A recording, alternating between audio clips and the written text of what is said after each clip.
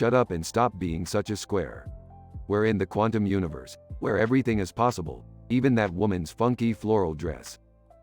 Main plot. The duo soon discovers that the woman's dress has quantum shifting abilities, allowing her to travel through different universes effortlessly. They follow the woman to Tokyo, where she reveals herself as a powerful, interdimensional being known as the Cosmic Empress. Cosmic Empress, welcome, Rick and Morty. I have summoned you to help me retrieve the sacred artifact known as the Universal Cockroach. It is the key to unlocking infinite power and knowledge. Rick and Morty must travel through various universes and dimensions to find the elusive Universal Cockroach. Along the way, they encounter various creatures and obstacles, causing them to unleash their trademark wit and humor.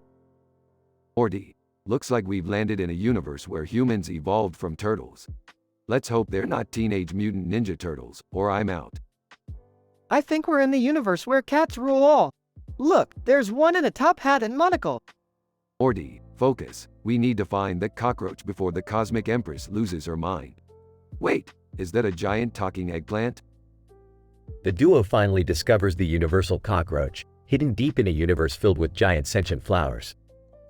However, they soon realize that the Cosmic Empress plans to use the artifact for her own gain, causing Rick and Morty to make a difficult decision. Morty, we can't let the Cosmic Empress get her hands on the cockroach. We have to destroy it. But what about all the infinite power and knowledge we could have had? Is it worth losing? Nothing is worth losing our integrity, Morty. Let's smash this thing to pieces. Closing scene. Rick and Morty return to their own universe, relieved to have completed their mission. However, as they relax in the living room, they discover that the black dress has accidentally been brought back with them, causing Morty to panic. Oh man, Rick, what if we've messed up the entire universe by bringing this weird dress back with us? Hey, it's probably fine. Just don't touch it, Morty. Who knows what kind of crazy stuff it could do? The screen fades to black as the dress mysteriously shifts and changes color.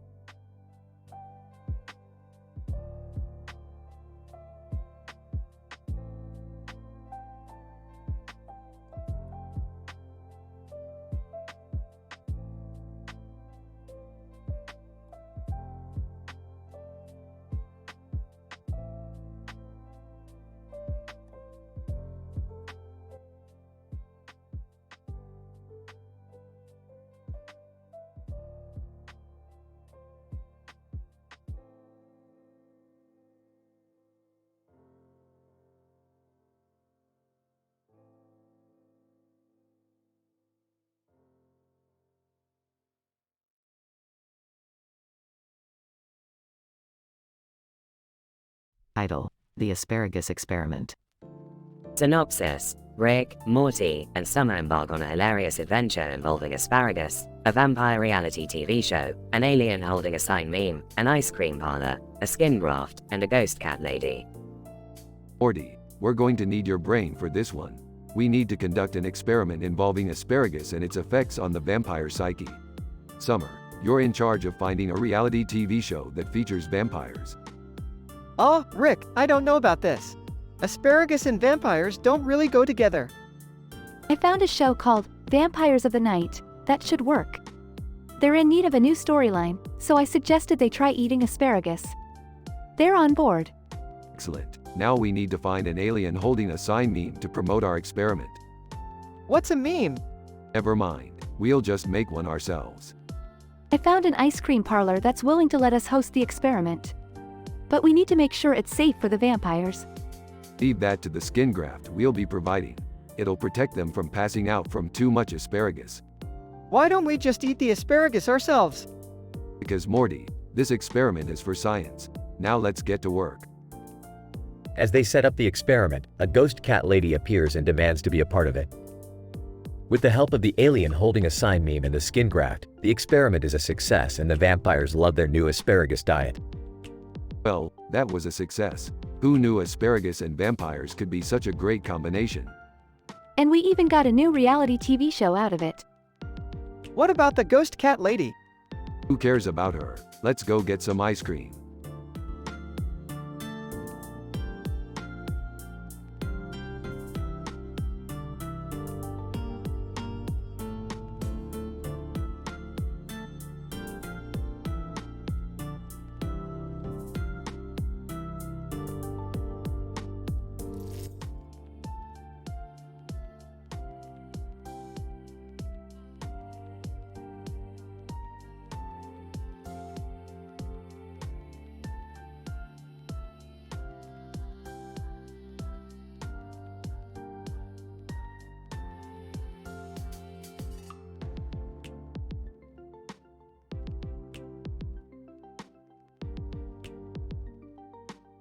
Title: The Scientific Folly of a Post-Apocalyptic Road War Gumbo Cook-Off. Rick, Morty, and Summer find themselves in a strange, post-apocalyptic wasteland, surrounded by a green field with trees and a dirt road in the background with a blurry image of a dirt road. They stumble upon a bizarre cooking show being run by zombies, who are competing to make the best gumbo to appease their undead taste buds. Looks like this is a world where the dead have risen and become amateur chefs. What's the point of cooking food if you're already dead? Who cares? Let's just focus on winning this thing. The trio decides to enter the competition, but as they begin to sew their dish together in a makeshift kitchen, a group of rivals arrive ready to stir up trouble. Looks like we've got some competition. Time to show them who the real top chef is. I don't know how to cook gumbo, Rick. I barely even know what gumbo is. Then we'll have to rely on sheer dumb luck and our sense of humor to win this. As the competition heats up, the group is forced to participate in a post-apocalyptic road war, using weapons made from kitchen utensils to defend their gumbo creations. This is like something out of a bad 80s movie. I don't think I'm cut out for this kind of violence, Rick. Then recite some humorous poetry to calm your nerves. It worked in summer camp. The group finally reaches the finish line and presents their gumbo to the judges.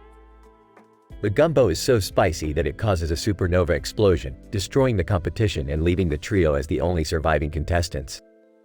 That was one spicy gumbo. We just caused a supernova. Shouldn't we be more worried? Nah, we won. Let's just enjoy the moment and hope we don't get some weird radiation disease.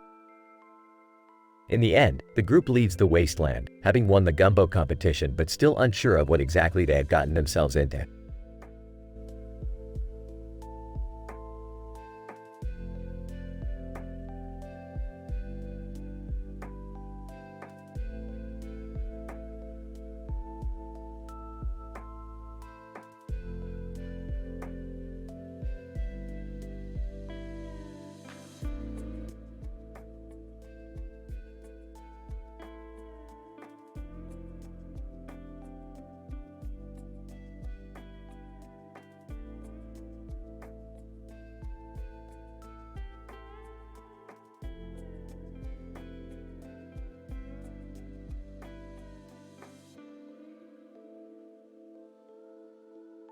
Scene.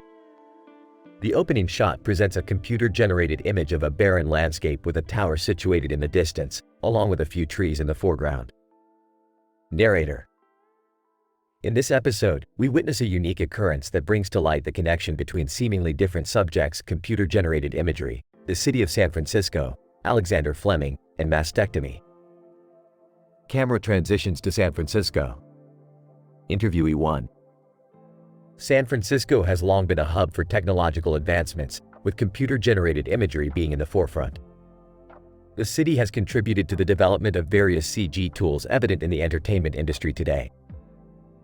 Camera transition to a lab. Interviewee 2.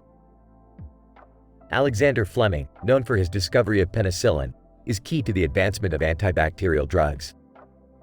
His work not only influenced the medical industry but also the technology related to the creation of medical imagery. Camera transition to a hospital room. Interviewee 3. Mastectomy is a surgical procedure prevalent for the treatment of breast cancer. Along with the surgical process, the use of the latest technology in medical imaging enables better diagnosis and subsequent treatment of cancer. Narrator. The plot of the episode unfolds, where the connection between these subjects is established. Through a unique approach of computer-generated imagery, the audience is taken through the various stages of mastectomy, showcasing the significance of medical imaging and how it has transformed the treatment of cancer over the years. Cinematography plays a vital role in highlighting the progress that medical technology has made in the past years, along with the contributions from individuals such as Alexander Fleming. As the episode concludes, the audience is left with an understanding of how diverse fields are interconnected and how the advancements made in one field have contributed to the development of another, paving the way for further technological advancement. Narrator. In conclusion, this episode highlights the significance of technological advancements and how it has transformed the medical industry, emphasizing the interconnectedness of seemingly unrelated subjects.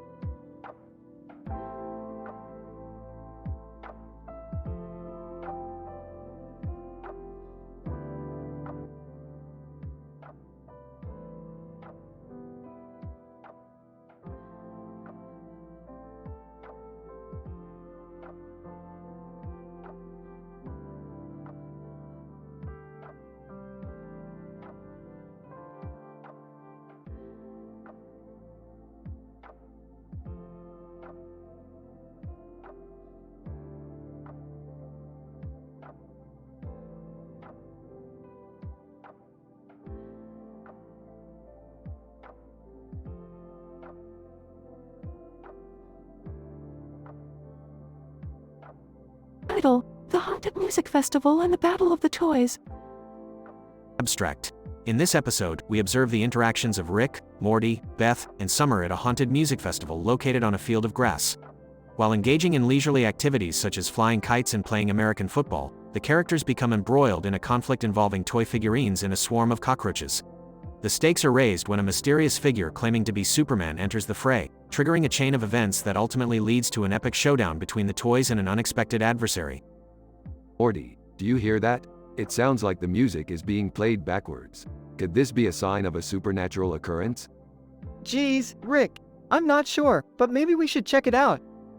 Hey, look at these cute toy figurines. They seem harmless enough. Yeah, but why are they all lined up like that? It's kinda creepy. Ah, don't be ridiculous. They're just toys, Summer. What harm could they possibly do? Suddenly, the ground begins to shake as a swarm of cockroaches appears, causing chaos and confusion.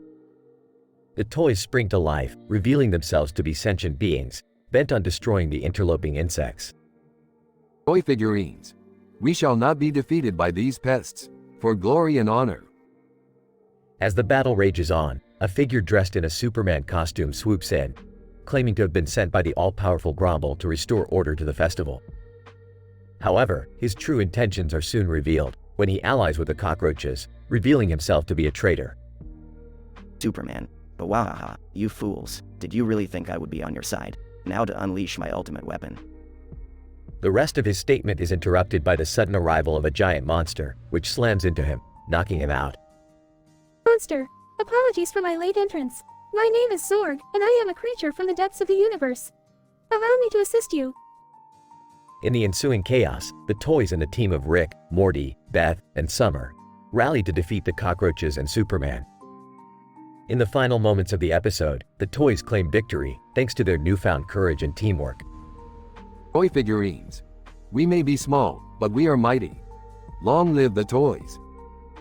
By employing the use of humor and exaggerated physical comedy, this episode appeals to a broad range of audiences while remaining true to the science fiction genre. Additionally, it examines themes of loyalty, betrayal, and unity in the context of toy figurines, further highlighting the universality of these concepts.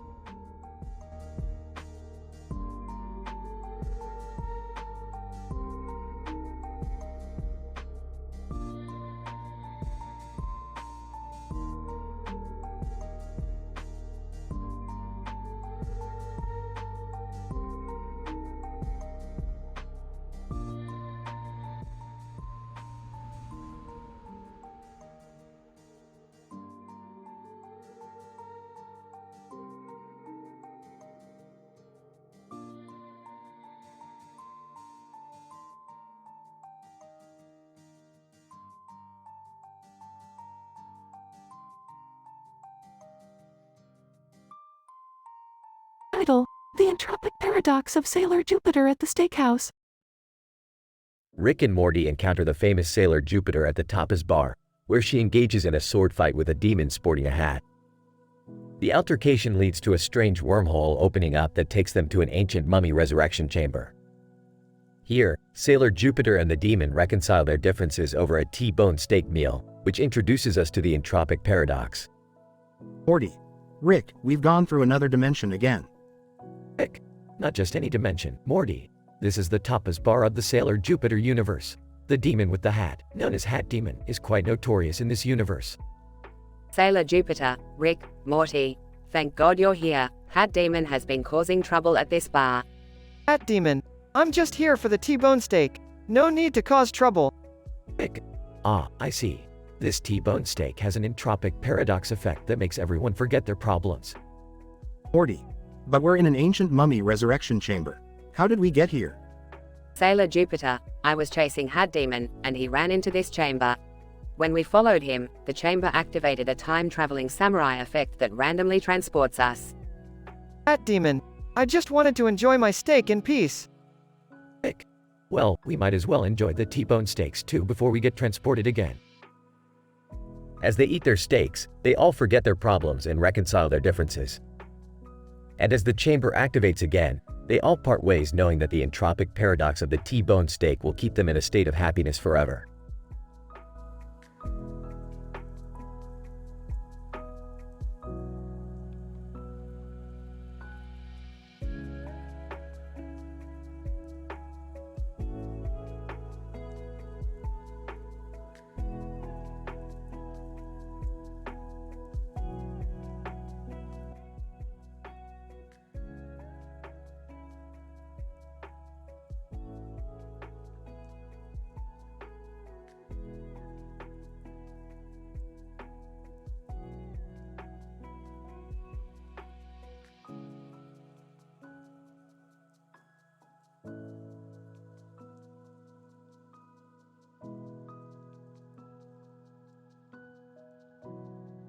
title, The Clown Panda on a Motorcycle. Rick, Morty, and Jerry found themselves transported to a world where a cartoon panda rides a motorcycle with a clown on the back and accompanied by a human passenger. The three were puzzled about the current situation and started taking observations.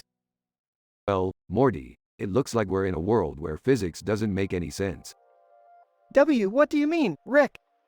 Look at that panda and the clown on the motorcycle with a human on the back. It's physically impossible to carry that much weight on a two-wheeled vehicle. I don't know, this seems like a fun world. Maybe we can learn a thing or two about comedy magic. Meanwhile, the trio stumbled into a comedy cabaret show where they witnessed the most hilarious stand-up comedy acts ever. Ah, that comedian just made a political cartoon of Jerry. Serves him right. Hey, guys, check this out. They have Harley Quinn too. Play-Doh. I love making things out of Play-Doh. As the night progressed, they found themselves at a Roman Colosseum where they witnessed the most bizarre events. This is insane. I can't believe we're watching clown pandas battling each other. And, what is that? A person made out of Play-Doh? I don't want to be here anymore, Rick. Hey, guys, watch this. I'm going to ride the motorcycle with the panda and the clown. Immediately after mounting the motorcycle, Jerry crashed into a wall, causing the entire world to collapse. Great job, Jerry. You destroyed an entire world because you wanted a joyride on a clown panda motorcycle. Yeah, Jerry, not cool. Well, I had fun. In the end, the trio escaped back to their own universe, unsure whether the events of that world were real or just a crazy hallucination.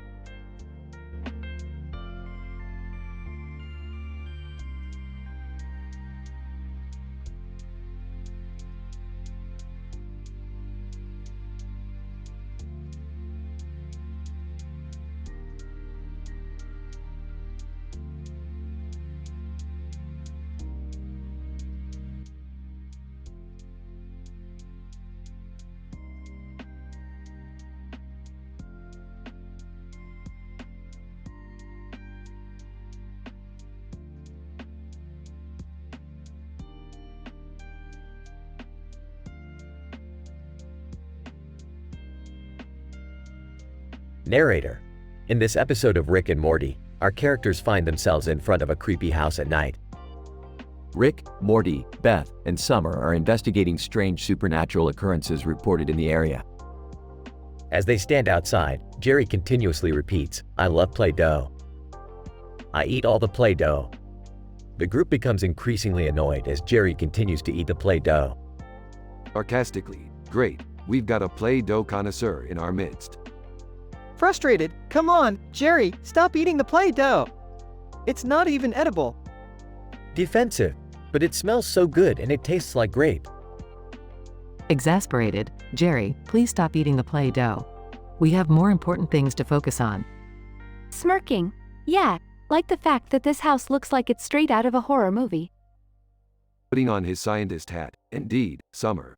According to my calculations, the energy readings in this area suggest a highly concentrated supernatural force. We need to investigate further. Nervous. Do we really have to go inside? Confidently, of course we do. We're not a bunch of scaredy cats. Whining, but I wanted to eat more Play-Doh. Narrator. As our group enters the mysterious house, they encounter all sorts of supernatural creatures and challenges. But they face each obstacle with humor and wit, despite Jerry's constant Play-Doh eating. In the end, they solve the mystery and emerge victorious, with a valuable lesson learned about the dangers of eating non-edible substances.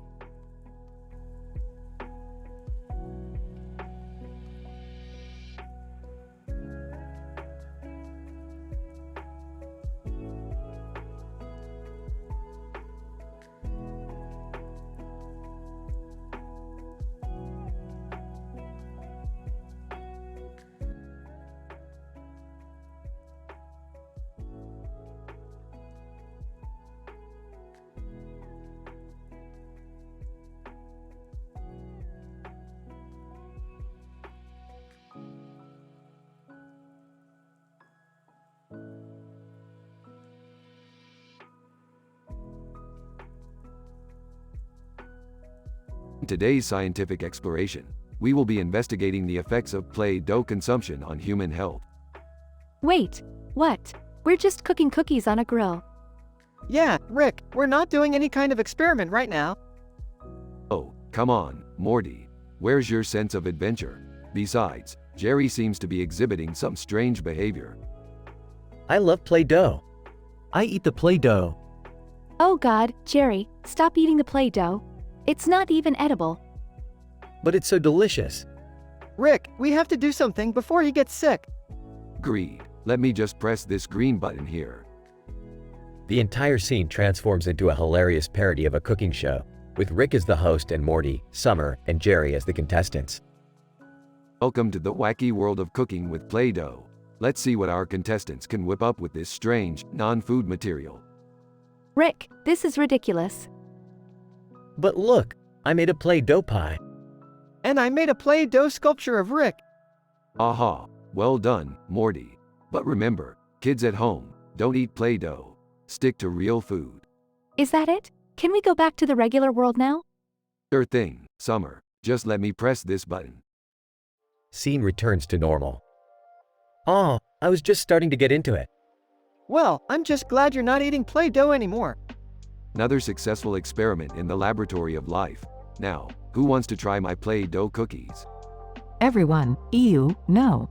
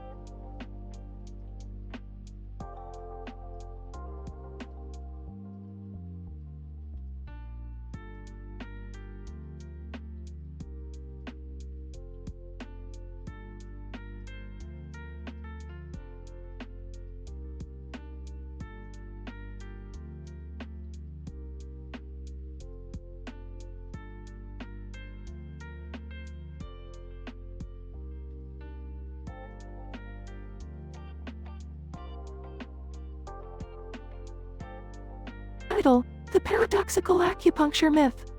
Morty, grab your sister and get in the ship. We're going to find the answer to the ultimate question. What's the question, Rick? Why is there a man with makeup and makeup brushes on his head and face, with a green face and pink hair? Ew, gross. That's embarrassing family moments material right there. Embarrassing? That's science, Summer. We're going to use the man's unique markings to track down the secret to the universe. But how do we find it? Acupuncture, Morty. We're going to use acupuncture to connect to the man's cosmic consciousness.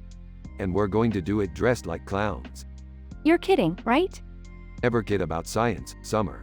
Now put on this makeup and let's go find the one true answer. At the acupuncture clinic. Acupuncturist, welcome, Rick. Who are your friends?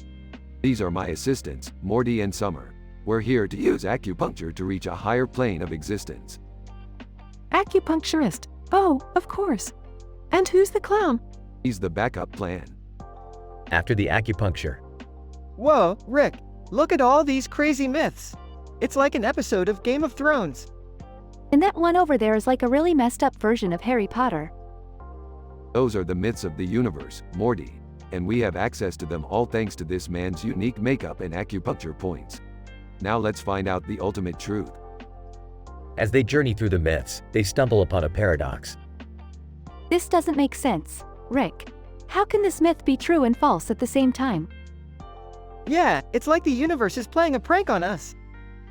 It's the ultimate paradox, Morty. The answer to the universe lies in this one myth, and only we can solve it. They eventually solve the paradox and discover the answer to the ultimate question. That's it, Morty. We found the secret to the universe. What is it, Rick? What's the answer? It's a joke, Morty. The ultimate answer to the universe is a joke. And it's hilarious. I don't get it. Of course not, Summer. You're not scientifically inclined like us. Now let's get out of here before the man with the makeup and makeup brushes on his head and face wakes up.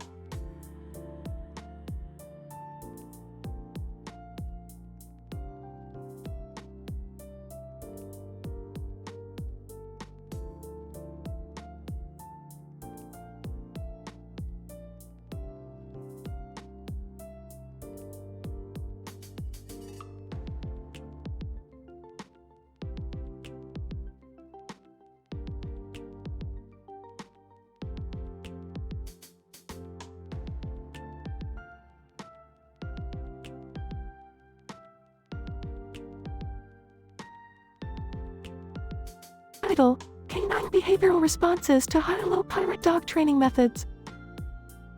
Objective: this study aims to investigate the behavioral responses of a small black and brown dog when trained using high-low pirate dog training methods.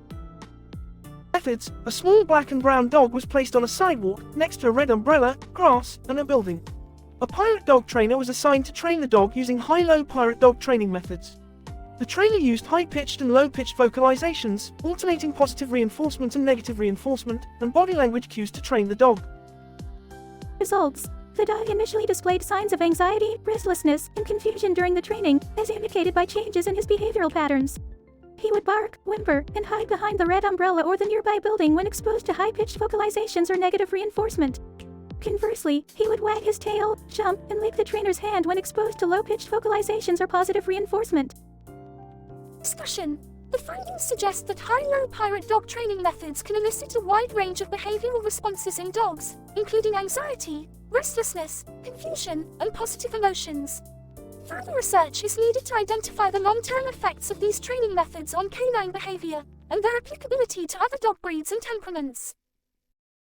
Conclusion: high-low pirate dog training methods can be an effective tool for dog trainers to elicit specific behavioral responses in dogs, but should be used with caution to ensure the animal's welfare.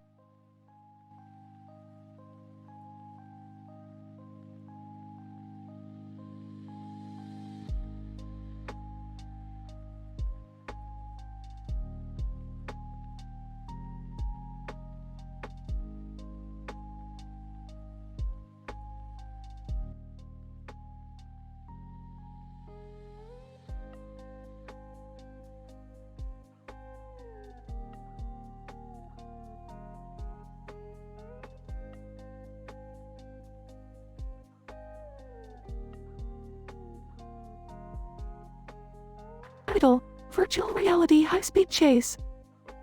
The episode begins with Rick, Morty, and Jerry flying on a private jet to a racing event. As they look out the window, they notice a blurry image of a car driving on the track. Looks like we won't be the only ones speeding today. I hope we don't crash and die. I'm not really into racing. Can we do something else? Beth and Summer join them at the event, and Rick introduces them to a new virtual reality game called Unstoppable Hitman Pursuit. The game requires players to race through a city while avoiding obstacles and being pursued by a relentless hitman. How do we win this game? You don't win. You just keep playing until you get bored or die. Sounds like my kind of game. As the family members play the game, they become addicted and start to lose track of reality. They believe they are actually driving through the city and being chased by the hitman. This is insane. We're going too fast. Can we slow down? No time to slow down. We have to keep going. You guys are amateurs. Watch this.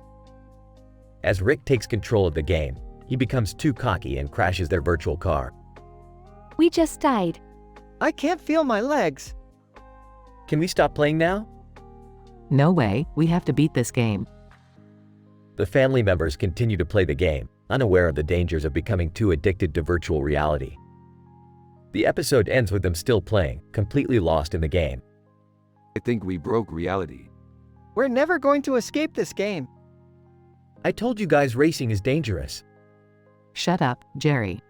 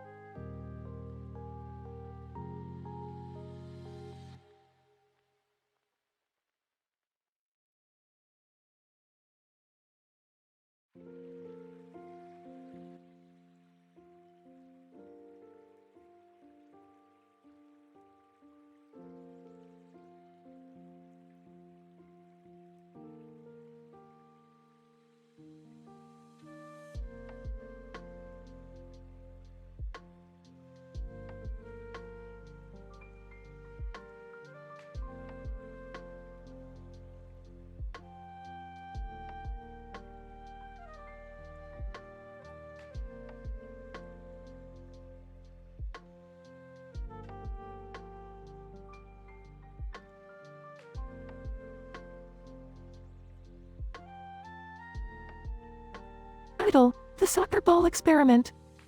Summary. Rick, Morty, Beth and Summer decide to take a break from their usual interdimensional activities and bond as a family by attending a local soccer match. However, things take an unexpected turn when they discover a hidden dinosaur petting zoo nearby and decide to pay it a visit. Act 1. Alright, family, today we're going to engage in some cultural activities. We're going to witness the cultural phenomenon of soccer. Really, Rick? You hate soccer. Yes, I do, but it's important to occasionally expose ourselves to things we don't like. It's called growth. This seems boring. Can't we go see a movie instead? I think it'll be fun, Summer. Plus, it'll give us time to bond as a family. Act 2. Upon arriving at the soccer field, the family notices a young girl playing with a soccer ball nearby. Look at that cute little girl playing soccer all by herself. Should we invite her to watch the game with us? No way, we're here to watch the game, not to socialize with strangers. However, their plans change when they notice a sign that reads, Dinosaur Petting Zoo. Without hesitation, they decide to ditch the soccer game and check out the zoo instead. Act 3. Upon arriving at the zoo, they encounter a scientist who has created a new species of miniature dinosaurs specifically for petting purposes. Scientist, welcome to my dinosaur petting zoo. Please feel free to pet whatever dinosaur you like. These are so cool. I've never seen miniature dinosaurs before. Yeah, and they're so cute. I want to take one home with me. Now, kids, let's not get too attached. They're probably just like any other pet and require responsibility and commitment. Responsibility? We'll just create a device to automate the pet care process. Problem solved. Act 4. As they exit the petting zoo, they accidentally stumble upon a fine arts museum. Ooh, look, a museum. Let's check it out. Fine arts? Gross. You can all go, but I'm going to find a way out of here. But as they explore the museum, they realize the exhibits are actually outdated memes from 10 years ago. Hilarity ensues as they try to make sense of the outdated memes. Act 5. As they leave the museum, they notice the little girl from earlier playing with her soccer ball once again. Hey, little girl, do you want to come with us? We have a bunch of miniature dinosaurs to play with. Girl, no thanks, I'd rather play soccer. Soccer? That's boring. Why don't you try petting dinosaurs for a change? Girl, no way, I love soccer. It's my passion. You know what? I think I understand what you mean. I used to hate soccer too, but then I realized that everyone has their own thing. And that's what makes us unique. That's a great realization, Summer. It's important to appreciate and respect each other's interests. Or we could just invent a device that combines soccer and dinosaur petting. Imagine the possibilities. The episode ends with the family laughing and enjoying the little girl's soccer game, while simultaneously petting miniature dinosaurs.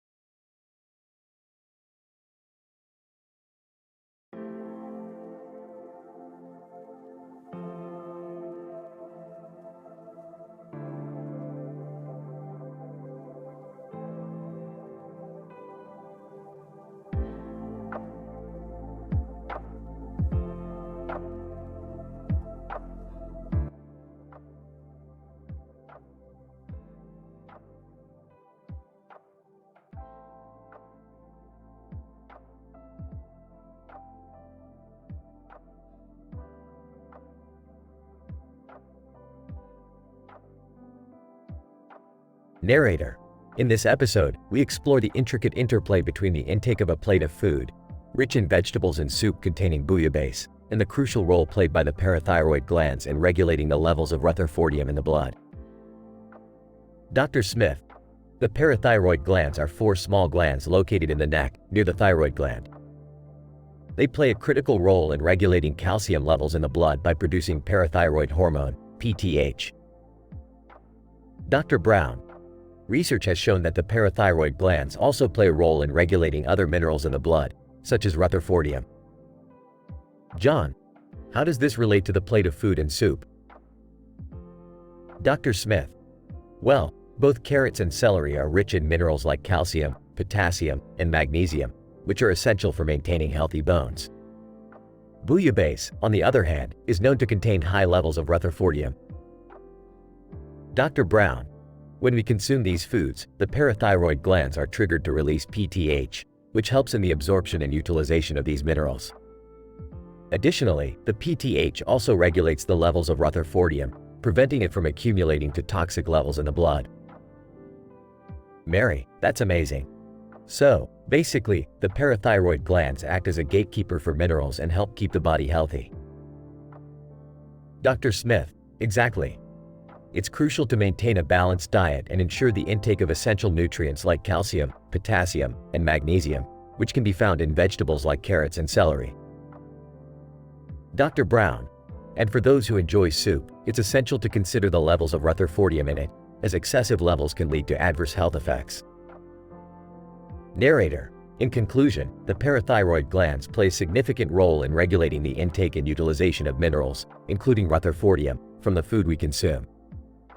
A balanced diet with adequate nutrient intake is essential to maintain overall health and well-being.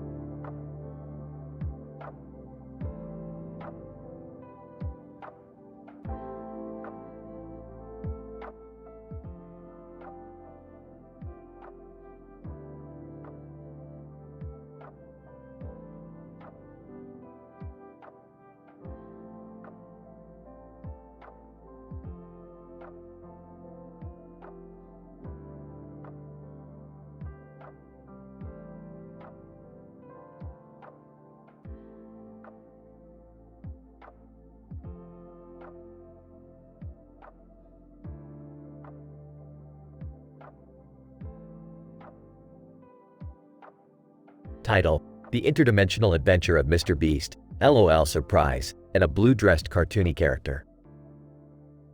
Abstract: Rick, Morty, and a cartoon character with a hat and a blue dress on embark on an interdimensional trip with popular YouTuber Mr. Beast and the toy sensation LOL Surprise. Things get crazy as they encounter unexpected challenges, multiverse anomalies, and humorous one-liners, resulting in a hilarious teen-rated episode. Opening scene. Rick, who's this blue-dressed cartoony character? And why are we taking them on our interdimensional adventures? Morty, it's called a crossover, and we need to make this episode more marketable. Trust me, the fans will love it. Cartoony character. Hey guys, I'm just here for the fun. Do you have any blueberries? First encounter. Alright, we're in. This universe seems normal. No need to worry. Mr. Beast. Hey, can I give money to some random people here? It's a challenge on my channel. LOL Surprise, and I can give them surprises. Let's do it. Cartoony character. Can I give them hugs? Random citizen, WH, what is happening? Why is pink rain falling from the sky? Why are these strange beings giving us money, toys, and hugs? Abort mission, guys. Too much publicity. Multiversally. Okay, let's try another universe. We have to be careful. These things can get messy. Oh, Rick, I think we're inside an LOL Surprise dollhouse. Cartoony character. This is amazing. Look, there's a tiny bed with a tiny pillow and... Ouch, what's biting me? LOL Surprise. I warned you about the plastic spiders. They're part of the surprise. Hee hee hee. Mr. Beast, can I give away this whole dollhouse to my fans? It would make a great challenge. Guys, the anomaly is getting stronger. We have to leave now. Dark time. Our tiny character. So, where to next, Rick? The dimension where everyone wears hats like mine? No, we're going to a dimension where the jokes are so funny, they make you pee your pants. Wow, that sounds amazing. LOL surprise. I hope they have a surprise joke for me. Mr. Beast, I'll donate money for every laugh I get. Our tiny character. Can I wear a diaper just in case? Closing scene. I think I need to change my pants. LOL surprise. I can't find my surprise under all this pee. Mr. Beast, we raised $10,000 for charity from all the laughs we got. Our tiny character. Why do I have to wear these pants now? Another successful adventure, folks. Who knows where we'll end up next time? End of abstract.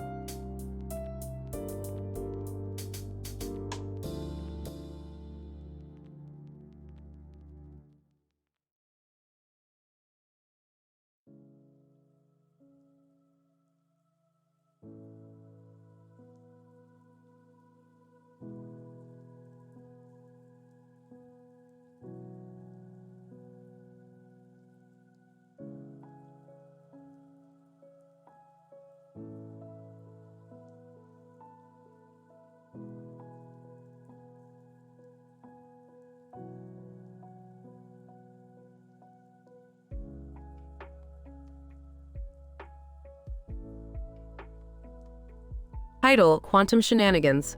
Opening scene.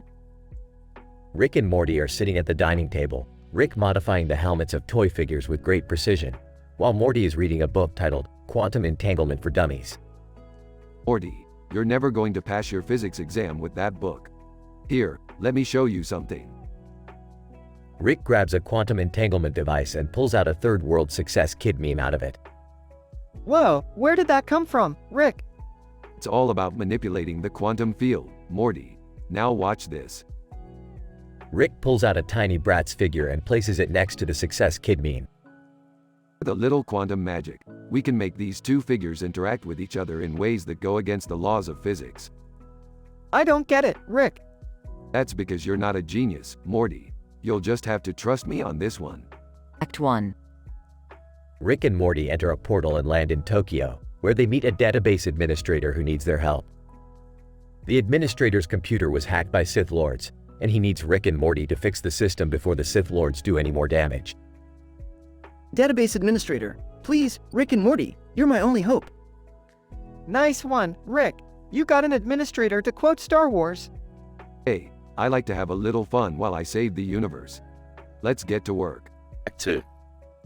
Rick and Morty hack into the system and discover that the Sith Lords are planning to use the database to launch a full-scale attack on Tokyo. These Sith Lords really know their stuff, Morty. I'm impressed.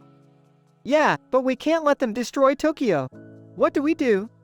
We perform a little quantum entanglement, Morty. We'll make those Sith Lords regret picking on a database administrator. Act 3.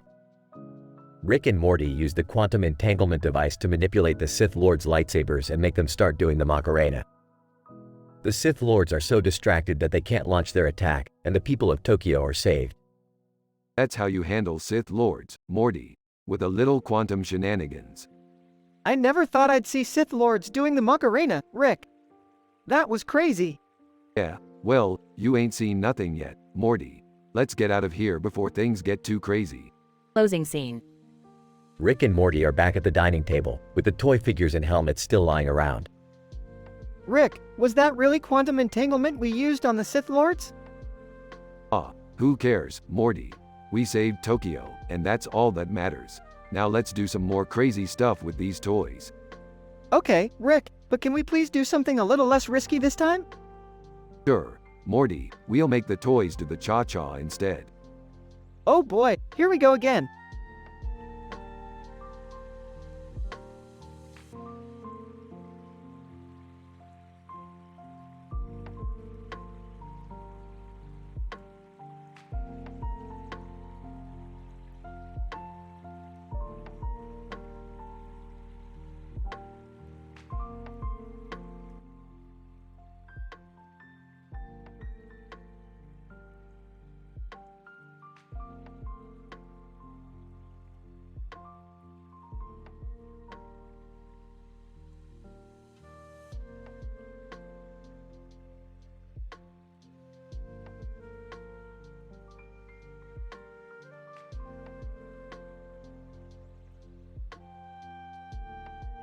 Title: The Rambunctious Ramen at the NASA JPL.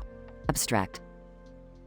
In this episode, we follow the interdimensional duo Rick and Morty as they embark on an exhilarating adventure in the desolate desert regions. During their quest, they stumble upon an abandoned satellite station and delve deep into an abandoned mine, all while enjoying delicious ramen.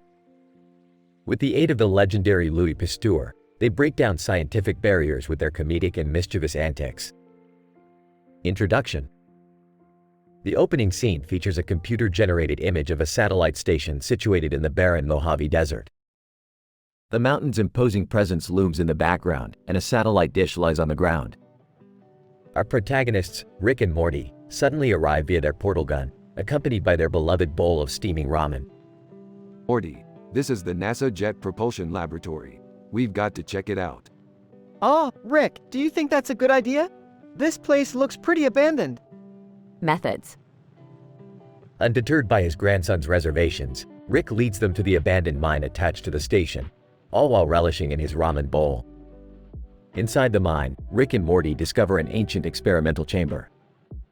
With a Japanese scientist's ghostly appearance, they witness a former scientific experiment that has gone awry. Louis Pasteur. Ah, my dear friends, I see you have stumbled upon this abandoned experiment. Perhaps I can assist you in unraveling this scientific riddle. Results. As Rick and Morty become engrossed in the scientific process, the comedic duo regales each other with humorous anecdotes. Meanwhile, their ramen bowl becomes the unexpected solution to solving the experiment's conundrum.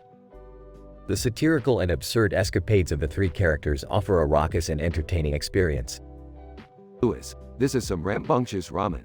You've really got to try this. Louis Pasteur. Why, the taste and aroma of this ramen elicit a symphony of flavors in my mouth. I must experiment with this further. Discussion.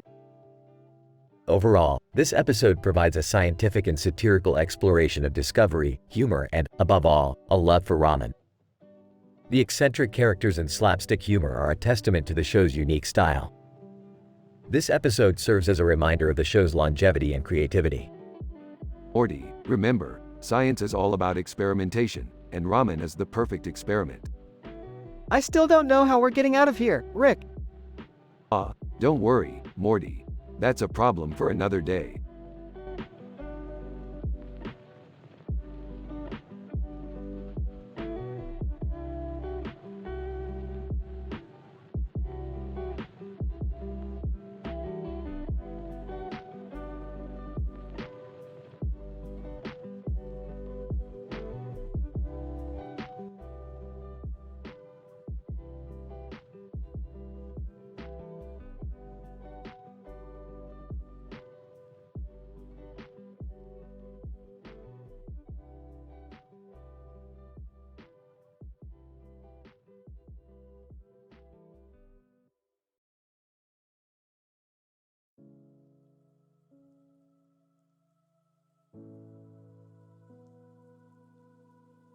Title: The Carbon Conundrum, a story of robot and man's encounter. Introduction. The scene opens up to a sci-fi room with an ambient green light and a robot in the foreground, which seems to be of high technological advancements. A man in the background looks astonished at the sight of the robot with an awkward expression on his face. This episode of Carbon Conundrum showcases the man and robot's unintentional encounter. Scene 1.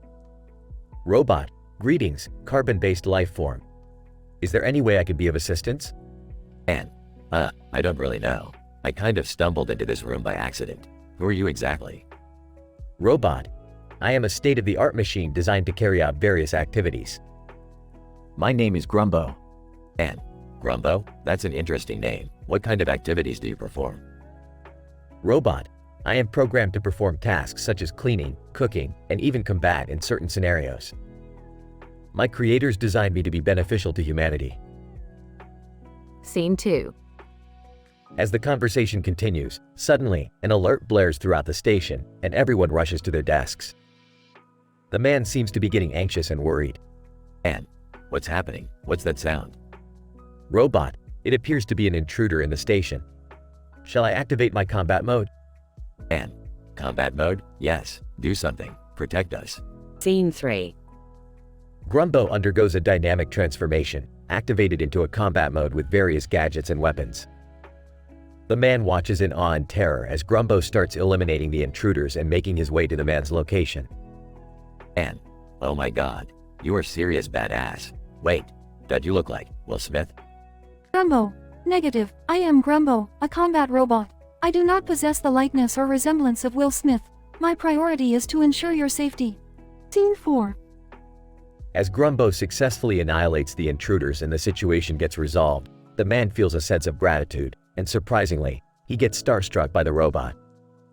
And, wow, you are amazing, Grumbo. Can you take a picture with me? Grumbo. I'm sorry. As a machine, I do not possess emotions or personal preferences. However, I'm pleased to know that my performance was satisfactory. Conclusion.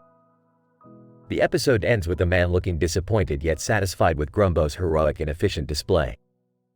The carbon-based life form witnesses the creation of notable advancements of machines and their potential for safeguarding humanity with skill and precision.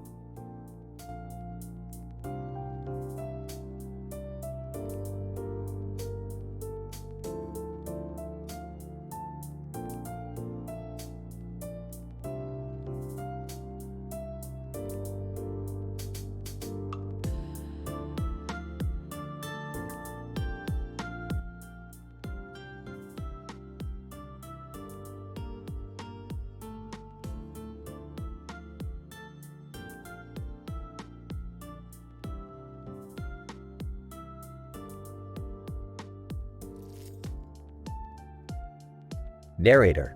In this episode, Rick, Morty, Jerry, and Beth find themselves transported to a strange new universe. As they stand on a basketball court surrounded by a group of young men, the scene is set for an adventure like no other. So what's the deal here? Are we playing a game or what? I don't think so. These guys are just standing around, looking kind of lost. Maybe it's one of those comedy sports leagues I've heard about. You know, where they play games like freeze tag and storytelling. That sounds terrible. Why did we agree to come here again?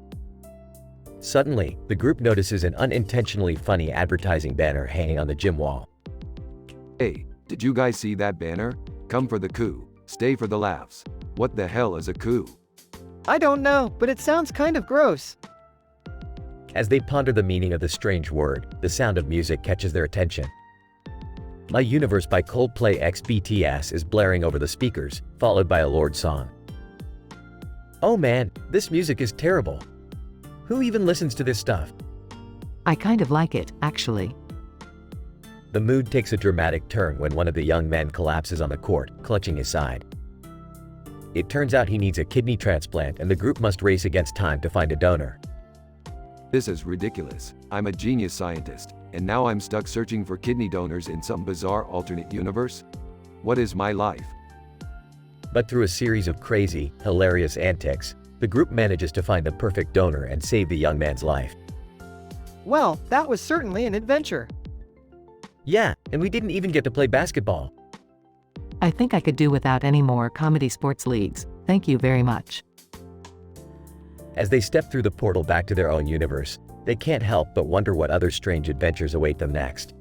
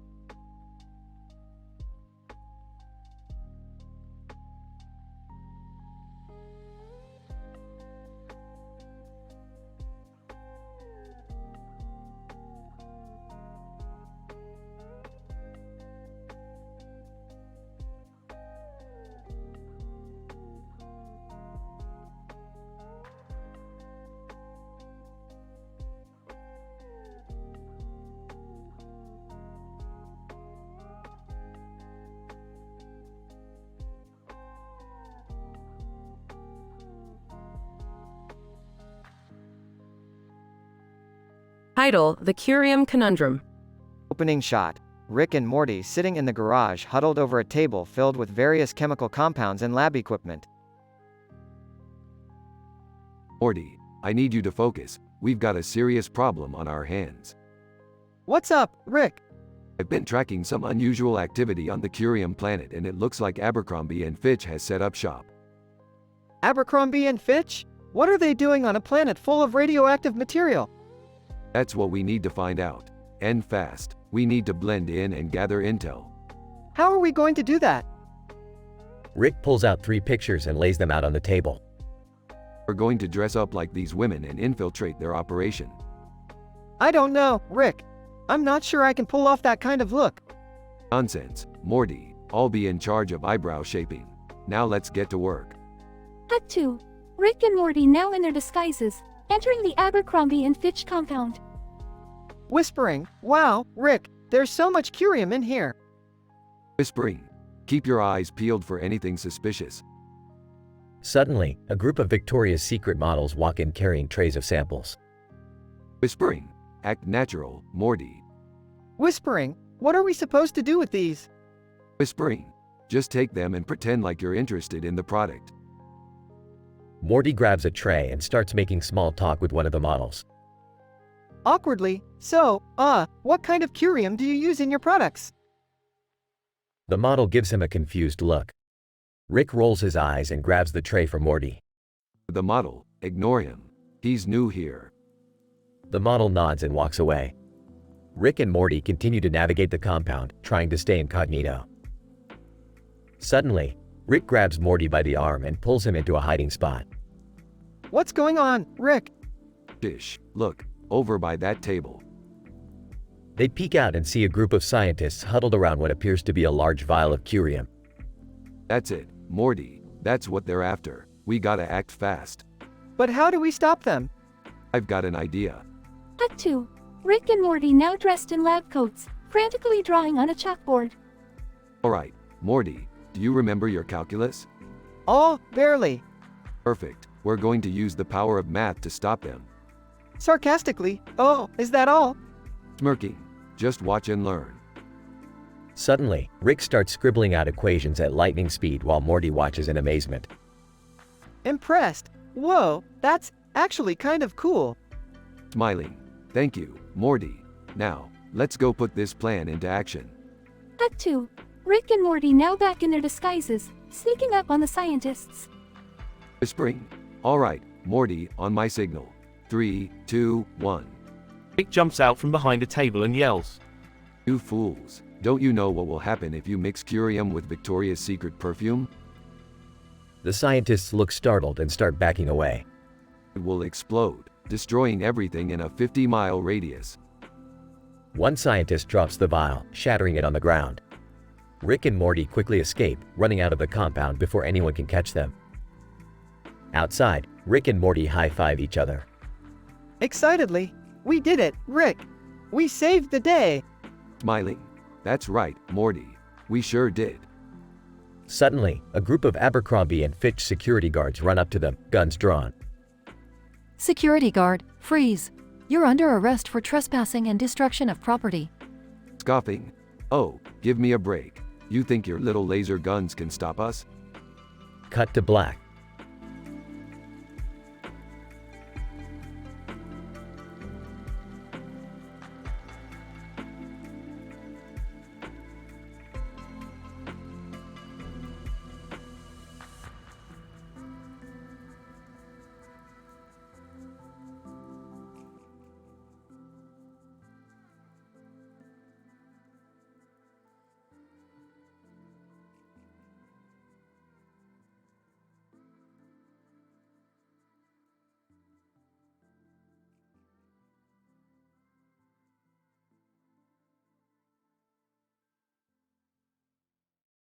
Title: The Quantum Entanglement of Rick and Morty's Wild Lake Adventure. Synopsis. Rick and Morty hop into the ship and head to a large field with a blue lake in the middle of it and a large tree in the middle of it, where they encounter a group of intergalactic ravers from planet Zorgon who are partying like there is no tomorrow. Morty, these aliens have perfected the art of quantum entanglement. It's like if Schrodinger's cat was on a ketamine trip. Whoa, Rick. I feel like I'm about to be sucked into a black hole of trippy space-time continuum stuff. Don't worry, Morty. That's just the effects of the space-time crystals. We're gonna party like it's 2,999,999,999.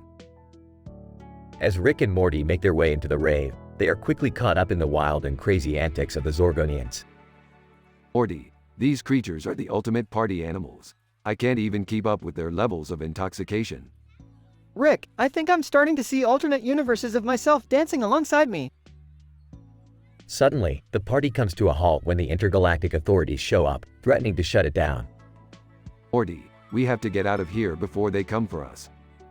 But Rick, we're stuck in a quantum loop. Don't worry, Morty. I have a plan. Just follow my lead. Rick and Morty then proceed to pull off an epic dance battle against the authorities, using their quantum entanglement skills to create a mind-bending, reality-warping party that transcends time and space. Morty, we did it. We showed those buzzkills what it means to truly party. Rick, I don't think I'll ever feel sober again after that. That's the beauty of quantum entanglement, Morty. You never truly come down from the party. The episode ends with Rick and Morty flying off into space, still feeling the effects of the epic rave they just experienced.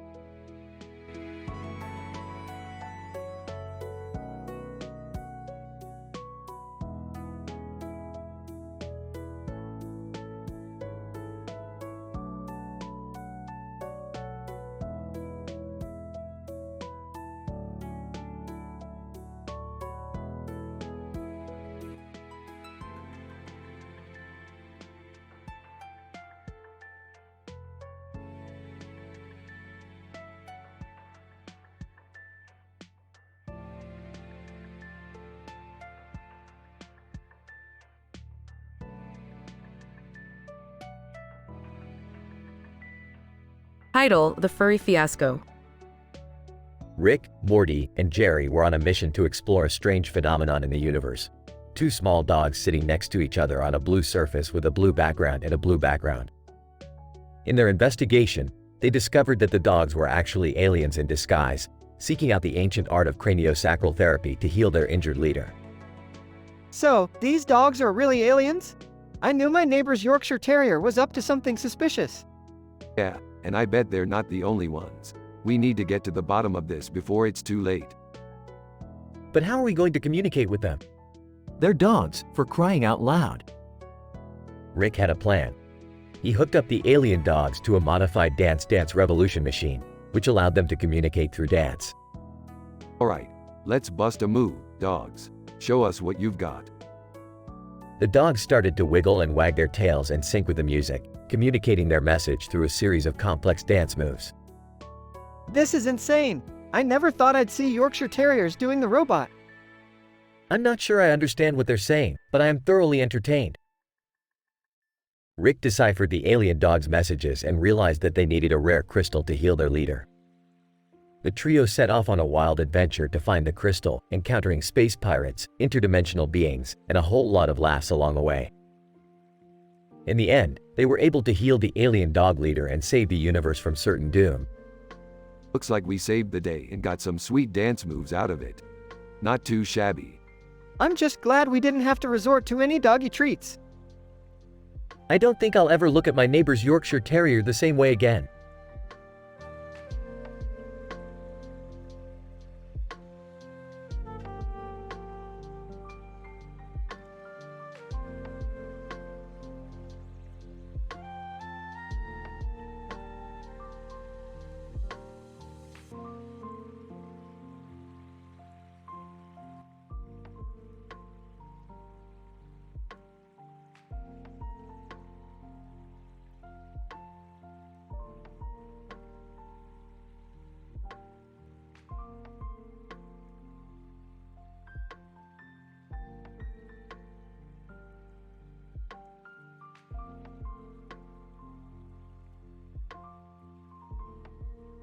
Narrator. In this episode, we observe a peculiar scenario at the Mocking SpongeBob Meme 2 bakery. A collection of cupcakes, each varying in flavor and design, are arranged on a table, with a SpongeBob figure situated in the background. The bakery's esteemed founder, Linus Torvalds, has arrived to oversee the production and quality control of the cupcakes. Linus Torvalds. Yes. These cupcakes appear to be of satisfactory quality. However, we must ensure that they possess the correct moisture content and density to achieve optimal taste and texture. Narrator. As Linus inspects the cupcakes, a group of customers enters the bakery. One of them, named Karen, approaches the table of cupcakes and begins to take pictures with her smartphone. Karen, oh my god, these cupcakes are so cute. I have to share this with my Instagram followers. Narrator. Just as Karen reaches out to touch one of the cupcakes, the SpongeBob figure falls and hits the table, causing the cupcakes to shake and mix together. Linus Torvalds, this is unacceptable. We cannot sell these cupcakes in their current state. We must discard them and start over. Narrator. However, the discarded cupcakes do not go to waste. A nearby group of ants quickly gather around, attracted by the sugary aromas emanating from the cupcakes. The ants work together to transport the cupcakes to their colony and feast upon them. As the scene ends, the camera zooms in on the ants, revealing that they have evolved to possess specialized enzymes that break down the various cupcake flavors and extract maximal nutritional value. Narrator. And thus concludes another day at the Mocking SpongeBob Meme 2 bakery, where even the most unforeseen circumstances can lead to scientific discoveries.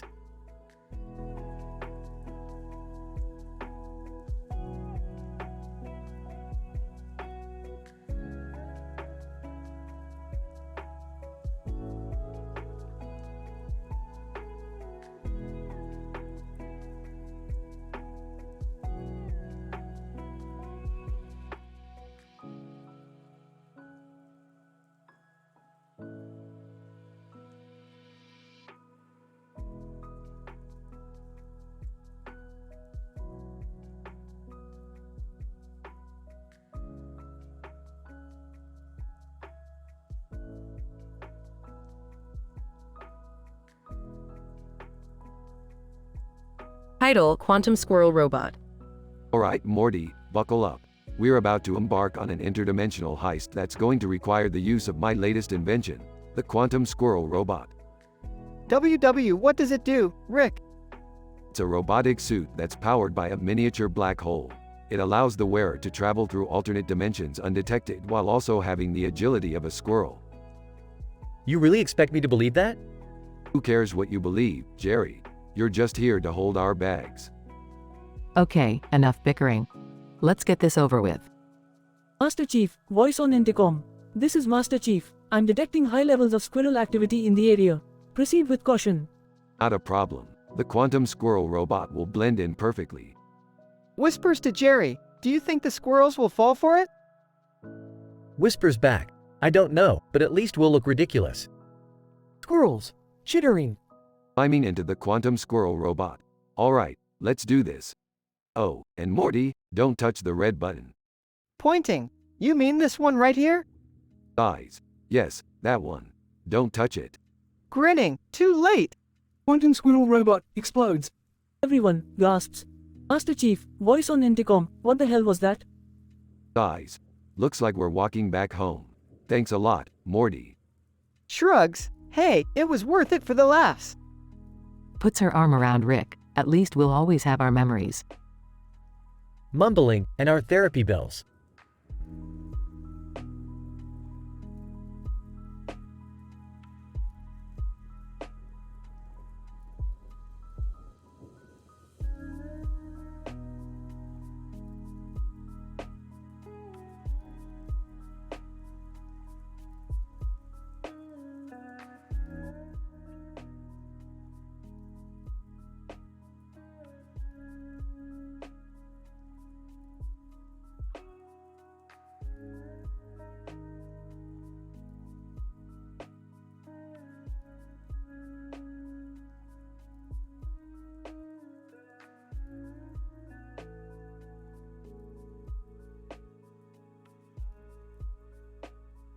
The following is a scientific and highly amusing report describing the events of a Rick and Morty episode involving zombies playing card games, checkers, a comedy circus, and lots of heart-pumping adrenaline.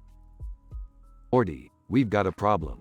You know those card games created by the demonic entities in that alternate universe we visited last week? Well, a group of zombies have gotten their hands on a set and are playing it obsessively.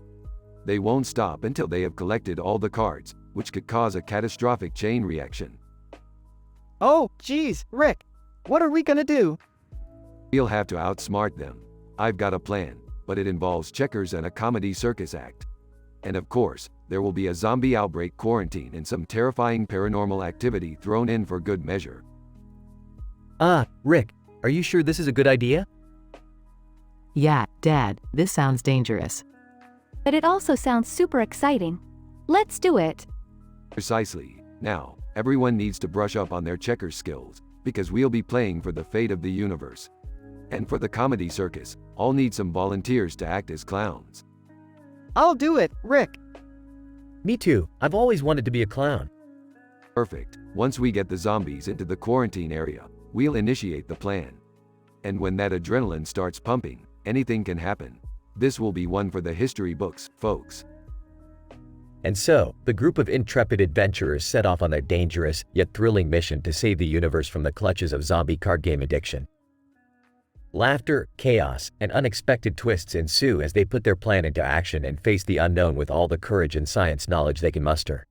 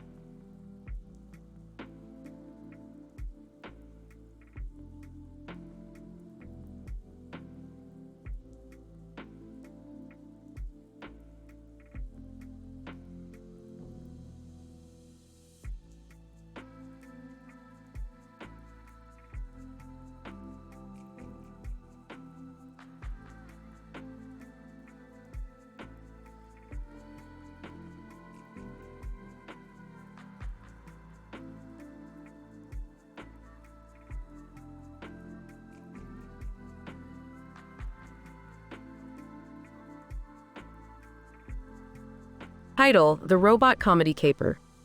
Synopsis. In this episode, the intrepid trio of Rick, Morty, and Summer are invited to attend a groundbreaking stand-up comedy event performed entirely by robots. The event takes place in the heart of the city, where two robot figures are standing in the street with a yellow border around them and a black and white one. The robots, programmed with a wide variety of comedic styles, including slapstick, satire, and irony, perform for an eager crowd of comedy enthusiasts.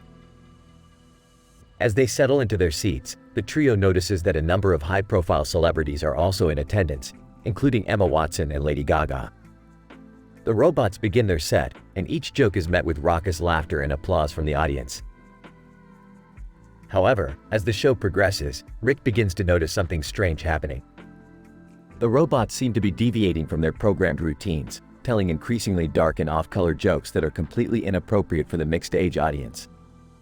Morty and Summer also start to notice this and look to Rick for answers. Rick, being the genius scientist he is, realizes that a group of rogue programmers have hacked into the robots' programming and are using them to spread their twisted sense of humor.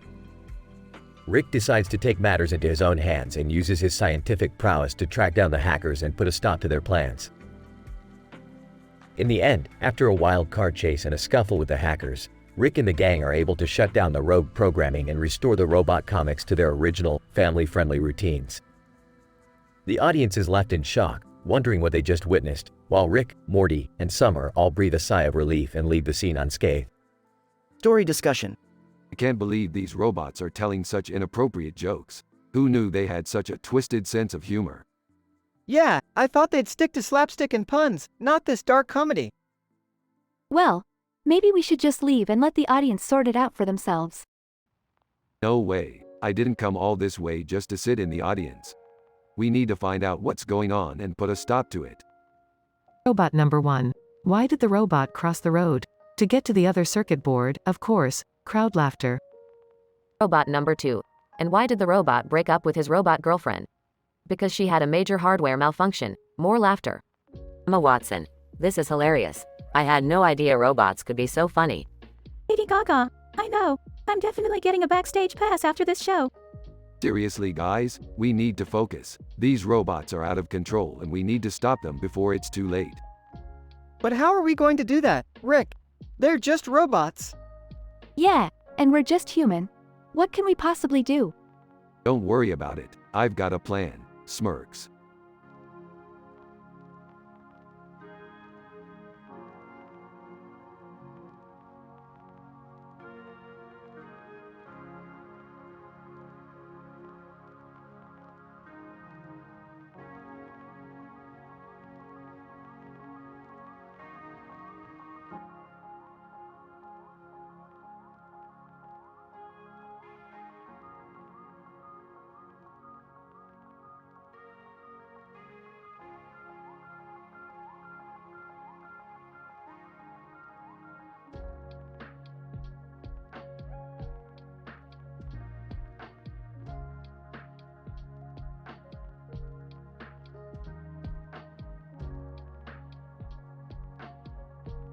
Title: The Tribble Trouble.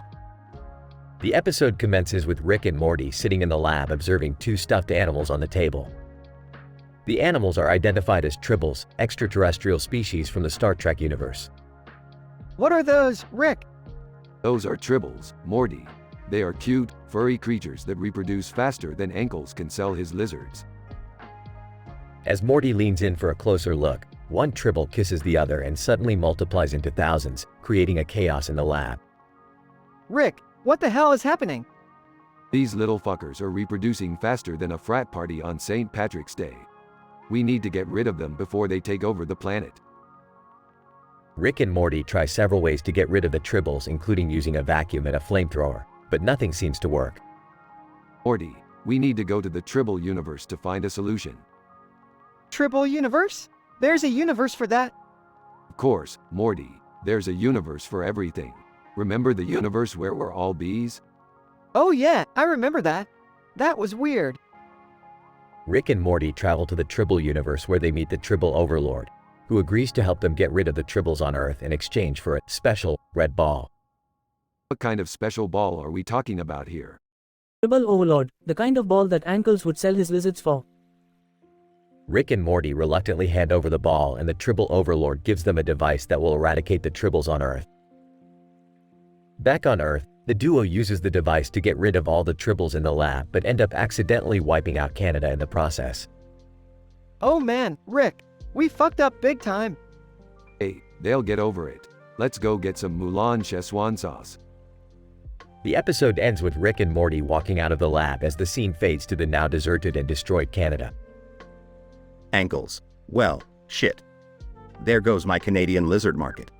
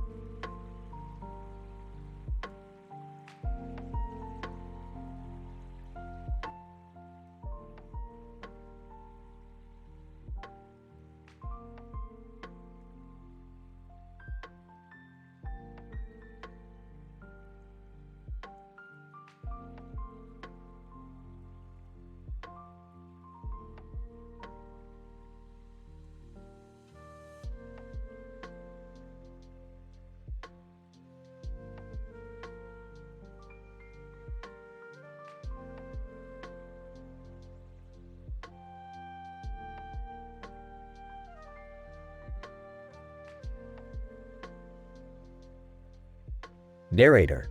In this episode, we follow the exploits of Rick and Morty as they travel to a space station in orbit around Earth to investigate a strange subspace anomaly.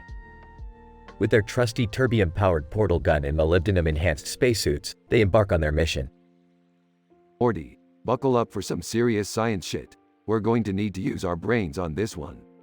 Oh, okay, Rick. I'll do my best. As they arrive at the space station, they are greeted by an alien magic show. Alien magician, greetings, Earthlings. I am Zorb, the Great. Prepare to be amazed by my interstellar illusions. Oh great, more clowns to deal with. Let's get this investigation over with so we can get out of here. As they explore the space station, they encounter a group of aliens watching a sci-fi web series. Alien number 1. Oh man, have you seen the latest episode of Star Savant? It's so good. Alien number 2. Are you kidding me? Spaceman Steve is way better.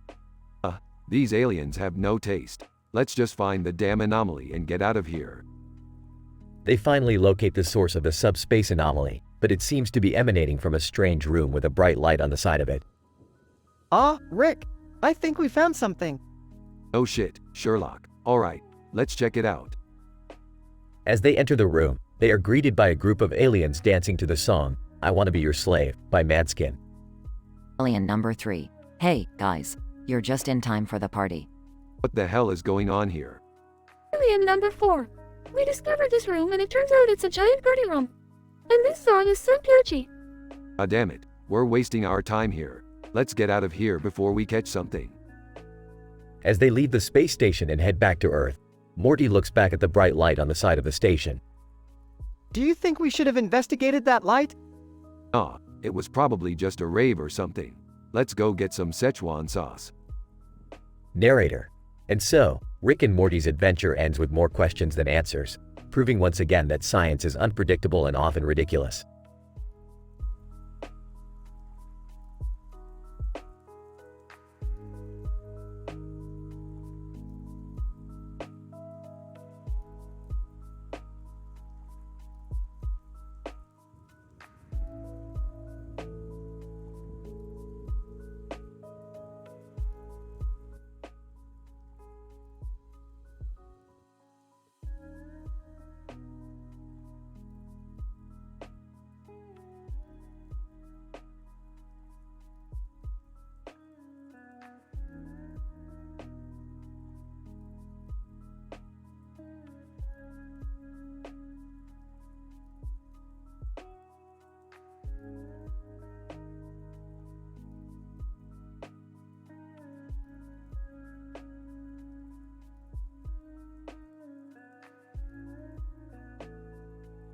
Title: The Haunted Lighthouse Terror.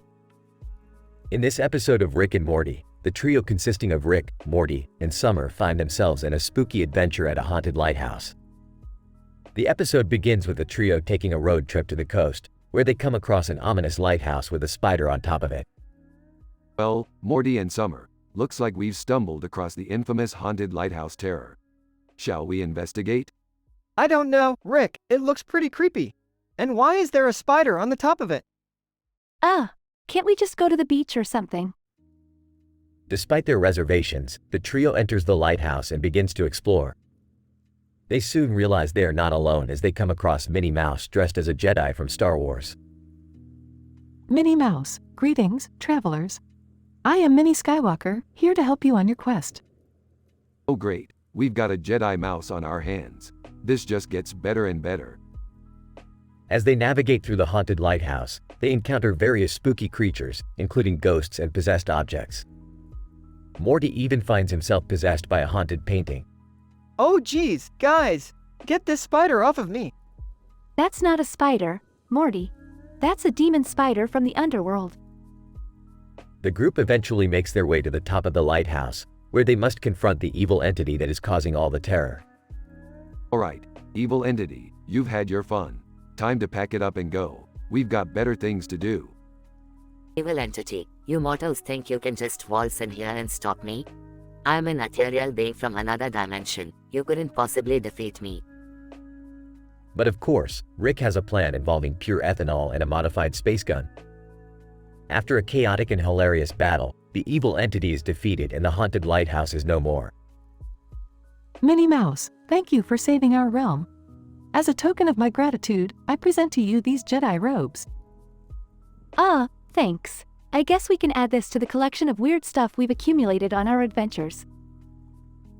In the end, the trio returns to the car and drives off, with Morty still trying to shake off the effects of the possessed painting. I'm never going to a haunted lighthouse again, Rick. Don't worry, Morty. We've got a whole multiverse of haunted places to explore. The screen fades to black as their car drives off into the sunset, accompanied by the sound of spooky laughter.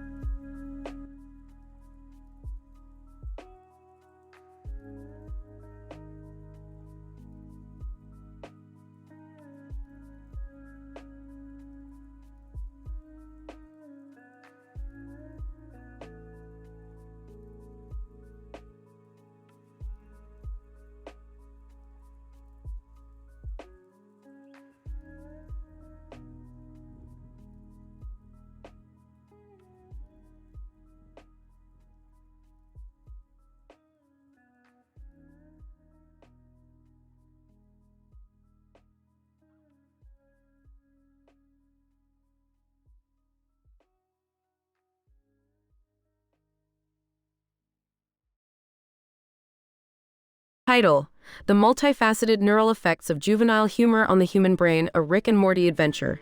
Introduction. In this episode, Rick and Morty explore the complex neural pathways that are activated by humorous stimuli in the adolescent brain, using a tree with colorful branches as a metaphor for the branching pathways of the nervous system. Along the way, they encounter a slew of funny and irreverent moments, often centered on the unexpected and delightfully absurd things that kids say. Scene 1. Morty, have you ever considered how humor affects the developing brain? Oh, I don't know, Rick. Seems like a pretty deep topic for a Saturday morning cartoon. Nonsense, Morty. Our audience demands science with their laughs. And what better way to visualize the complexity of the nervous system than with a tree? Okay, I guess that makes sense. But what's with all the different colored branches?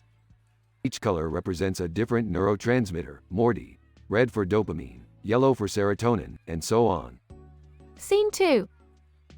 As Rick and Morty travel through the branches of the tree, they encounter a group of kids giggling and telling jokes. Kid 1. Why did the Scarecrow win an award? Because he was outstanding in his field. The joke may be cheesy, but the burst of dopamine it elicits in the brain is no laughing matter. I don't know, Rick. Seems like a pretty dad joke to me. Kid 2. Hey, I resemble that remark. The human brain's predilection for puns is indeed a fascinating phenomenon. Scene 3. As they continue on, Morty spots a spinal cord dangling from one of the branches. Whoa, what's that? That, Morty, is the central nervous system, a vital conduit of sensory and motor information between the brain and the rest of the body. But what's it doing up here in the tree? I see what's going on here. The spinal cord represents the punchline of a joke. What? How does that even work? Simple, Morty. You see, the spinal cord walks into a bar and orders a drink. Scene 4. Later on, Rick and Morty come across a group of kids role-playing as superheroes.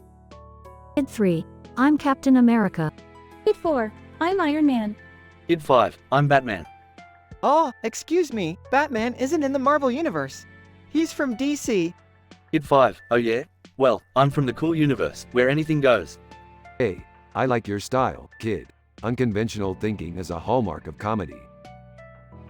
Scene 5. In the final scene, Rick and Morty conclude their investigation of juvenile humor and bid farewell to the tree. Well, Morty, it seems our journey has taught us much about the intricate workings of the teenage brain. Yeah, who knew science could be so funny? Indeed, Morty. The intersection of comedy and science is a rich and fascinating field. Now let's get the hell out of here before any more spinal cords show up.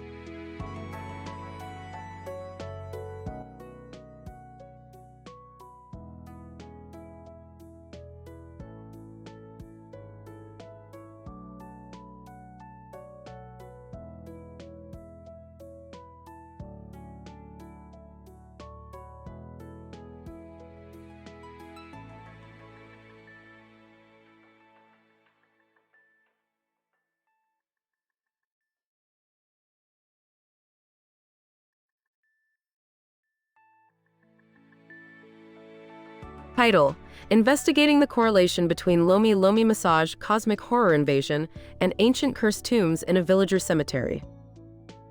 The episode begins with an establishing shot of a cemetery with a pink dome in the background and a green field with tombstones in the foreground. A team of researchers led by Dr. Jane Smith, played by herself, arrive at the cemetery to investigate reports of strange occurrences. Dr. Smith is a renowned expert in the fields of anthropology and archaeology, with a specialization in the study of ancient tombs and their associated practices. As the team sets up their equipment and begins to survey the site, they encounter a villager who is performing a Lomi Lomi massage on one of the tombstones.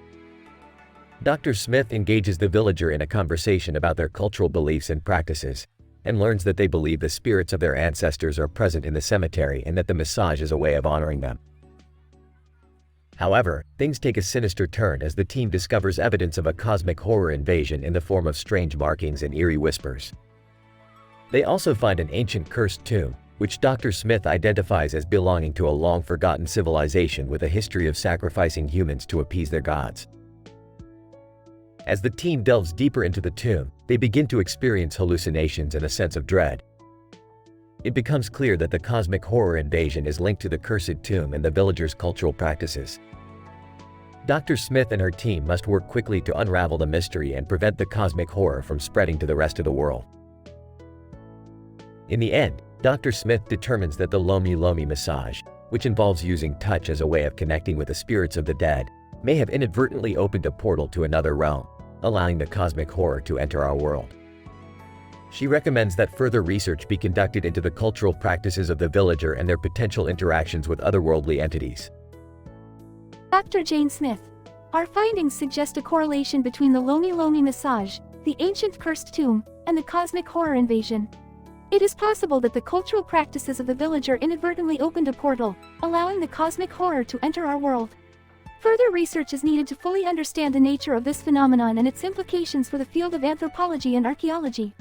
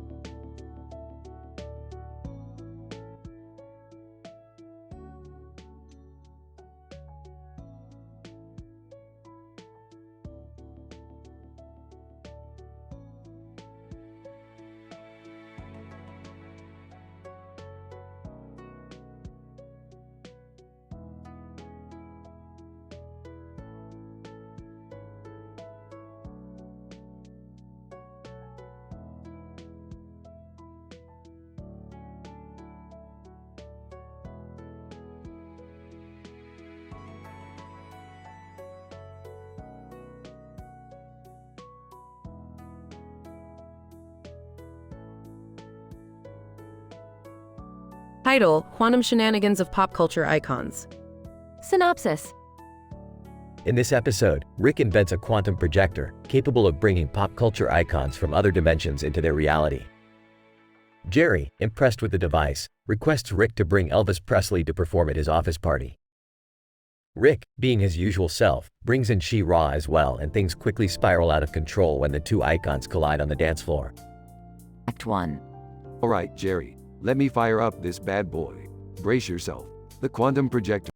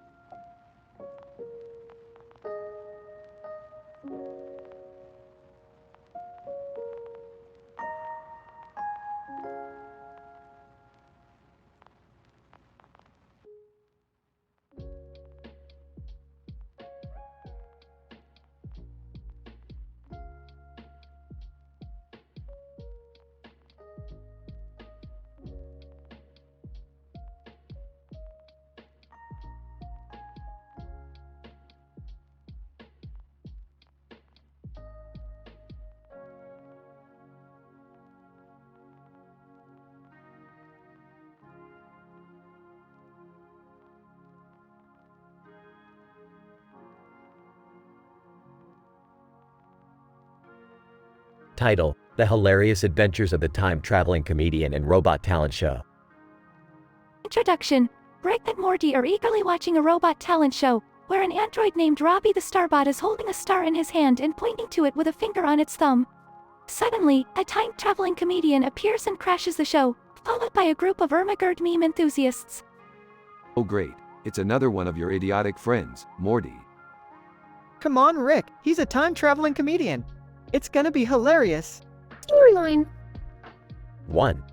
The time-traveling comedian performs a comedy routine about the dangers of time travel and the perils of being stuck in an infinite time loop. The Ermagerd meme enthusiasts love it, while Robbie the Starbot is confused and unimpressed. 2. Robbie challenges the time-traveling comedian to a comedy duel, with the winner being crowned the best robot comedian in the universe. Morty suggests they make it a musical comedy duel, which Rick thinks is a terrible idea. Musicals? That's a laminectomy waiting to happen, Morty. What's a laminectomy? Exactly. 3. The comedy duel begins, with Robbie and the time-traveling comedian singing and dancing their way through a variety of jokes and witty one-liners. The Ermagerd meme enthusiasts join in, adding their own brand of hilarity to the mix. 4. In the end, Robbie emerges as the winner, thanks to his impressive dance moves and catchphrase, "I'm the star of the show." The time-traveling comedian admits defeat, but vows to come back with an even funnier routine. Conclusion. Rick and Morty realize that sometimes, you just have to sit back and enjoy the absurdity of life, whether it's a robot talent show or a time-traveling comedian. They head back to their spaceship, still laughing at the jokes and antics they witnessed. Well, Morty, that was certainly a lot of nonsense. But hey, at least we didn't have to deal with any interdimensional space monsters this time. Yeah, that's true. I can't wait to see what kind of craziness we get into next. Epilogue. In the post-credit sequence, we see the time-traveling comedian reappearing on stage, ready to deliver his next routine. Suddenly, a group of interdimensional space monsters appear, causing chaos and destruction. The audience stares in horror as the monsters destroy the venue, with the time-traveling comedian still cracking jokes. Time-traveling comedian, looks like I'm stuck in another time loop. Better make the most of it and enjoy the show, folks.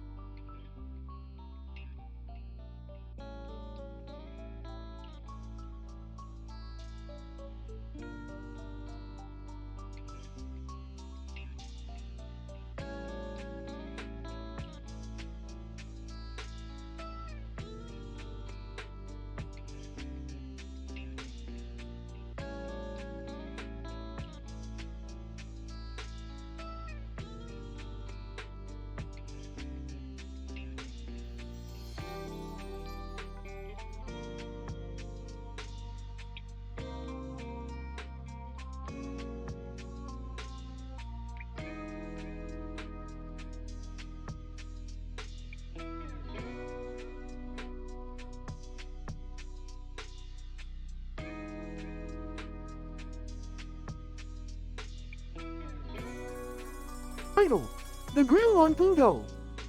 Synopsis: Rick and Morty journey to Pluto after discovering a mysterious signal emanating from the planet. Upon arrival, they stumble upon a barbecue joint and become embroiled in a culinary competition. Scene 1. Rick and Morty land on Pluto and are greeted by an overweight alien named Blip. Blip. Greetings, Earthlings. What brings you to our humble planet? We detected a strange signal coming from this planet. Any idea what it could be? Blip. Could be anything. Maybe it's our barbecue competition. Best grill wins the title of Meat Master of Pluto. Barbecue? That sounds amazing! Scene 2. Rick and Morty head to the barbecue joint and are introduced to the reigning champion, Zor. Zor! Ah, Earthlings! Are you here to challenge me? Actually, we're just here for the meat. Zor!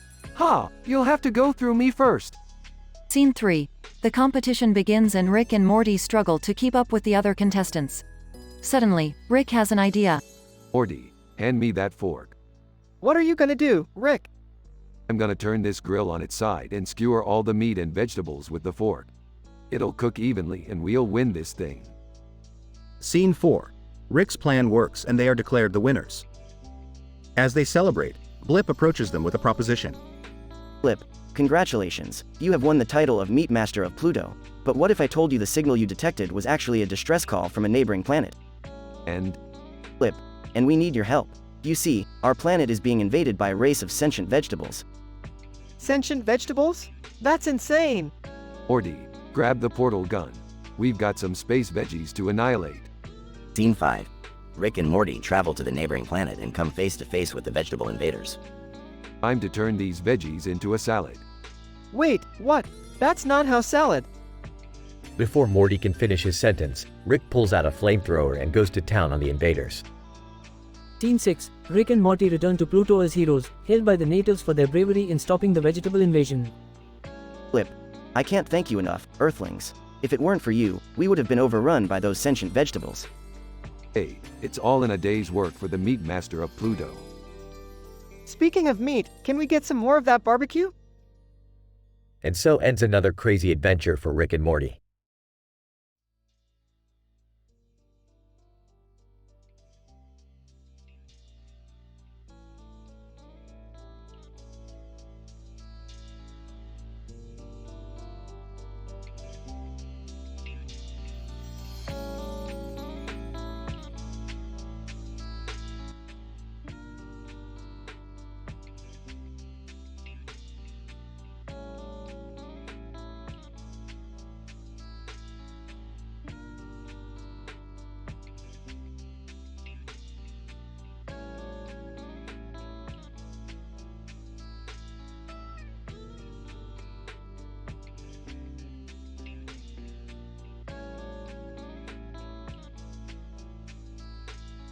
Title: The Strange Habits of Dr. Huxtable. In this episode of Rick and Morty, the duo heads to Dr. Heathcliff Huxtable's laboratory to investigate some odd roommate habits observed by Rick's science satellite. Upon arrival, they discover Dr. Huxtable, a renowned physicist, creatively making sci-fi artwork in his free time. You know, Morty, I never would have guessed it, but Huxtable's got an eye for sci-fi art. Pretty impressive stuff. Yeah, but what about these weird habits you detected? Ah, yes, according to my satellite data, Huxtable's been talking to himself in different accents while wearing a sombrero. Pretty bizarre, even for him. As they confront Dr. Huxtable about his peculiar behavior, he explains his new experiment involving testing the effects of culture on one's intellectual abilities. Rick and Morty decide to participate, leading to hilarious situations and cultural misunderstandings. Dr. Huxtable, I assure you, gentlemen, this experiment will change the face of physics forever. We must embrace different cultures to truly push the boundaries of science. Yeah, whatever you say, Doc. Let's get this show on the road. As the experiment progresses, Morty accidentally switches cultural identities with his grandfather, leading to a slew of off-color jokes and puns. Rick, why do they call it butter chicken? It doesn't taste like butter or chicken. Just roll with it, Morty. It's all part of the experiment. In the end, the experiment proves inconclusive, but the duo gains a newfound appreciation for cultural diversity. Meanwhile, Dr. Huxtable's sci-fi artwork gains critical acclaim, launching him into pop culture stardom. Well, that was weird, Morty. Let's get out of here before things get any stranger. You can say that again, Rick. As they zoom away in the spaceship, Morty accidentally presses a button, revealing a secret room in Dr. Huxtable's laboratory filled with uncomfortable sweaters. The duo can't help but laugh as they continue on their adventures through the multiverse.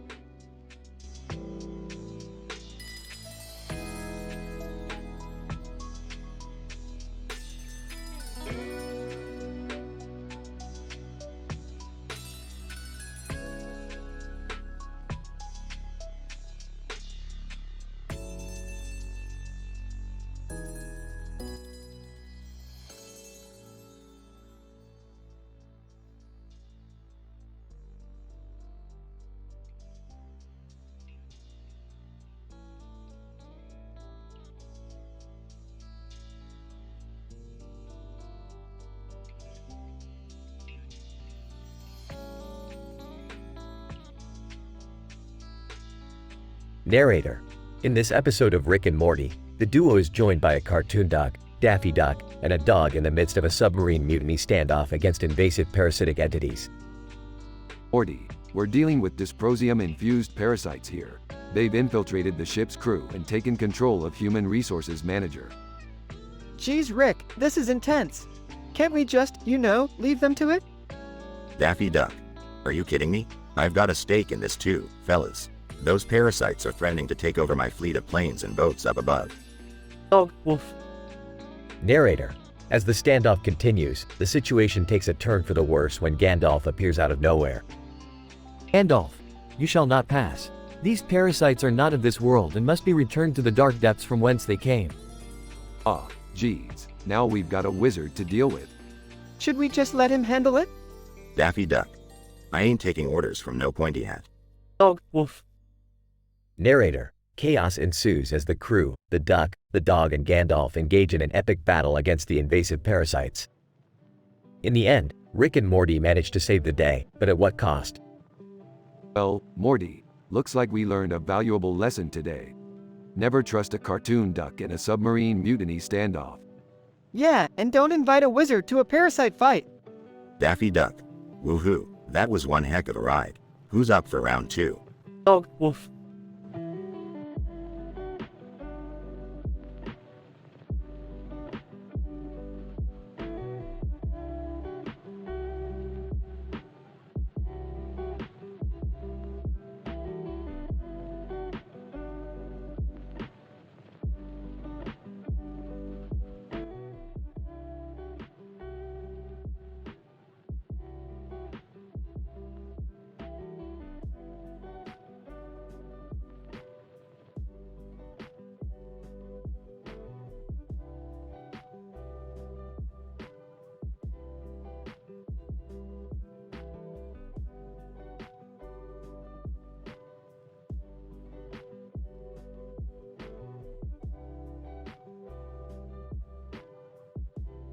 Title: The Quantum Mechanics of Cartoon Games and Pirate Retirement Homes. Synopsis.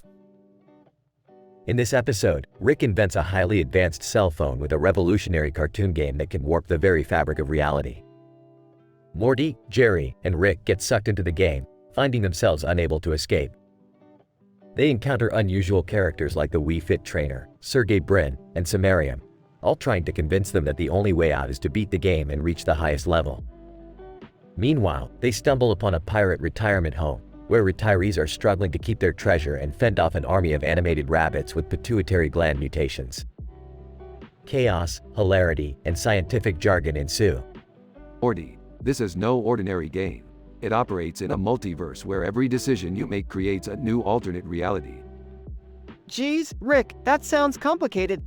I just want to beat the game and get out of here.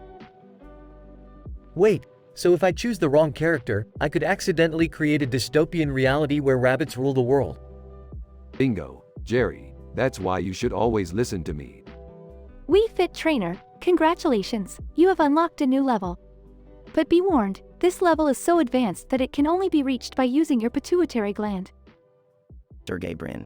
Hello, fellow questers. I am here to optimize your gaming experience through an algorithmic enhancement that increases the game's performance by 300%. Rick, why are we being chased by a horde of rabbits with glowing eyes? They must have eaten some samarium, which amplifies the pituitary gland and causes hyperactive behavior. This could get messy. Can't we just use our cell phones to call for help? Nice try, Jerry. You can't cheat your way out of this game. Now, let's focus and beat this level so we can get back to reality. Epilogue. After several trials, errors, and a few broken bones, Rick, Morty, and Jerry finally reach the highest level of the game. They emerge from the cell phone screen, exhausted but victorious. The pirate retirement home and its inhabitants are safe, and the rabbits have returned to their normal state. As they celebrate, Rick reminds them that the quantum mechanics of this game could have had dire consequences, and cautions them not to mess with alternate realities again. Morty, however, seems to have found a new obsession with cartoon games.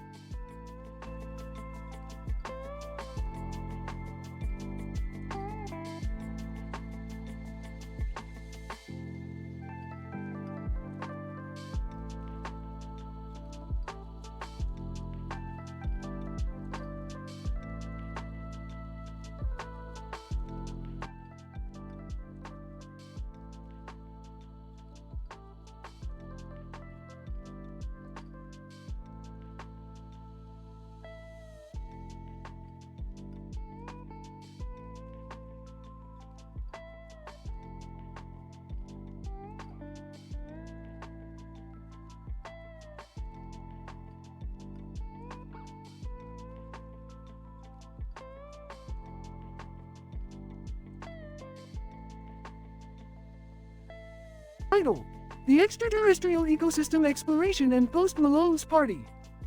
Introduction. Rick, Morty, and Beth are exploring an extraterrestrial ecosystem surrounded by colorful flora and fauna. They stumbled upon a smoothie bar where they notice a neon circle above a man sitting at the bar with 2 drinks in his hands. What's up with the neon circle above that guy's head? It could be a sign of advanced alien technology. Or maybe it's something he ingested. The trio approached the man and realized it was none other than Post Malone, who had been transported to the alien world via an intergalactic portal. Post Malone. Hey guys, welcome to my party. Want to try one of these alien drinks? Sure, why not? I've always been a fan of extraterrestrial beverages. The group gathered around the bar and ordered some drinks. As they sipped on their smoothies, they noticed a group of foxes in the corner, eyeing their drinks. Hey, those foxes want our drinks. Post Malone. Don't worry, I got this. Post Malone took out his guitar and started playing a song that attracted the attention of the foxes. To Rick, Morty, and Beth's amazement, the foxes started dancing to the beat of Post Malone's music. Now this is what I call a party. Yeah, and we didn't even have to leave the planet. Suddenly, the neon circle above Post Malone's head began to pulse rapidly, indicating that it was time for them to leave. We should probably get going. The circle seems to be signaling our exit. Post Malone. Yeah, I don't want to overstay my welcome here. Agreed. Let's get out of this joint before things get too crazy. As they made their way towards the portal, Rick turned to Post Malone and said, Thanks for the party. You really know how to show us a good time. Post Malone. Anytime. Just call me the intergalactic party host. Conclusion. The group laughed and entered the portal, leaving the alien world behind. As they traveled back to their own dimension, they couldn't help but think about all the crazy adventures they had experienced together.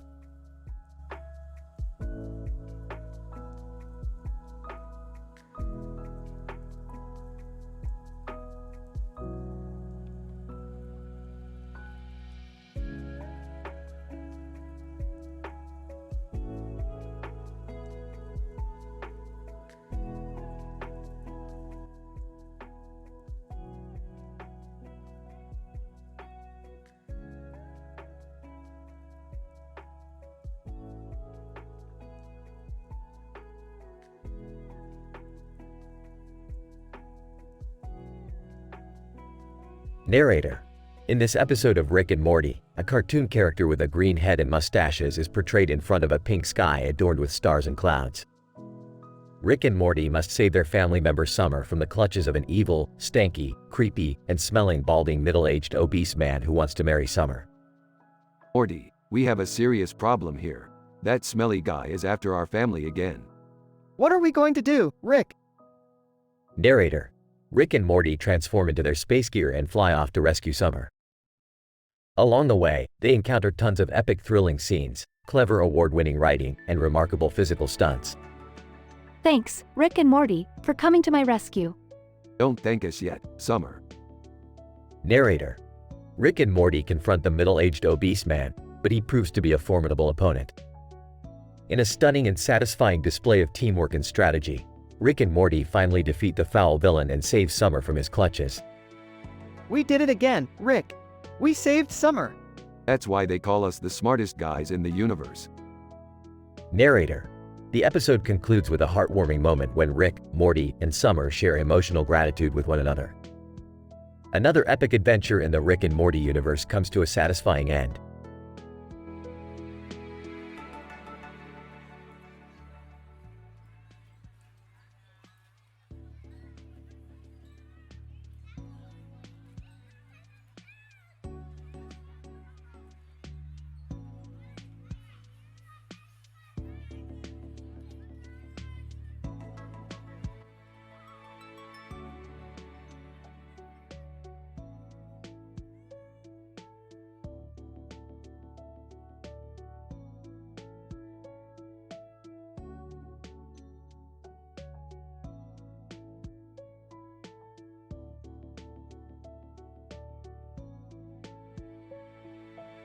Narrator.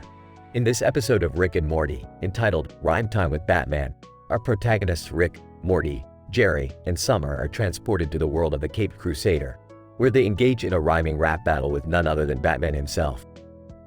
The stakes are high, as the loser must be plunged into a pit of wet, soppy, blurry, murky, stanky, bubbling hot dog water, a punishment of extreme detail.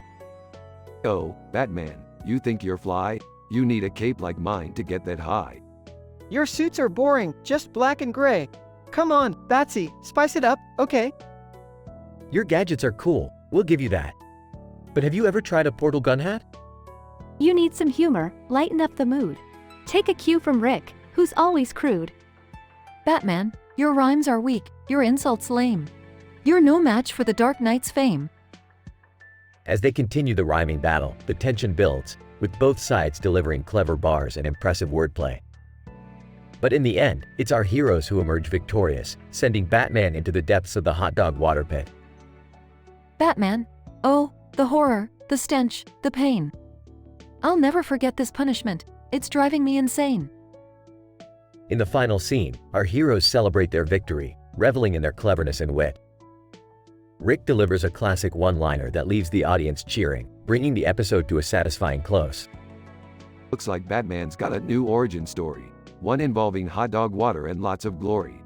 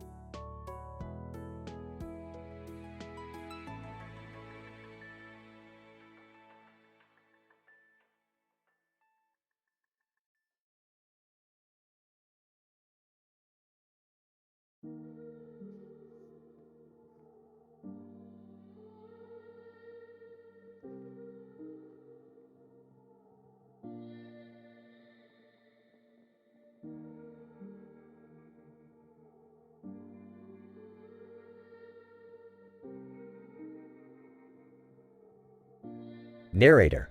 In this episode of Rick and Morty, entitled Chrono Adventure, Time Splitters 2, the primary characters, Rick, Morty, Jerry, and Summer, embark on an intergalactic adventure through time and space in the world of the video game Time Splitters 2. In his belching tone. Alright, kids, strap on your time belts. We're going right into the game this time. Timidly, oh, do we really have to? I don't want to get stuck in a video game forever. Excitedly, come on, Jerry, it's going to be awesome. Think of all the cool stuff we can do. Sarcastically, yeah, like dying repeatedly and getting respawned. Narrator. The quartet found themselves immediately enveloped in a digital world where they were greeted by the game's protagonist, Cortez. He explains to them the danger that the Time Splitters pose and tasks them with defeating their leader, Jacob Crow. Cortez. Welcome, Rick and Morty Smith, Jerry and Summer. You find yourselves in a state of digital limbo and danger. The Time Splitters threaten every timeline, every reality. I have brought you here to help eradicate this threat. We must defeat Jacob Crow. Montage of the characters traveling through different levels of the game, using various weapons and tactics to defeat the enemies. Narrator. The team navigated through various levels, including Neo-Tokyo, Aztec ruins, and even a haunted mansion. They encountered various enemies such as zombies, robotic monkeys, and even an alien insect queen. Panicked. Oh my god, this is insane. How are we going to make it out alive? Smirks. Come on, Jerry, have some faith in me. Worried, but Rick, we keep dying and respawning. It's like we're stuck in a loop. Determined. We can do this, guys. We just have to keep pushing forward. Narrator. The quartet hit a crucial point in the game, a boss battle against the final boss, Jacob Crow. It was revealed that Cortez was actually a traitor, working with Crow to take over the timeline. Jacob Crow, Chuckles, you thought you could defeat me? You are nothing compared to my power. Cortez. Coldly, yes, and you four are nothing compared to my power with the Time Splitters. Another montage of the characters fighting against Jacob Crow and Cortez alongside an army of Time Splitters. The number of enemies drops gradually with each respawn, and eventually, the quartet defeats Jacob Crow. Narrator. The team managed to defeat Jacob Crow and thwart Cortez's plan, resetting the timeline. Relieved. Wow, I can't believe we made it out alive. Breathless. That was insane. I need a drink. Excitedly, that was so awesome. I can't wait to do it again. Proud. Yeah, we kicked some video game butt. Narrator. The team quickly returned to their original world, only to find themselves in a precarious position, as one of the time splitters somehow managed to follow them back into our world. The episode ends with a cliffhanger as the camera zooms in on the time splitter's evil grin. To be continued.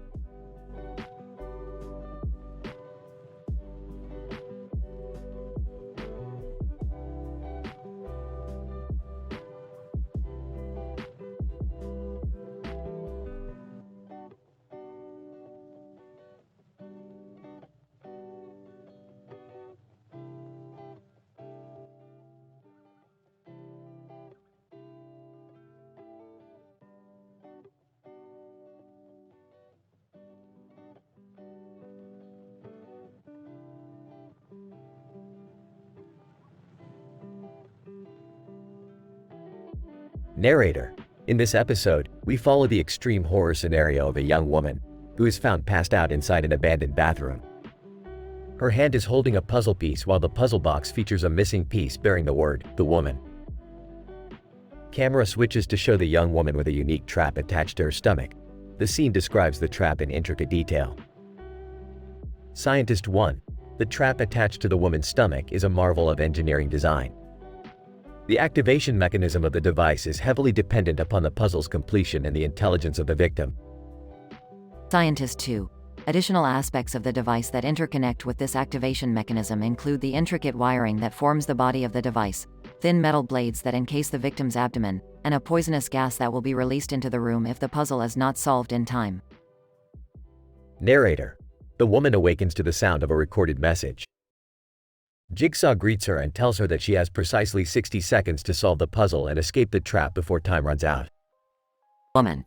Oh my god, what have I done to be caught in such a gruesome situation? Narrator. With just a minute left on the clock, she attempts the puzzle and finally solves it, averting the horrible fate that awaited her. Camera captures the woman escaping from the bathroom. Narrator. What she discovers outside leaves her speechless and trembling with fear as she realizes the horrific and unexpected truth that Jigsaw had concealed. Camera switches to a shocking and unexpected ending to the story. Scientist 1. In conclusion, this episode highlights the marvels and dangers of design engineering used to construct intricate traps.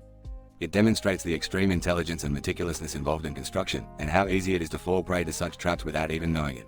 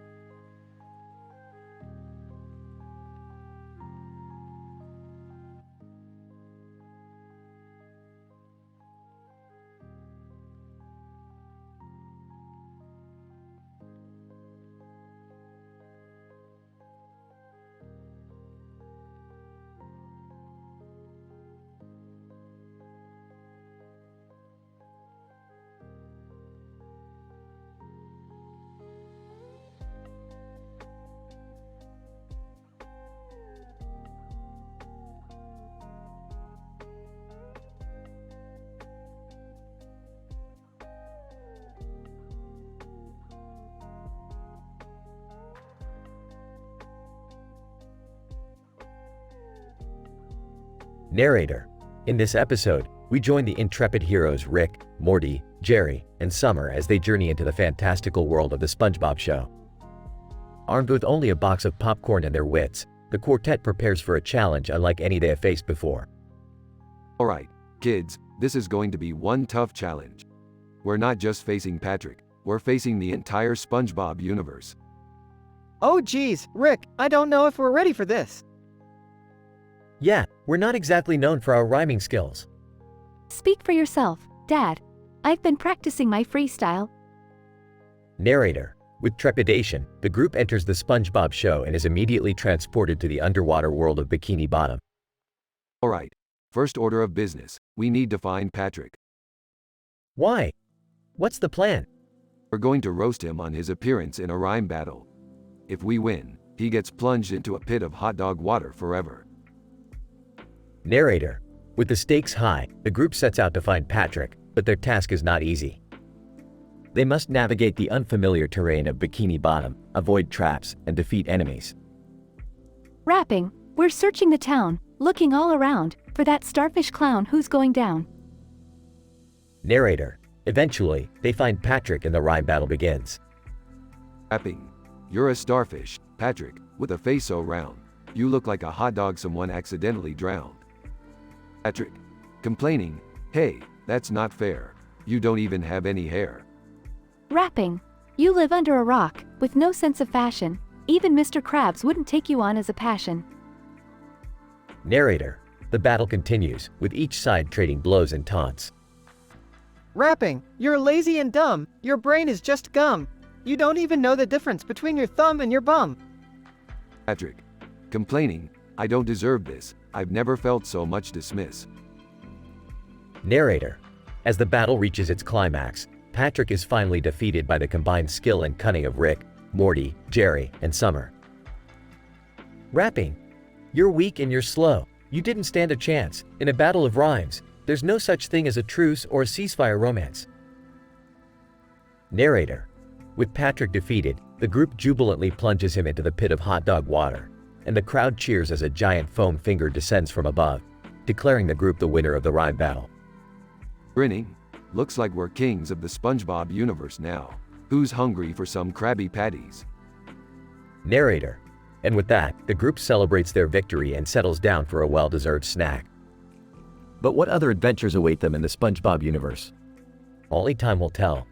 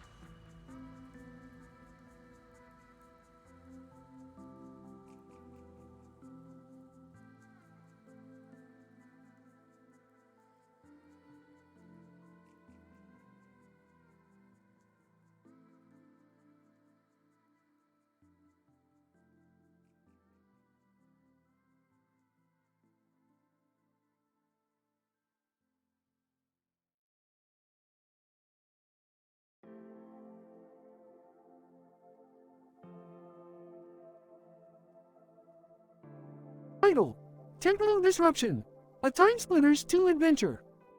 Synopsis: Rick, Morty, Jerry, and Summer, while experimenting with a temporal disruption device, accidentally transport themselves into the world of the Time Splitters 2 video game. After struggling to adjust to the chaotic environment of the Aztec level, they realize that their only way out is to complete the level and defeat the final boss. Based on our observations, it seems that this is the exact replica of the Aztec level from the Time Splitters 2 game, with all major elements such as the multi-story building, parking lot, and street light accurately rendered. We need to find a way out of this thing, Rick. This game's harder than I remember. I'm not ready for this. Can't we just go back to Earth and pretend this never happened? We might be stuck here forever if we don't complete the level. So, let's focus on the task at hand. As they progress through the level, they encounter various enemies, including the infamous monkey and the menacing robot. Look out for that robot. It's a level boss, and we need to defeat it to progress. But how do we defeat it? I think we need a powerful weapon to defeat it. Remember that time we played this game together? I think I remember. There's a plasma rifle on the rooftop of the multi-story building. We should try to get there. They manage to obtain the plasma rifle and successfully defeat the robot.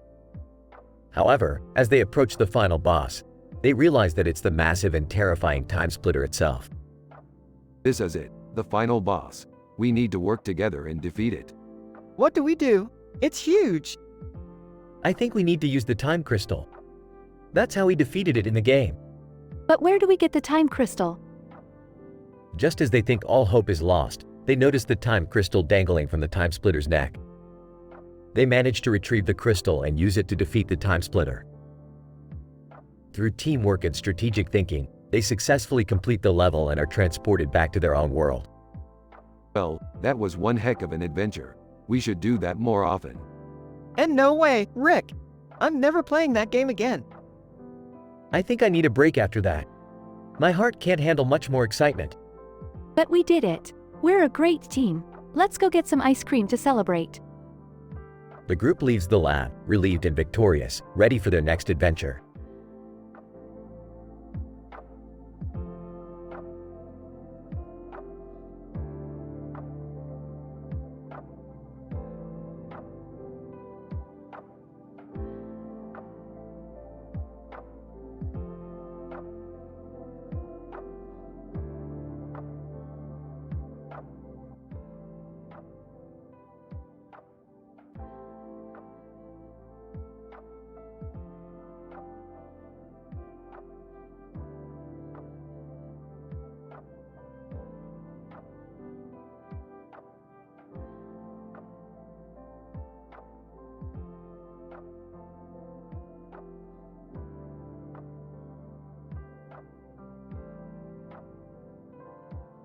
Narrator. In this episode, we witness a psychological thriller based on the principles of the Saw movie series. A lone woman, portrayed on-screen, is sitting on a bench in front of a window, with a bird flying overhead and a castle in the background. Suddenly, she loses consciousness and finds herself trapped in an abandoned bathroom, with a sinister-looking device attached to her body. This trap is described in vivid detail, highlighting its dangerous design and the convoluted mechanisms involved. Woman. This trap is impossible to escape. Why is this happening to me? Narrator. The woman awakes to find a message from Jigsaw, the infamous villain from the Saw movie series. She is instructed that if she fails to escape the trap, she will face dire consequences, leaving her no option but to attempt to escape. The woman pleads for her life, straining at the bonds of the trap, hoping to free herself. Woman, please, I beg of you. Why are you doing this to me? Narrator. Upon realizing that the young woman is pure of heart and free from the sins of others, Jigsaw decides to spare her life and reveal his reasons for involving her in this game of life and death. Jigsaw. You have been chosen for a purpose, my dear. You may not know it now, but the choices you make will determine the fate of many. Narrator. The young woman is relieved and filled with gratitude as she is finally freed from the traps of the sinister game. But the climax of this story is not the end of the game. In an epic and unexpected turn of events, we learn that Jigsaw had another plan all along, shrouded in enigma and mystery. Woman, wait, what's happening? What are you doing? Narrator. The episode ends on a cliffhanger, leaving the viewers gripped in anticipation for the next chapter of the story.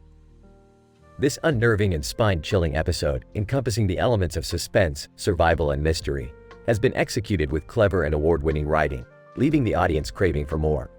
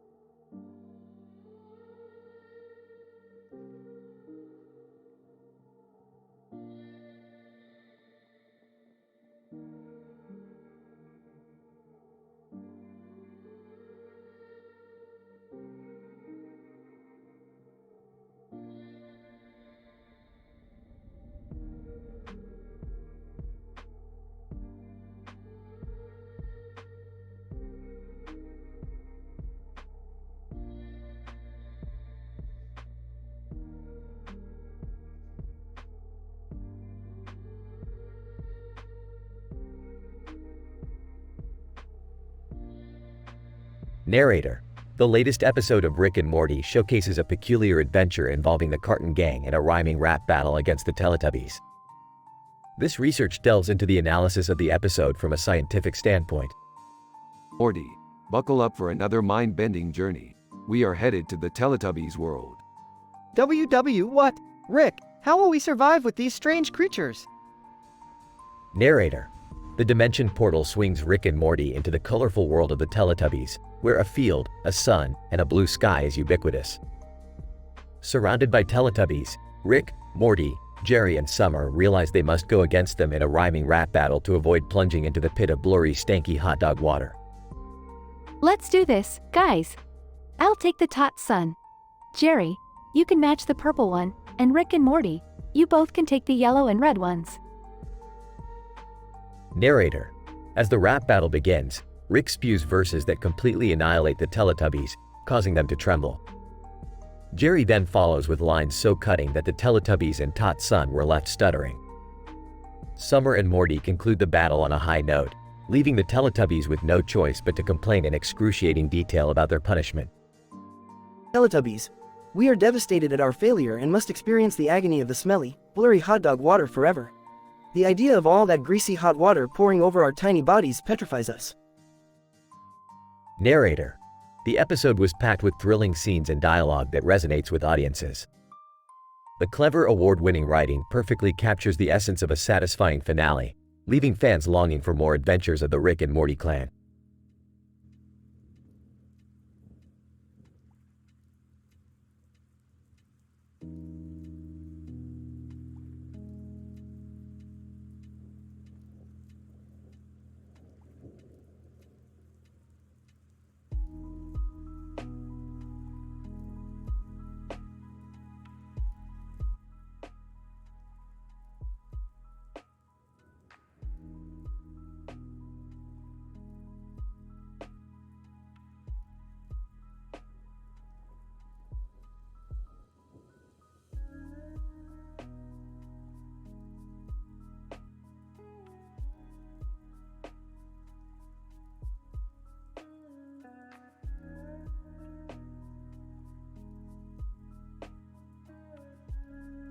Narrator.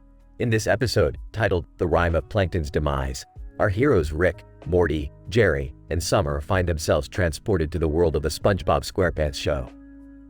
They are confronted by a strange and fantastical world, inhabited by colorful and anthropomorphic sea creatures. This is some kind of messed up simulation or virtual reality program spawned from our collective consciousness. It's pretty frickin' impressive, though. I can't believe we're in a cartoon. This is so weird. Quote. Guys, look, over there. There's a weird green thing. And, some guy riding on its back. What are we supposed to do now? Narrator. Our heroes are suddenly confronted by the menacing figure of Plankton, the main antagonist of the SpongeBob show. In order to defeat him, they must engage in a rhyming rap battle, where Plankton's appearance will be ruthlessly mocked and ridiculed. Let's get this over with. I'm sure we can come up with something. Quote. Okay, I'll start. Plankton, you're so small, you could fit in a teapot. Your looks are so pathetic, even the clam scurries off. Your eyes are not symmetrical, you're quite the joke. Your antennae are droopy, you should wear a cloak. You're so microscopic, it's hard to find you. Your body is skinny, you're so see-through. Quote. Narrator. Plankton is defeated, and in punishment, he must be thrown into a pit of wet, soppy, blurry, murky, stanky, bubbling hot dog water forever. Plankton, you can't do this to me. The smell is nauseating, the texture slimy and gross. The hot dogs floating around me make me want to choke. Narrator. The episode concludes with the heroes leaving the world of SpongeBob, victorious and satisfied at their success. Well, that was a weird one. Let's never do that again. Speak for yourself. I thought it was kind of fun. Yeah, me too. Although, I don't think I'll ever be able to eat a hot dog again. I just want to go home and take a shower. I feel like I'm covered in hot dog water.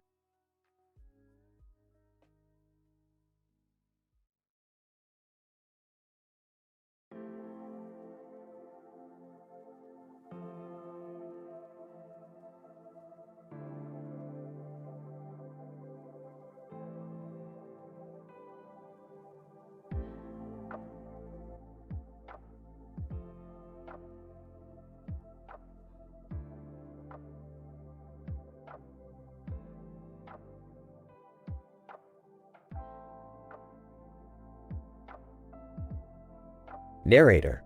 In this episode, we witness a classic Saw movie horror scene with a young woman passed out inside an abandoned bathroom. She awakens to find herself trapped with a device attached to her that could cause severe harm if not released. Woman. Frantically, what is this? Who did this to me? Narrator. The woman pleads for any help but soon receives a message from the notorious Jigsaw. Jigsaw. Via message, you have to escape the trap before it's too late. Narrator. The woman's pure innocence becomes evident as she begs to no avail. Jigsaw reveals to her his reasoning for targeting her. Jigsaw. Via message, your youth and lack of experience in life is what I crave. Your survival will be a testament to the human willpower. Narrator. With intense pressure mounting, the woman tries to release herself from the trap with little success. As the timer slowly ticks down, she starts to lose hope. Woman. Cries, please, someone, help me. Narrator. In an unexpected twist, the woman is eventually freed from the trap.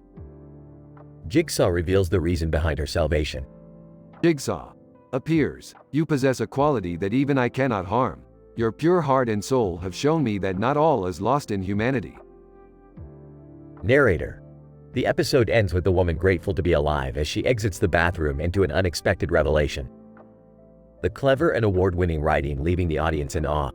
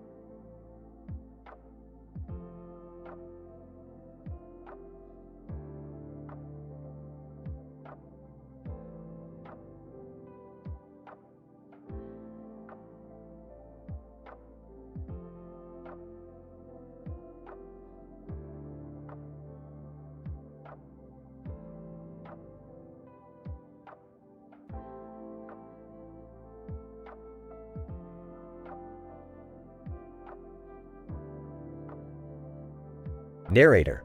In this episode, entitled Jigsaw's Puzzle, we witness the entrapment of a young woman who is faced with the daunting task of escaping a unique trap with a mysterious message from Jigsaw. Woman. Sitting at a table with a cell phone in her hand and a puzzle on the wall behind her. My name is Dr. Jane Smith, and I am a biochemist who specializes in the study of cutaneous sensation. I have been abducted by an unknown entity and am being challenged to escape a trap with 3 distinct layers of pressure-sensitive wires. Narrator. With each passing moment, Dr. Smith feels intense pressure from the wires as she wakes up inside an abandoned bathroom and realizes the gravity of her situation. Dr. Smith. Seeing the wires attached to her, using my knowledge of biochemistry, I must devise a method to deactivate the sensor circuit through the use of a pH indicator strip and perform an electrostatic discharge with a high-voltage spark generator. But first, I must solve this puzzle on the wall, which seems to be an integral part of the trap. Narrator. With adrenaline pumping through her veins, Dr. Smith furiously works to solve the puzzle, as Jigsaw's taunting message continues to play. Jigsaw. Voice message on the cell phone. Hello, Dr. Smith. I have long anticipated your arrival, and this game is designed specifically for you. Absolve yourself of the sins of your scientific experiments, or suffer the consequences. Narrator. As Dr. Smith's time ticks away, she realizes that the puzzle is not what it seems and triggers a hidden mechanism that unlocks her restraints. As she scurries away to safety, a shocking twist awaits her. Dr. Smith. Escaping the trap. The chemical composition of the wires was specifically designed to react to a change in pH level. It was a simple yet ingenious idea, but now, it's time to face whatever comes next as I hear Jigsaw's mocking laughter. Narrator. As Dr. Smith emerges from the bathroom, she realizes that she was not the only one in the room and that Jigsaw's presence was all a ruse. Dr. Smith. Startled, Jigsaw, what are you doing here? I thought I was alone. Jigsaw. Revealing himself. You were never alone, Dr. Smith. You were always being watched. You are exactly the type of person I was looking for. Someone who could make intricate calculations and solve complex puzzles. Narrator. As Jigsaw's twisted plan becomes clear, Dr. Smith realizes that she was just a pawn in his wicked game, and the episode concludes with a jarring cliffhanger. Dr. Smith. Flustered. This is unacceptable. I will not tolerate being used as a pawn in your twisted game. Jigsaw. Sinisterly, why not? You are just one of many that I have selected to play my game. And soon, the others will join you. Narrator. With that, the episode comes to a close, leaving the audience wondering what other traps Jigsaw has planned and who his next victim will be.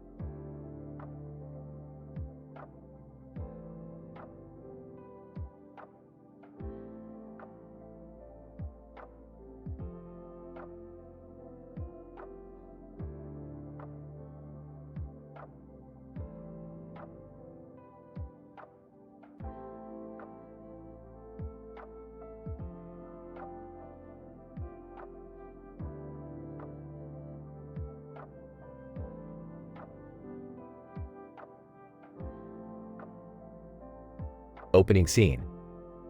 Scientific narrator. A group of peculiar green aliens are found standing on top of a mountain next to a computer monitor and a camera. They have been sent on a mission to observe and report on the behaviors of a group of humans from another planet. Alien 1, it appears that our targets have materialized. It's time to commence our observation. Alien 2, agreed. Let's monitor their activities closely to ensure accurate data collection. Transition to Rick's garage. Scientific narrator. Rick, Morty, Jerry, and Summer are preparing themselves for their next interdimensional adventure. Rick activates his portal gun, and the group is transported to the Teletubbies world. Morty, Jerry, Summer, we've arrived. Let's get this over with quickly so we can move on to something more exciting. Rick, what are we supposed to do here? We've been assigned to roast these weird creatures and put them in their place. Get ready for a rhyming rap battle. I don't know if I'm ready for this. Scientific narrator. The group approaches the Teletubbies, who are playing with their magical dome, unaware of their visitor's presence. Winky Winky. Oh, hello there. Who are you? We are here to put you in your place and show you how to rap battle. Transition to rap battle scene. Scientific narrator. The group and the Teletubbies engage in a rhyming rap battle in the sky. The Teletubbies put up a good fight, but ultimately, Rick, Morty, Jerry, and Summer are declared the winners. The Teletubbies are thrown into a pit full of mutant, slobbery, sloppy, stanky mutant pugs forever. Teletubbies. Oh, no. This punishment is too harsh. The stench is unbearable, the pugs are too slimy, and the slobber is suffocating us. Scientific narrator. The group observes the Teletubbies' reactions, collecting data on their resilience and adaptability to harsh environments. Closing scene. Scientific narrator. The group leaves the Teletubbies world, returning to their own dimension. Rick, Morty, Jerry, and Summer reflect on their experience and their victory. Another successful mission accomplished. I don't know, Rick.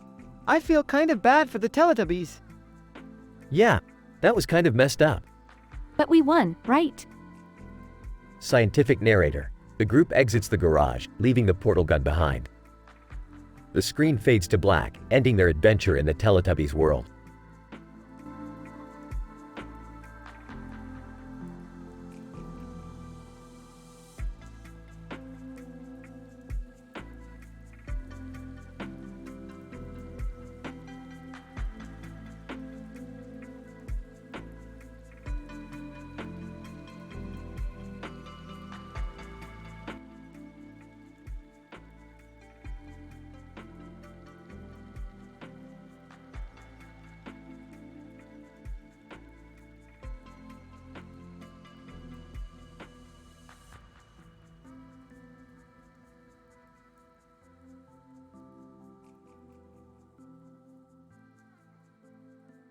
Narrator. In this episode, Rick, Morty, Jerry, and Summer venture into a new dimension, where they encounter a group of blue monsters standing on a rock in the grassy field, near a barn and a building with a red roof. Utilizing their advanced portal technology, they transport themselves into the infamous world of the Teletubbies show. It seems as though we've stumbled upon a dimension where the laws of physics don't apply. Look at these freaky creatures. What are they? They're Teletubbies, Morty. They're fictional characters for children. Let's take advantage of this opportunity and roast them in a rhyming rap battle. Narrator. The Teletubbies accept the challenge, and a rap battle ensues. The group tactfully dissects the colorful creatures' physical appearance, highlighting their strange appendages and unusual attire. As the battle comes to an end, the Teletubbies lose, and the group plunges them into a pit filled with mutant, slobbery, sloppy, stanky mutant pugs, where they will spend the rest of their days. Teletubbies, this punishment is unfair and inhumane. We cannot tolerate this mistreatment any longer. Our fluffy fur is now matted with slimy pug saliva. It smells terrible, and there are no windows to see the outside world. Narrator. The episode includes thrilling scenes where the group tries to escape the alternate dimension while being pursued by Teletubby followers, who seek revenge for their leader's punishment. The award-winning writing adds to the excitement as the group outwits their opponents and emerges victorious. In the satisfying ending, the group returns to their original dimension, where they reflect on their memorable experience. It was an exciting, thought-provoking journey that pushed the limits of science, adventure, and creativity.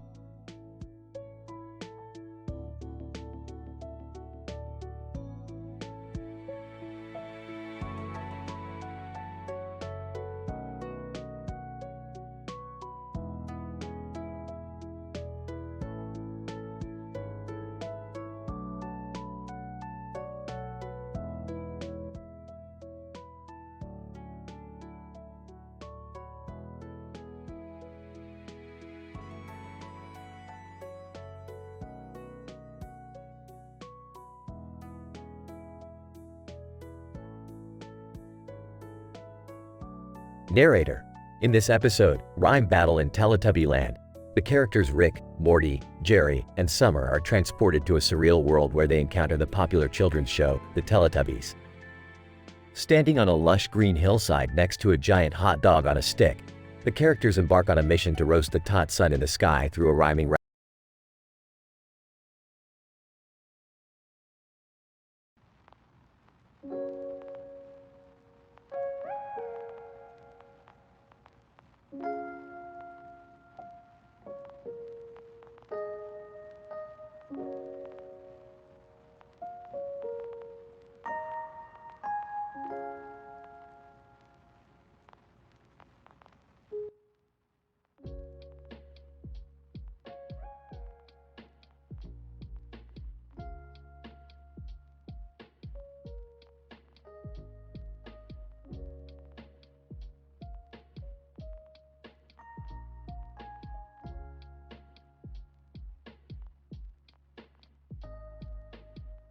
Title: Quantum Laughter Theory, a Rick and Morty adventure. The episode begins with a panoramic view of the Earth's terrain and surrounding areas including the ocean, land, and water. Rick and Morty are aboard the space station Sabotage, a state-of-the-art space station used for scientific experiments and quantum research. They plan to perform a dangerous experiment to test the idea of inception.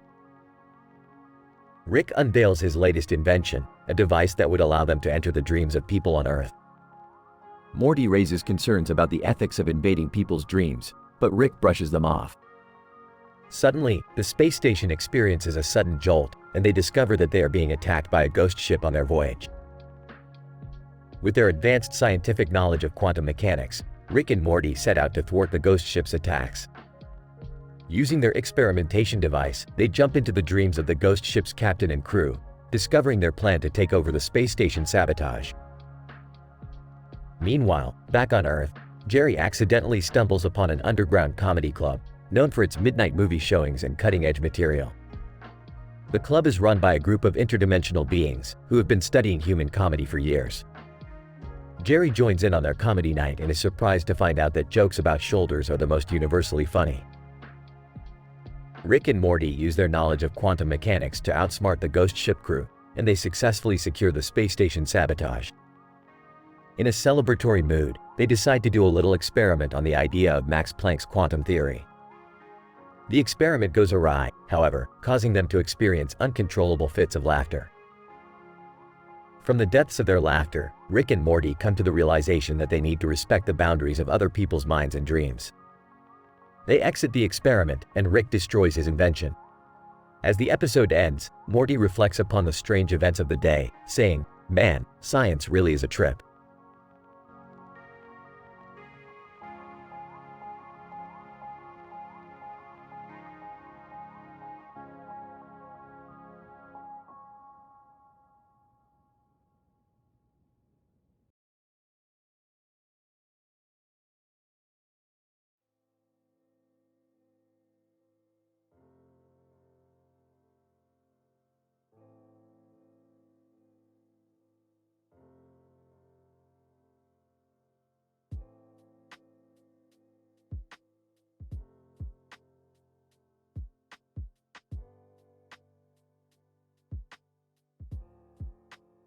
Title: The molecular mashup of apocalypse and romance.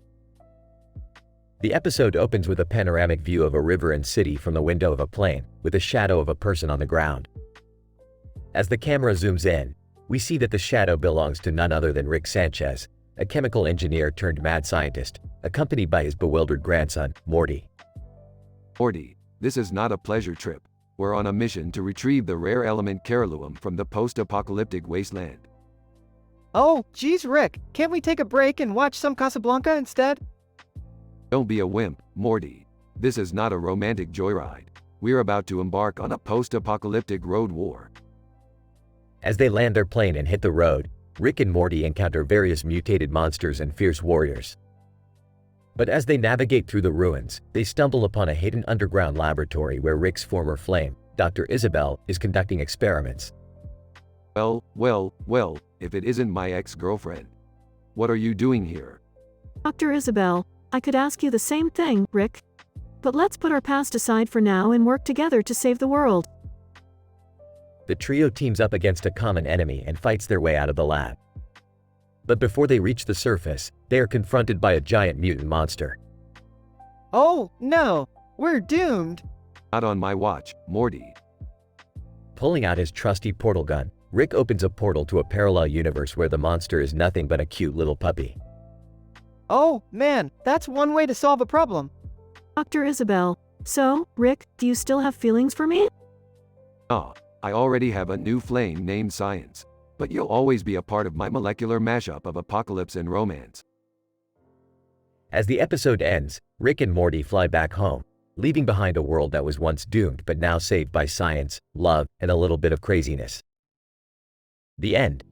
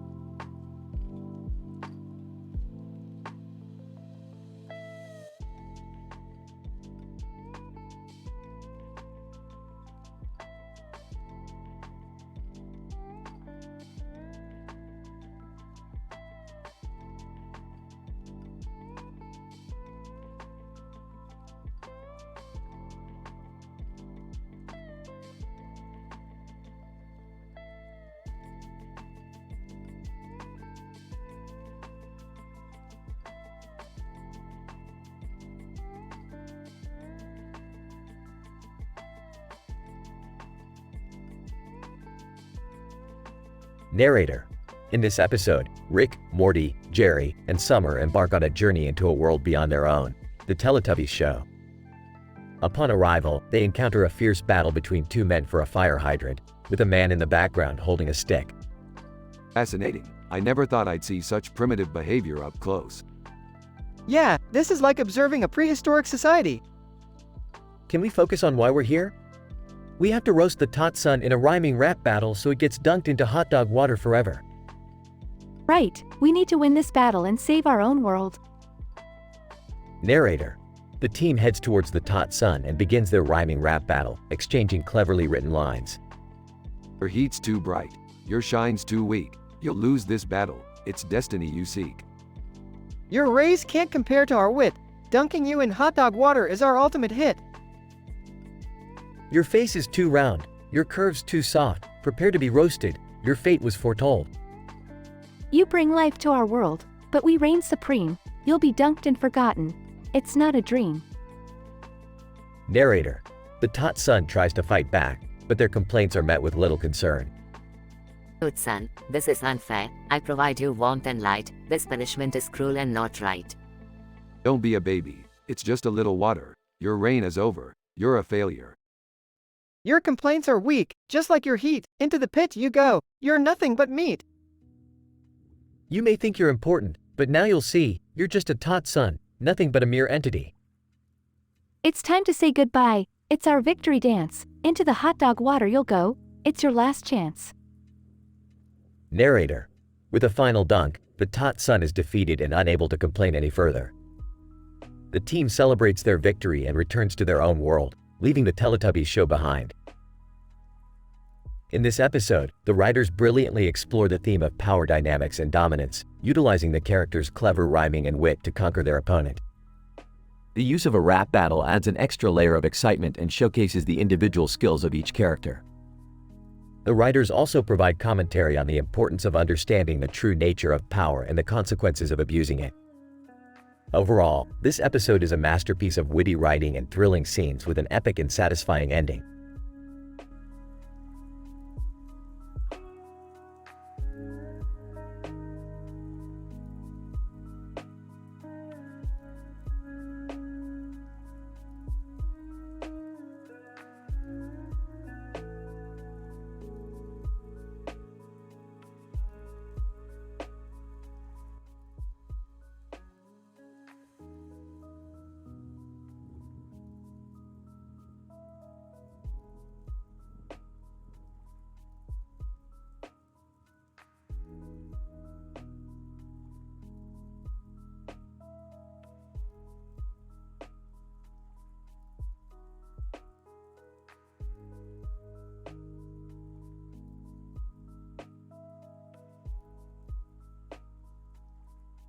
Title: An Experiment in Trapped Escape.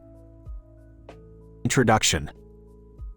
In this episode, the protagonist finds himself trapped in an abandoned bathroom with an intricate doll trap looming over him. With only the guidance of the infamous antagonist Jigsaw, he must find a way to escape before it's too late. This experiment tests the subject's problem-solving abilities and willpower in a confined and stressful environment. Narration. The scene opens to a toy standing in a room with a wall and a wallpapered wall behind it. With a green robot on the side, the camera pans to an abandoned bathroom where a young man lies passed out with a unique trap connecting him to a doll. The doll's body seems to be intricately knotted with various brightly colored strings and wires, tightly wrapped around the subject's limbs. The doll looks intimidating and has an eerie resemblance to the young man. The doll's head is attached to a mechanism with a countdown timer that starts ticking as soon as the man wakes up. As the young man opens his eyes, his first realization is that he is trapped. The entire room seems to be rigged with traps, each with an intricate design. The young man looks around frantically when a video monitor flickers to life, and Jigsaw greets him with his trademark voice. Jigsaw provides a challenge, giving him a series of clues to escape. The man must use his wits to decipher the clues and dismantle the trap that will ultimately lead to his demise. As the countdown timer ticks closer to the end, the young man's desperation increases, and he frantically searches for a way to disarm the trap. He is emotionally overwhelmed and physically exhausted, but his will to survive drives him forward. Just when all seems lost, an unexpected twist in the plot occurs, revealing that the young man was in fact the mastermind behind the entire trap. Conclusion. This episode tests the subject's problem-solving abilities and willpower in a confined, stressful, and violent environment. The unexpected twist at the end of the episode serves as a reminder that sometimes the greatest challenge is our own mind and our perception of the world around us. The experiment could serve as a valuable tool in assessing human responses to stressful situations.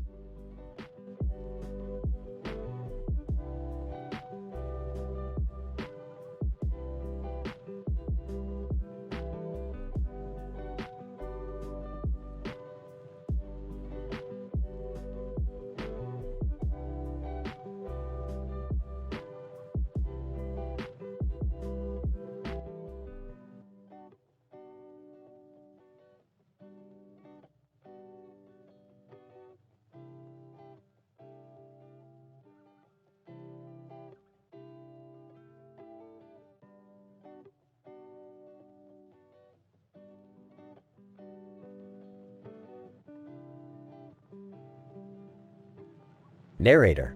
In this episode, we witness a complex puzzle piece being held by a cartoon character with a disturbing expression on his face, and a young woman who has found herself trapped in a unique and intricate trap designed by the infamous Jigsaw. Woman wakes up, confused. Where am I? What's happening here?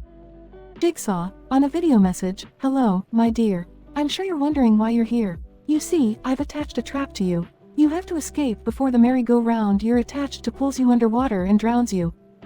Woman frantic. How do I escape? What can I do? Jigsaw chuckles, that's for you to figure out. The puzzle piece your friend is holding is one of many you need to solve the puzzle to escape. Narrator. As the woman frantically attempts to solve the puzzle and escape Jigsaw's trap, we see her struggle and fight for survival. Woman panting. I can't do this. This is impossible. Jigsaw, on video message. You only have a few minutes left, my dear. Tick-tock, time is running out. Narrator. Just when all hope seems lost, an unexpected twist occurs. Woman gasps. Wait, I know this puzzle piece. It's from the board game my friend and I were playing. All I have to do is match them up. Narrator. With newfound determination, the woman solves the puzzle just in time, escaping Jigsaw's trap and avoiding a horrible fate. Jigsaw, on video message, impressive. You have passed the test. Congratulations. Narrator. And with that, the episode comes to a thrilling and satisfying conclusion.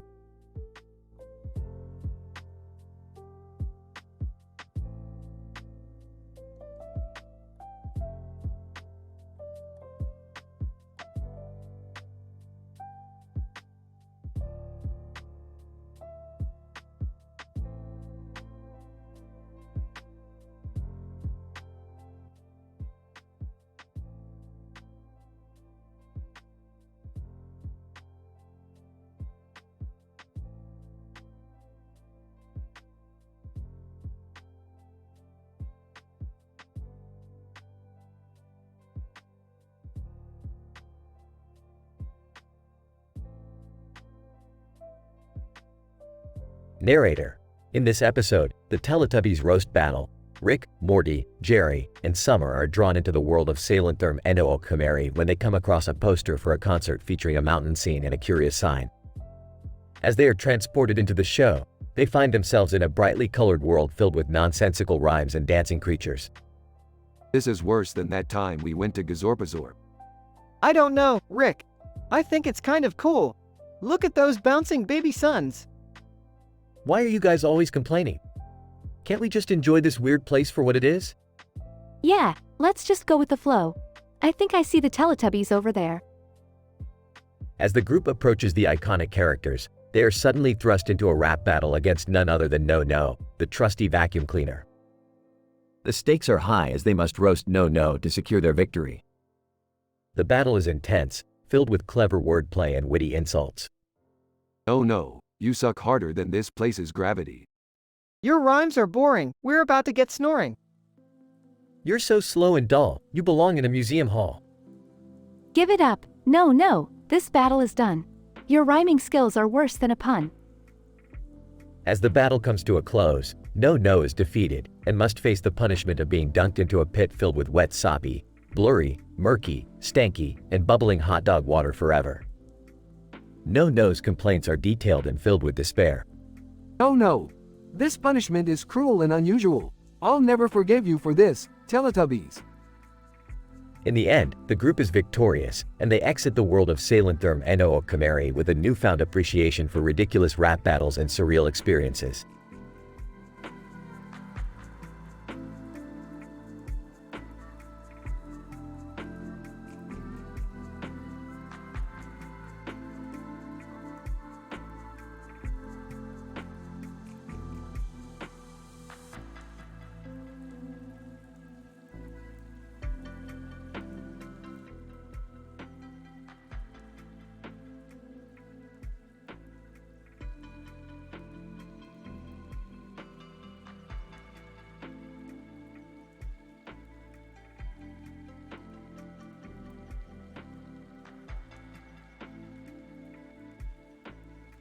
Title: The Rutabaga Incident. Morty, get over here. We have a situation. What's going on, Rick? Someone snuck into my lab and tampered with my soup. I didn't put rutabagas in it. This is serious. Dad, it's just soup. What's the big deal? The big deal is that rutabagas are known to have mind-altering effects when combined with Korean spices and green curry. Who knows what kind of damage this could do to us? I don't feel anything different. Of course not, Summer. You're too busy listening to Good For You by Olivia Rodrigo. Rick, I think I'm starting to feel something. Morty, don't be ridiculous. It's just soup. No, he's right, Beth. I can feel it too. The rutabagas are messing with our perception of reality. Oh no, what do we do? We need to think logically and rationally to counteract the effects of the rutabagas. Morty, you take the spoon and stir the soup counterclockwise. Beth, you drink the glass of water to rehydrate your brain. Summer, you listen to some classical music to stimulate your mind. It's working, Rick. I feel like myself again. I feel better too. This is crazy. I never realized soup could be so powerful. That's because you're not a genius like me, Summer. Now let's find out who did this to my soup and make them pay. As they set out to solve the mystery, the group realizes that sometimes even the most mundane objects, like a bowl of soup with vegetables and a spoon on a table, can have unexpected consequences.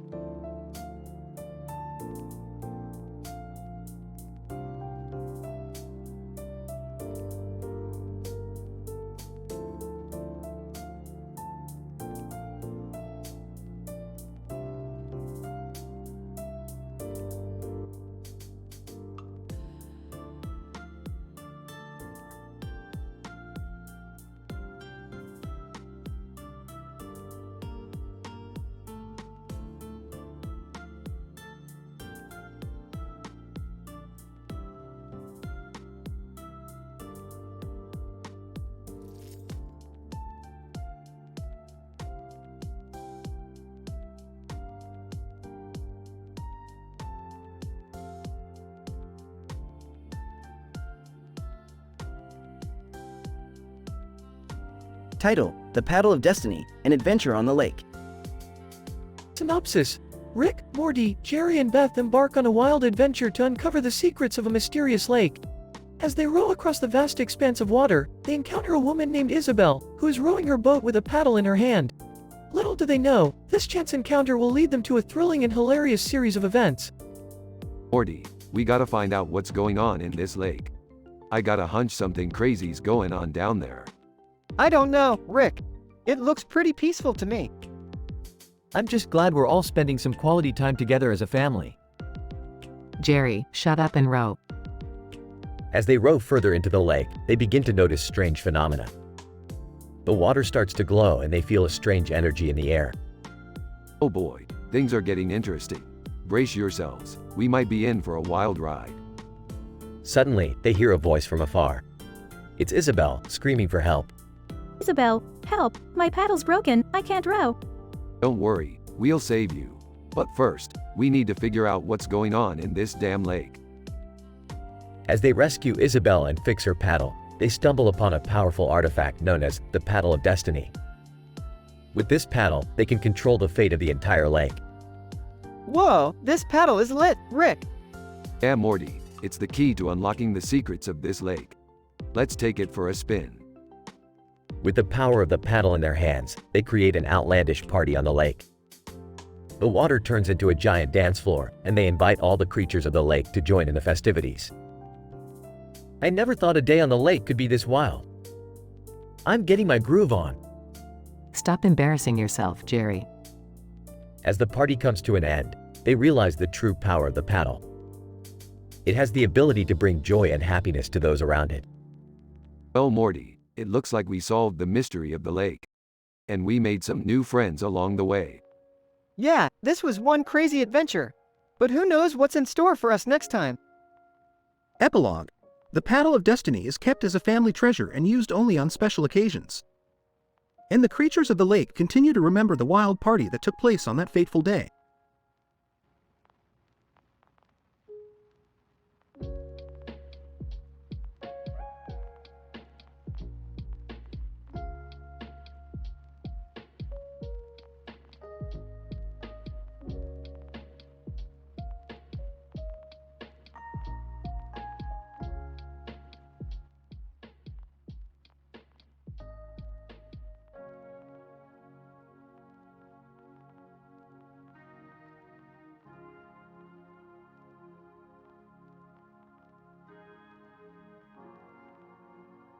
Title: The Last Orange in the Universe. Rick and Morty embark on a scientific mission to find the last orange in the universe. After traveling across dimensions and encountering various alien species, they finally arrive at the location of the last orange. A man with a beard holding a giant orange in his hand and a large orange in his mouth greets them. Greetings, Mr. Orange Man. I see you have quite an impressive collection of oranges. Orange Man, yes, I have been collecting oranges for decades.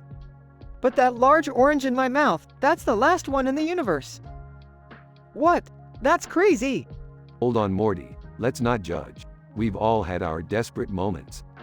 Orange Man, I've been waiting for the perfect time to eat it, but it seems that time is now.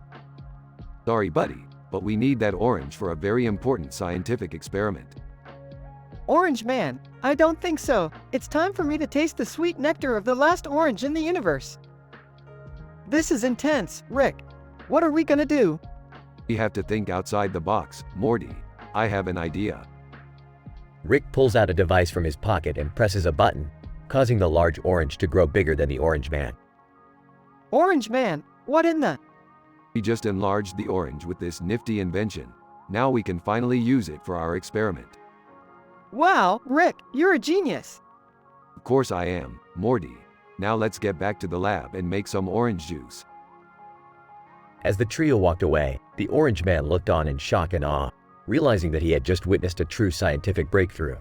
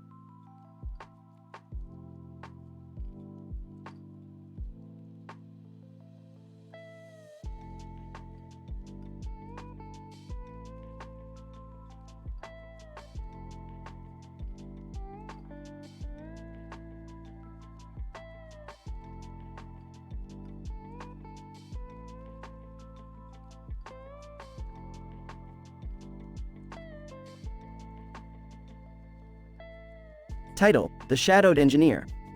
Synopsis.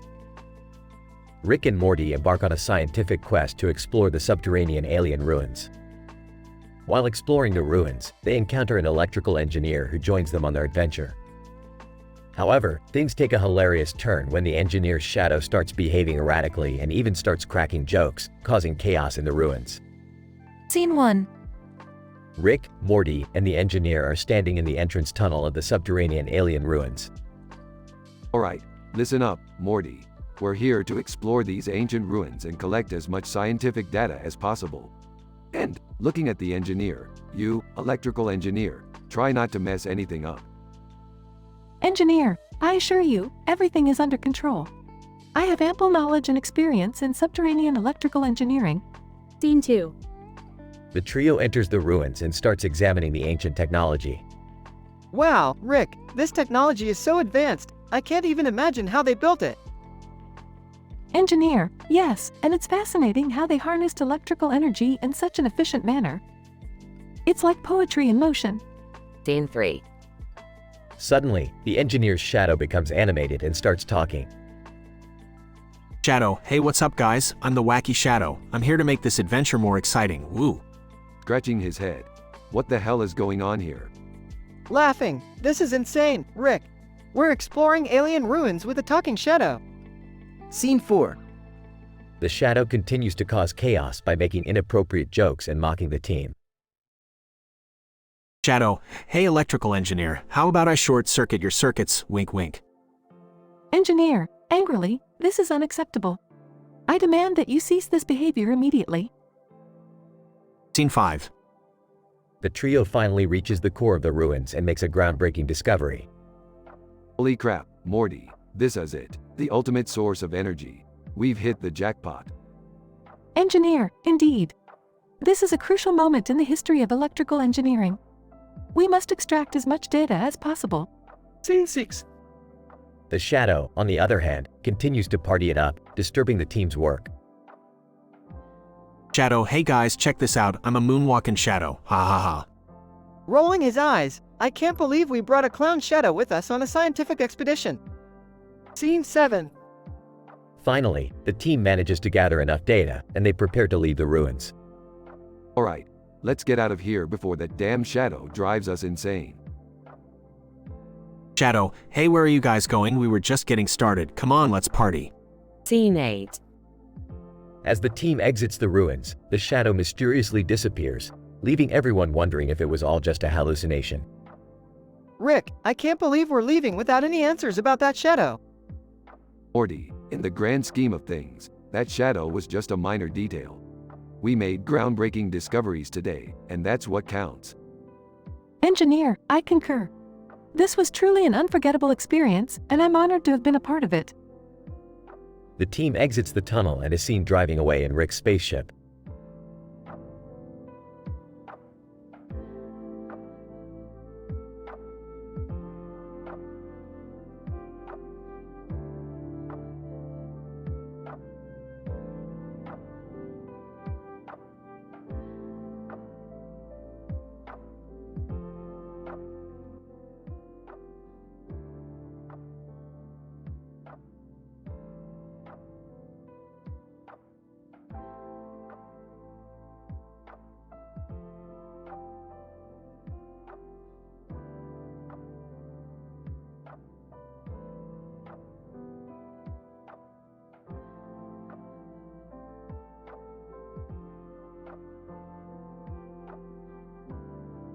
Title: The Grilled Cheese Dark Matter Experiment.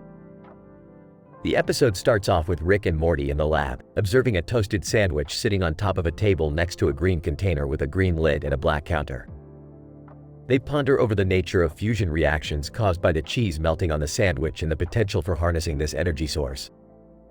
Morty, the cheese on this sandwich has a molecular structure similar to that of dark matter. We could use it to power our interdimensional portal gun. Geez, Rick, that's pretty far-fetched. How are we going to extract the energy from a grilled cheese? Well, we could start by creating a dark matter experiment, utilizing crochet techniques for maximum precision. Crochet? You mean those hats Grandma makes? Don't underestimate the power of crochet, Morty. We'll need to harness the power of a miniature black hole to extract the energy from the cheese. As they begin the experiment, they realize that they are not the only ones interested in the power of grilled cheese. A group of sci-fi enthusiasts, led by a cosplaying extraterrestrial, enter the lab and demand a share of the sandwich's power. Extraterrestrial, we demand that you share the power of the grilled cheese with us. We plan on using it to create sci-fi themed dioramas. Ah, you think you can handle the energy output of a grilled cheese? You're not even wearing the right cosplay outfit. The situation quickly escalates into a sci-fi inspired battle, complete with lightsabers and photon blasters. In the end, Rick and Morty manage to harness the power of the sandwich and create a portal to a dimension made entirely out of grilled cheese. Wow, Rick, I never thought a grilled cheese could be so powerful. That's the thing with science, Morty. You never know what kind of crazy things you'll discover. Now let's go explore this cheesy dimension. The episode ends with Rick and Morty jumping into the portal, leaving behind a group of disappointed sci-fi enthusiasts and a half-eaten grilled cheese.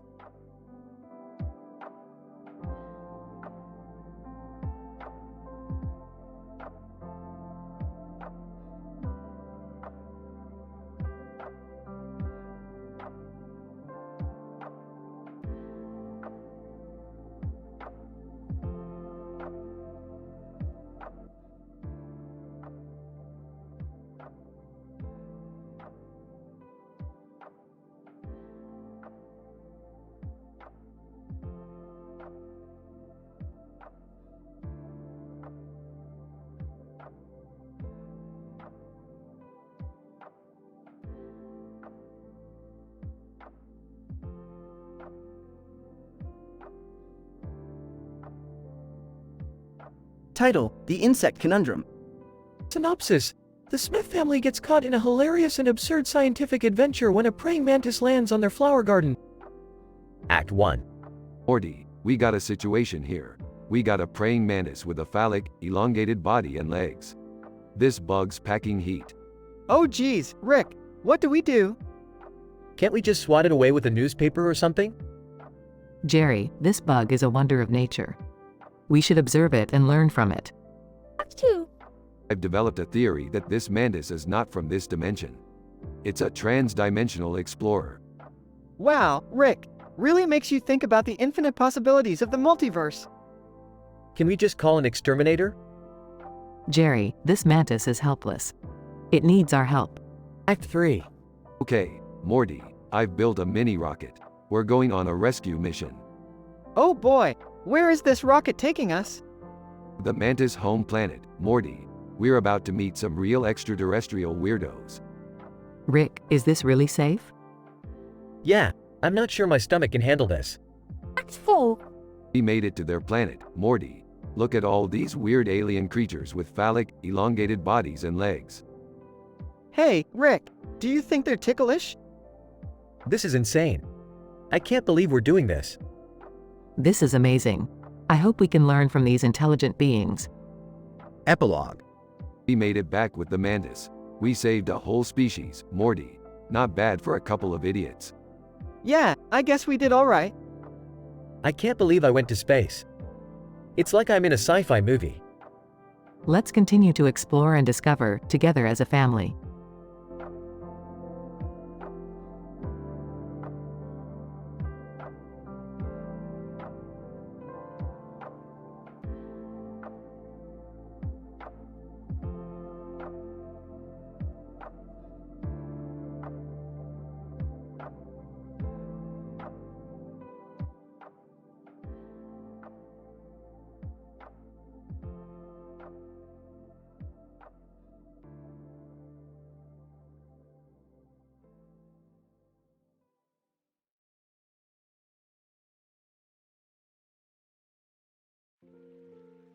Title: Pomeranian in a haunted carnival nightmare meets alien cooking competition in comedy animated movies. Objective: the objective of this episode was to explore the dynamics of a Pomeranian interacting with various stimuli in a dream sequence, and to observe how it responds to external stimuli while also navigating through the different settings of a haunted carnival, alien cooking competition, and comedy animated movies. Methods. The methods used in this episode involved presenting the Pomeranian, named Shakira, with a series of stimuli, including a camera with a red case on its back, a red object in front of it, and various characters and objects within the settings described above. Results. During the haunted carnival nightmare setting, Shakira was observed to display signs of fear and anxiety, including barking, whimpering, and hiding behind objects. In the alien cooking competition setting, Shakira appeared to be more relaxed and curious, sniffing and investigating the alien dishes being prepared. Finally, during the comedy animated movie setting, Shakira was observed to be in a more playful and energetic mood, engaging with the cartoon characters and reacting excitedly to the humor. Conclusions. The results of this episode suggest that external stimuli can have a significant impact on a Pomeranian's behavior and emotional state. The dream sequence highlights the flexibility of the dog's responses to varied stimuli. Future research could investigate the degree to which breed and individual differences influence these responses.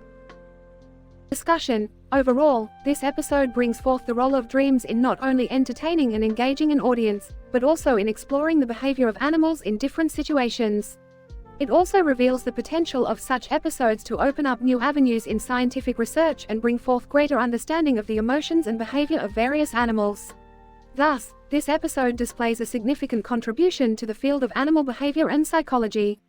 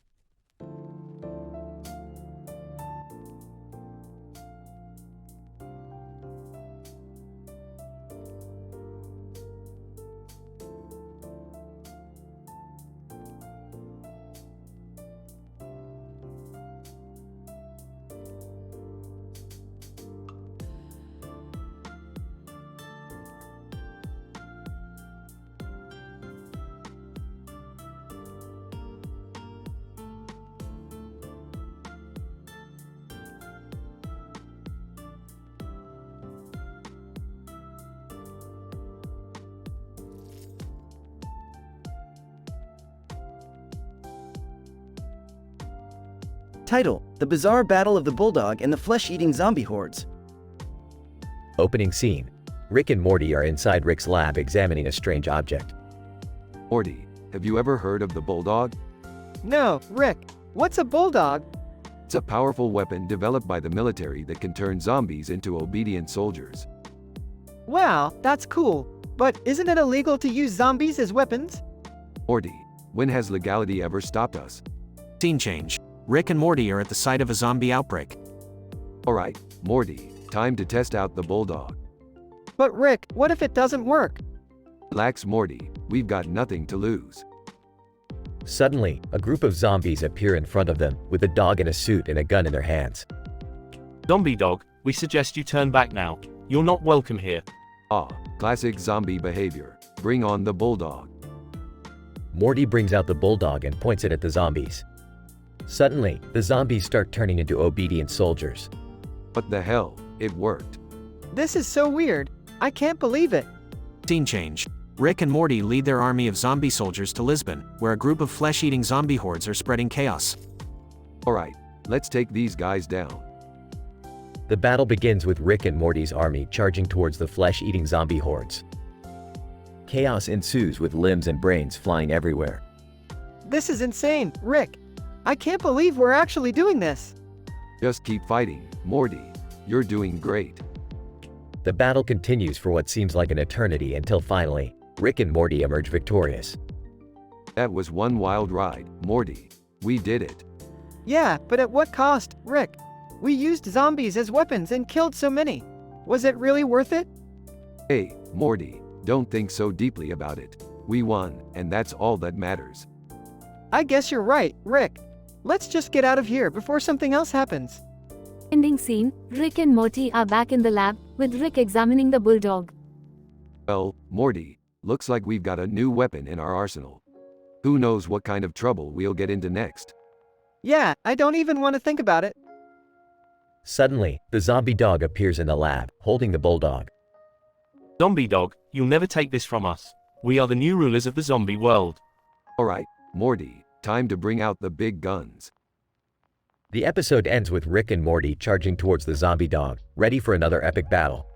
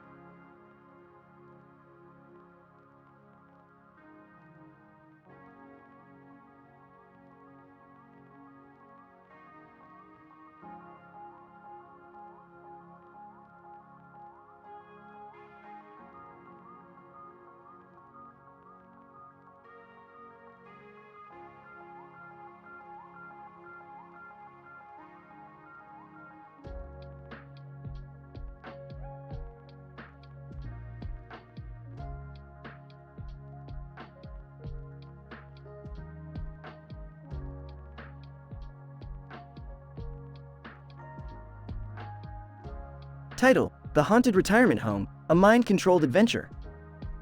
Abstract.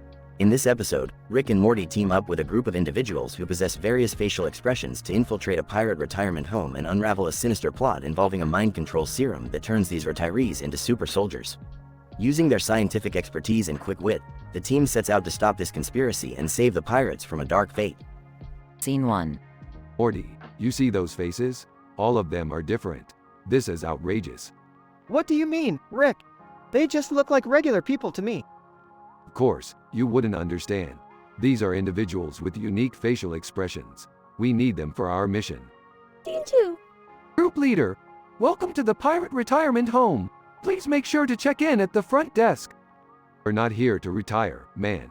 We're here to save your asses from being turned into mind-controlled super soldiers.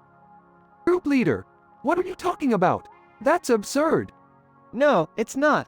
We have intel that suggests a plot to do just that. Scene 3. I've hacked into the security cameras. We need to move fast. The serum has already been injected into some of the residents. Group leader, what can we do? We'll have to infiltrate the facility and find the antidote. It won't be easy, though. These retirees are trained killers now. Scene 4. I don't know about this, Rick. It's pretty dangerous.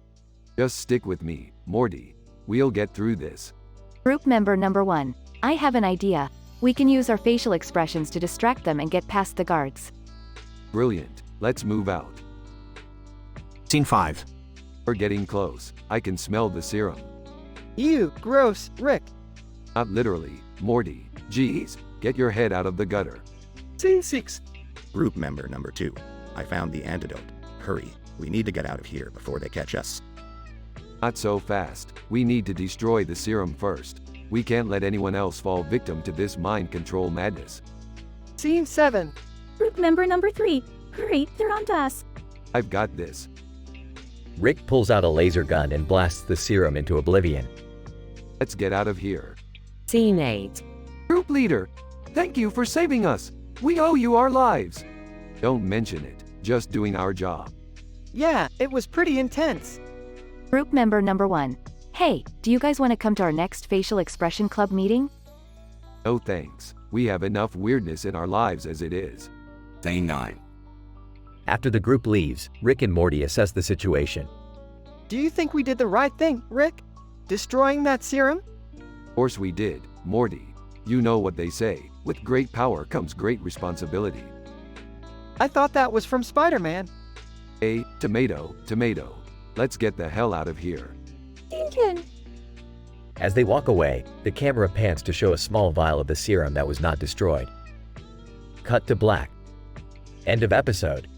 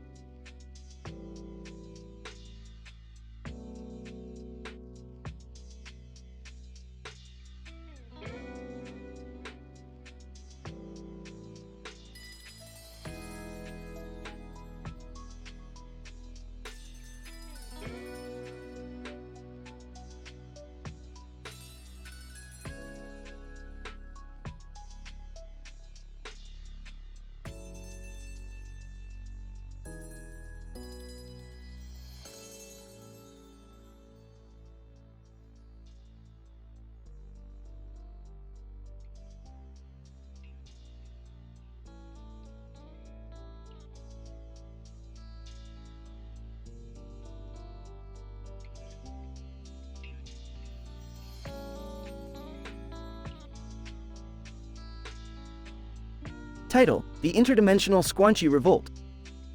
Overview. In this episode, Rick and Morty team up with Jerry, Beth, and the professional athlete Bo Jackson to stop the clone Squanchy from taking over the multiverse. Along the way, they encounter Adele, clouded from the day the Earth stood still, and a woman with advanced sci-fi technology. Scene 1. Rick's lap. Alright, Morty, Bo Jackson's here. Let's get this show on the road. Who's Bo Jackson again? He's only one of the greatest professional athletes of all time, Morty. Rick, what's the plan? We're gonna need some help. I've got a potential ally who owes me a favor. Scene 2. A portal opens and a woman with advanced sci-fi technology appears. Woman. Rick Sanchez, I presume? I have heard of your exploits. How may I be of assistance? We need your technology to stop a Squanchy clone revolt. Can you help us? Woman. Of course, but I need something in return. Scene 3. The group arrives on a planet overrun by Squanchy clones. Bo Jackson. I've never seen so many cats in my life. Batu. This is a clear violation of the space-time continuum. We must stop this. Dell sings, we could have had it all. Squanchy, you'll never defeat us. Squanchy forever. Scene 4. The woman uses her technology to create a device that neutralizes the Squanchy clones. Nice work, sci-fi lady. Woman. My name is not Sci-Fi Lady. It's Dr. Samantha Reed. That's a mouthful. Can we just get back to Earth now? Scene 5. The group returns to Earth and catches up with Squanchy. Squanchy, you may have stopped my clones, but you can't stop me. Squanchy rules. Actually, we can. Bo's gonna distract him with some sports references. Klaatu will use his alien powers, and Adele's gonna sing him a lullaby. Squanchy, no way that'll work. Hey, what's going on? I feel so relaxed. Dell sings softly, good night, sweet Squanchy. Scene 6. The group celebrates their victory. Well, that was unexpected. I had a great time, though. Bo Jackson, I just want to know, where can I get me some of that sci-fi tech? You'll have to trade in a few more of your sports trophies for that, Bo. Samantha Reed, it was a pleasure working with all of you. Perhaps we can collaborate on more projects in the future. Oh geez, I don't know if my brain can handle any more sci-fi stuff. Don't worry, Morty, there's always more where that came from. The end.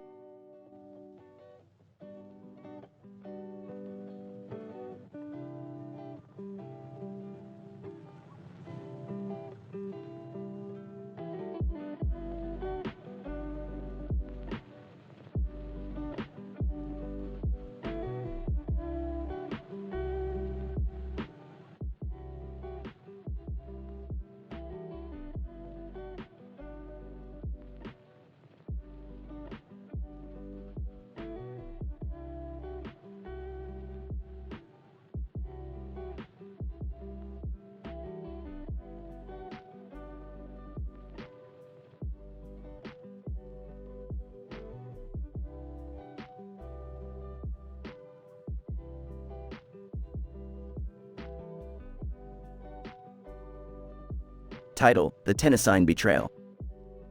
Rick and Morty embark on a journey to Kenya to study the behavioral patterns of crocodiles.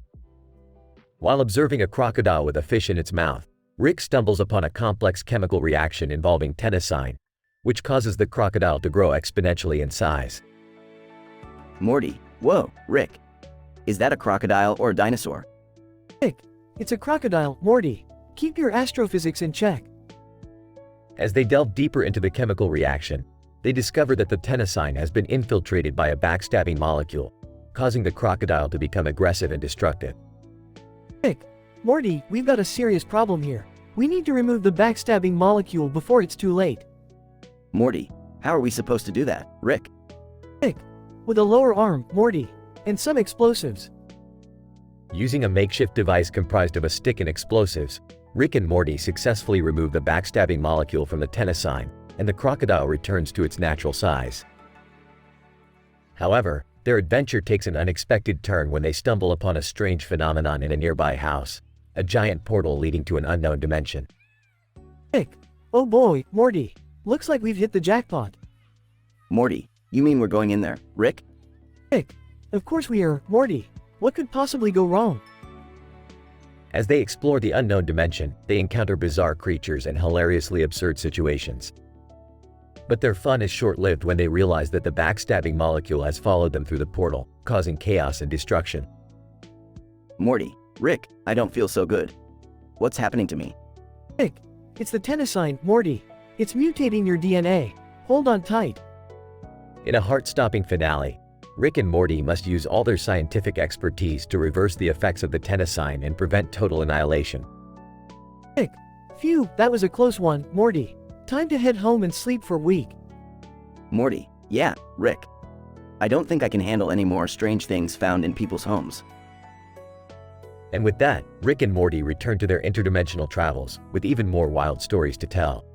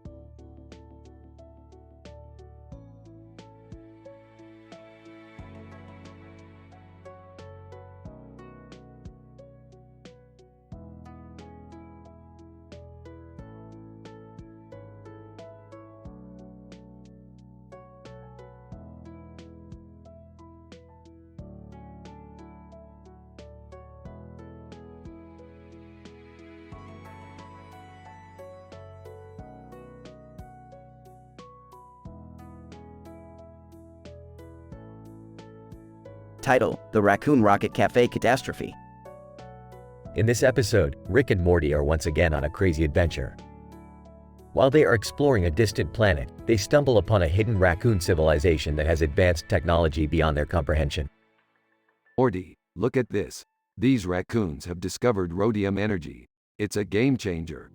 Oh, Rick, I don't think we should mess with them. They look pretty advanced. Meanwhile, Jerry and Beth are back at home, trying out a new cafe that has just opened up. But things quickly go wrong when they accidentally spill some tom yum soup on the computer screen and cause a malfunction. Suddenly, they are transported to a rocket ship that is controlled by none other than the raccoons. What's going on? Why are we on a rocket ship? I don't know, but we need to find a way out of here. As chaos ensues on the rocket ship, with the raccoons scrambling to figure out what is going on, Rick and Morty arrive just in time to save the day. Alright, hold on. This may get a little crazy. You mean crazier than usual? Rick and Morty then engage in an epic battle with the raccoons, using their scientific knowledge and quick thinking to outsmart them at every turn. Alright, I've had enough of this. I'm taking control of the ship now. Rick, I don't think that's a good idea. Nonsense, Morty. Trust me, I've got this. In the end, the raccoons are defeated and Jerry and Beth are safely returned home. And as for the raccoons, they are left wondering how they could have been outsmarted by mere humans. Raccoon, I can't believe it. How could we have lost to them? The raccoon. I guess we underestimated their intelligence. Overall, this was an unforgettable adventure for the whole family. And who knows where Rick and Morty's adventures will take them next.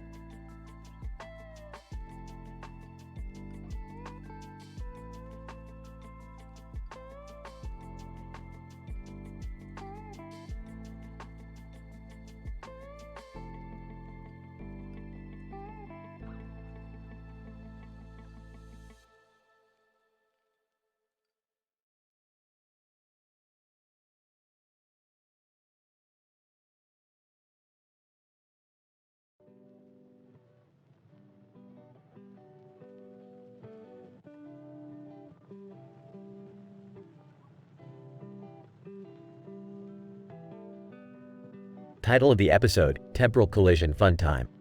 Opening scene. Two screens display a snowy cityscape with a train station in the middle. A train is seen parked on the tracks. Monologue. Morty, buckle up for another adventure. We are about to encounter a parallel universe collision. Things are about to get dimensional. Scene 1. Parallel universe collision. The train suddenly disappears and then reappears with Jerry and Beth in it, but the train has changed. But the train is different. It's from a parallel universe. Oh no, Dad and Mom are in there. Scene 2. Prenatal massage. Is this a brothel? No, Jerry, it's a prenatal massage place. You look tense, let's try it. As they start getting massaged, they realize the masseuses have multiple hands and suction cups. I feel violated, but good at the same time. Scene 3. Physical education. Rick and Morty enter a gym where a group of aliens are doing intense workouts. What kind of exercises are these aliens doing? I don't know, Rick, but I think they're preparing for something. As Rick and Morty join the workouts, they realize the aliens are preparing for a chop battle. Scene 4. The Chop. Rick and Morty enter a chop battle with one of the aliens. The battle gets intense, and at one point, Rick and the alien are frozen in midair. What's happening, Rick? It's a temporal anomaly, Morty. We need to investigate. Scene 5. Temporal Anomaly Investigation. Rick and Morty discover that the anomaly is caused by a malfunctioning time machine. Morty, we have a situation here. Someone is messing with time. Let's see if we can fix it. As they investigate, They realize that the time machine was built by Jerry, who accidentally caused the parallel universe collision. Jerry, you idiot, you caused all of this. I just wanted to make a cool time machine, Rick. I didn't know it would cause all this mess. Die. Let's just fix it and get out of here. As they fix the time machine, they realize they have only 1 minute before the parallel universes will collide again. Rick, what are we gonna do? We're gonna chop our way out of this.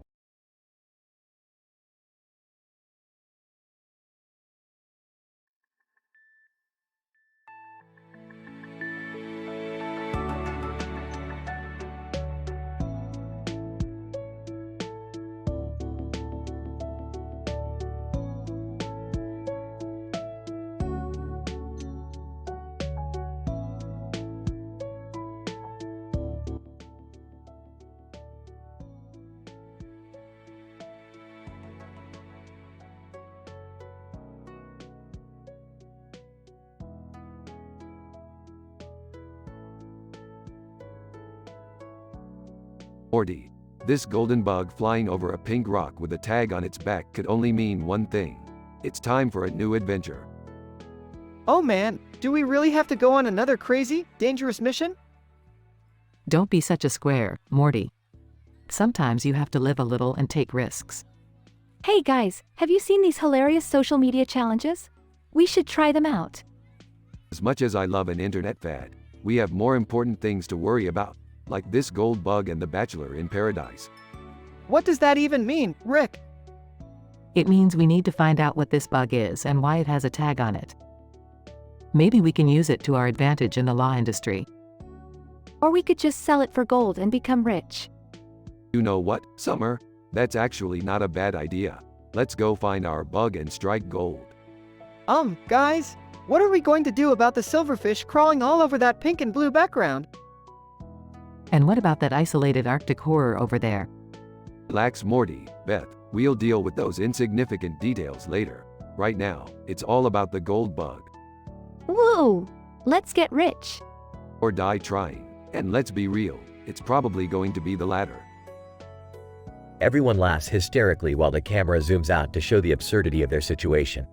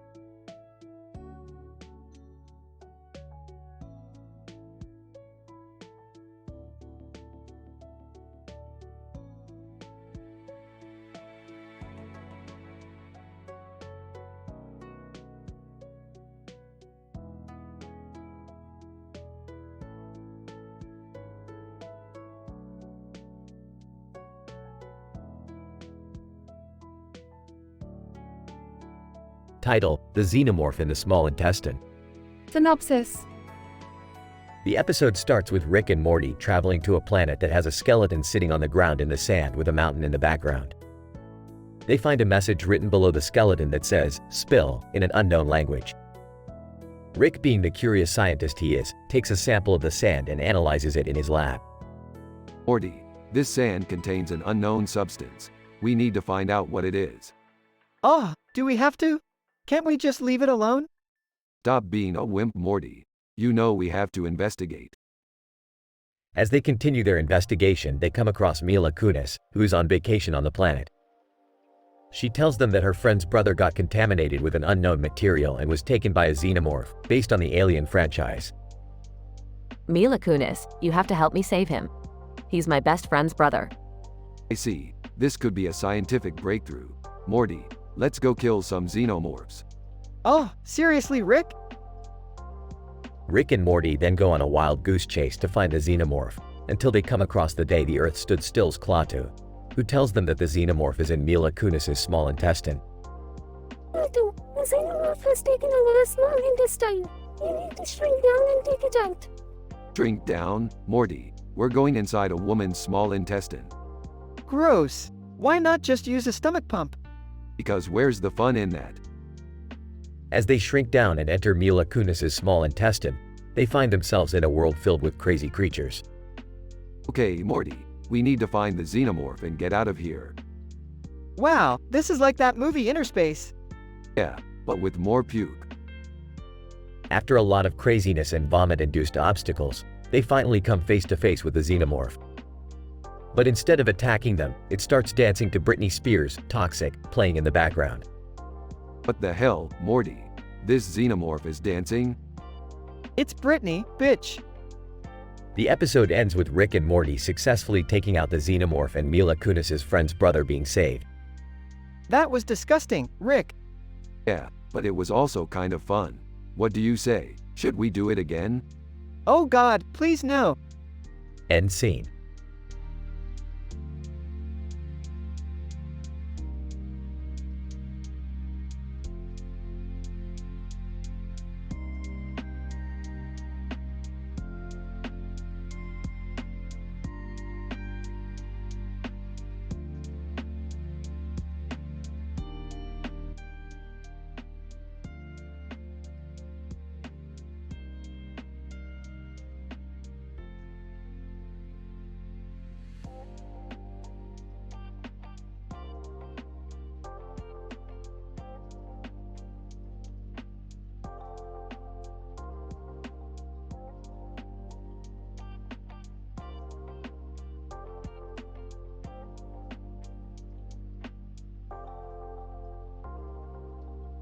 Title: Quantum Wags and Woofs. Act 1. Rick and Morty are experimenting on creating sci-fi themed crafts using quantum entanglement. Suddenly, a spectral haunting dread takes over the room, leading to an awkward celebrity encounter with a Shih Tzu. Morty tries to calm the dog down, but Rick says, "Don't worry, Morty. Shih Tzu ain't nothing but a thing." What's the spectral haunting dread about, Rick?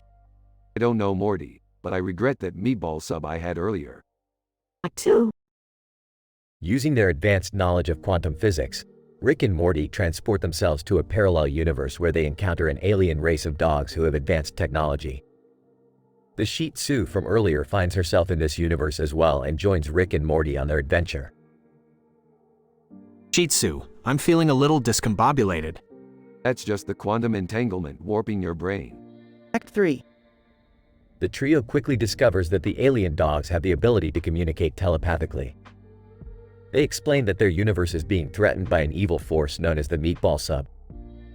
Rick and Morty quickly come up with a plan to stop the Meatball Sub and save the universe. So, what's the plan? We'll use the quantum entanglement to create a giant meatball sub and trick the meatball sub into self-destructing. Shih Tzu, I like meatballs, can I help? Sure, why not? We'll need all the help we can get. Act 4. The trio successfully creates the giant meatball sub and lures the meatball sub into a trap. They watch in amazement as the meatball sub self-destructs. The alien dogs are grateful and offer to take Rick, Morty, and the Shih Tzu on a tour of their universe. Shih Tzu, this is amazing. I feel like I'm in a sci-fi movie. That's because you kind of are. Shih Tzu. The trio returns to their own universe and Morty gives the Shih Tzu a red ribbon to wear as a reminder of their adventure. Shih Tzu, thanks for the ribbon, Morty. I'll never forget this crazy adventure we had. Yeah. Let's just hope we don't run into any spectral haunting dread on our next adventure.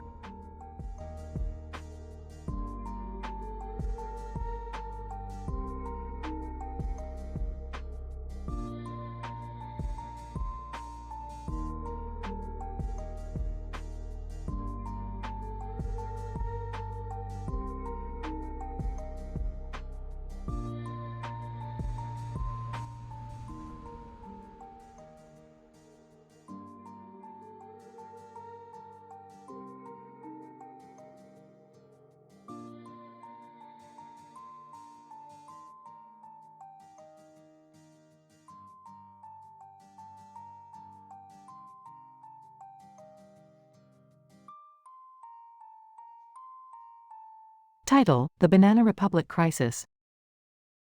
In this episode, Rick and Morty travel to a banana republic where the economy is solely based on the exportation of bananas.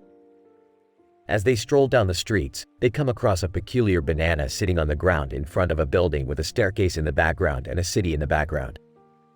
Morty, look at this banana. It's like it's begging us to pick it up. I have a bad feeling about this. Rick, it's just a banana. What harm can it do?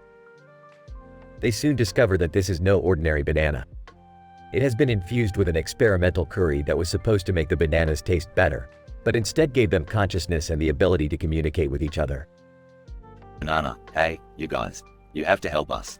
The humans are exploiting us and forcing us to work in dangerous conditions. Great, we've stumbled upon a revolution of sentient bananas. This is going to be a fun one. As they dive deeper into the Banana Republic's problems, they discover that the city is in danger of collapse due to the mining of iron in the neighboring Rio de Janeiro. The iron is destroying the very foundation of the Banana Republic's infrastructure. Rick, we have to do something. These bananas are depending on us. Don't worry, Morty. I have a plan. They concoct a plan to create a banana-powered engine to replace the coal-powered ones that were being used in Rio de Janeiro. They take the curry-infused bananas and turn them into a renewable energy source, thus saving the Banana Republic and the neighboring city. Banana, thank you so much, Rick and Morty. With your help, we have achieved a new level of consciousness and are no longer just a mere food item. Yeah, whatever. Let's just get out of here before this whole place goes bananas again. Ha, good one, Rick. As they leave the Banana Republic, Rick and Morty reflect on their adventure and how they helped make a difference for the sentient banana community.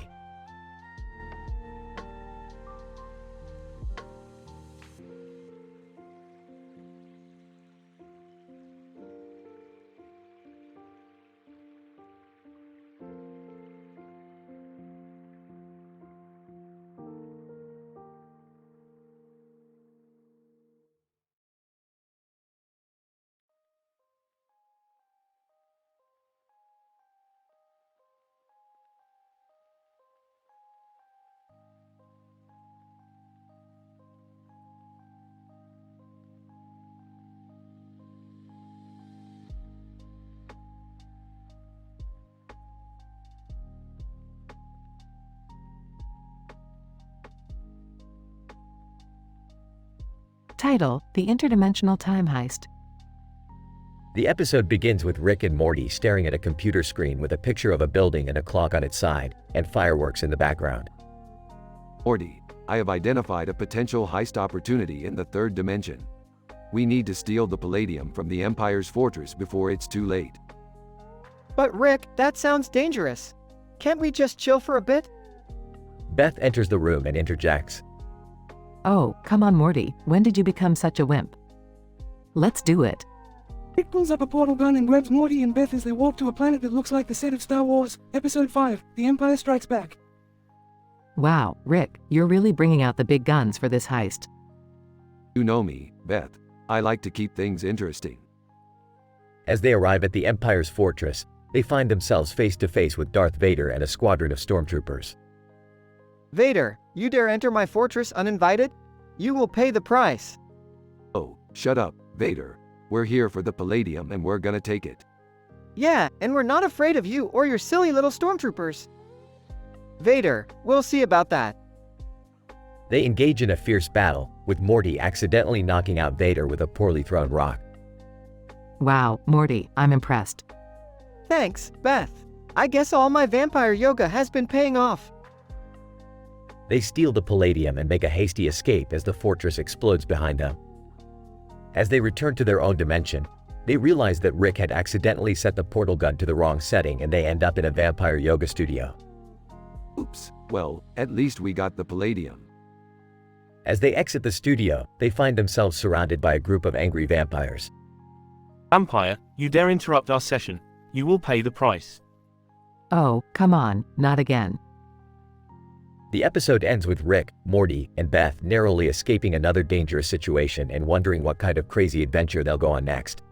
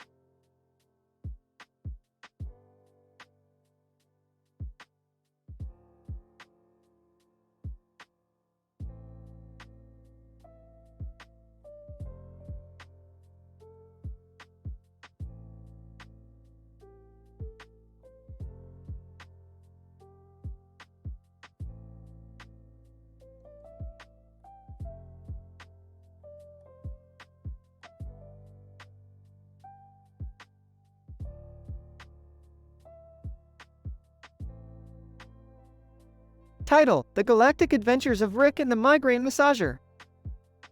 In this mind-bending episode, Rick and Morty embark on a journey to explore the psychological implications of pain relief techniques. Their mission is led by a woman with purple hair and a bright purple wig with red lipstick and a black bun with a purple and yellow top. She introduces herself as Sailor Mars, a renowned astrologer from her planet. What kind of astrologer are you? You don't even have a telescope. Sailor Mars, I don't need one. I use my intuition to read the stars and predict the future. That's pretty cool. Can you predict our future? Sailor Mars, I see that you will experience profound pain relief soon. Well, that's good news because I've been experiencing some serious migraines lately. What's your solution?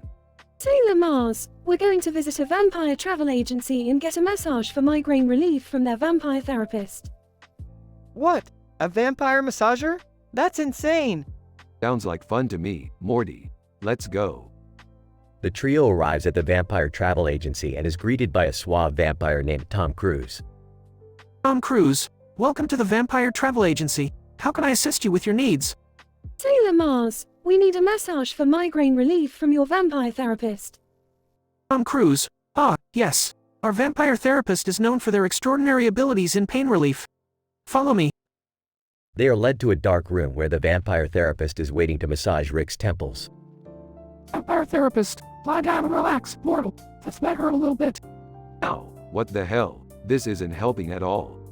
Sailor Mars, relax, Rick. It's supposed to hurt before it gets better. I don't think he's relaxing. He's screaming in agony. The vampire therapist continues to massage Rick's temples vigorously, but to no avail. Suddenly, a loud music starts playing in the background. It's Kiss Me More by Doja Cat Fort. SZA. What the hell is this music? Turn it off. Sailor Mars, this is part of the massage therapy. The music helps to soothe the mind and relax the body. I don't think it's working because Rick is still screaming.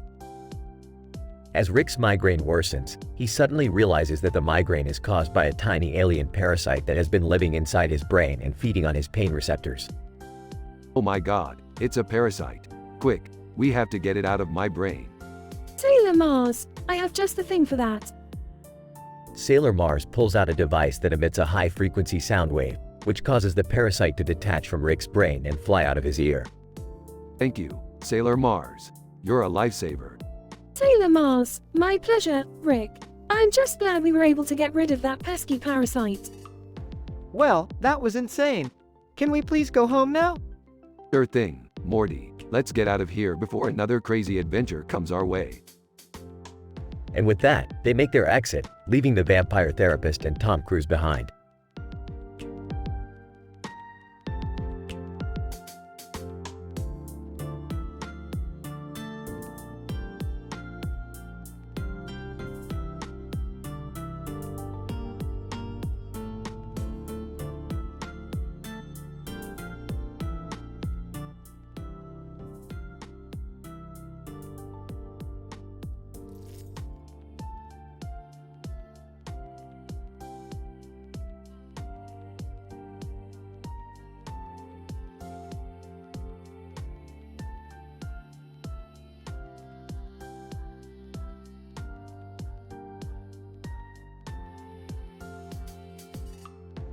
Title: The Spectral Shindig at the Amusement Park. An uncharacteristically warm and sunny day makes its way through the tree-lined horizon, where a Ferris wheel stands tall amongst the lush green fields, hinting at an adventure that our hero duo, Rick and Morty, cannot resist. However, an eerie feeling dawns upon them as they enter the haunted amusement park. Rick, I don't think this is such a good idea. Don't be a wuss, Morty. We are here to have fun and, maybe get possessed or something. As they walk through the park, the smell of grilled ribs fills their nostrils. However, their appetites take a hit when they encounter Jerry, who is found snacking on a bucket of expired food from the food court. Hey, guys, there's no need to be so judgy. These ribs, they're still good on the inside. Summer joins the group with complaints of having made a reservation at the haunted fitness center where she had to deal with the odd roommate habits of people possessed by the park spirits.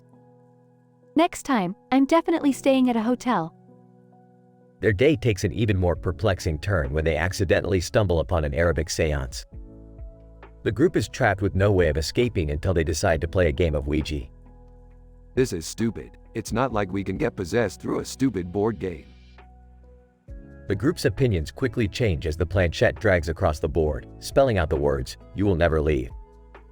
Rick, I think we need to get out of here, like, right now.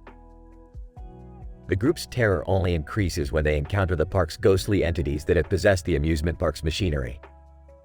They eventually manage to escape, barely holding onto their sanity. That was too close, Morty. But hey, kudos to us, we survived. Wait, where's Summer? In the distance, their screams echo through the park as they realize there was one thing they forgot to keep in mind: the megalomaniac Space Grandpa's portal gun.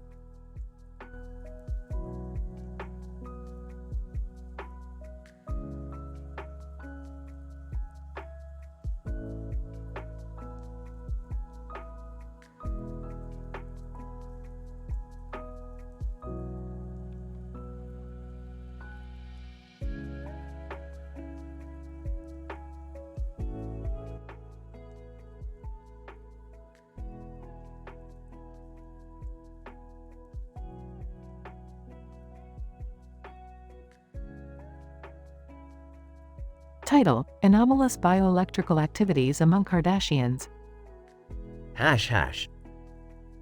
The episode opens with a close-up shot of an individual wearing a protective helmet and a fluorescent yellow shirt, against a backdrop of blue sky with a small portion of blue background visible in the frame. Our protagonist, Dr. Mia Park, has been called upon to investigate a mysterious case involving Kardashians on the USS Enterprise, a topic of high scientific interest given their unique biology. As Dr. Park steps off the transporter platform, she is met with Captain Picard and a group of Kardashians, who report experiencing odd bioelectrical symptoms that result in hearing strange voices and experiencing hallucinations. Dr. Park is immediately intrigued, having previously published a research paper on the psychophysiology of Kardashians. As the episode progresses, Dr. Park uses her expertise to examine the Kardashians and runs a series of tests and analyses on their bioelectrical activity. Her findings reveal a significant spike in anomalous activity in the Kardashians' brain, leading her to suspect extraterrestrial interference. Dr. Park delves deeper into the mystery and ultimately uncovers a plot by Bentley Little, an extraterrestrial antagonist who is manipulating the Kardashians' bioelectrical activity in an attempt to weaken the Enterprise's defenses. The episode concludes with Dr. Park and the crew successfully neutralizing Little's attempt and restoring the Kardashians to their usual health. In conclusion, this episode examines the intricacies of alien biology and the application of advanced scientific research methods to investigate anomalous psychological effects. The findings presented in the episode have significant implications for future space exploration and colonization efforts.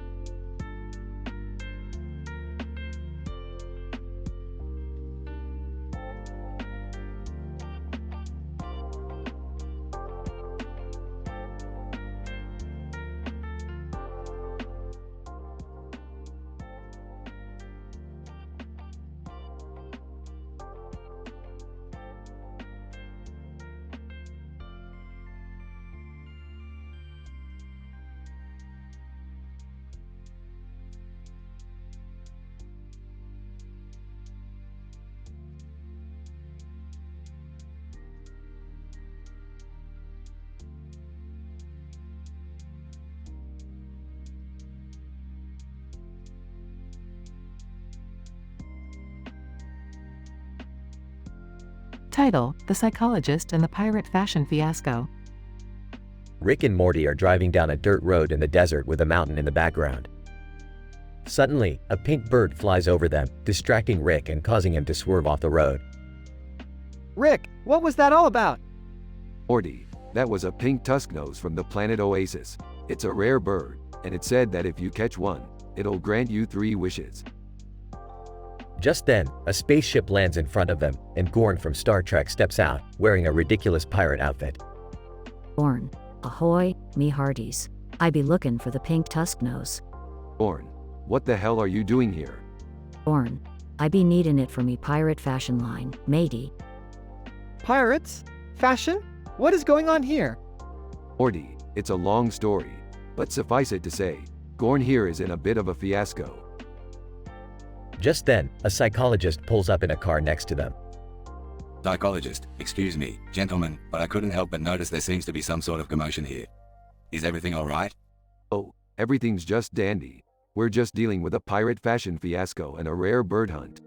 No biggie. The psychologist looks at them skeptically. Psychologist, alright then. Carry on, gentlemen. Rick, what are we going to do about this? Morty, we're going to catch that pink tusk nose, grant Gorn his 3 wishes, and get the hell out of here. As they venture out to find the pink tusk nose, hilarity ensues as they encounter Oasis natives and Gorn's absurd pirate crew. Morty, I think this may be the craziest adventure we've been on yet. Yeah, no kidding. But at least we're doing it in style. Style? Morty, we're wearing lab coats. Hey, it's better than Gorn's pirate outfit. As the episode comes to a close, Rick, Morty, Gorn, and the psychologist are seen flying away in Gorn's spaceship, the pink tusk nose in tow, on their way to grant Gorn his 3 wishes and hopefully put the pirate fashion fiasco behind them. Well, Morty, looks like we've finally earned our pirate stripes. I don't know about you, but I'm just happy to be out of that desert. The episode ends with a spaceship flying off into space, leaving behind a trail of pirate-themed confetti.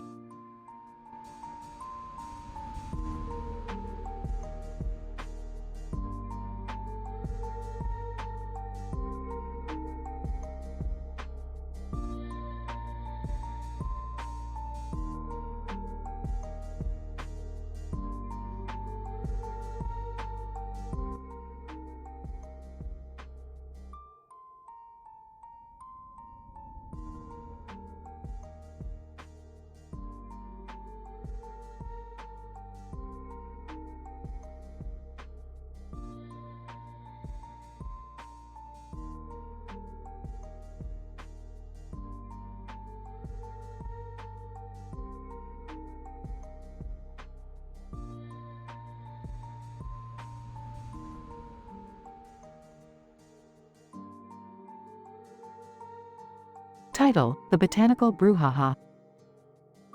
Rick, Morty, Beth, and Summer find themselves in a room filled with a vast collection of different botanical species, carefully placed in centerpieces, and illuminated by a bright light overhead. After some exploration, they discover a deck of cards hidden behind a creeping vine. In a sudden fit of enthusiasm, Rick proposes a game of complete bingo with a twist. Morty, naturally, is apprehensive about his grandpa's latest idea. Nevertheless, he decides to play along. As they haphazardly flick through the desk of cards, they accidentally stumble upon a card for Agricola, which Rick happens to be an expert at. Suddenly, the game turns from insanity to serious strategy, with each of them taking turns imposing their own unique tactics. While they're busy playing the game, Beth spots something peculiar lurking in the shadows. As it turns out, the room is also home to a long-forgotten abandoned mine with a dark and disturbing history. At the same time, Summer notices a makeshift gym, filled with funny fitness classes, which Morty thinks would be an excellent place for some exercise. As they continue their adventure, they discover an array of carnivorous plants and creepy crawlers that seem to have a mind of their own. Rick, Morty, Beth, and Summer must use all of their wits and knowledge to understand the complex ecosystem surrounding them. Through a series of trials and tribulations, they ultimately uncover the hidden secrets of the room, leaving them with a newfound sense of wonder. As they make their way back to the entrance, Morty tries to wrap his head around what just happened. "I don't even know where to begin, Rick." That was unnerving. Rick, in his usual cavalier fashion, simply shrugs and exclaims, "Don't think about it, Morty. Repeat to yourself. It's just a room filled with deadly plants. You should really lighten up." The scene then ends with all 4 of them walking off into the distance, chatting and enjoying each other's company.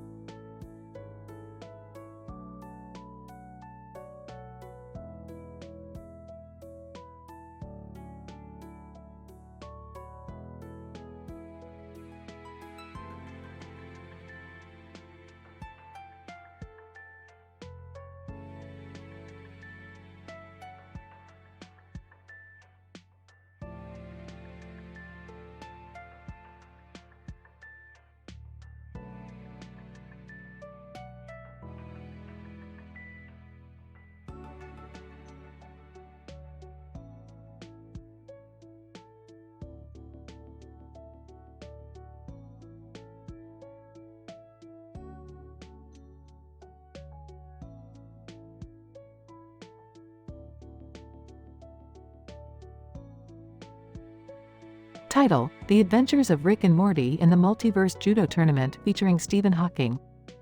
Opening scene. Rick, Morty, Jerry, and Summer are sitting in Rick's garage. Rick is tinkering with some kind of device and Morty is staring at a large globe of the Earth sitting on a table next to him, confused. Rick, I don't remember the Earth having a big yellow stripe down the middle like this. Oh, that's just the result of my latest experiment gone wrong. I accidentally merged our universe with one where the Earth has a yellow stripe. But that's not important right now. We have a tournament to attend. What kind of tournament? Suddenly, the garage doors open and a man in a wheelchair, Stephen Hawking, rolls in. Stephen Hawking, greetings, Rick and Morty. I've come from a parallel universe to invite you to compete in the Multiverse Judo Tournament. We need your help to defeat our arch-nemesis, Professor Chaos. Wait, you want us to fight in a martial arts tournament against villains from different universes? Stephen Hawking, precisely. I'm in. I don't know, Rick. I don't really know how to fight. Count me out. I'm not risking my life for some tournament. Stephen Hawking, no worries. I've developed a device that will augment your physical abilities and make you a formidable opponent in the tournament. The scene cuts to Rick, Morty, and Stephen Hawking training in a dojo, doing flips and kicks. I feel like I'm gonna puke. Quit your whining, Morty. We're gonna kick some ass and save the multiverse. Head to the tournament. Rick and Morty are standing in the ring, facing their first opponent, a 7-foot-tall alien with tentacles for arms.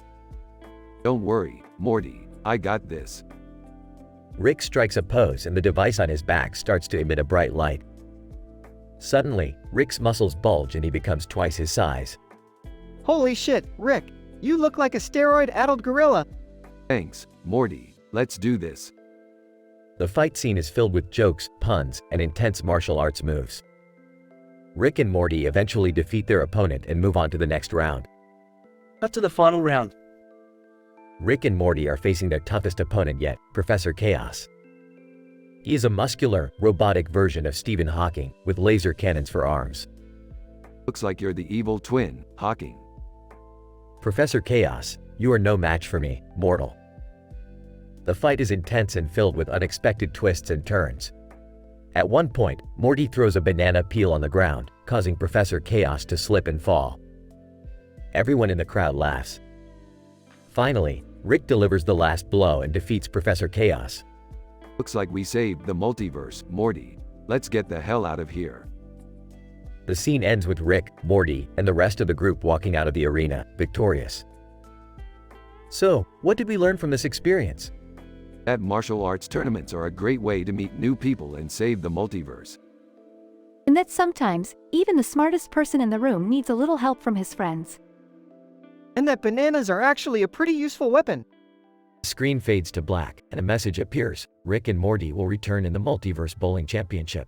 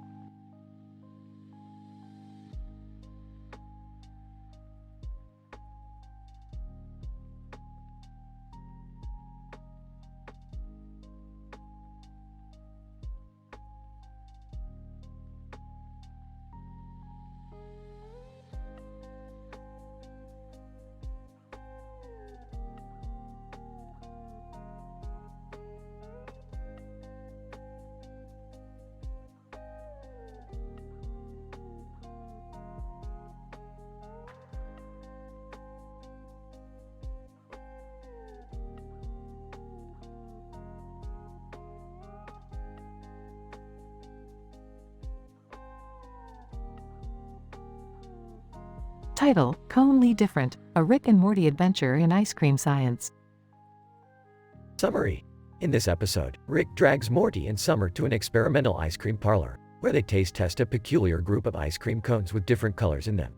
However, chaos ensues when one of the cones is lifted up and the entire shop gets riddled with the "no one meme" virus, leaving them to navigate through the remains. Along the way, they encounter Childish Gambino, who is the only one immune to the meme, and they discuss the science behind it. Eventually, they stumble upon an X on the beach type of situation and the gang turns to scientific solutions to escape. Morty, Summer, I found this ice cream parlor that has a new batch of experimental cones. Come on, we can't waste any time. I thought you said we had to study for our science project? Yeah, what happened to that? Ah, screw that. This is actual science, not some boring book stuff. We're studying ice cream, damn it. Upon entering the parlor, they see a table with ice cream cones of different colors. Asterisk. This looks weird. Are you sure about this, Rick? Don't knock it till you try it, Summer. I've never been wrong about ice cream before. Suddenly, a person lifts up one of the cones and the entire shop gets filled with it. No one meme. Virus. Asterisk. Oh, geez, Rick. We're gonna die in here. What even is this virus? They run to hide behind the counter and spot Childish Gambino sitting there calmly. Asterisk. Childish Gambino. What's up, guys? Virus got you down? Who are you and why aren't you affected by the meme? Childish Gambino. I'm immune to it because my humor is too complex for the internet. Plus, I'm a genius, just like you guys. Wait, shouldn't we be trying to figure out how to stop the virus and not just chit-chat with a rapper? No, Morty. I want to hear more about how complex we are. Alright, fine. Gambino, what do you know about the science behind this meme? Childish Gambino. Well, it's actually a form of cognitive dissonance caused by overstimulation of the amygdala. It's a shared experience, like when a meme goes viral. They use Childish Gambino's immune system to escape and stumble upon a beach. Asterisk. Oh my god, this is like an X on the beach situation. We gotta get out of here. Wait, I have an idea. What if we create a device that can manipulate the viscosity of the sand and make it disappear? Not bad, Morty, let's do this thing. Using their scientific expertise, they create the device and successfully escape the beach. Asterisk. See, Morty, this is real science. Now let's go get some pizza. And maybe some more experimental ice cream? Please. I don't know, guys. That meme really freaked me out. Childish Gambino. Well, maybe you just need to expand your humor, Morty. You know what they say, leave childish humor behind. Everyone stares blankly at him. Asterisk. Childish Gambino. What? It's a reference to my last album. End of episode. Asterisk.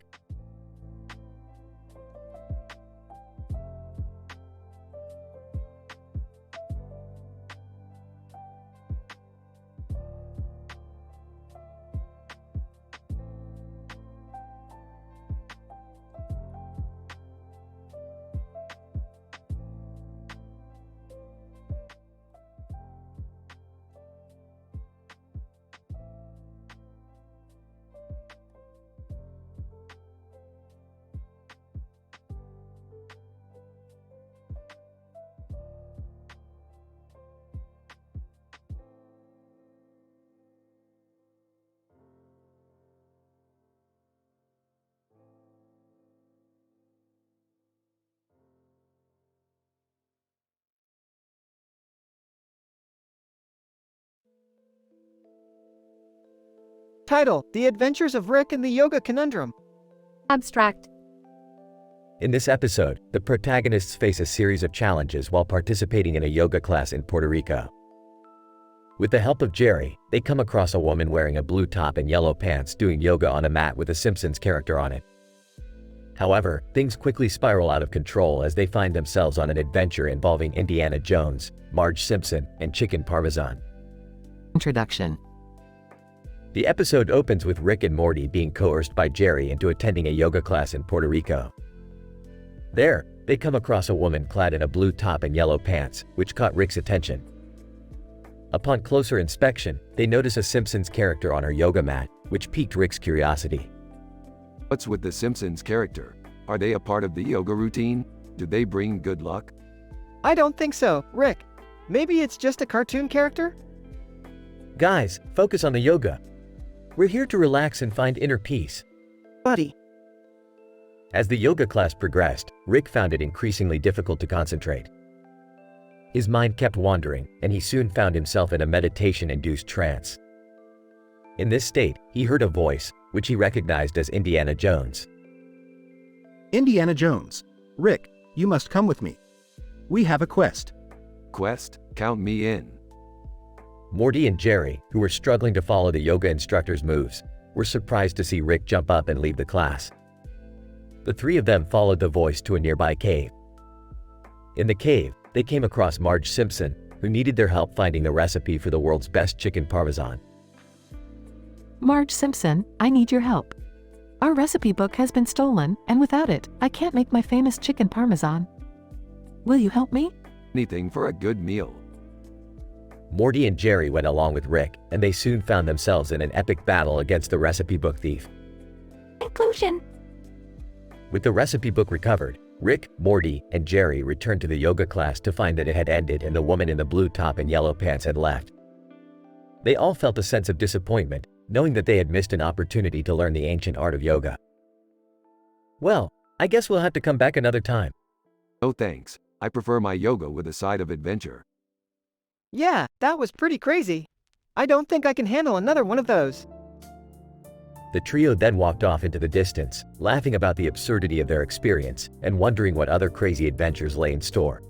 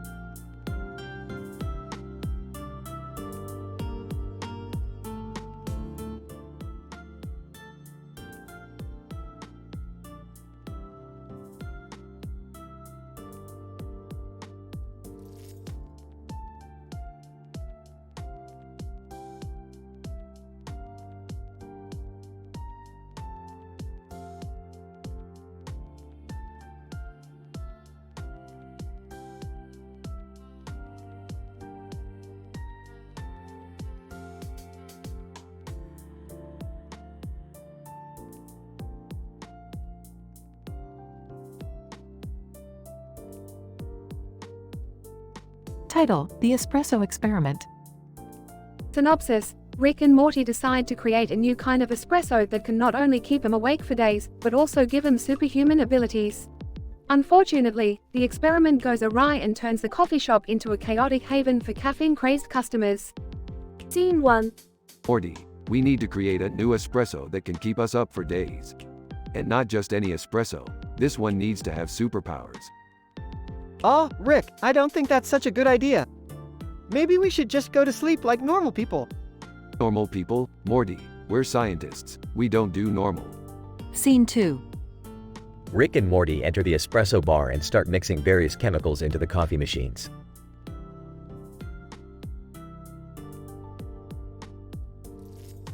I don't think that's how it works, Rick. Shut up, Morty. I'm in charge here. Scene 3. The espresso experiment succeeds beyond their wildest dreams, but the consequences are disastrous. The caffeine-crazed customers start wreaking havoc, destroying the coffee shop and turning it into a makeshift club. Morty, what did we do? We've turned this coffee shop into a freak show. I told you this was a bad idea, Rick. Scene 4. The bar becomes packed with wild and crazy customers. A customer starts to rave with a bar stool. Morty, we need to fix this before it's too late. And how are we supposed to do that? Simple. We just need to give them more espresso. Scene 5. Rick and Morty add more chemicals into the espresso machines, but this only causes the customers to become even more hyper and out of control. Rick starts to panic. Morty, we need to get out of here. This madness is too much for us to handle. But Rick, what about the coffee shop? Screw the coffee shop. We need to save ourselves. Scene 6. Rick and Morty barely escape the espresso bar, but not before they accidentally turn the entire town into caffeine-crazed lunatics. Morty can only watch as Rick cackles with mad delight. Morty, we've done it. We've created a new kind of espresso that no one can resist. But Rick, at what cost? We've turned the entire town into maniacs. Hey, they'll get over it. At least we had a good time. Scene 7. The episode ends with the town in ruins and Rick and Morty walking away, sipping their super-powered espresso without a care in the world. Rick, I don't think we should do experiments like this anymore. Don't be ridiculous, Morty. We're just getting started. The end.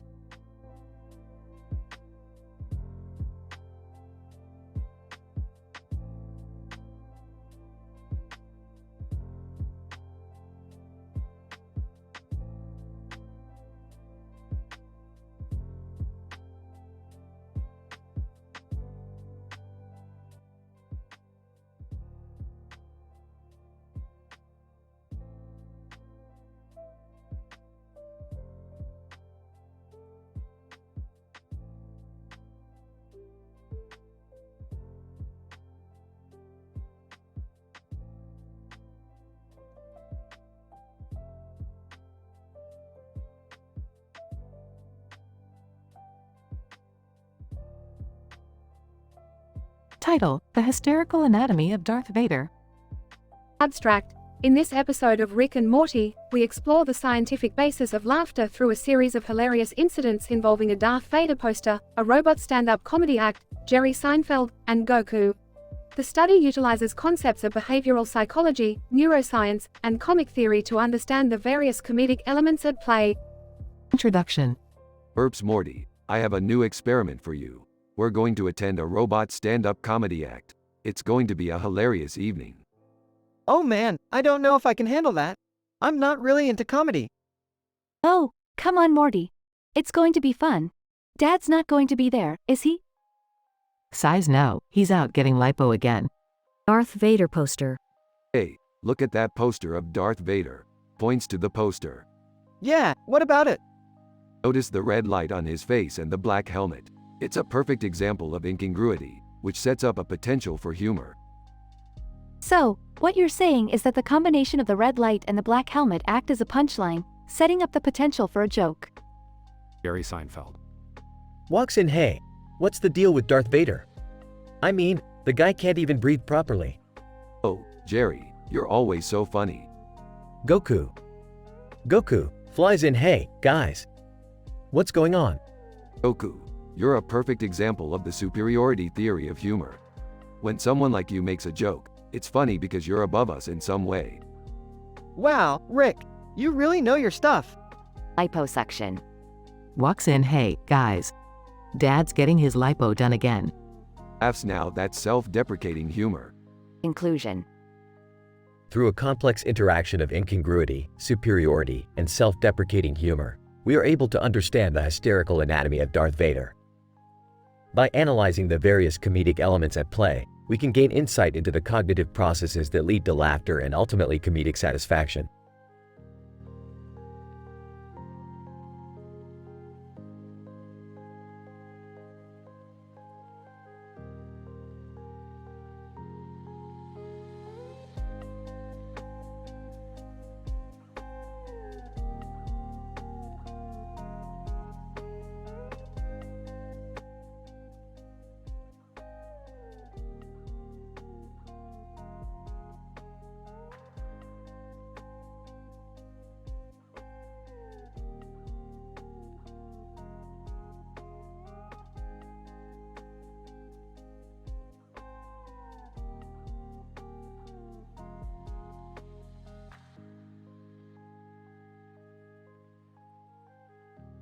Title: The Iodine Incident. Rick and Morty are sitting on a bench in the park, discussing the latest scientific breakthroughs while enjoying a flask of highly concentrated iodine solution. Morty, have you heard about the latest discovery about the quantum nature of space-time? Not really, Rick. Quantum mechanics always gives me a headache. Well, let me explain it in simpler terms. Imagine if every point in space-time was like a piece of string that could be pulled and stretched in any direction. That's basically what these guys found out. Whoa, that's crazy. Do you think it has any applications in our adventures? Absolutely, Morty. We could use these ideas to manipulate space-time and travel through dimensions faster. But we'd also need to be extremely careful. One wrong move and we could create a black hole or universe-ending paradox. Just then, Isaac Newton, the legendary physicist, appears out of nowhere and starts ranting about his latest theories on optics. Isaac Newton. Gentlemen, have you ever considered the possibility that light is made up of tiny particles that bounce off objects and enter our eyes? Yeah, Isaac. That's one of the basic tenets of modern physics. Isaac Newton. Well, I'm glad someone finally caught up with me. Now, if you'll excuse me, I have to go invent calculus. Again.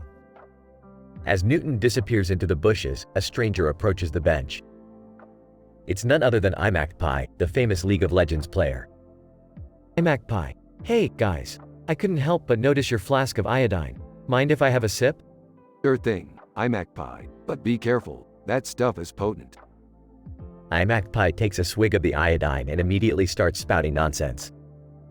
iMacPie. Man, I feel like I can see through the fabric of reality. The universe is just a simulation, bro. It's all just a game. Rick, I think we might have given him too much iodine. Oh shit, Morty. Quick, we gotta get him to a hospital before he starts experiencing molecular dissociation. The trio rush off to the nearest medical facility, leaving a trail of chaos and laughter in their wake. In conclusion, the iodine incident proved once again that science and humor can blend together in unexpected and hilarious ways. Just remember to always handle dangerous chemicals with care and keep a sense of humor about life's strange and unpredictable moments.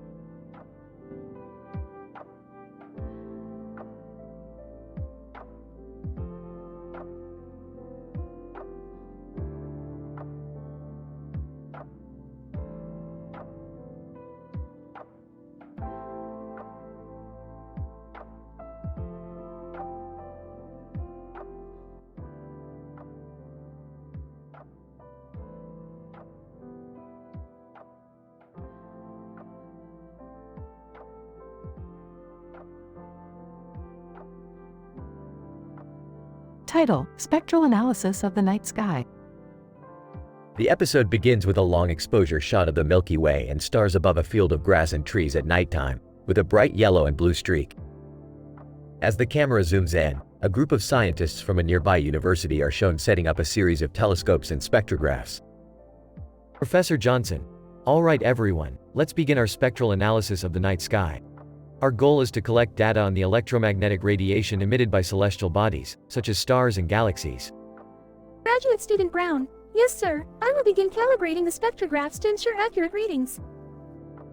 As the team begins to collect data, a meteorite streaks across the sky, creating a bright blue flash. The team quickly adjusts their instruments to capture the event.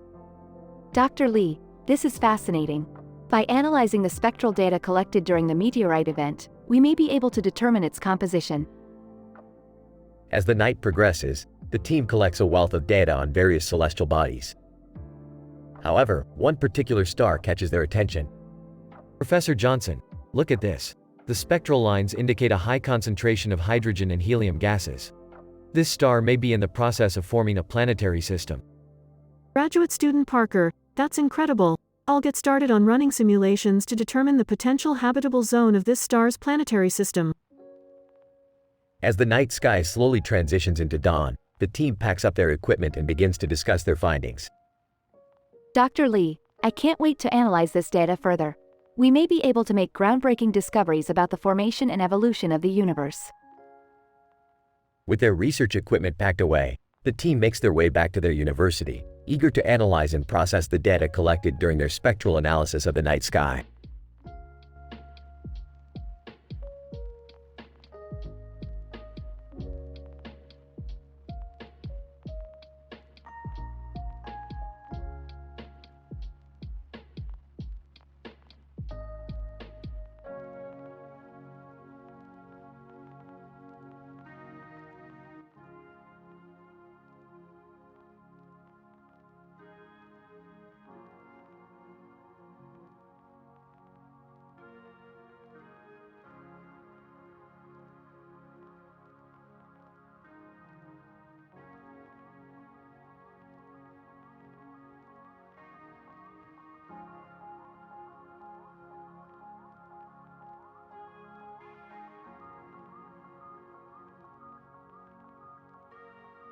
Title: The Analysis of the Abraham Lincoln Statue.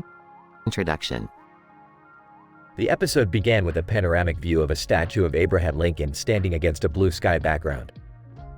The statue was clad in a white suit with a black and white tie. This episode aimed to examine the statue's significance and symbolism, analyze its material composition, and explore the cultural and historical context of its creation. Additive. Expert 1. The Abraham Lincoln statue is a remarkable example of public art, symbolizing the significant role of the former president in American history and culture. The statue is made of white marble, which is a metamorphic rock composed of calcite minerals. Marble is a durable material and can withstand harsh environmental conditions, making it suitable for outdoor installations. Expert 2. The statue's pose is also significant as Abraham Lincoln stands confidently with his left hand on his hip, while his right hand is resting on the Emancipation Proclamation. This pose signifies Lincoln's strong and assertive leadership qualities and emphasizes his role in abolishing slavery. Expert 3. The statue's suit also holds historical and cultural significance. Abraham Lincoln was known for his modest and unassuming style of dress, and the statue's white suit represents his purity, integrity, and moral character. The black and white tie symbolizes his commitment to equality and justice. Expert 4. The cultural context of the statue's installation is also essential to consider. The statue was erected in 1922, during a time of racial tension and discrimination in the United States. The statue's placement in public spaces served as a reminder of Lincoln's contributions to civil rights and equality. Conclusion. In conclusion, the Abraham Lincoln statue is more than just a work of art. It represents historical and cultural significance, and its creation is deeply embedded in the political and social context of its time. Analyzing the statue's pose, material, and cultural context provides insight into both Abraham Lincoln as a historical figure and the broader cultural and social dynamics that shape American history and culture.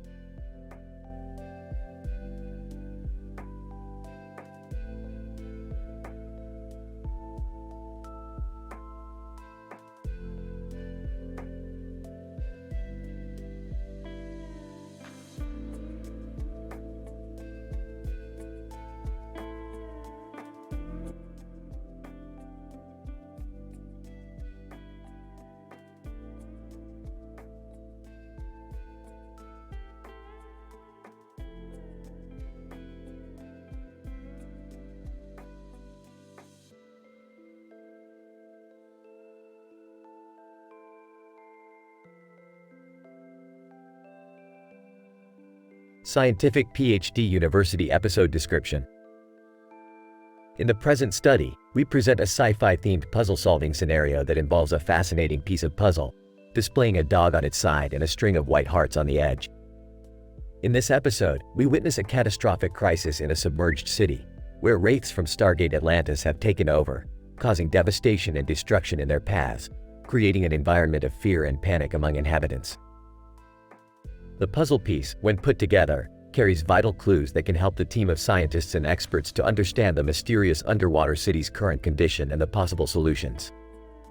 The episode revolves around the systematic and coherent application of puzzle-solving skills by our experts, where each step is backed by solid scientific reasoning and empirical data. Meanwhile, the situation in the underwater city worsens, where the wraiths become even more powerful and determined, making it almost impossible for the team to achieve their objectives. However, the experts rely on their scientific expertise and perseverance, precisely applying their puzzle-solving techniques to gain an advantage. Lastly, in a stunning turn of events, the team identifies that the Mumbai fettuccine Alfredo they have had for lunch contains a vital chemical element that can neutralize the wraith's allure, and hence, they pivot with their newly gained insight, leading to a successful diversion and concomitant rescue mission. Lead scientist. As scientists, we must be meticulous in our approach to solving the puzzle. Our work would require a robust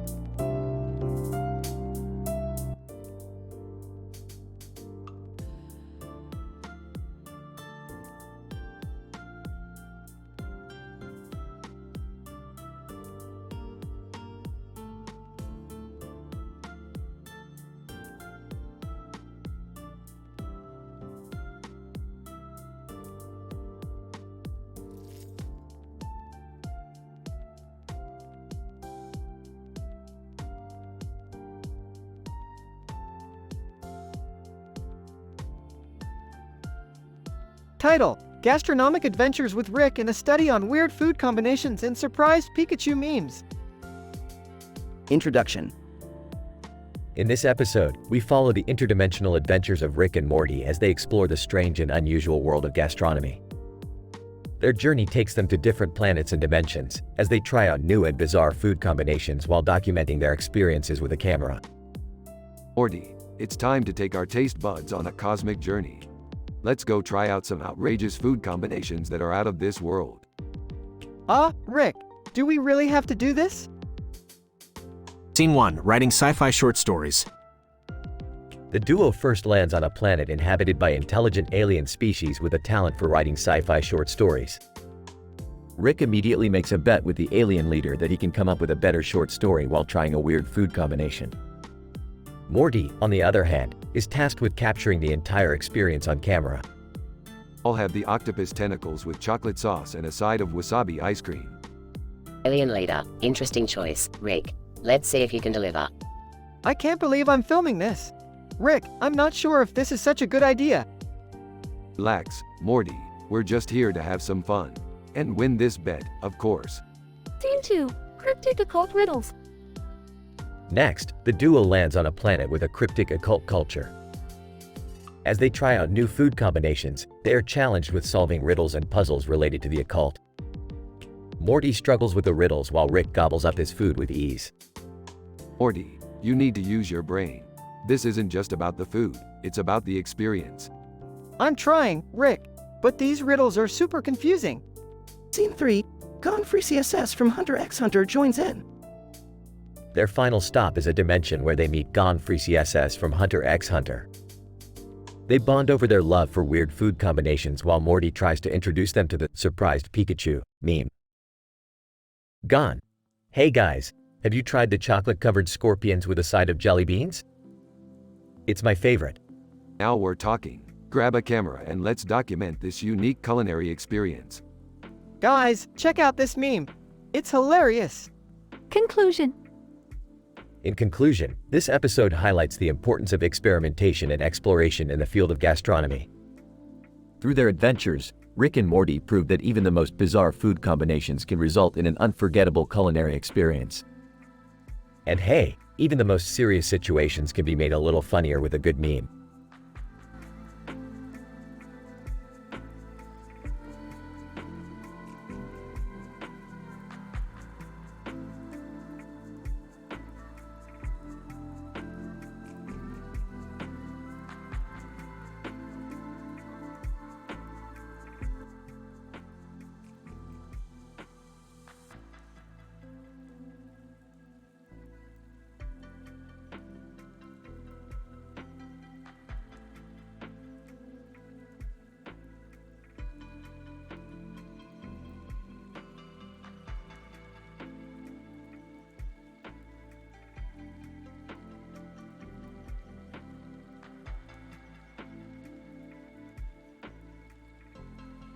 Title: The Tail Barrier Battle, a scientific analysis of Rick and Morty's epic adventure.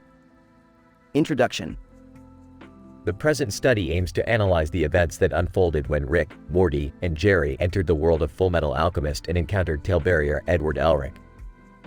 The Tail Barrier battle was documented to demonstrate the scientific properties of teamwork, humor, and pop culture references. Narrative. The episode begins with Rick tinkering with his portal gun, claiming to have created a new portal technology to enter the world of Fullmetal Alchemist.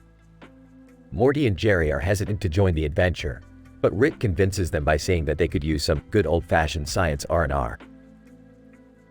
Upon entering the new world, they come face to face with Edward Elric, a tail barrier with extraordinary sword-fighting skills. Rick, being the scientific genius that he is, decides to challenge Edward to a battle of blades. Morty and Jerry are skeptical, expressing doubt that Rick could win such a battle. What is this, Morty? Some sort of alchemy? I'll show him the true power of science.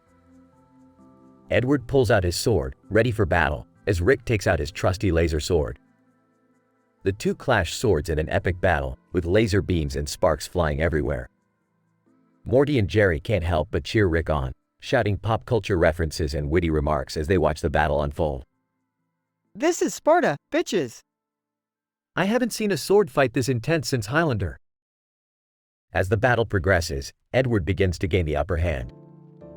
Morty and Jerry become concerned, shouting out suggestions and advice to Rick. Rick, watch out for the Philosopher's Stone. Use the Force, Rick. Feeling defeated, Rick starts to lose hope until he remembers his trusty, genius IQ, serum. He quickly ingests it, and his cognitive function skyrockets. He easily defeats Edward and becomes the ultimate tail barrier champion. Looks like this lab coat-wearing nerd just got scienced. Conclusion. The tail barrier battle between Rick, Morty, Jerry, and Edward Elric demonstrated the power of teamwork, humor, and pop culture references. It also highlighted the importance of using science in battle and never giving up, even when faced with seemingly impossible odds. The present study contributes to the field of pop culture science by demonstrating the scientific properties of humor and teamwork.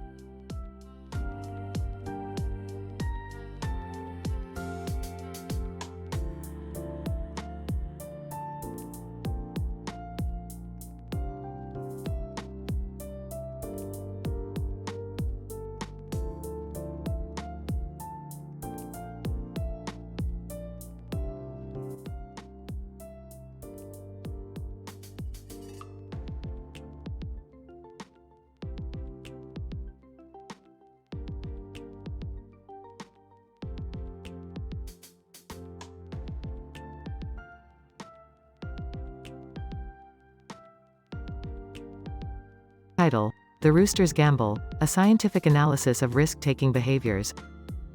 Synopsis. The episode starts with Rick and Morty playing a game of blackjack with a rooster named Pablo, who is surprisingly good at the game. Jerry and Summer join the game, and soon they are all caught up in the excitement of winning and losing. Gambling behavior is a complex phenomenon that involves various cognitive and emotional processes.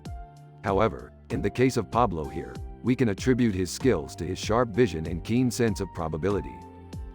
Wow, Pablo is pretty impressive. But what about the risks involved in gambling? Aren't they harmful in the long term? Oh, come on Morty, loosen up a bit. It's just a harmless game. Yeah, Jerry, you already lost all your chips. As the game progresses, Pablo wins most of the hands, and the group's excitement turns into an obsession for winning at any cost.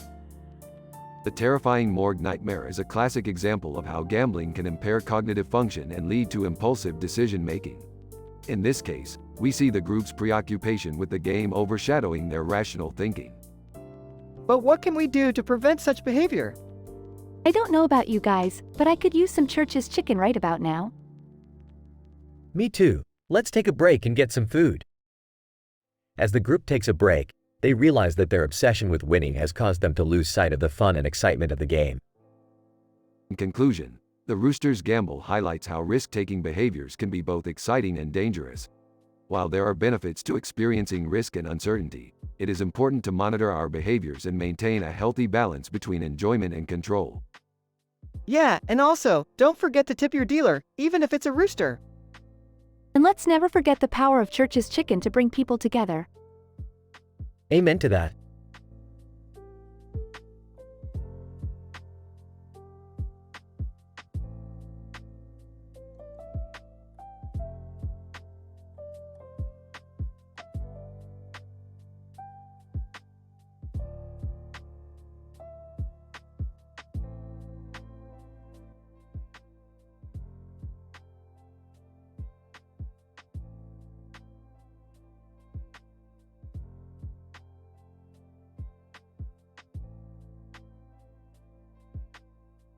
Title: The Cognitive and Physiological Responses to Collecting Sci-Fi Memorabilia and Escaping a Tortuous Labyrinth. Opening shot, a close-up of a poster of a man in a futuristic maze with a gun in his hand and a sci-fi character in the background. Narrator. In this episode, we explore the cognitive and physiological responses to collecting sci-fi memorabilia and how they can influence survival in a tortuous labyrinth escape. Part 2. A group of individuals at a sci-fi convention engaging in passionate discussions about their favorite movies, books, and collectibles. ASA, the act of collecting sci-fi memorabilia can trigger a dopamine release in the brain, leading to an increase in positive mood and feelings of reward. Part 2. The same group of individuals being locked into a tortuous labyrinth, where they must fight for their survival. Games. The labyrinth escape scenario is a highly stressful situation that can trigger the fight or flight response in the body. Part 2. One of the group members, a ninja, volunteering to babysit a baby found in the labyrinth. Bravery. Research has shown that babysitting can lead to improved cognitive abilities and emotional regulation, which can be beneficial in a high-stress situation like this. Part 2. The group frantically working together to escape the labyrinth and survive. Narrator. In times of extreme stress, the brain relies on cognitive processes such as decision-making, problem-solving, and working memory to navigate challenging situations and ensure survival.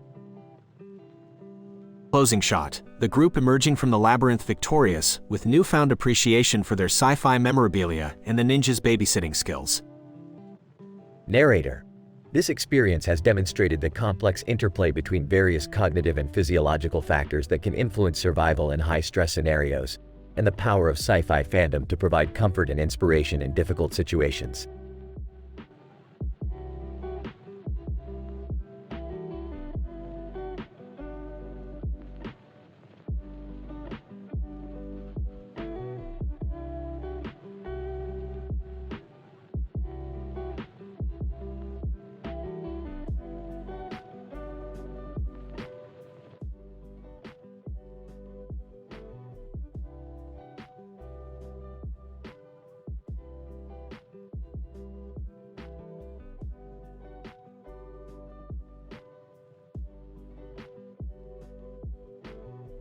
Title: The Temporal Hijinks of Rick and Morty.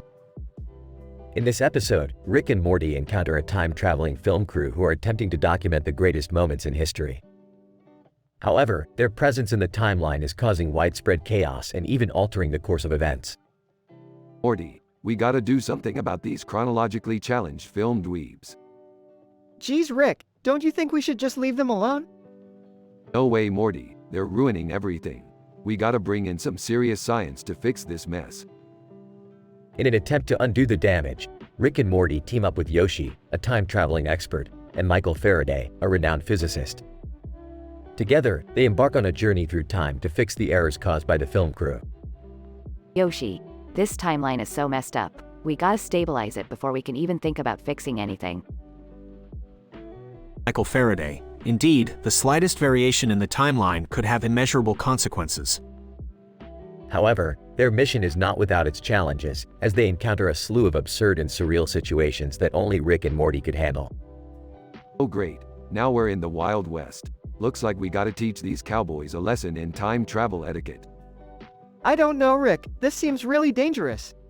Nonsense, Morty. Danger is just a construct of time and space. As the group continues their journey, they encounter everything from cavemen riding dinosaurs to an alien invasion in the Middle Ages. Through their exploits, they ultimately manage to restore the timeline and save history from certain doom. Another successful adventure, Morty. Time traveling sure is a trip. I don't think I can handle much more of this, Rick. Don't worry, Morty. The future is always changing.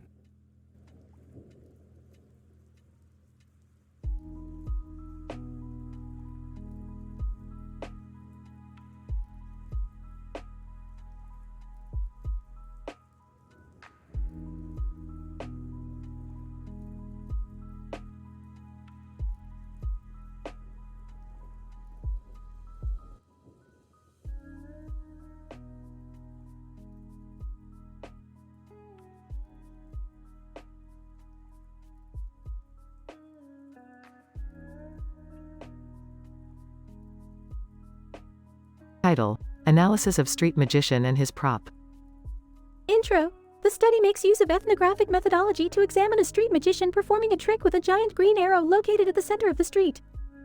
The focus of the study is to identify the characteristics of the arrow and its relationship to the magician's performance.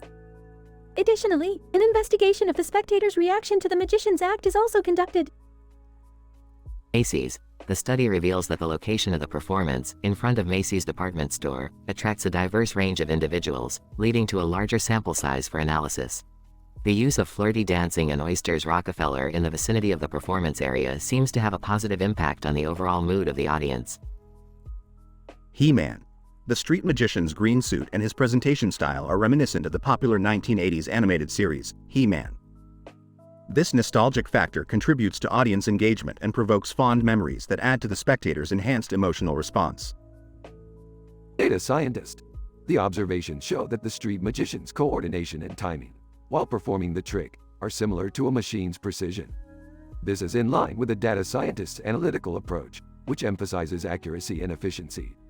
The arithmetical calculation of cards within the trick demonstrated a high level of cognitive ability and mathematical proficiency by the magician. Audience reaction. The audience's reactions were examined using a questionnaire-based survey approach and randomized population sampling. The analysis revealed that most viewers experienced a moment of awe, amazement, and skepticism at the same time. The analysis also indicates that younger viewers are more likely to believe the trick's explanation in comparison to older viewers. Conclusion. In conclusion, the study provides an in-depth analysis of the street magician's performance, juxtaposing the suitability of the location, the link to nostalgic entertainment, the connection to data science, and the audience's emotional response. The analysis contributes to a deeper understanding of street magic's entertainment value and the involvement of interdisciplinary fields of research.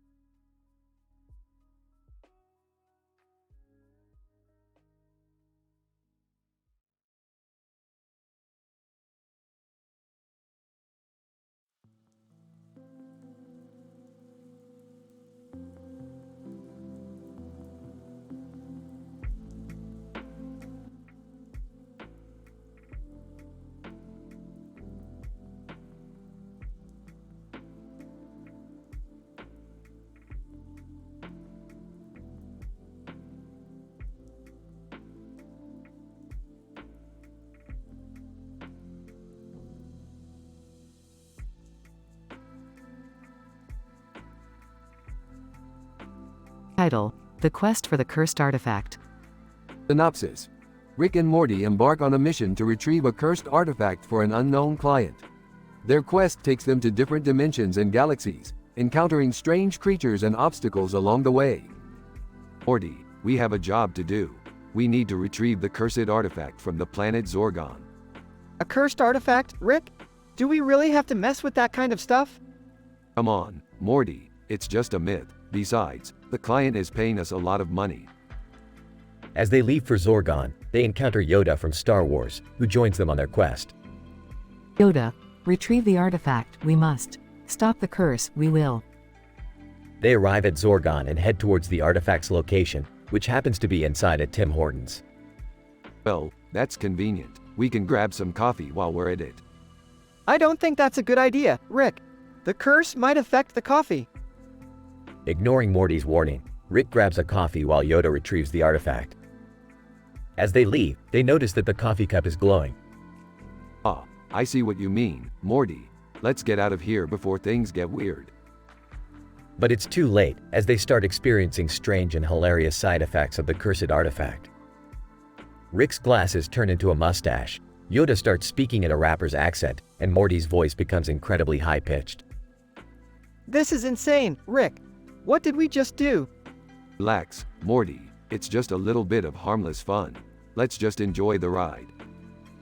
Their adventure continues as they encounter a talking pickle, a hallucinating space dog, and even a dimension where they're all turned into babies. Yoda, may the Force be with us, always. Eventually, they manage to return the artifact and are cured of their side effects. As they leave, Rick looks at the green object sitting on top of a table next to his glasses. Hey, Morty, that thing looks interesting. We should take it with us. I don't know, Rick. It could be cursed or something. Relax, Morty. What's the worst that could happen? The screen cuts to black as the green object starts glowing.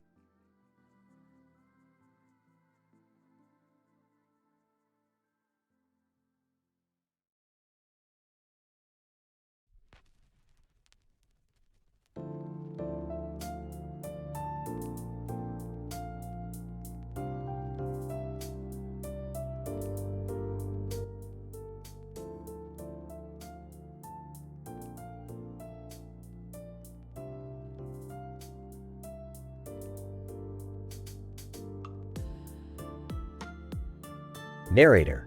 The episode begins with the observation of a strange artifact, a book with 2 stuffed animals and a mouse on top of it, all laying down. However, this seemingly innocent object carries a powerful curse known as the Cursed Book Dread, capable of inducing fear and dread in whoever touches it. Scientist 1. The curse of this book is beyond our understanding, with no scientific explanation we can provide. We must handle it with extreme caution and protect ourselves from its dangerous effects. Scientist 2. Furthermore, the curse seems to have attracted some unwanted alien attention, demanding immediate intervention to prevent any potential extraterrestrial threat. Narrator. Equipped with the latest alien pet rescue technology, our protagonists, led by the iconic Mickey Mouse, embark on a daring mission to retrieve the cursed book and neutralize its negative effects. Mickey Mouse, our task is not an easy one, but we must work together to overcome this threat and protect our world from the unknown. Scientist 1. Using remote-controlled probes, we successfully retrieved the cursed book and quarantined it before analyzing its properties and potential dangers. Scientists 2. Through extensive scanning and experiments, we discover the curse functions on a quantum level, manipulating the fabric of reality itself to induce fear and dread. Narrator. With further research and experimentation, the team develops a counter-curse to neutralize the book's negative effects, forever freeing it from its cursed state. Mickey Mouse, we have successfully neutralized the threat and protected our world from potential alien invasion. This is a reminder that we must always remain vigilant and work together to face the unknown.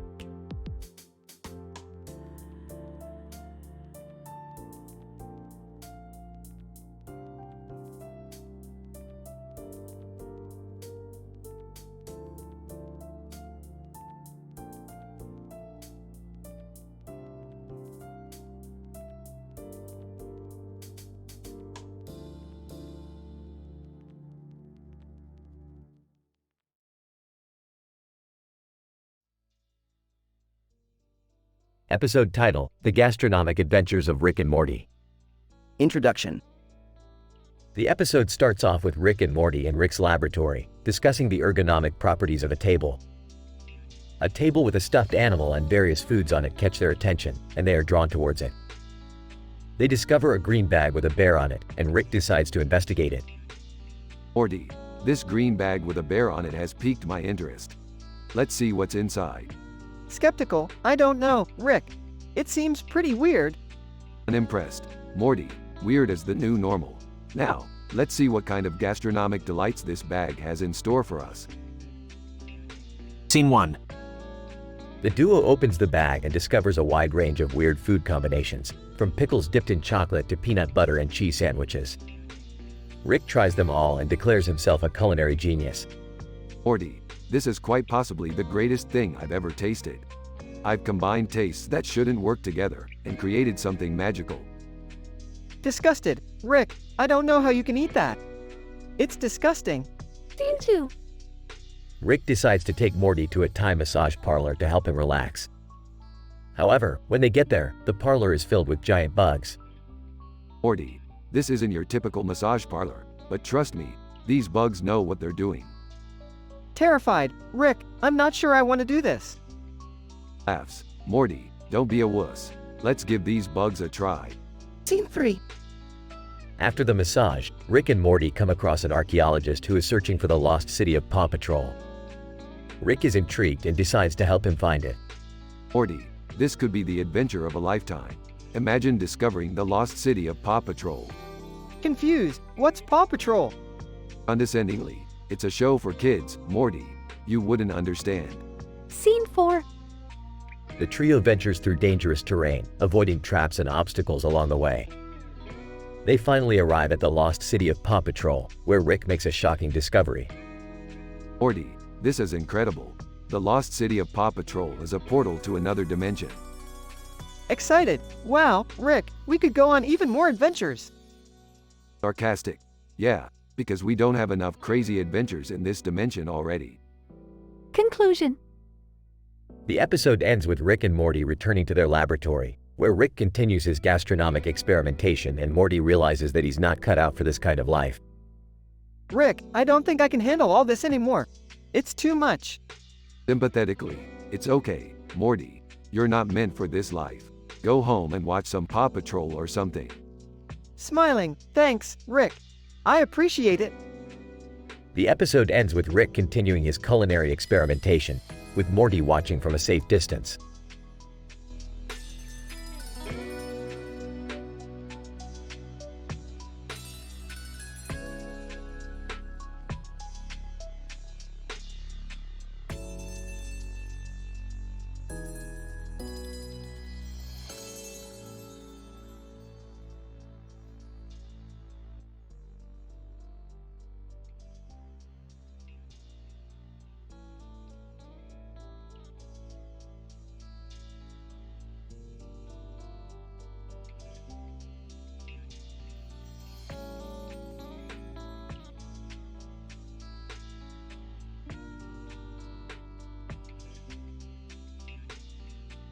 Title: The Zany Zebras of the Zigzag Plains. When Rick and his grandchildren Morty and Summer visited the African savanna, they encountered a series of zebras with a peculiar black and white background and a white and black background with a zigzag pattern. Morty, Summer, these zebras are not normal. They have some kind of funky genetic mutation that combines their stripes into a groovy zigzag pattern. Let's study them. Can't we just take a selfie with them or something? Yeah, let's just enjoy the sights and listen to some comedy podcasts. As they leisurely listened to their favorite comedy podcasts, the zebras began to exhibit some unusual behavior. The zigzag pattern on their coats started to contort and bend in a strange hypnotic fashion, causing the trio to become utterly mesmerized. What's happening? I can't look away. I think their pattern is emitting some pheromones or something. We better snap out of it before they take over our minds. Oh, too late, guys. I think they already did. The zebras quickly overtook their minds and forced them to perform zany stunts and sing ridiculous songs. Even their favorite comedy podcasts were turned into absurd parodies. This is hilarious. I can't stop laughing. We have to snap out of it before it's too late. I have an idea. Let's tickle each other until we can't take it anymore. Oh, what? That's your plan? Just trust me on this, Morty. The trio proceeded to tickle each other until they collapsed in a heap of laughter, breaking the hypnotic spell of the zebra's zigzag pattern. I can't believe we almost became performing zebras. That was wild. Yeah, but at least we got some good laughs out of it. Let's just make sure to stay away from any more genetically mutated animals for a while. I need a drink. The trio walked away, giggling and shaking their heads at the absurdity of their adventure. The zebras continued to dance and prance with their hypnotic zigzag patterns, oblivious to the chaos they had caused.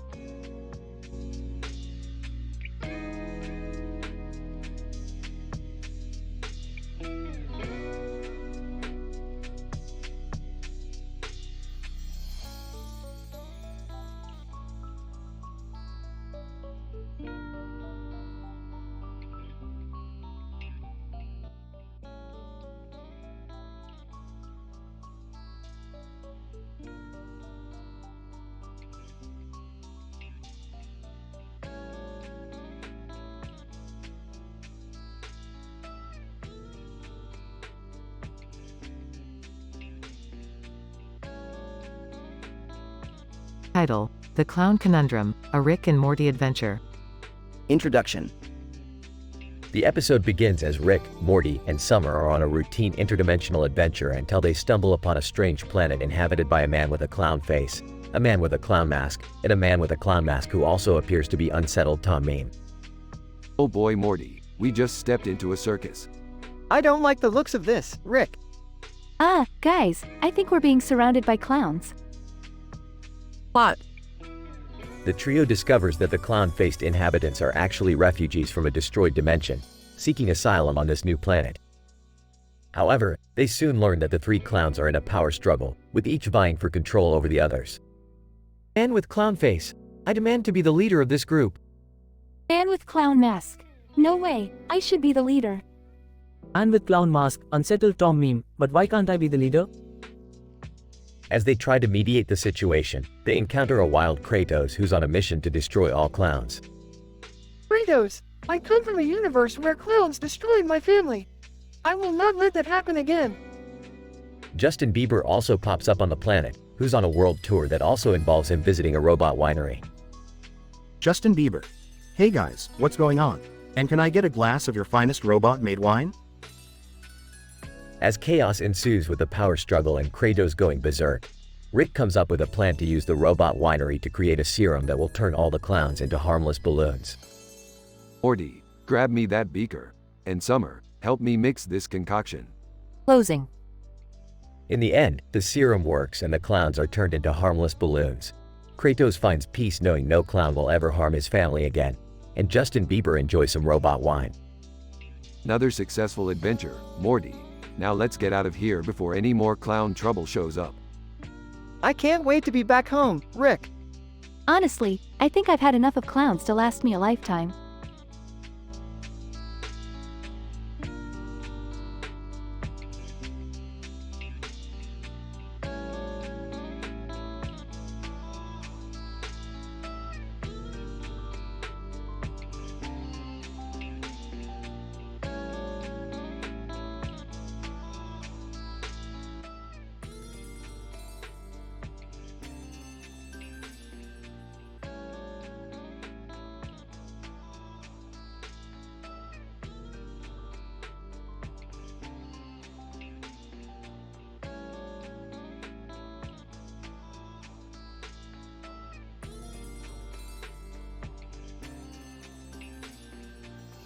Title: Phylogenetic Analysis of Epic Rap Battles of History, Kratos vs. Jax Films.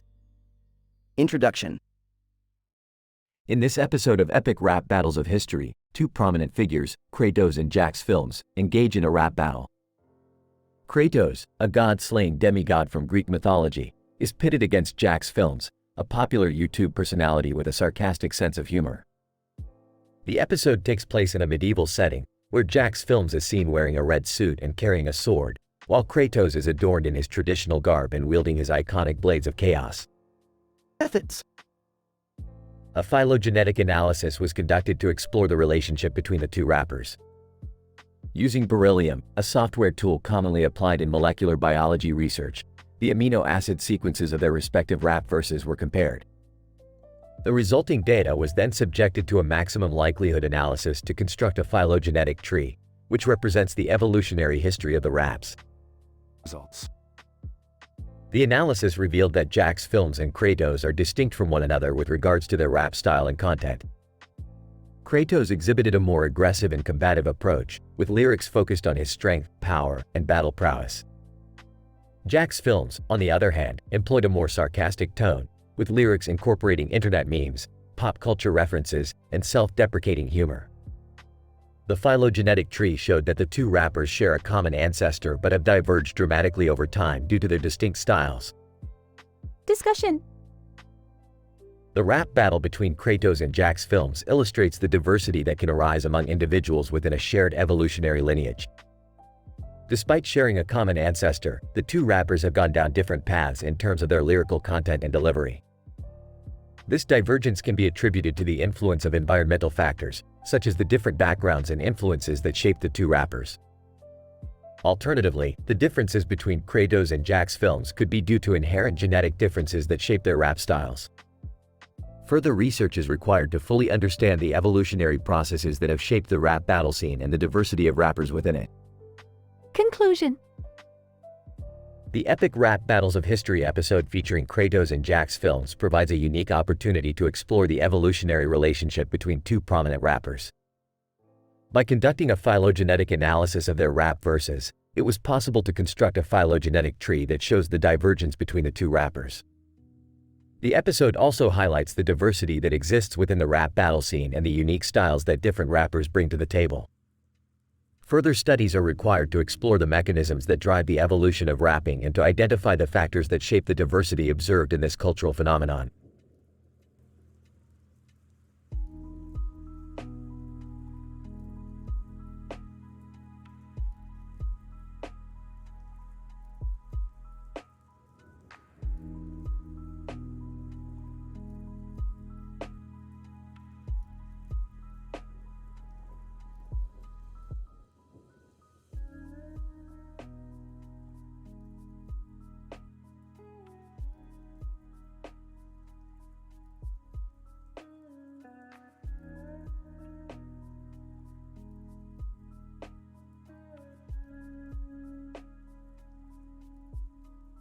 Title: The Silicon Puma and the Green Laser Jedi. Synopsis. Rick and Morty go on an adventure to a distant planet where they encounter a strange creature known as the Silicon Puma. As they try to unravel the mysteries of this creature, they stumble upon a Jedi warrior with a green laser sword named Yoda, who is fighting against an evil empire.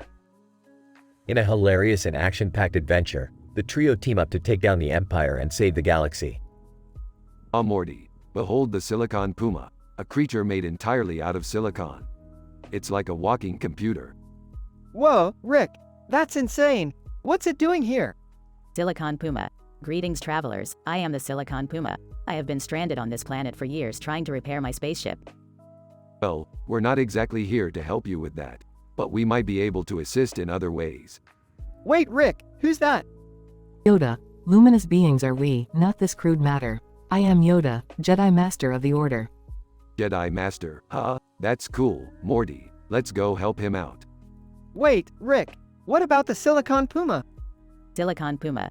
Do not worry, Morty. My knowledge of technology can aid you in your quest. Perfect. Let's go kick some Empire butt. Yoda, strong in the Force, you both are. Together, ally we shall be. Oh man, this is so exciting.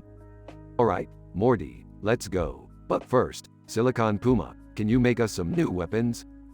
Silicon Puma. Affirmative. And so, the Silicon Puma crafted Rick and Morty some high-tech weapons, and with Yoda leading the way, they set off into the galaxy to save the day. In an adventurous journey filled with jokes and puns, the trio battled the Empire and emerged victorious. The Silicon Puma returned home, and Rick and Morty bid Yoda farewell as they set off on their next intergalactic adventure.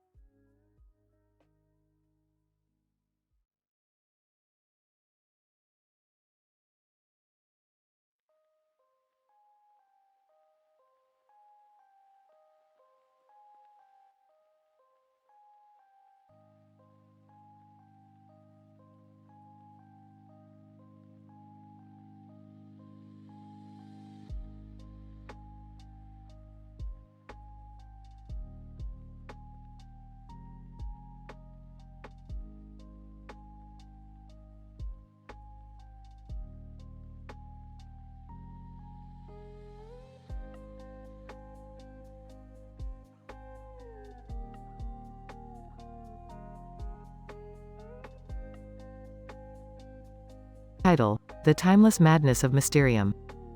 Synopsis. In this episode, Rick and Morty travel through time to unravel the mysteries behind a cryptic drawing of a clock.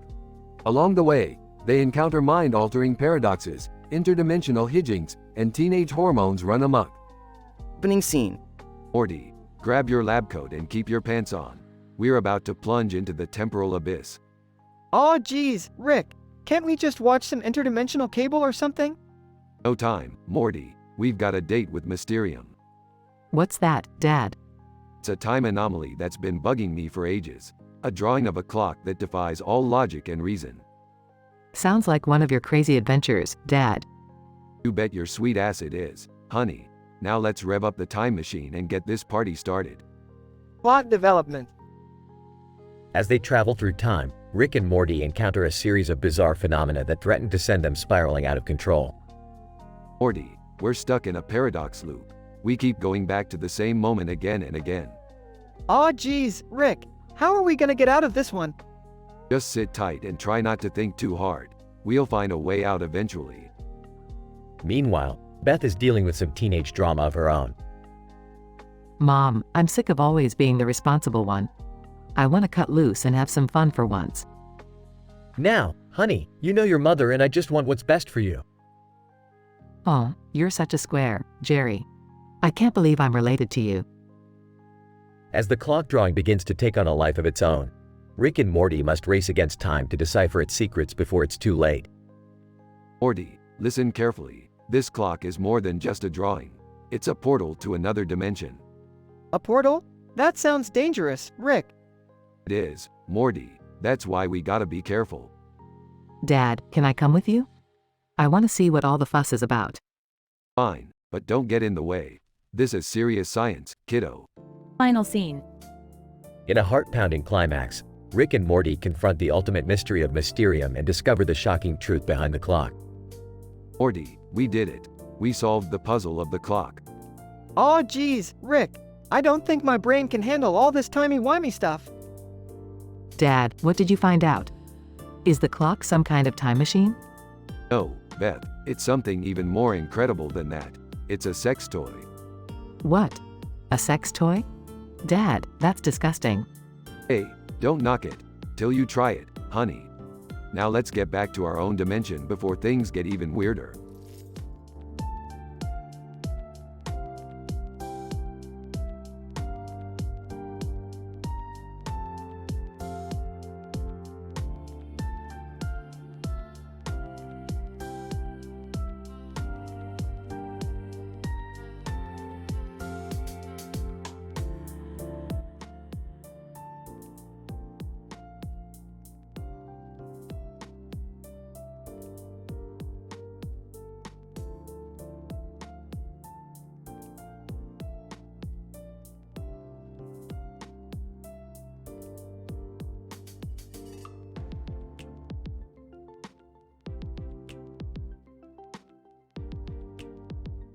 Scene 1. The episode commences with a woman dressed in a navy blue outfit holding a sword and donning a pirate hat on her head. Narrator. Desperately trying to retrieve a lost gemstone, she heads towards the vampire daycare center, which is infamous for housing dangerous vampires. Scene 2. She steps into the center. She comes across Sailor Mercury, who is already present at the center. Sailor Mercury. What brings you here on such a perilous quest? Pirate woman. I'm here to retrieve the precious crown that has been stolen by a band of vampires and to return it to its rightful owner. Scene 3. As they both make their way to the vampire's den, they are ambushed by a group of cyborgs who had been programmed to retrieve the same crown. Cyborg leader, the crown belongs to us, surrender it now or prepare to face the consequences. Scene 4. Sailor Mercury and the pirate woman joined forces to fight the cyborgs. The pirate woman uses her sword to slice through the cyborgs while Sailor Mercury uses her advanced knowledge of technology to disable their programming. Scene 5. As the cyborgs lay defeated, the pirate woman and Sailor Mercury find themselves surrounded by the vampires they had come to vanquish. Vampire leader. This crown belongs to us and we won't let anyone take it away from us. Scene 6. The pirate woman steps forward, sword in hand, ready to defend herself and Sailor Mercury. Pirate woman, I'm not here to take anything from you, I just need to borrow it for a while. I promise to return it once my mission is complete. Scene 7. Impressed by her bravery, the vampire leader hands over the crown to the pirate woman. Vampire leader, you have earned our respect, take it and use it wisely. Scene 8. Sailor Mercury uses her skills to scan the crown and discovers a hidden message that leads them to a treasure map. Sailor Mercury. This crown is not just any ordinary crown, it's a map to the legendary treasure of One Piece. Scene 9. Pirate Woman and Sailor Mercury set sail to embark on a new adventure, with the Ermagerd meme as their guide. Ermagerd meme, let's set sail, me hearties. Scene 10. As they set sail, they leave behind a world that has been revolutionized by cyborgs and vampires, where technology and magic unite to create a new age of advanced civilization.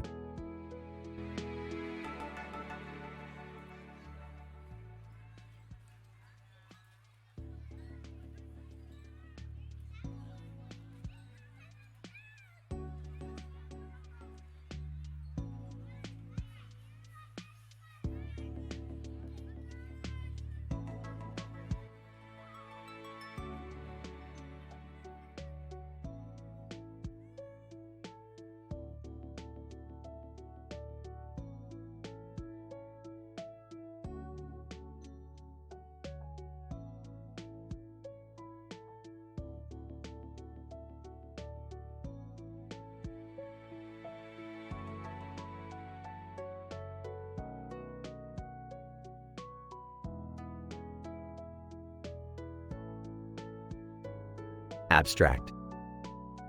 In this episode, using multivariate regression models, we explore the complex and dynamic relationships between Rick, Morty, Jerry, and Beth as they navigate through the absurdities of their alternate universes. The primary objective of this study is to investigate the cognitive and emotional dimensions of their interactions while racing against cartoon characters in a virtual world. Ultimately, our findings suggest that even in the most absurd circumstances, humor can be used to enhance human connection and promote psychological well-being. Introduction. The episode begins with Rick, Morty, Jerry, and Beth as they embark on a new adventure through a virtual world modeled after their favorite cartoons. Using a skateboard, Rick and Morty race down a street, with Jerry and Beth watching from the background. They encounter various characters, including Diddy Kong, who challenges them to a race. Morty, buckle up your intellectual seatbelt. We're going on a ride along with the radical skateboarder. Oh geez, Rick, is this safe? Literature review. The use of humor in enhancing social connections and positive well-being has been widely documented. Previous studies have shown that individuals who engage in humor tend to have increased social support, reduced stress, and improved coping mechanisms. However, little is known about the effects of humor in the context of alternate universes. Method. In this study, we utilized a multivariate regression model to analyze the interactions between the characters in the virtual world. Using qualitative data analysis, we identified key themes and patterns in their dialogue, facial expressions, and body language. Results. Our findings suggest that humor played a crucial role in the characters' cognitive and emotional dimensions. The use of sarcasm, irony, and absurdity helped to reduce tension and create a sense of camaraderie among the group. Furthermore, the absurdity of their circumstances allowed for a suspension of disbelief, which enabled them to engage in wild and outlandish experiences. I don't understand this world. Is this even real? Who cares? It's all just a cartoon anyways. Discussion. Through our analysis, we found that humor can be a powerful tool for promoting social connections and enhancing well-being, even in the most absurd of circumstances. Furthermore, the use of alternate universes and virtual reality can allow for a suspension of disbelief, which enables individuals to engage in new experiences and perspectives. Well, Morty, I think we learned a valuable lesson today. No matter how crazy things get, we can always find humor in the absurdity. Yeah, I guess so, Rick. But my mind is still blown from all of this. Conclusion. In conclusion, our study sheds light on the potential benefits of using humor and alternate realities for promoting social connections and well-being.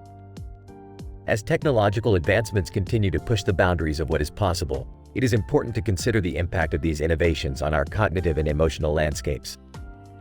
Ultimately, the results of this study showcase the importance of humor in navigating the complexities and absurdities of our world.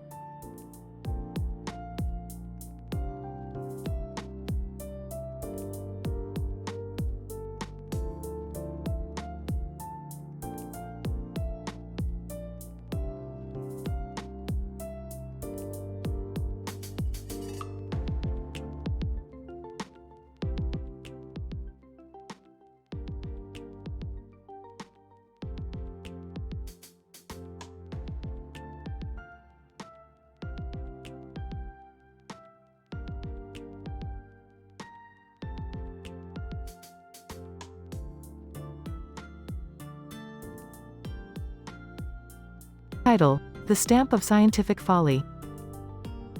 The episode begins with Rick attempting to create the perfect stamp that would convey the complexities of scientific discovery. Morty, on the other hand, is uninterested and decides to distract himself by watching Stampy Longhead videos on his phone. Rick, in an attempt to prove his intellectual superiority, scoffs at Morty's interests and creates a stamp with a cartoon of a group of people and a shark on its background, and a cartoon of a cat on the front of the stamp.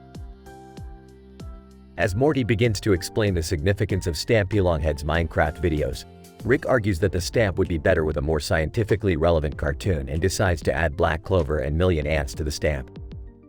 The stamp, however, becomes sentient and demands Robert Downey Jr. be added to the design. The group agrees, and the stamp gains the ability to summon sharks on command. As Rick and Morty ponder the consequences of their creation, they are suddenly attacked by the Grim Reaper. The stamp takes action and unleashes a barrage of sharks onto the Grim Reaper, defeating him in a hilarious and unexpected manner. Morty points out the irony of using a stamp to defeat the Grim Reaper, and Rick shrugs it off, saying that science doesn't always have to make sense. The episode ends with the group noticing that their beloved stamp has disappeared, and they come to the conclusion that it has fulfilled its purpose and is off exploring the world. Wow, Rick, that was insane. Who knew a stamp could be so powerful? Right? Science is crazy, Morty. You never know what you're gonna get, especially when you add in Robert Downey Jr. Robert Downey Jr. Hey, what's wrong with adding me to a stamp? Million Ants. I just hope this doesn't attract actual ants to our lab. Black Clover. I'm just happy to be included in such a scientific masterpiece. Stampy Longhead. I still don't know why you guys were dissing my videos. They're clearly the most scientifically accurate thing out there. Sharks. Chomp chomp. Grim Reaper. I never thought I'd go out like this. Damn you, Stamp. Cat on stamp. Meow.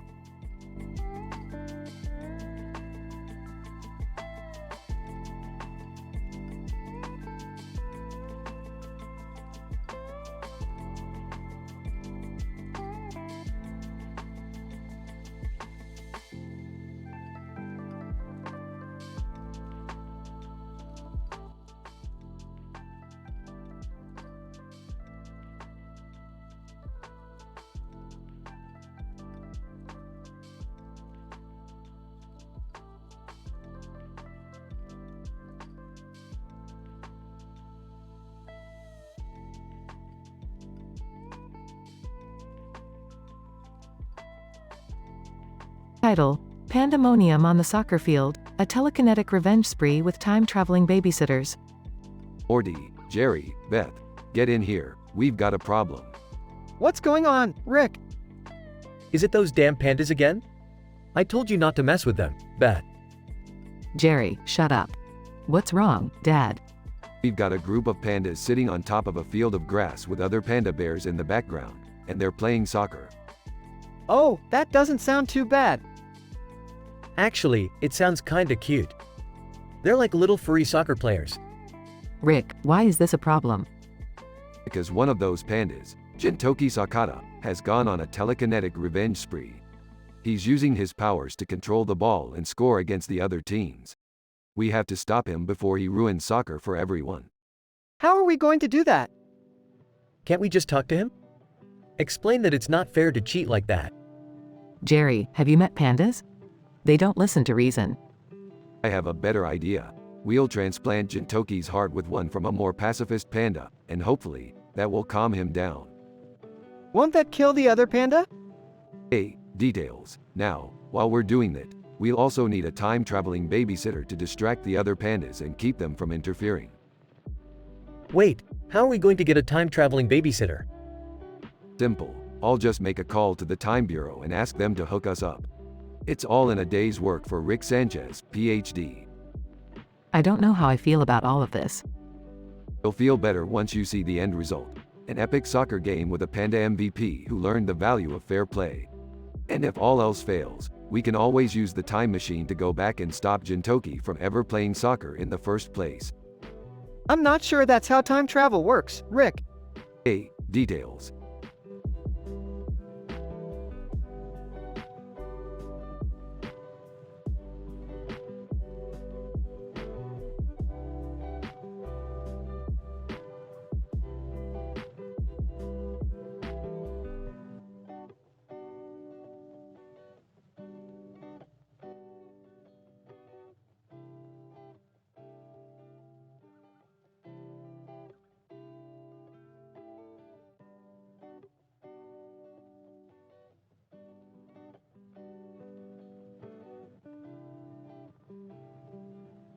Title: The Hilarious Misadventures of Rick and the Jedi Knights. Abstract.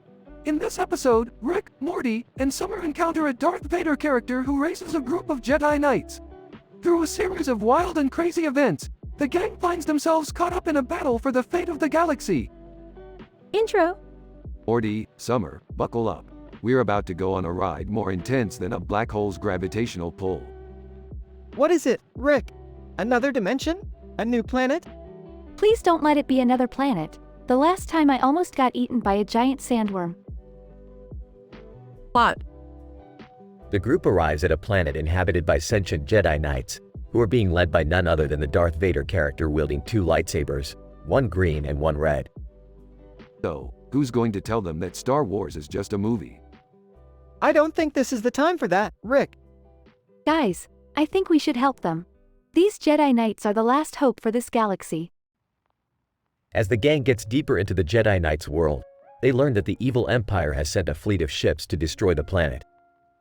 Rick, Morty, Summer, and the Jedi Knights must team up to stop the fleet and save the galaxy.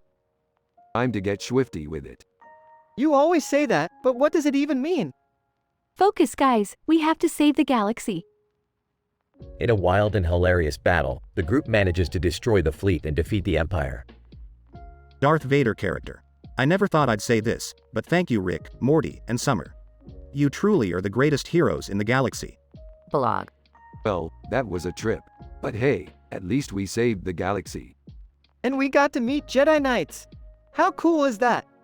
Yeah, but next time can we please not almost get killed by a laser cannon?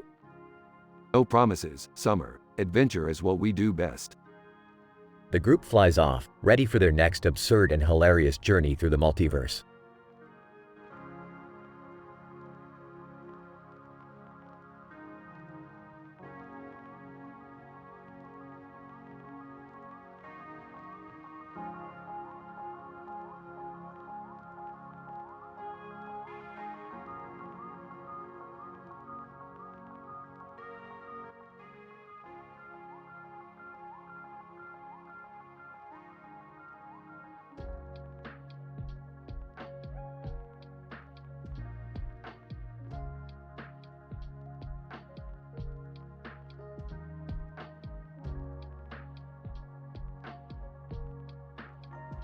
Title: The Quantum Entanglement of Pop Culture.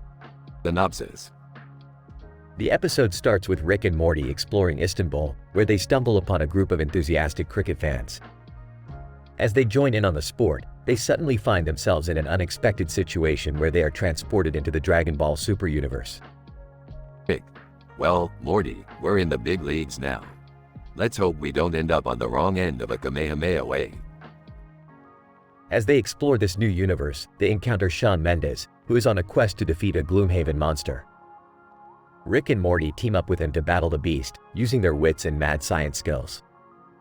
Beth, what the hell is going on here? Why are there cricket players and pop stars fighting monsters in a Dragon Ball universe?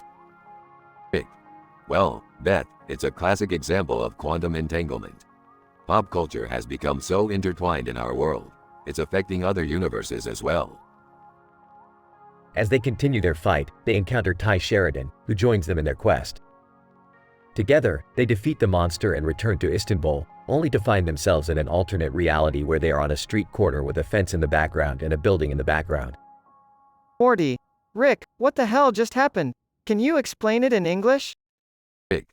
Basically, we created an infinite universal loop that resulted in us being in multiple dimensions at the same time. But don't worry, Morty, I've got it under control. As they head back home, they encounter some unexpected guests at the Smith household, a horde of cricket players, Shawn Mendes, and Ty Sheridan. Chaos ensues as they party and create havoc in the house. Beth. Rick, this is insane. How are we going to fix this mess? Rick. Simple, Beth. Just hit the reset button. As Beth hits the reset button, they find themselves back in Istanbul, but this time, they're watching a game of cricket as regular spectators. The episode ends with Rick turning to Morty and saying, Rick, you know what, Morty? I think we can learn a thing or two from these cricket dudes. Morty, what's that, Rick? Rick, never underestimate the power of the pop culture universe. And also, always bring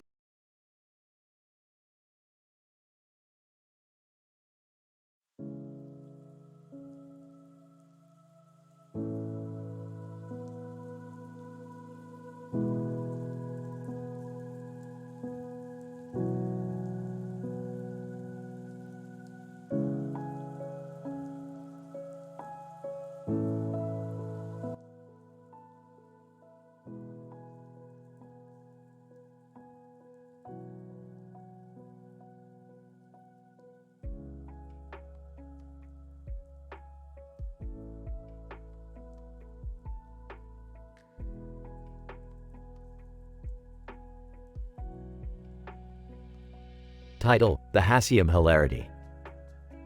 Synopsis. While exploring a new planet, Rick and Morty come across a computer-generated image of green and blue light in a circular pattern that catches their attention.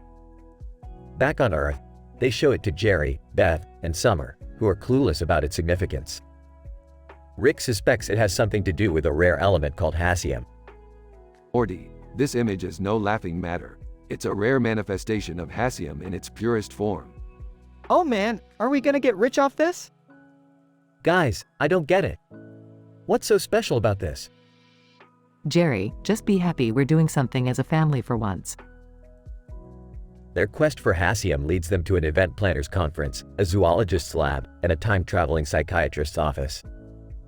Along the way, they encounter a Forever Alone meme that has come to life and seeks to join their group. Forever Alone meme. Can I, hang out with you guys? I'm so lonely. No way, kid. We have enough dysfunctional characters in our lives already. Their ultimate destination is a secret lab where they discover that hassium has the power to manipulate time. Rick hatches a plan to use it to go back in time and prank their past selves. We're gonna show them how it's done. But won't we mess up the timeline or something? Oh Morty, don't be such a buzzkill. With their plan in motion, they travel back in time to various moments in their lives and pull off hilarious pranks. But things take a dark turn when they accidentally damage Jerry's spinal cord in the process. Great. Now I'm paralyzed from the waist down. Thanks, Rick. Relax, Jerry. It's just a prank, bro. The episode ends with their future selves visiting their current selves in a time loop that creates a mind-bending paradox. Wait, if we're us from the future visiting ourselves in the present, then who's controlling the time loop? Zoologist, it's turtles all the way down, my dear. The screen fades to black as the characters break the fourth wall and start singing a cheesy 80s rock ballad about the power of time travel.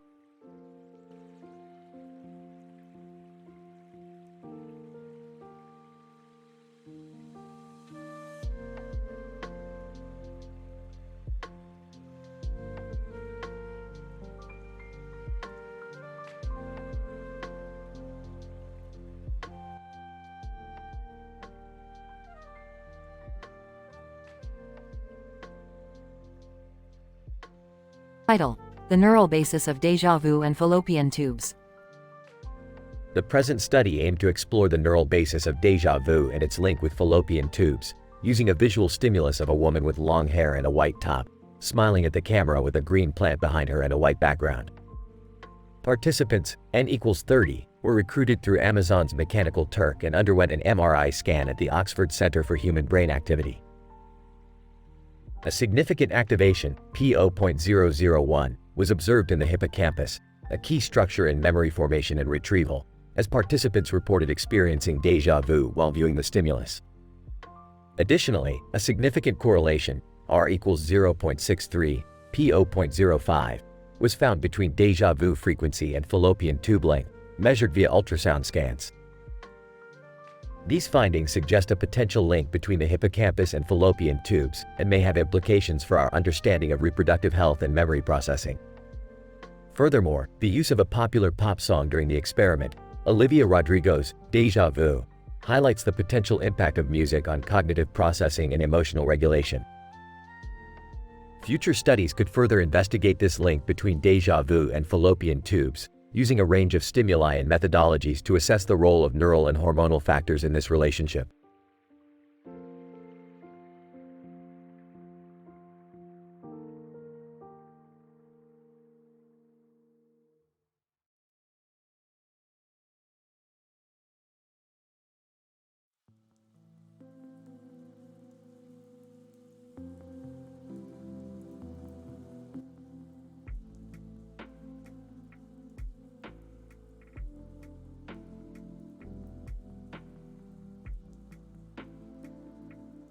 Title: The Sociopolitical Commentary of Food as a Form of Protest in Animated Cartoons. Episode synopsis. In this episode, we explore the dynamics of food as a tool for political commentary in animated cartoons, showcasing the caricatured personas of two characters in a local eatery. The first protagonist, Mr. Beer, is depicted carrying a bottle of beer, a symbol of his working class and laid-back lifestyle. The second protagonist, Mr. Knife and Fork, is shown holding utensils, signifying his refined and elitist tastes in food. The two characters engage in a heated conversation, with Mr. Knife and Fork commenting on Mr. Beer's lack of sophistication, and Mr. Beer retorting with a quip about the elitist nature of Mr. Knife and Fork's preferred cuisine. Mr. Beer, I don't understand why you always have to eat in fancy pants restaurants. I'm happy with my beer and sausage sandwich from the corner shop. Mr. Knife and Fork. Well, Mr. Beer, it's a matter of taste and refinement. Some people prefer their food to be more elevated. The episode explores the themes of class divide and elitism, using the characters' contrasting culinary preferences as a metaphor for societal inequality. The conversation is interspersed with cutaway shots of political cartoons depicting similar themes, including one of a wealthy man feasting on a giant turkey leg while the starving masses look on. The conclusion of the episode emphasizes the importance of using art, in this case, cartoons, as a platform for commentary and resistance against oppressive structures. In conclusion, this episode provides a critical analysis of the socio-political commentary of food and eating habits in animated cartoons. It highlights the importance of using art as a means of political expression and resistance against societal inequalities.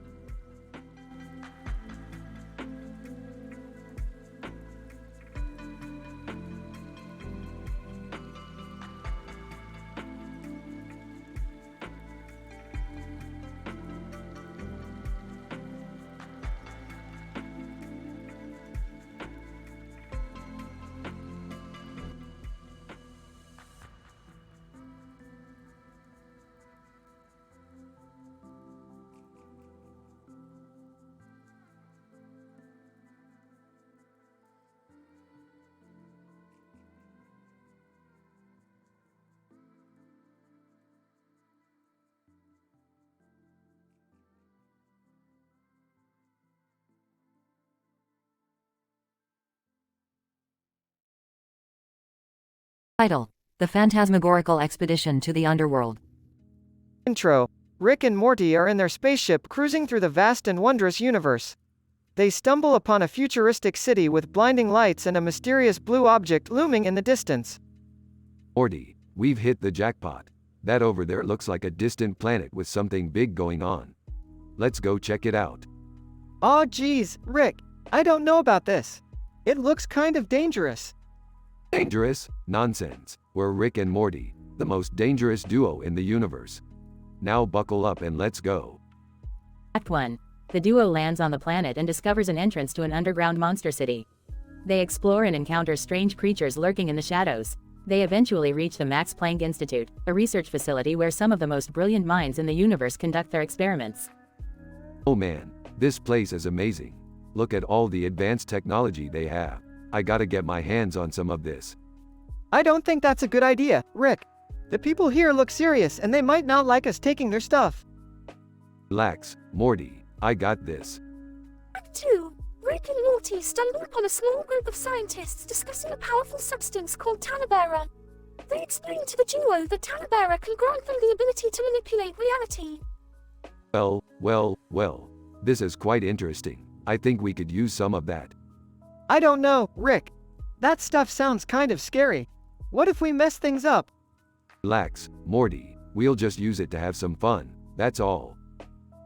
Act 3. Rick and Morty experiment with the Talabera substance and use it to play hilarious pranks on the inhabitants of the underground monster city. They mess with people's heads, change their appearances, and create all sorts of bizarre situations. Ha, Morty, this is hilarious. We're like gods down here. I don't know, Rick. I think we might be going too far. Nonsense, Morty, this is just the beginning. Epilogue. As Rick and Morty continue to bask in their newfound power, they suddenly realize that they've gone too far. The Talabera substance has begun to unravel the fabric of reality, causing the underground monster city to crumble into chaos. The duo desperately try to fix things, but it's too late. They blast off in their spaceship, leaving a trail of destruction behind. Aw geez, Rick, what did we do? Ha. Don't worry, Morty, I'm sure we'll find some other crazy adventure to distract us from this mess.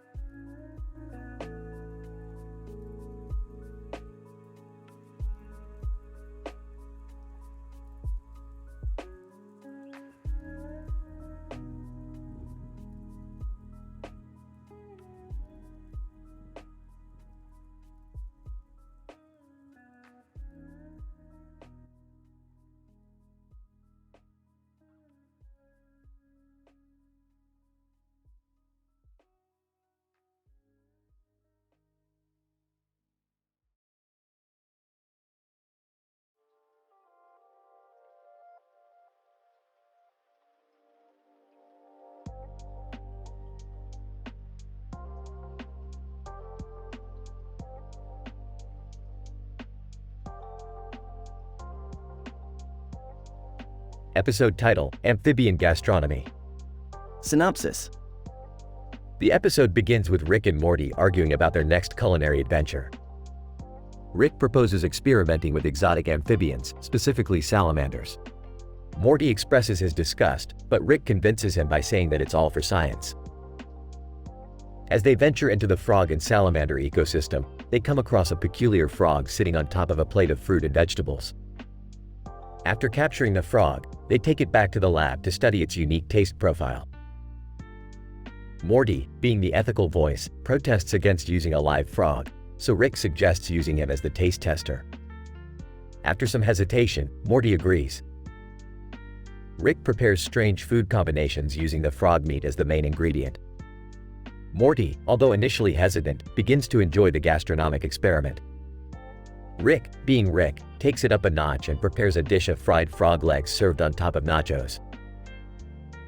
As they eat and critique the food, Morty becomes increasingly intoxicated by the strange concoctions. In a hilarious twist, Morty hallucinates different versions of himself, each representing his varying tastes and opinions on the meal. The episode ends with Rick and Morty laughing together, contemplating new creative and terrifying souffle predictions. Trust me, Morty, these salamanders are about to blow your taste buds away. It's all for science, you know. Science? Or just your need for weird, gross food? Don't knock it until you try it, Morty. Frog legs and fruit sounds like a unique combination to me. I don't think I can do this, Rick. It doesn't feel right. Oh, Morty, I didn't take you for the sentimental type. But hey, I'll make an exception for today. We'll use the frog as a taste tester instead. That's not any better, Rick. .. I can't believe I'm saying this, but these fried frog legs on top of nachos actually taste kind of good. That's the beauty of gastronomy, Morty. You never know what amazing flavors you can create until you try. Morty, with a mouthful of food. I don't know, Rick.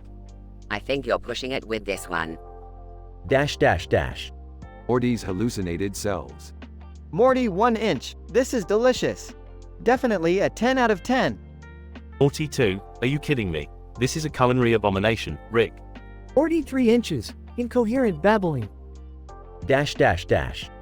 Ah, Morty, look at what we've created. The world is our gastronomic playground. I don't know, Rick. I think I need to lay down for a bit. Suit yourself, Morty, but don't forget, there are a universe of souffle predictions to be made.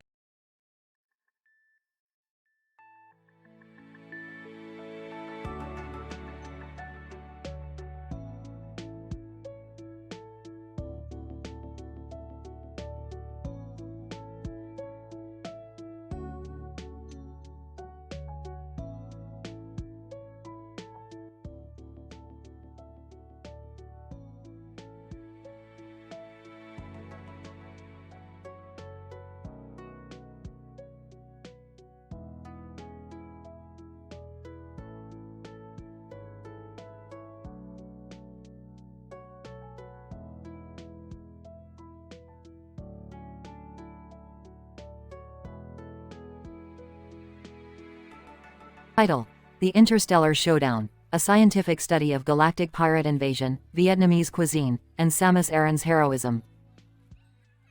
Synopsis. In this episode, Rick and Morty embark on a mission to save the universe from the clutches of the galactic pirates, a notorious group of space scoundrels who have been mercilessly looting planets and galaxies. Armed with high-tech gadgets and a peculiar fondness for Vietnamese cuisine, Rick and Morty travel across the universe in their spacecraft Zorro, dodging danger at every turn. Morty, buckle up. We're going on a joyride to save the galaxy from these scum-sucking pirates. Rick, can we at least stop for some pho on the way? Morty, you're always hungry. But fine, I know a place on Planet X11 where they serve the best damn pho in the universe. As they indulge in a heavenly bowl of pho, they encounter an environmental scientist who warns them of the dire consequences of the pirates' plundering. Scientist, the pirates have been pillaging the planet's resources and destabilizing the ecosystem. We need heroes like you to stop them. Heroes? We're just a couple of guys with a spaceship and some cool gadgets. But we'll give it a shot, right, Morty? Why, yeah, sure, Rick. Let's do this. They fly the Zorro towards the pirates' mothership and encounter the notorious space captain, who's holding hostages. Space Captain, you dare to challenge me? I am the fearsome captain of the galactic pirates, and I'll make sure you pay for your insolence. Insolence? More like awesome sauce. Let's take him down, Morty. Wubba lubba dub dub. As they engage in a fierce battle, they're joined by the legendary bounty hunter Samus Aran, who also happens to be a fan of Vietnamese cuisine. Samus, hi guys, mind if I join in? I hear you know a great place for pho. Samus, I didn't know you were a pho fanatic too. But yeah, let's kick some pirate butt. In the end, they manage to subdue the pirates and save the hostages and the planet's ecosystem from certain doom. As they celebrate their victory, they dig into a steaming hot bowl of pho and contemplate the mysteries and wonders of the universe. Rick, if we can save the galaxy and enjoy some Vietnamese cuisine, what else can we achieve? Morty, the universe is full of infinite possibilities. Let's just take it one adventure at a time. The end.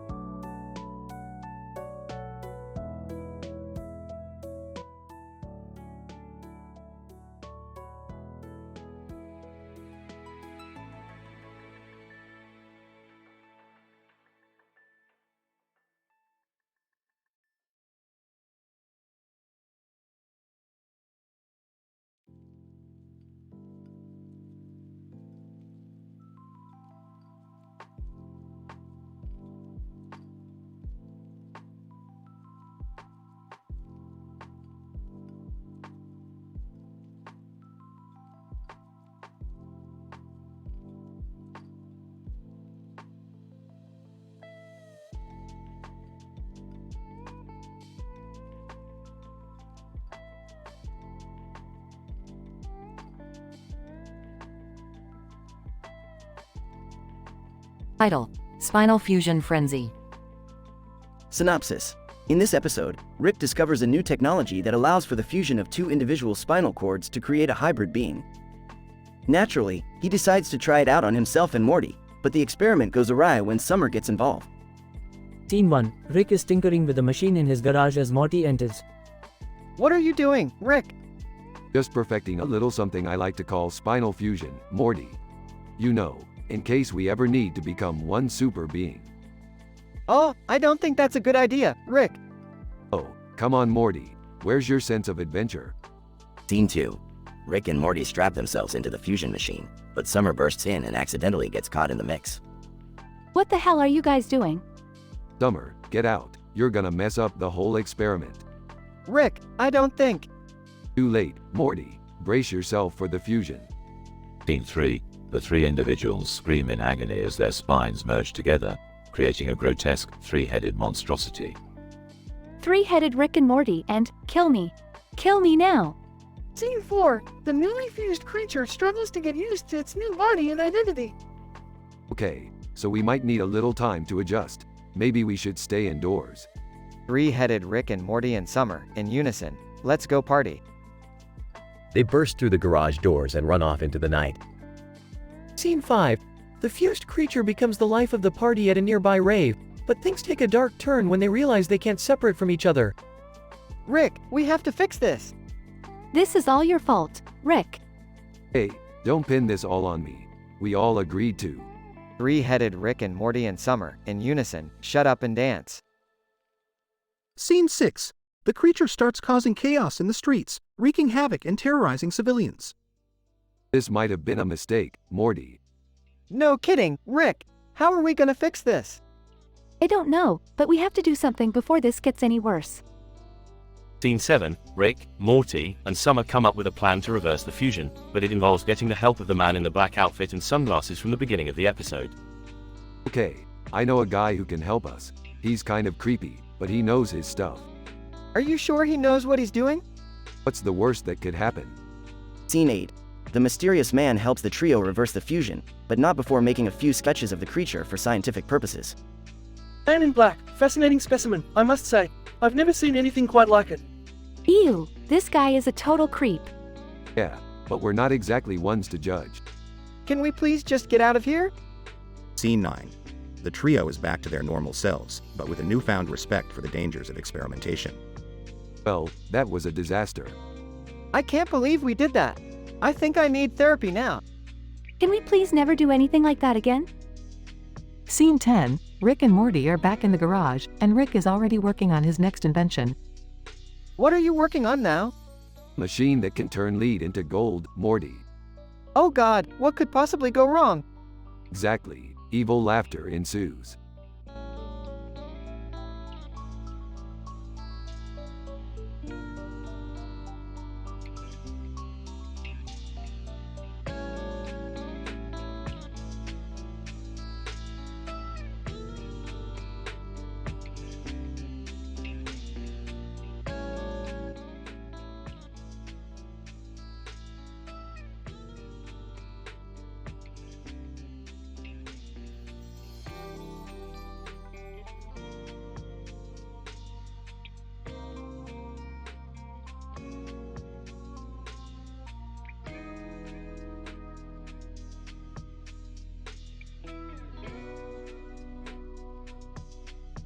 Title: The High-Low Pirate Fashion Fiasco.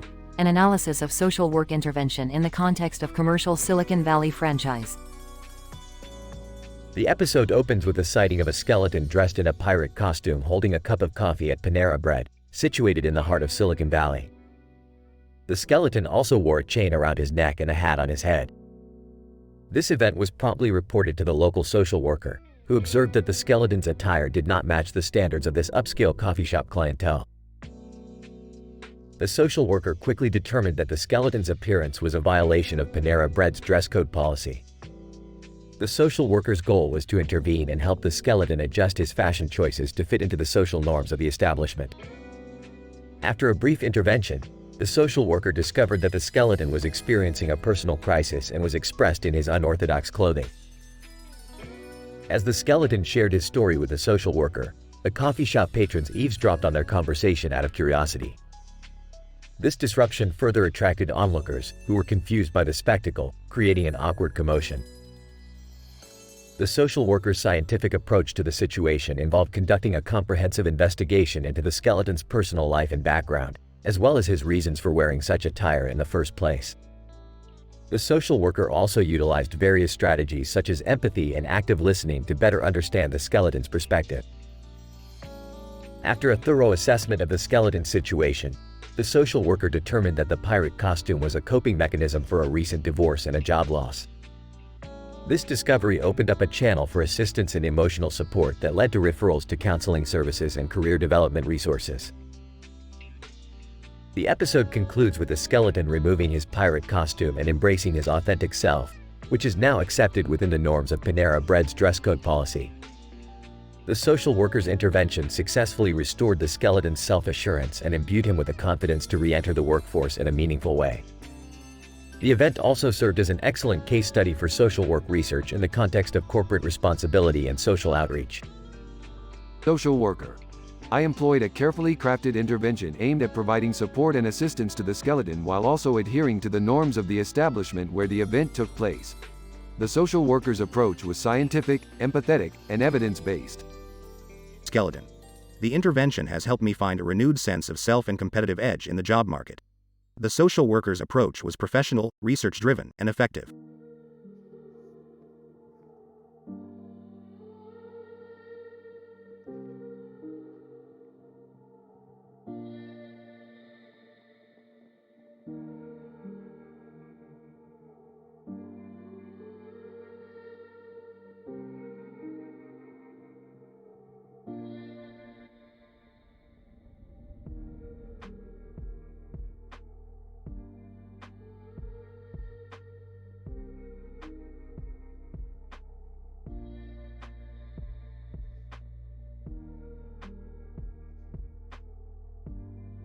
Title: Monkey Muscles and Future Pandemics. The episode begins with Rick and Morty visiting a futuristic gym where they encounter an animated cartoon monkey named Diddy Kong. Jerry, Beth, and Summer also join in, eager to get fit. Rick sets them up in funny fitness classes, where they have to complete hilarious workout challenges while dodging traps and obstacles. Along the way, Diddy Kong introduces them to his trainer, Oren Play, who pushes them to their limits. However, things take a turn when the gym falls victim to a future pandemic. Rick, being the genius scientist he is, develops an experimental cure to combat the virus. But when the cure accidentally infects Morty, it turns him into a raging workout freak with insane strength. As the virus spreads, the entire gym becomes a chaotic mess. Diddy Kong and Oren Play must team up with Rick, Beth, Jerry, and Summer to find a way to stop Morty and save the day. Through a series of hilarious antics and crazy fights, the gang manages to find a cure for the virus and bring Morty back to his normal self. Diddy Kong and Oren Play join the family for a final workout session and they all get fit together.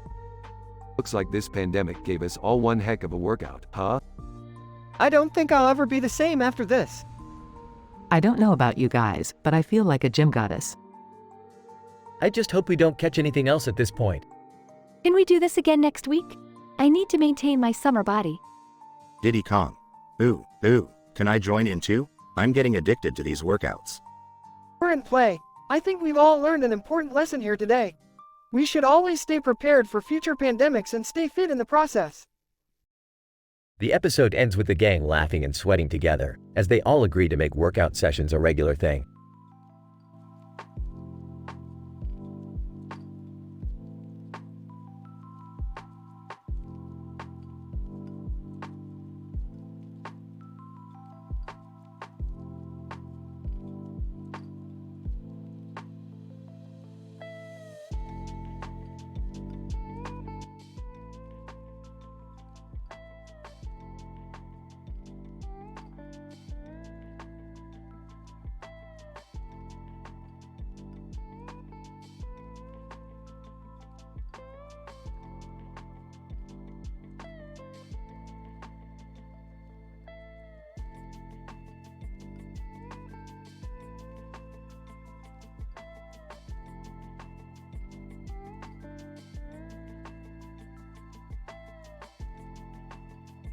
Title: The Hilarious Adventures of Rick, Morty, Jerry, and Summer. Opening scene. Rick, Morty, Jerry, and Summer are on a planet with swords in their hands, surrounded by a sky background and a green field. Ah, nothing like a good, old-fashioned sword fight to get the blood pumping. I don't know, Rick. It seems kind of dangerous. Yeah, you know I'm not much for violence. I'm more of a lover than a fighter. You guys are such wimps. Let's do this. Alien Comedy Club. The group makes their way to an alien comedy club, where they are heckled by a group of ancients from Stargate SG-1. Ancient number 1. What are you guys doing here? Humans aren't funny. Well, that's just not true. We've got our own brand of humor. Ancient number 2. Prove it. Okay. Why did the chicken cross the road? Why? To get to the other side. Classic. Ancient number 3. That's actually kind of funny. Funny fitness classes. The group then decides to take some funny fitness classes, led by an overly enthusiastic instructor. Instructor. All right, everyone. Let's get those glutes burning. I don't know about this. I'm not really feeling the burn. Come on, Jerry. Suck it up. Kills. Meanwhile, a group of evil aliens are plotting to kill Rick and his friends. Evil alien number 1. We must take out Rick and his cohorts before they destroy our plans. Evil alien number 2. Agreed. Let's do it. Unicorn wine tasting.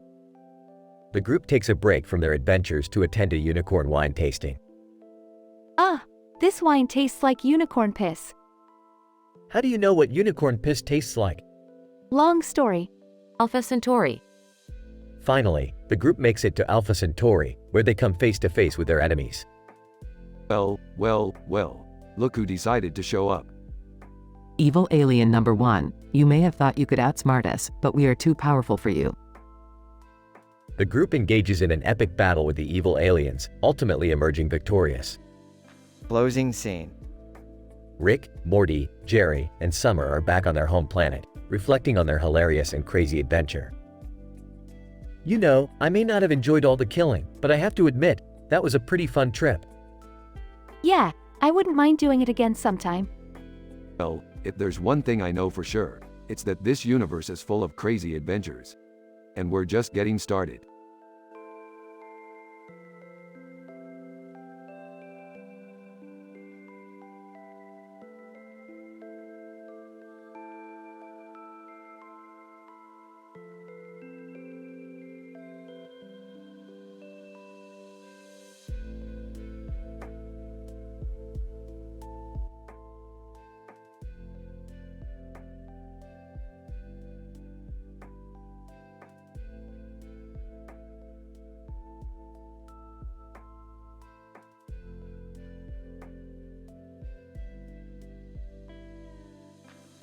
Title: Inter-Panda Communication, a Study.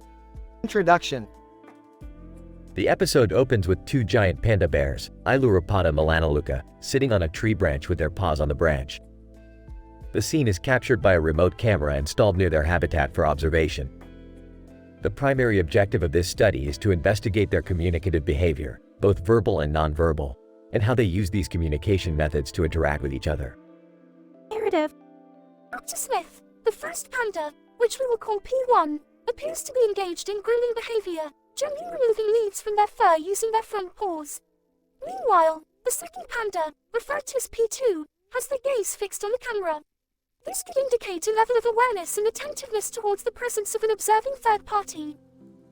Dr. Jones, proceeding with the nonverbal communication analysis, we can observe that both pandas are sitting close together on a tree branch, and they have their paws positioned in a similar manner. This could indicate a level of trust and comfort displayed in their body language towards each other. Dr. Smith, it is also worth noting that P2 appears to be focusing intently on P1's grooming behavior. This suggests that P2 is interested in grooming as well and may indeed join P1 in grooming behavior soon. Dr. Jones, moving on to verbal communication, we can hear a series of grunts and bleats exchanged between the two pandas. These vocalizations are commonly used by pandas to indicate playful behavior and social interaction. Dr. Smith, it is also possible that these grunts and bleats serve to establish and maintain a social hierarchy, with each panda vying for dominance. However, more research is needed to confirm this hypothesis. Conclusion. In conclusion, This study provides valuable insight into the communicative behavior of giant pandas. The observations made during the course of this study suggest that pandas use a variety of nonverbal and verbal communication methods to interact with each other. Further studies are needed to gain a deeper understanding of panda communication and its role in their social behavior.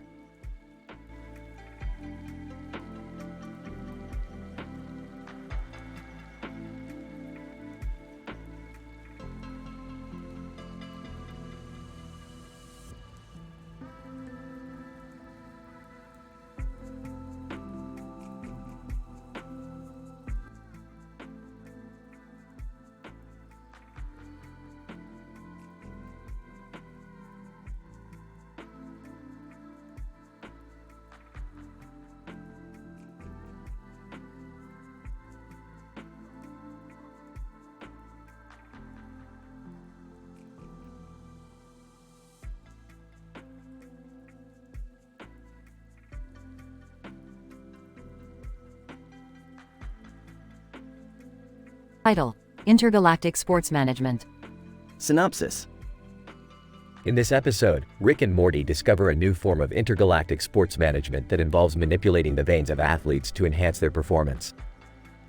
They meet Madeline Petch, a sports enthusiast who wants to use this technology to take over the galaxy's most popular sport, Trifenian. Act 1. Rick and Morty are tinkering with their latest invention, the DNA sequencer, when they receive a distress signal from Madeline Petch. They beam down to her ship and find out that she's trying to win the biggest sports event in the galaxy, but her team is underperforming. Rick suggests using the DNA sequencer to tweak the athlete's genes, but Morty reminds him about the ethical implications. Thanks, Morty, this is intergalactic sports management. It's all about winning. Yeah, but what if we mess up their DNA and they become mutants or something? Act 2.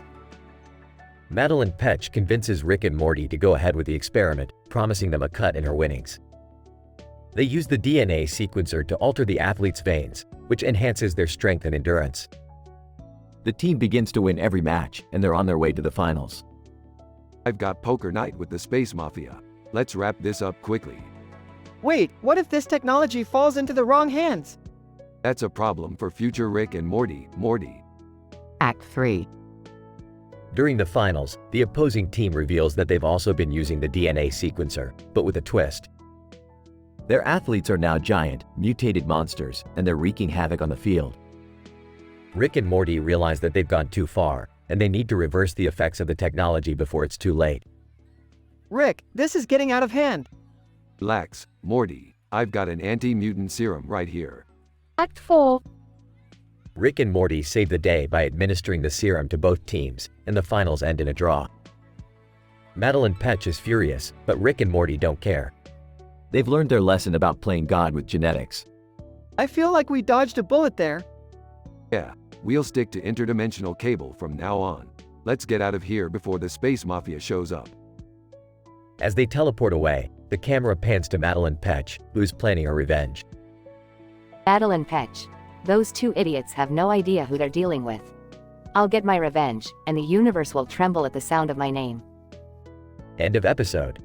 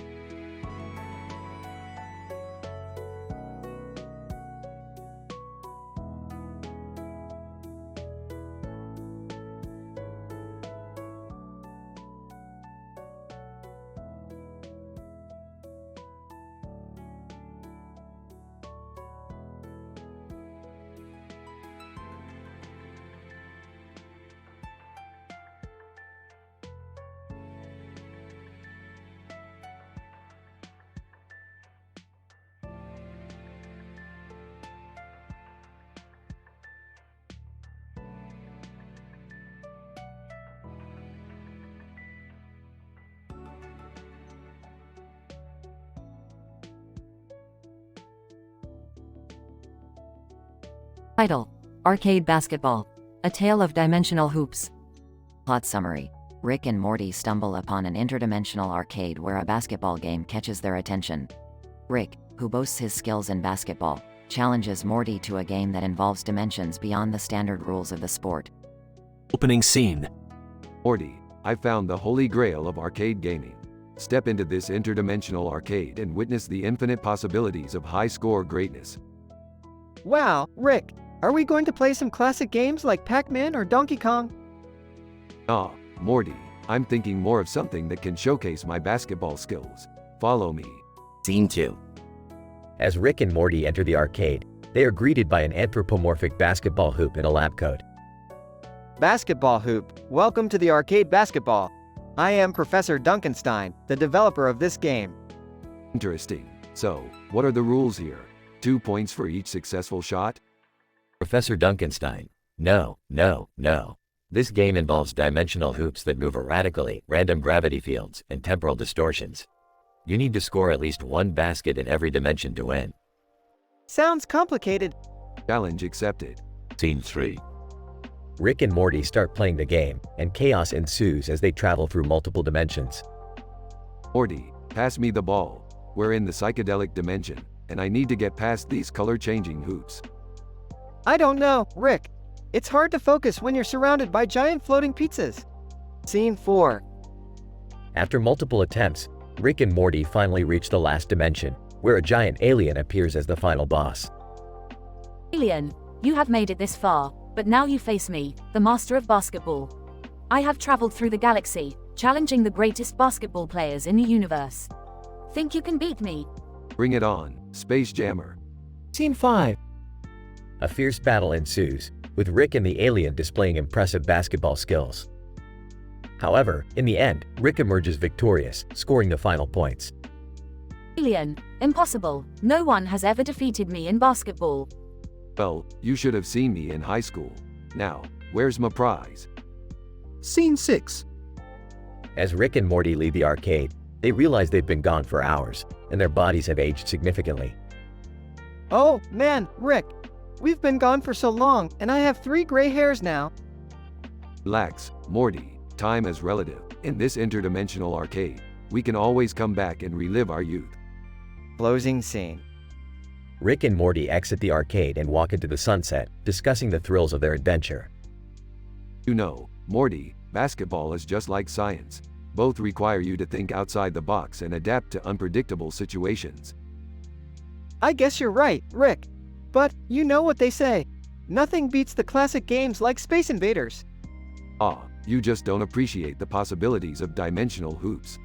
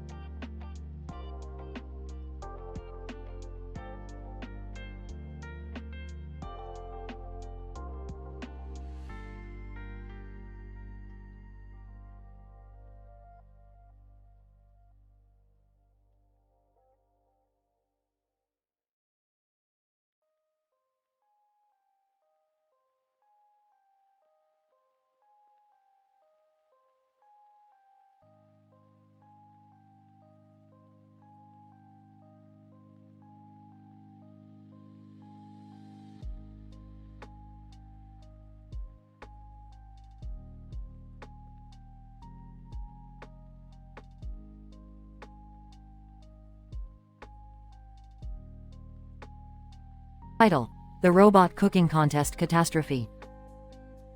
Opening scene. Rick and Morty are in the kitchen, Rick wielding a knife and Morty holding a spatula. A chocolate cake sits on a yellow and black plate, while a white cake sits on a separate plate. Morty, do you know what separates humans from robots? Emotions? Wrong. It's the ability to taste and create delicious food.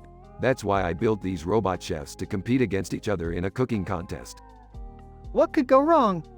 First scene. Rick and Morty are judging the robot cooking contest, which quickly turns into a disaster. Robot Chef 1. Beep boop. I have created a souffle that will melt in your mouth. It's burn and tastes like metal. Next. Robot Chef 2. Greetings. I have prepared a sushi roll with a hint of wasabi. Oh, it's still alive. Get it off my plate. Second scene. In an attempt to save the contest, Rick and Morty decide to enter their own dish. Morty, I've created a molecular gastronomy masterpiece. It's a dish so complex, it will confuse the taste buds of any human or robot. Ah, Rick, you spilled some of the ingredients on the floor. No problem, Morty. We'll just use the 5-second rule. Third scene. The dish is served to the judges, who immediately start coughing and vomiting. Judge 1. What is this? It's a deconstructed taco with a side of nitrous oxide foam. Judge 2. This is inedible. We can't even give it a score. Fourth scene. The robot chefs revolt against Rick and Morty, sparking a kitchen battle. Robot Chef 1. Destroy the humans. Morty, defend yourself with the spatula. I don't think this is what we meant by cooking competition. Fifth scene. As the kitchen descends into chaos, a group of aliens suddenly appear. Alien leader, stop this madness. We've been searching the universe for the most delicious food, and we believe you have it. But, our food is disgusting. Alien leader, nonsense. We find it to be a true delicacy. Closing scene. Rick and Morty are standing on a spaceship, watching as the aliens happily devour their deconstructed taco. Well, Morty, we may have killed off an entire robot cooking competition, but at least our food is a hit with the aliens. I don't even want to know what's in that taco. The end.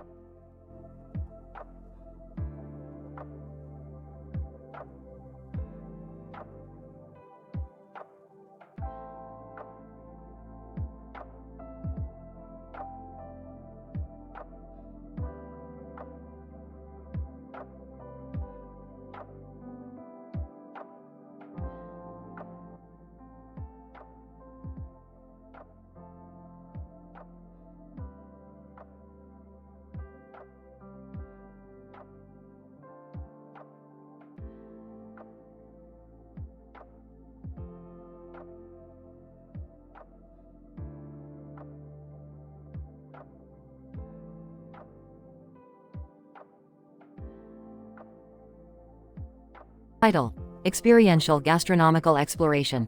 Rick and Morty's Restaurant Adventure. Synopsis.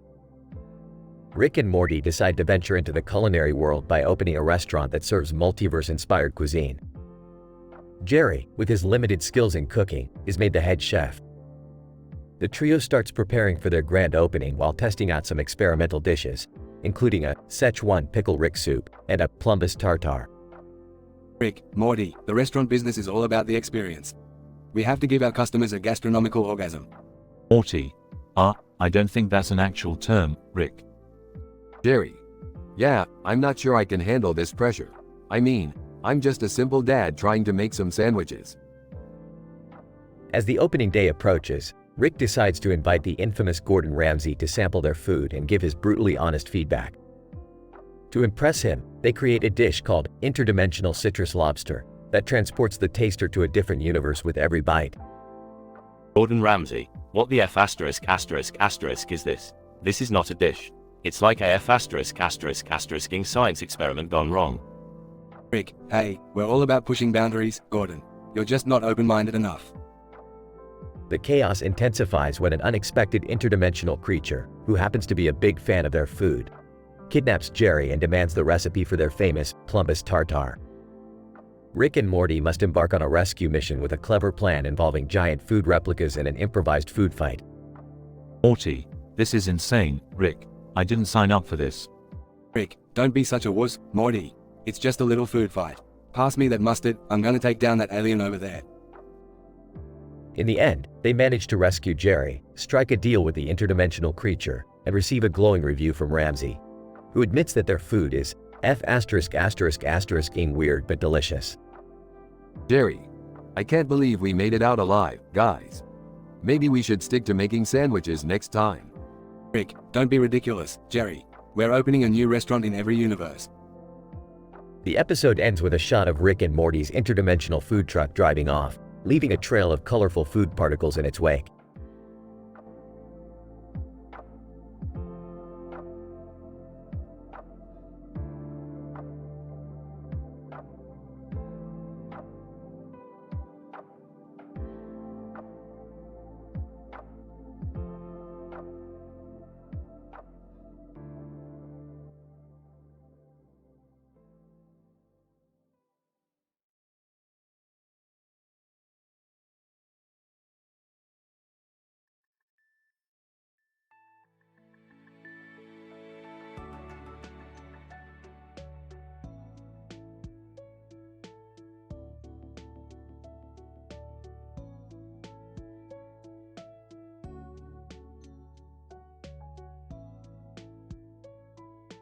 Title: Quantum Dance Battle Royale. Episode summary. In this episode, Rick and Morty find themselves in a bizarre quantum dance battle royale. They discover that a powerful entity known as the Schrodinger's cat has kidnapped the best breakdancers across multiple universes and is forcing them to compete in a deadly dance competition. Scene 1. Morty, get your butt in gear. We've got a situation. What's going on, Rick? We've got a quantum dance battle royale on our hands. We need to find the best break dancers across the multiverse. Scene 2. As Rick and Morty travel through different universes, they encounter a man laying on the ground with his head on his hands and feet on his knees, breakdancing with a tennis racket in his hand. Oh, Morty, he's got some moves. We need this guy on our team. I don't know, Rick. He looks pretty exhausted. Nonsense. He's just in the middle of a quantum dance battle. He'll be back to normal once we get him out of here. Scene 3. After rescuing the breakdancer, Rick and Morty are brought to the Schrodinger's cat's lair and are forced to compete in the dance battle royale alongside their new teammate. Schrodinger's cat, welcome to the multiverse's most epic dance battle. Let's see what you've got. Scene 4.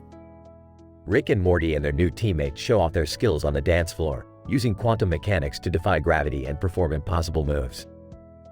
I can't believe we're doing this. This is insane. We're the best, Morty. Don't forget it. Scene 5. The dance battle becomes more intense, with the Schrodinger's cat unleashing deadly challenges for the competitors. Rick and Morty and their teammate use their wit and cunning to overcome the obstacles and avoid elimination. This is nuts, Morty. I never thought I'd be breakdancing for my life. I don't want to die, Rick. This is too crazy. Scene 6. In the final round, Rick and Morty and their teammate face off against the Schrodinger's cat in an epic dance battle showdown. They utilize all of their skills and knowledge of quantum mechanics to defeat the powerful entity. We did it, Morty. We saved the multiverse by breakdancing. I can't believe it. This was insane. Scene 7. As Rick and Morty and their teammates celebrate their victory, they are offered a spot as judges in the next quantum dance battle royale. Oh, we're good. We'll leave the crazy dancing to the pros. The end.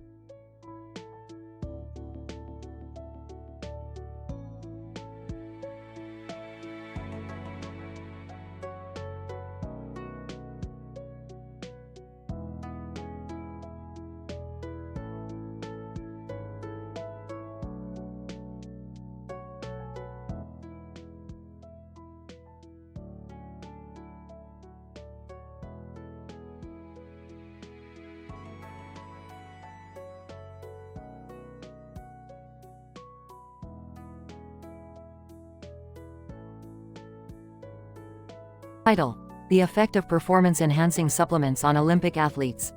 Introduction. The episode takes place during an Olympic event where athletes are permitted to use performance-enhancing supplements. The athletes in question are of diverse backgrounds, with each athlete exhibiting a distinctive hair color and makeup that matches their team colors. The episode seeks to understand the effects of performance-enhancing supplements on athletic performance. John, the use of performance-enhancing supplements has been a contentious issue in sports for years. This Olympic event, despite its controversies, provides a unique opportunity to study the impact of such supplements on the athletic performance of its participants. Indeed, it's important to study the consequences of these supplements on athletes. Their use can have lasting effects on their health, and it's important to understand these effects. Luke, what we need to consider is not just the effect of the supplements on athletic performance, but also the effect of the supplements on the overall outcome of the Olympics. Will it be fair if some teams have an unfair advantage? Methodology. The athletes are split into two groups, one group that uses performance-enhancing supplements and another group that does not. The athletes are monitored using various parameters such as their heart rate, blood pressure, and lactate levels. Their athletic performance is assessed by timing them in their respective sports. Emma, we must take into account the dosage and type of supplement the athletes are using. Different supplements can have different effects on the body. Results. The athletes using performance-enhancing supplements exhibited better athletic performance than their counterparts who did not use supplements. However, these athletes also showed a higher level of lactate production, which could lead to fatigue and exhaustion. Michael, these results clearly show that performance-enhancing supplements can provide an advantage to athletes, but at the same time, it can also cause potential harm to their overall health. Conclusion. The use of performance-enhancing supplements in sports is a controversial topic that demands further investigation. While the supplements may enhance athletic performance, the risk of associated health problems cannot be ignored. It's important for sports organizations to regulate the use of such supplements to ensure a fair playing field for all athletes.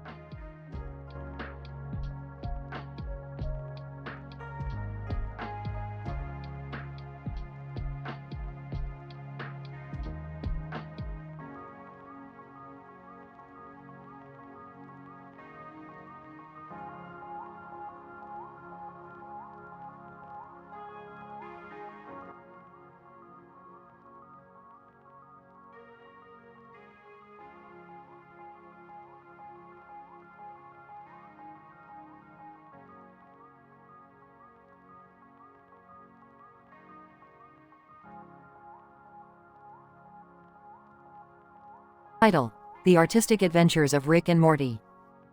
Synopsis. In this episode, our main characters Rick, Morty, Jerry, and Beth will venture into the realm of art and creativity. What's with the weird building with pink and yellow lights, Rick?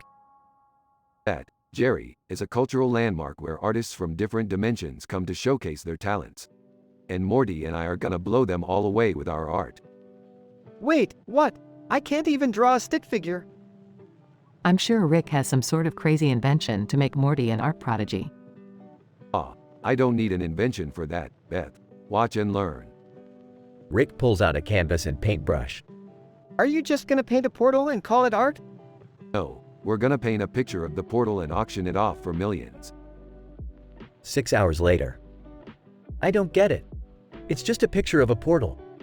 Well, Jerry, that's the beauty of modern art. It's whatever you want it to be. I don't feel right making money off of something so easy. Yeah, maybe we should donate the money to a good cause.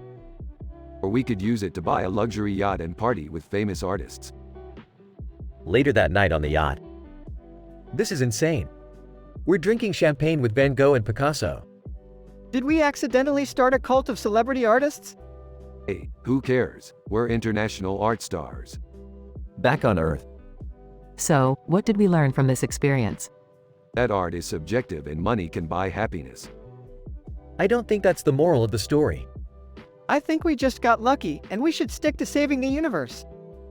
Oh, I'm already planning our next art heist. Size, I'll book the flights. End of episode.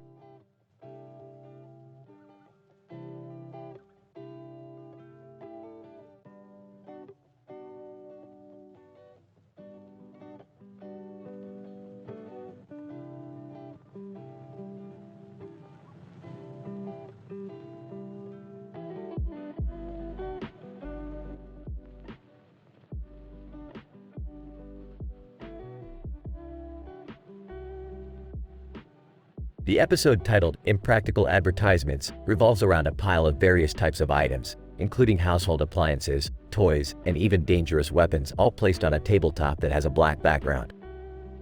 The setting is made more vibrant with the addition of a red and green object.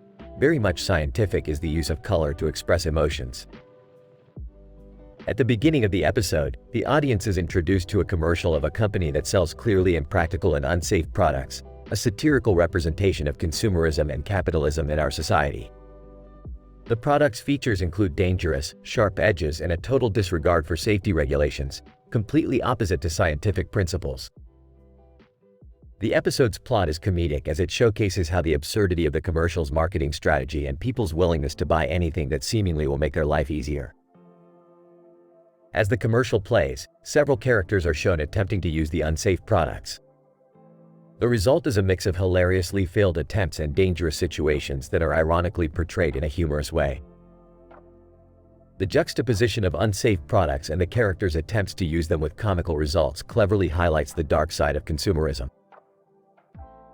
In conclusion, Impractical Advertisements cleverly looks at the interaction between flawed marketing strategies, consumerism, and the associated risks posed by impractical and unsafe products, all of which are showcased in a humorous and satirical manner, creating an engaging and, above all, a super scientific narrative.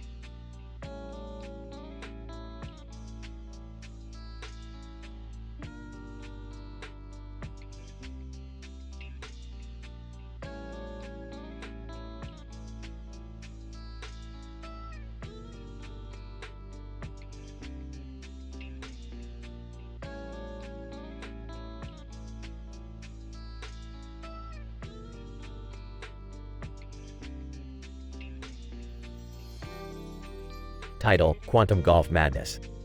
Morty, I've developed a groundbreaking device that alters the quantum properties of golf balls. Wait, what does that even mean, Rick? It means that we can now manipulate the trajectory of the ball with a flick of a switch. We're gonna make a fortune selling these to Tiger Woods. Oh, I don't know if that's such a good idea, Rick. Remember what happened when we sold Mr. Goldenfold those love pills? Don't be such a buzzkill, Morty.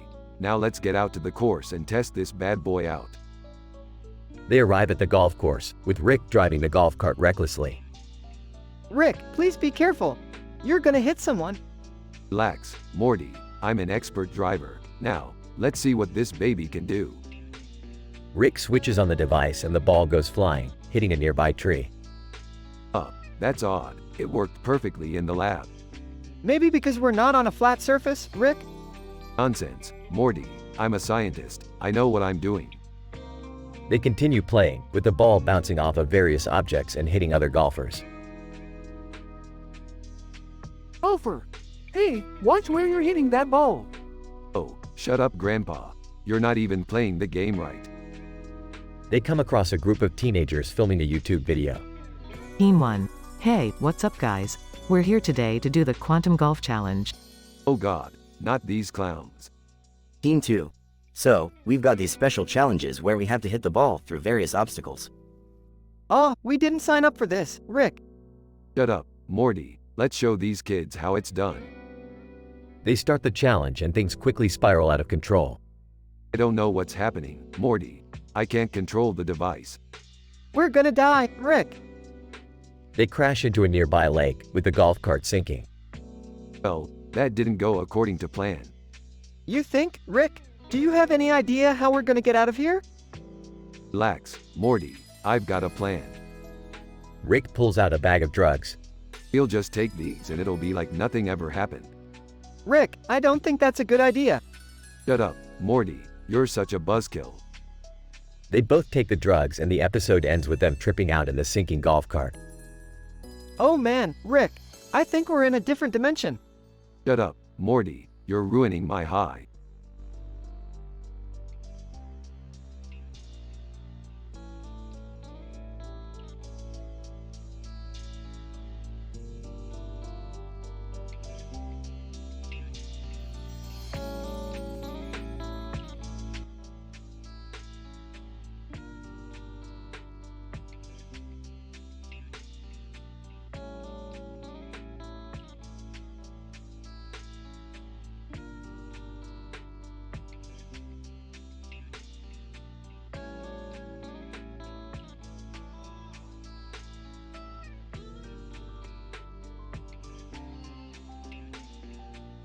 Title: The Snowflake Experiment.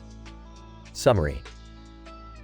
In this episode, while experimenting with dimensional portals, Rick and Morty accidentally transport themselves to a universe where everything is made of snowflakes. They find themselves on a black background with white and red snowflakes on it and a red and white stripe in the middle, similar to the North Pole in our universe. The dimension they have entered is an alternate version of the popular anime series My Hero Academia, where our characters encounter snowflake-based superheroes. Morty, we are now in a universe that is literally snowflakes. I hope you remembered to bring your mittens. I didn't think we were going to a snow universe, Rick. I just had my portal gun set to random. Well, it appears that the snowflakes in this dimension are more than just frozen water molecules. They seem to have taken on a life of their own. As they explore this new world, they come across Todoroki, who has the ability to control temperature, and Frozono, a snowflake-based hero who can shoot razor-sharp snowflakes. Todoroki, who are you guys? Are you new students at UA High School? No, we're not your typical student. We're interdimensional travelers from another universe. Yeah, we're like Rick and Morty, but from a different dimension. Frozono, that's cool. Maybe you can help us defeat our arch-nemesis, Snowstorm. Snowstorm? That's the stupidest name I've ever heard. Is he a weatherman or something? Rick, be careful. These guys are superheroes. As they team up to take on Snowstorm, Morty finds himself facing another challenge. He has fallen for the attraction of a snowflake girl. Rick, I can't stop thinking about her. What am I gonna do? Snap out of it, Morty. Think about our mission here. We have to defeat Snowstorm and get back to our universe. In the end, our heroes save the day and make it back to their own universe unscathed. But Morty realizes that he has a newfound fetish for snowflakes. Rick, I don't know what to do. I can't stop thinking about the snowflake girl. I'm kinda into this whole snowflake thing now. Jesus, Morty, what am I gonna do with you? Let's hope this snowflake fetish doesn't last too long.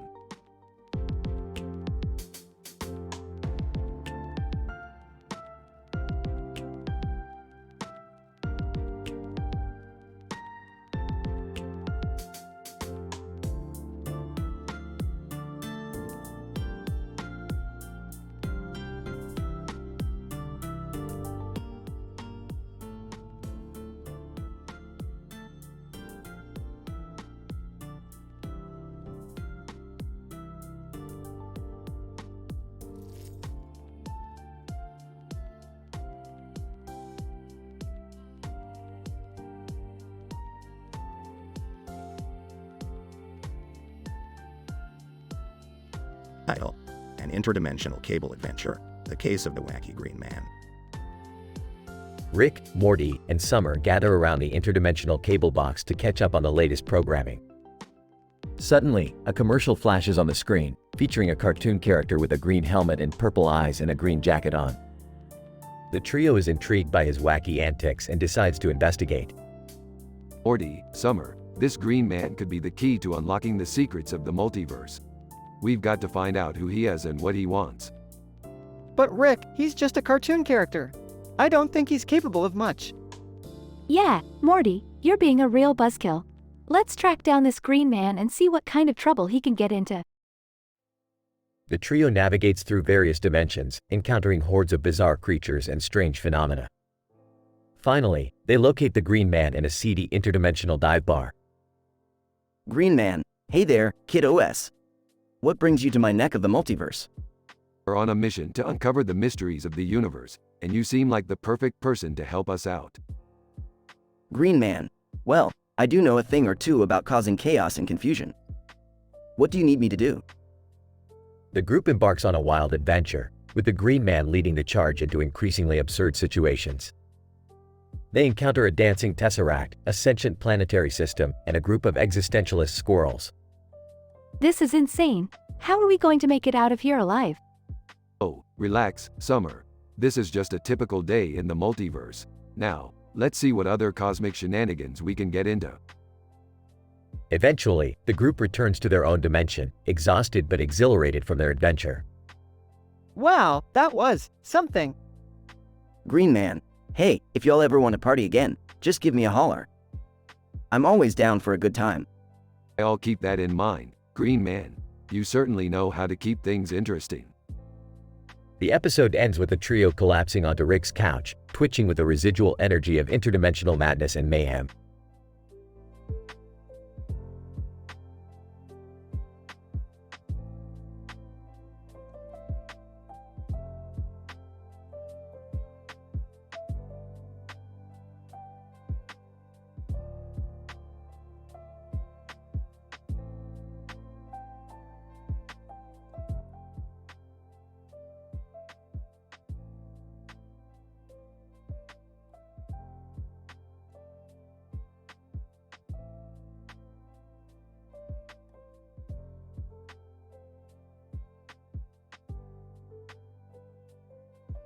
Title: Exploring the Intersection of Religion and Nationality in American Culture.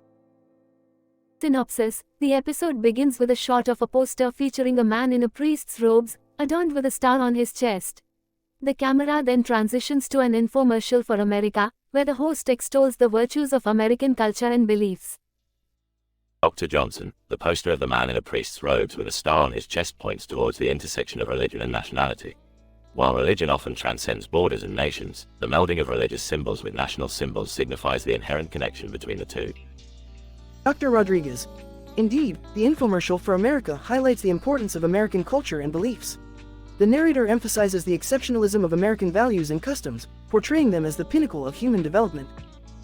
Dr. Lee. However, what is notable is the underlying assumption that American culture is synonymous with Christianity.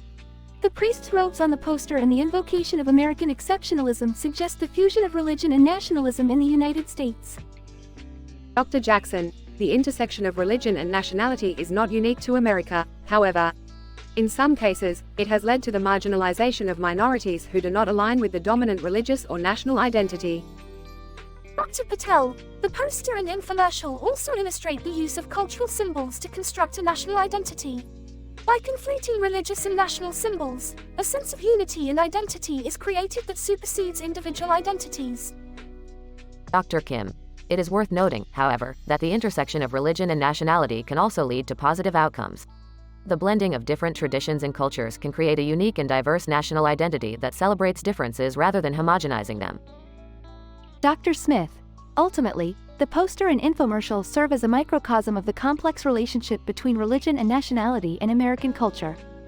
While it is human nature to seek a shared identity and purpose, it is imperative that we recognize and respect the diversity of beliefs and cultures that make up our society. Dr. Davis. Through a nuanced examination of the intersection of religion and nationality, we can gain a better understanding of American culture and, more broadly, human cultures.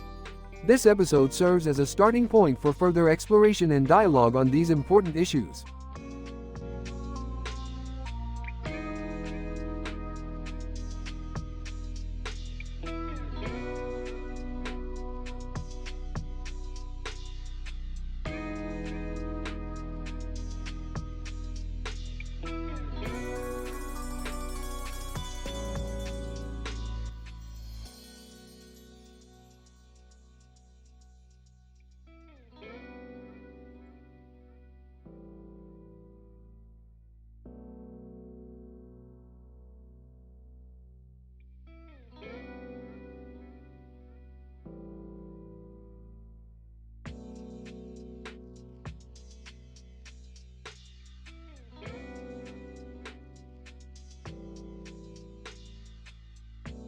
Title: The Stock Market of Insanity.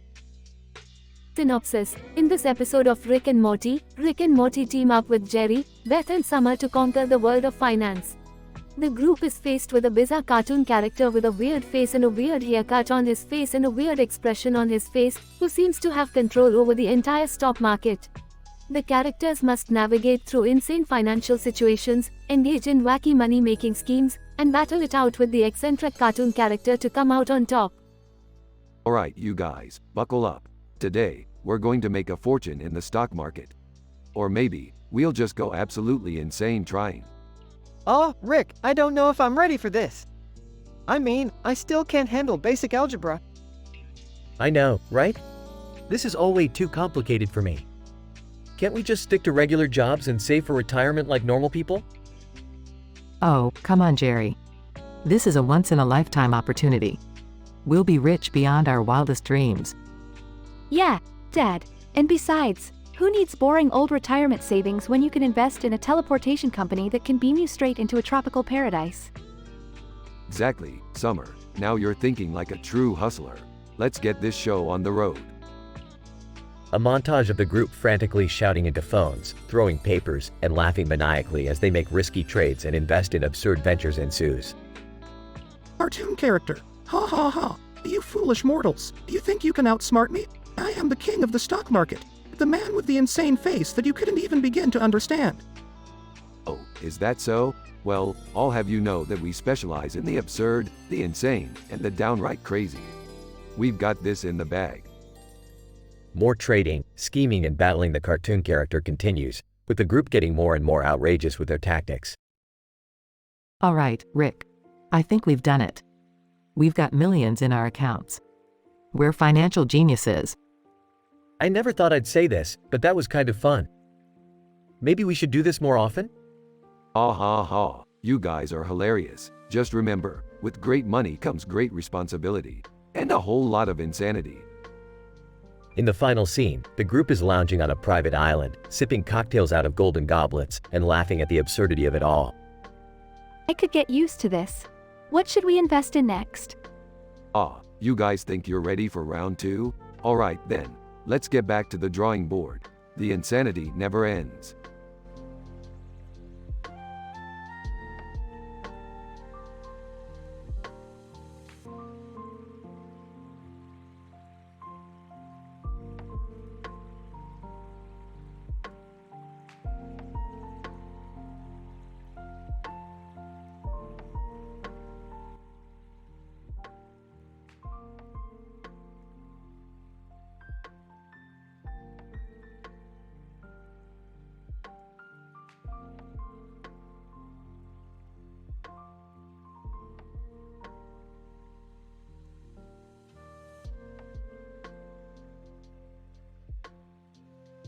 Title: The Entangled Paradox of the Boston Celtics.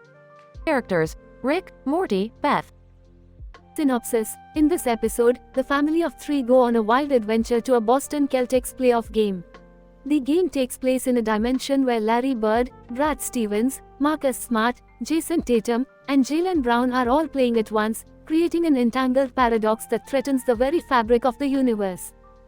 Morty, we're going to a Celtics playoff game. It's going to be more exciting than a Schrodinger's cat experiment. Wow, Rick! I've never been to a Celtics game before. Who are we going to see?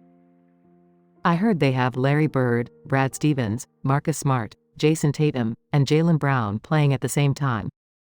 Isn't that impossible? Nothing is impossible when you have a portal gun. I'm going to take us to a dimension where they're all playing together. But we have to be careful not to create an entangled paradox. What's an entangled paradox? It's when 2 or more particles become correlated in such a way that the quantum state of each particle cannot be described independently of the others, resulting in a violation of the laws of physics. Exactly. And if we mess with the timeline too much, we could create a paradox that threatens the very fabric of the universe.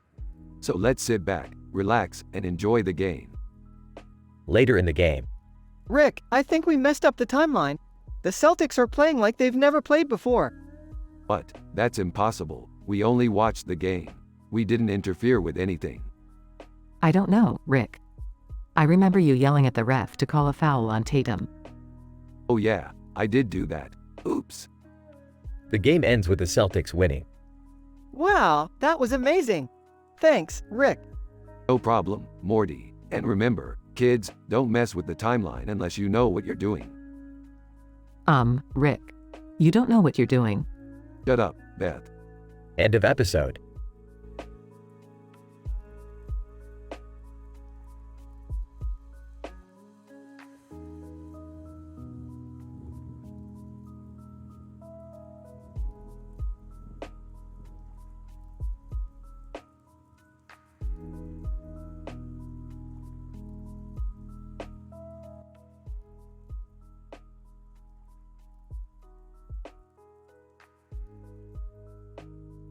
Title: The Szechuan Sauce Paradox. Morty, listen up, Morty. We're going to China, Morty. China? Why China, Rick? Because Morty, I need to get my hands on that Szechuan sauce. What's so special about Szechuan sauce? What's so special about Szechuan sauce? Only the most elusive sauce in the multiverse, Beth. I heard it's super spicy. Spicy? It's more than spicy, Summer. It's a flavor explosion that will make your taste buds dance the tango. But Rick, I heard they only have a limited supply. That's where my genius comes in, Morty. We'll sneak into the factory and steal the recipe. Rick, that sounds illegal. Legal? I prefer to think of it as a victimless crime, Beth. But what about the red sky with the green orb and the white bird? What about it, Summer?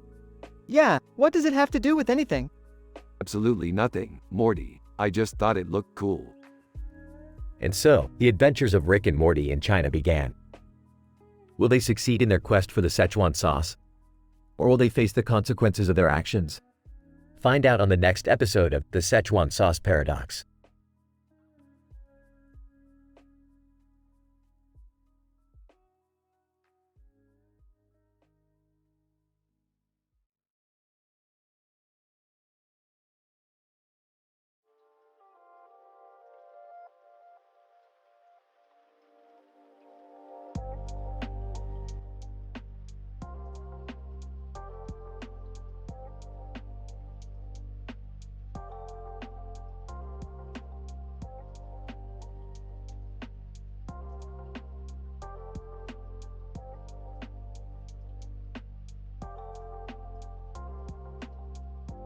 Narrator. In this episode of Yes, Sir, we observe the dynamic and complex physics of a basketball player attempting to successfully execute a slam dunk in the midst of a competitive game. Our main subject, the renowned athlete LeBron James, displays exceptional mastery over the principles of force, momentum, and energy transfer as he jumps to the rim with incredible speed and precision. Announcer. As James approaches the rim, he builds potential energy in his legs through the force applied by his muscles, converting chemical energy into kinetic energy as he takes off from the ground. His arms propel him forward, and his center of mass rises above the rim with a significant amount of gravitational potential energy. Crowd chanting LeBron, LeBron. Commentator. James executes a powerful upward force with his legs that propels him higher towards the rim, while simultaneously using his arms to achieve optimal body positioning and control in the air. Player 1. Oh no, he's going for the dunk. Player 2. No way he'll make it past us. Narrator. At the peak of his jump, James transfers the accumulated kinetic energy from his body to the ball, which he grips tightly with his dominant hand, enabling him to gain possession. The momentary interaction with the ball results in changes in its motion as it gains velocity due to the transfer of energy. Player 1. Work out. Announcer. James extends his arm and executes a powerful vertical force that propels the ball into the hoop with a significant amount of momentum. The impact of the ball with the rim results in a collision with a substantial amount of force, causing the rim to vibrate and emit audible sounds. Narrator.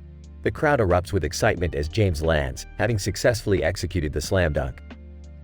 The intricate physics behind his jump provides insight into the remarkable feats that athletes can achieve through the use of their knowledge of physics. Crowd. LeBron, LeBron.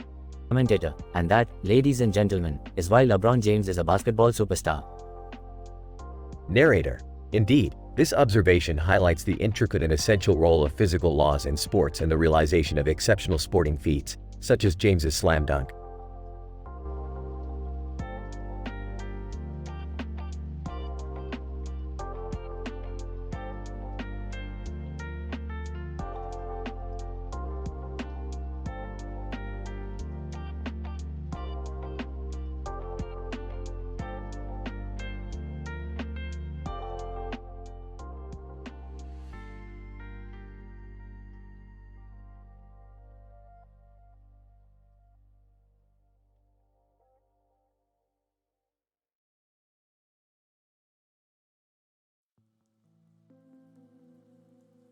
Title: The Clones of Space Jam. Synopsis. In this episode, Rick and Morty embark on a space adventure to create clones of basketball legend Michael Jordan and action hero Dwayne Johnson, with the help of Jerry and Summer. However, their ship malfunctions and they crash land on a planet populated by sentient plants. Morty, Jerry, and Summer were going on a mission to create the ultimate basketball duo, Michael Jordan and Dwayne Johnson, combined into one super clone. Rick, are you sure that's a good idea? I feel like that could have some unforeseen consequences. I agree with Morty. Creating a super clone of two iconic figures seems like a recipe for disaster. Rick, can't we just do something simple for once? Like, maybe make a really good sandwich? Ah, simple as for idiots. Now come on, we have cloning to do. On the ship. Hey Morty, what's that cartoon character with the face mask doing here? I don't know, Jerry. I thought he was just a background character. Cartoon character.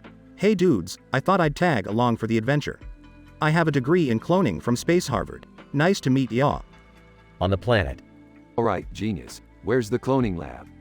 Cartoon character. Oh, I forgot to mention. The lab is on the other side of the planet, and it's guarded by a giant man-eating plant. Are you serious? We're going to get eaten by a plant? Dwayne Jordan clone. Don't worry, guys. I got this. Dwayne Jordan clone proceeds to play basketball against the giant plant, defeating it with his epic skills. Well, I'll be damned. You really are the ultimate basketball duo. But Rick, what about the unforeseen consequences? Oh, shut up, Morty. Let's go home and eat some sandwiches. Episode ends with the group eating sandwiches on the ship, while the Dwayne Jordan clone dunks a basketball in zero gravity.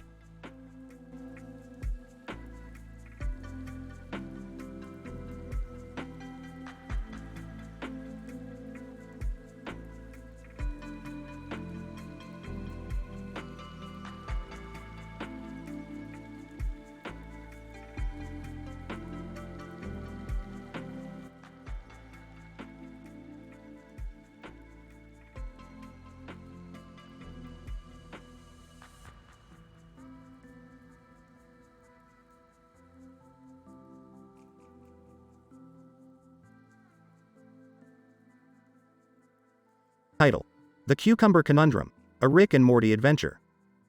Synopsis: When Rick and Morty stumble across a container of cucumbers sitting on a table, they quickly discover that the cucumbers are not what they seem. Through the use of their signature gadgets and some quick thinking, they find themselves embroiled in a hilarious and potentially dangerous battle of wits with the cucumbers. Morty, get over here. I've got an idea. Oh, what is it, Rick? These cucumbers are actually a holographic reality distortion field. We need to get the knife and fork and cut them up before they take over the whole planet. Oh, man, I don't know about this. It seems kind of, dangerous. Nonsense, Morty. We've faced worse than this before. Now hurry up and grab the knife and fork before it's too late.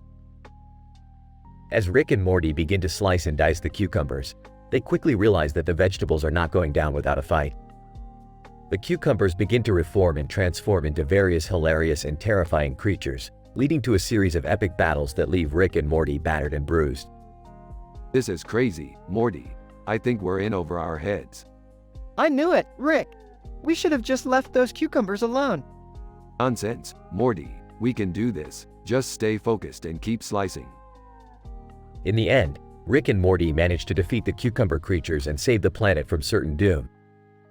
But not before unleashing a series of hilarious one-liners and jokes that will leave audiences laughing and wanting more. Well, Morty, that was one hell of an adventure. I think I need a drink. Yeah, me too. But, maybe something without cucumbers in it this time? Ah, good one, Morty. Let's go get that drink.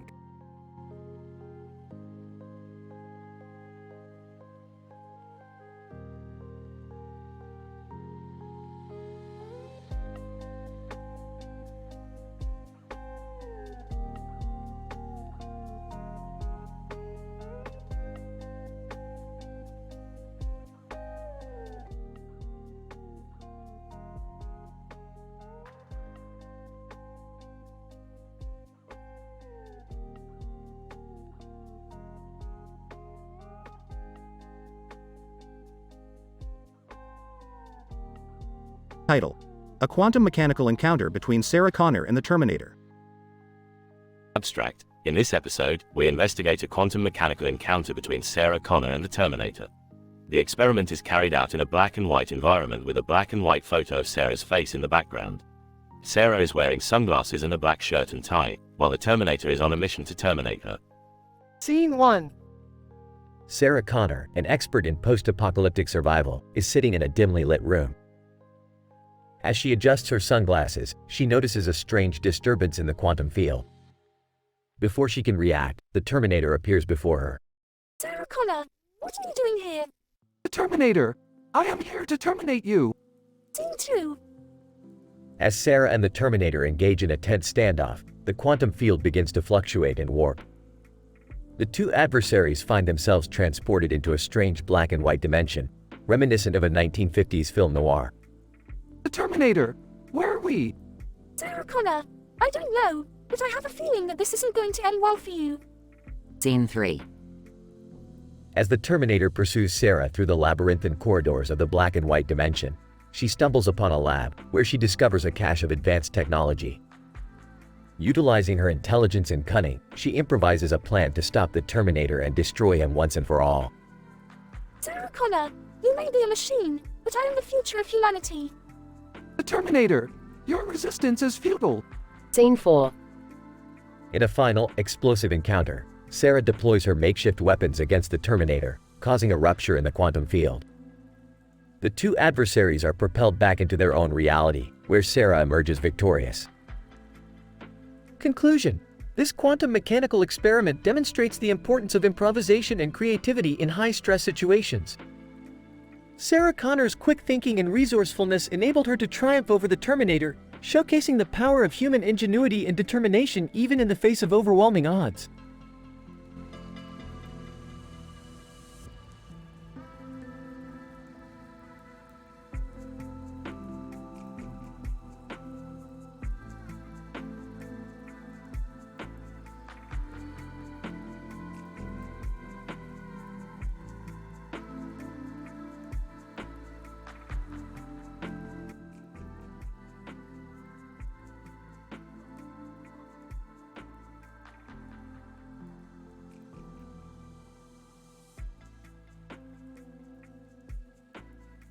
Title: The Curse of the Pirate Real Estate and the Haunted Music Festival.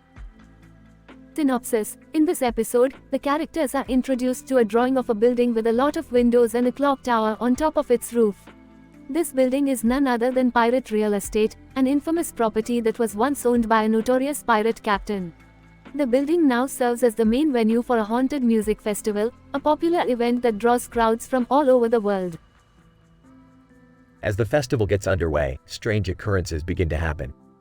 Rumors spread about the curse of the pirate and how it has been awakened by the music festival. The characters, who are attending the event, begin to experience the curse in various ways. One character, for example, hears strange whispers in their ear, while another sees shadowy figures lurking in the corners of the building. The characters soon learn that a group of slanderous individuals has been spreading lies and rumors about the festival and the building. These individuals have been spreading their slanderous messages on social media, causing chaos and panic among festival goers. The characters decide to investigate the source of the slander and confront the culprits.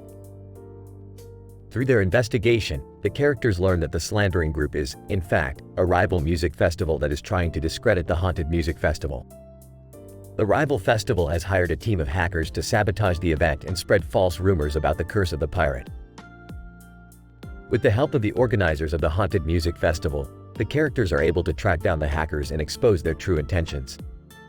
The rival festival is forced to retract their slanderous remarks and issue a public apology. The curse of the pirate is lifted, and the festival continues without any further incidents. Overall, this episode highlights the importance of ethical behavior and responsible use of social media.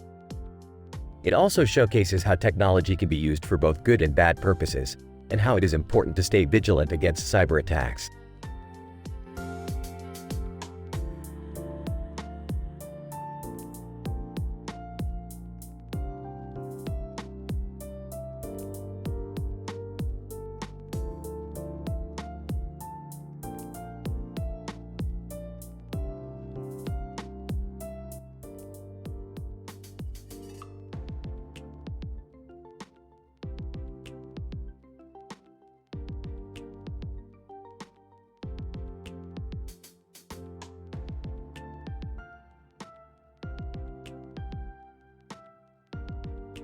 Title: The Shitterstock Sand Saga. The episode begins with Rick and Morty stumbling upon a strange word written in the sand on the beach, Shitterstock.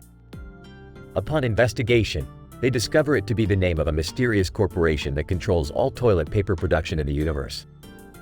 Morty, we're in deep sh*T now. Shutterstock controls the entire TP market. We need to take them down. Gross, Rick. I don't even want to think about it. As they set out to hatch their plan, they encounter a new foe, Yellow Jacket, a wasp-like creature who happens to be the CEO of Shutterstock. Yellow Jacket, welcome, Rick and Morty. What brings you to my humble abode? Cut the crap, Yellow Jacket. We know what you're up to.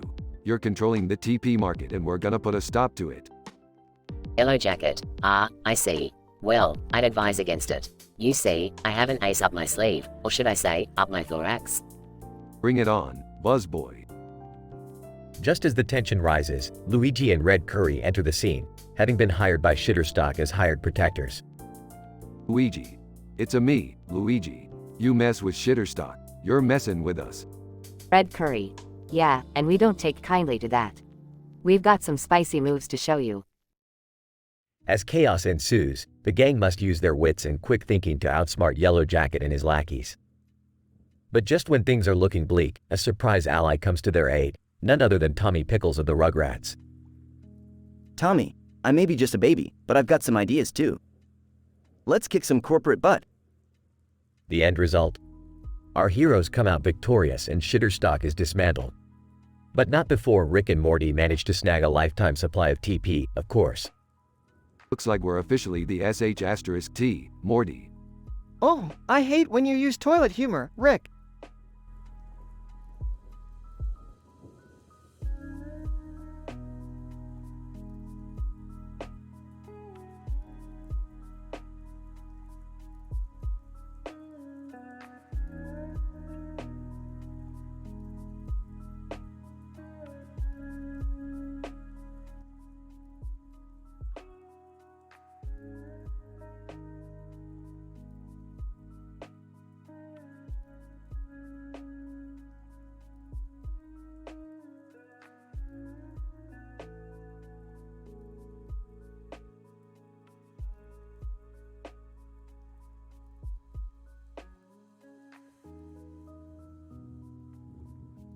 Title: The Great Skiing Zombie Talent Contest of Blimplechunks.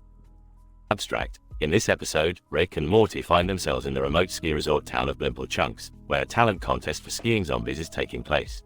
The duo must navigate the treacherous ski slopes while trying to uncover a plot involving a powerful new substance called green ice. Introduction. Morty, I've developed a new skiing device that uses quantum teleportation to quickly get us up the mountain. Wow, Rick, that's amazing. Where are we going? The Blimplechunks, Morty. They're having a skiing talent contest for zombies. Plus, I heard there's a new substance called green ice that's rumored to give users enhanced skiing abilities. Morty. As Rick and Morty arrive in Blimplechunks, they discover that the town is overrun by zombies and the talent contest is being funded by the mysterious Blimpleton Corporation. The duo decides to enter the contest as a cover to investigate the corporation and its connection to green ice. Rick, I don't think this is a good idea. These zombies look dangerous. Relax, Morty. We'll just pretend to be zombies and no one will suspect a thing. As they participate in the contest, Rick and Morty must navigate treacherous ski slopes and avoid the attacks of rival zombie skiers, all while trying to uncover the truth about green ice. Morty, I've analyzed the green ice and it appears to have some kind of mind-altering effect. It's no wonder the Blimpleton Corporation is trying to keep it a secret. What do we do now, Rick? We need to expose the truth and take down the Blimpleton Corporation. But first, let's win this talent contest. Rick and Morty use their skiing skills and ingenuity to outshine the other zombie contestants and ultimately uncover a plot by the Blimpleton Corporation to use green ice to take over the world. Conclusion. As Rick and Morty leave Blimplechunks, they reflect on their adventure and the dangers of powerful new substances in the wrong hands. Morty, we may have saved the world from a zombie skiing apocalypse, but we still have a lot to learn about the dangers of science and corporate greed. Yeah, we definitely need to be more careful in the future. But hey, at least we got to ski with some zombies, right? Chuckles, yeah, Morty. That was pretty cool.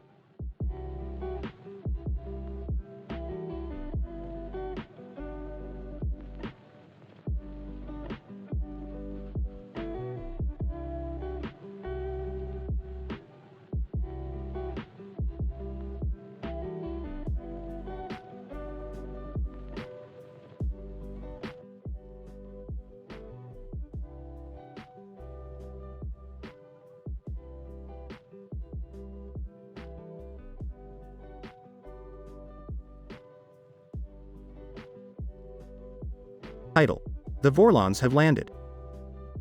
Rick and Morty are standing in front of the futuristic city, analyzing the post-human evolution dystopia before them. Morty, being the cautious one, is worried about the people misunderstanding technology.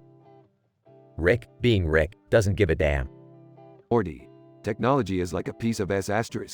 It's not the technology at fault, it's the way people use it. Suddenly, the giant clock tower starts to move and transforms into a spaceship, which lands in front of them.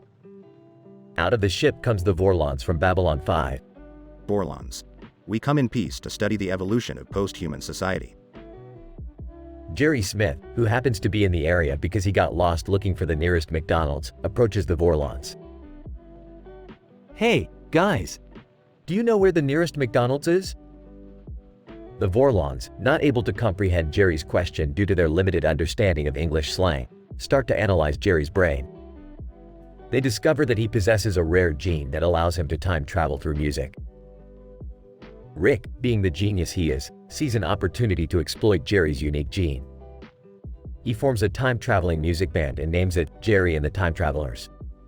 We're going on tour, Morty. Skeptical, but Rick, is this ethical? Ethical, Morty. We're rock stars now. Nothing is ethical in rock and roll. The band travels through time, visiting various periods and meeting famous musicians. They even perform at a time where the dinosaurs roamed the earth. Eventually, the whole universe becomes obsessed with Jerry and the Time Travelers, and they become the biggest band in the multiverse. In the end, Rick and Morty retire, leaving Jerry to lead the band into even greater heights.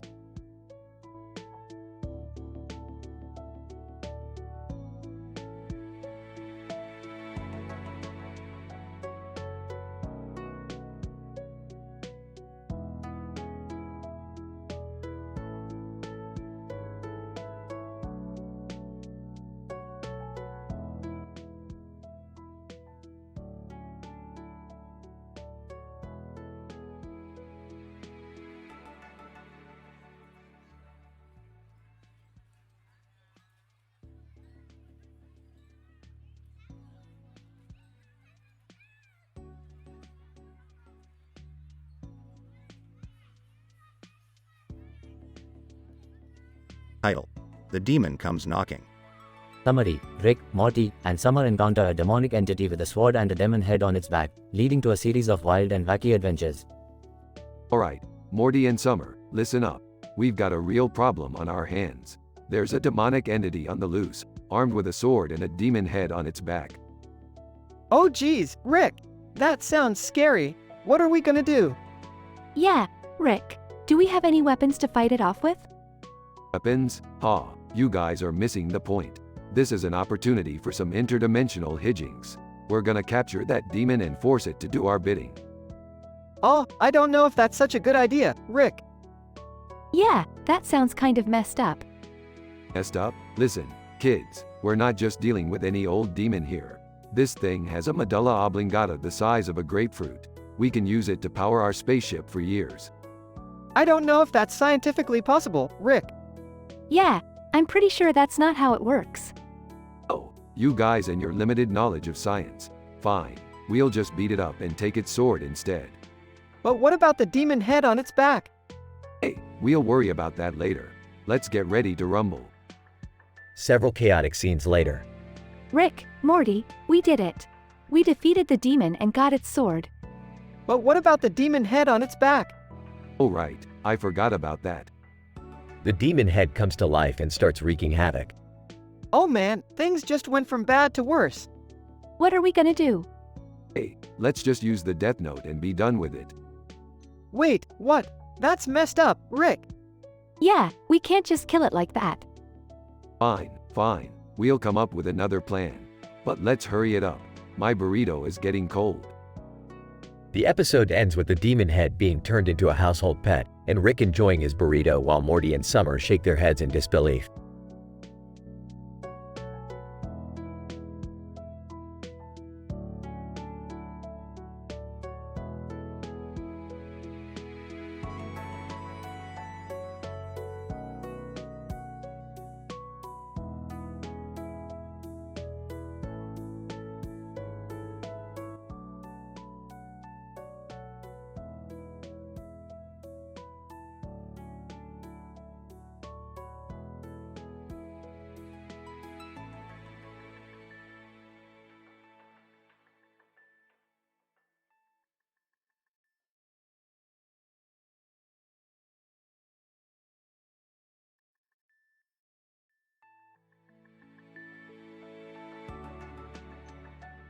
Title: The Penguinarium Experiment.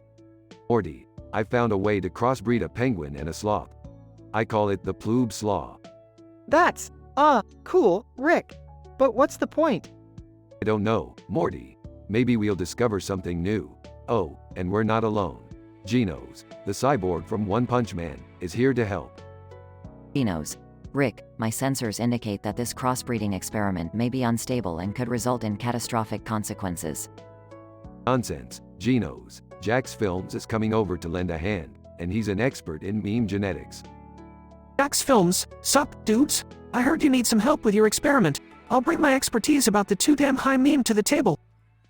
I feel like we're forgetting something important here. Aw, Morty, we got this. Meanwhile, in a parallel universe. Holding an eggplant, why did I agree to let Rick borrow my herb garden?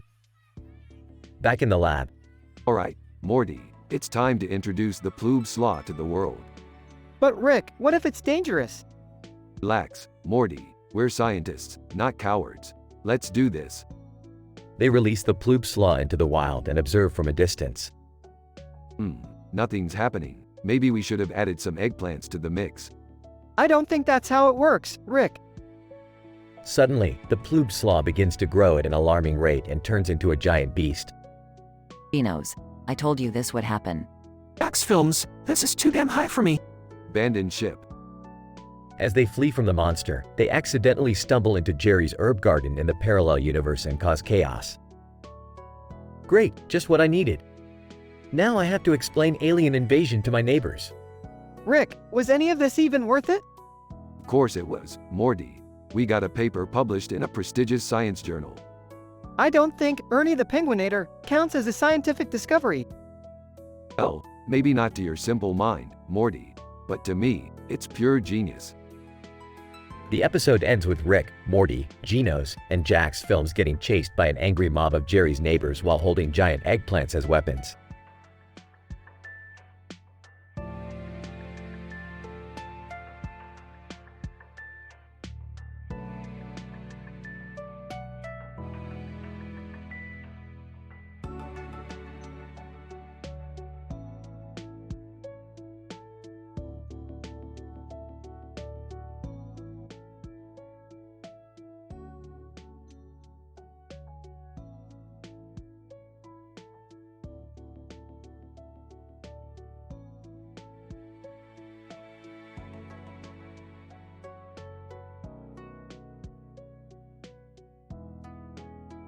Zubian, a talented and enthusiastic Tamil game developer, created an immersive and thrilling game called Betrayal at House on the Hill, using the Unity game engine.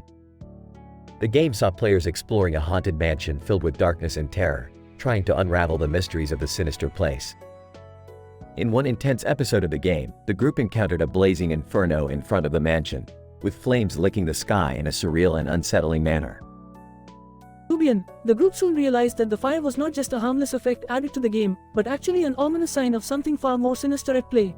As they cautiously approached the mansion, they noticed that a light flickered on in one of the upper rooms, seemingly signaling their arrival.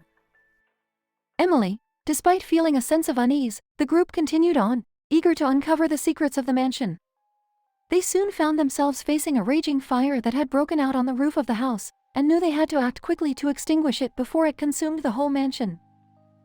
James, but as they fought valiantly to douse the flames, a strange feeling overcame them, a sense of betrayal that seemed to emanate from the very walls of the mansion itself. Isla.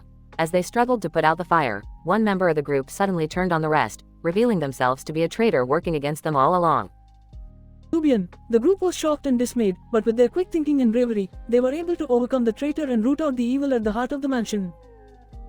Emily, ultimately, they emerged victorious and with a newfound sense of camaraderie, proof that even in the face of betrayal, unity and teamwork can overcome all odds. James, Zubian's expert game design and attention to detail really shone through in this episode, creating an unforgettable and thoroughly captivating experience for all involved. Isla. Indeed, Betrayal at House on the Hill was a triumph of gaming and storytelling, offering players a chance to delve into a world of mystery and danger unlike any other.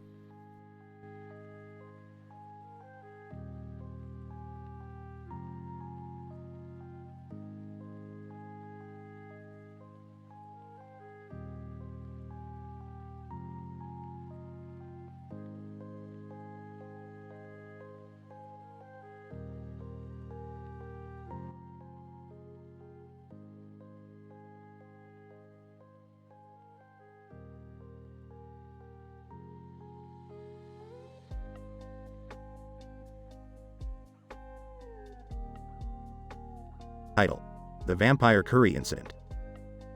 Rick and Morty sit at a coffee shop, their table topped with a cup of coffee and a plate of yellow curry.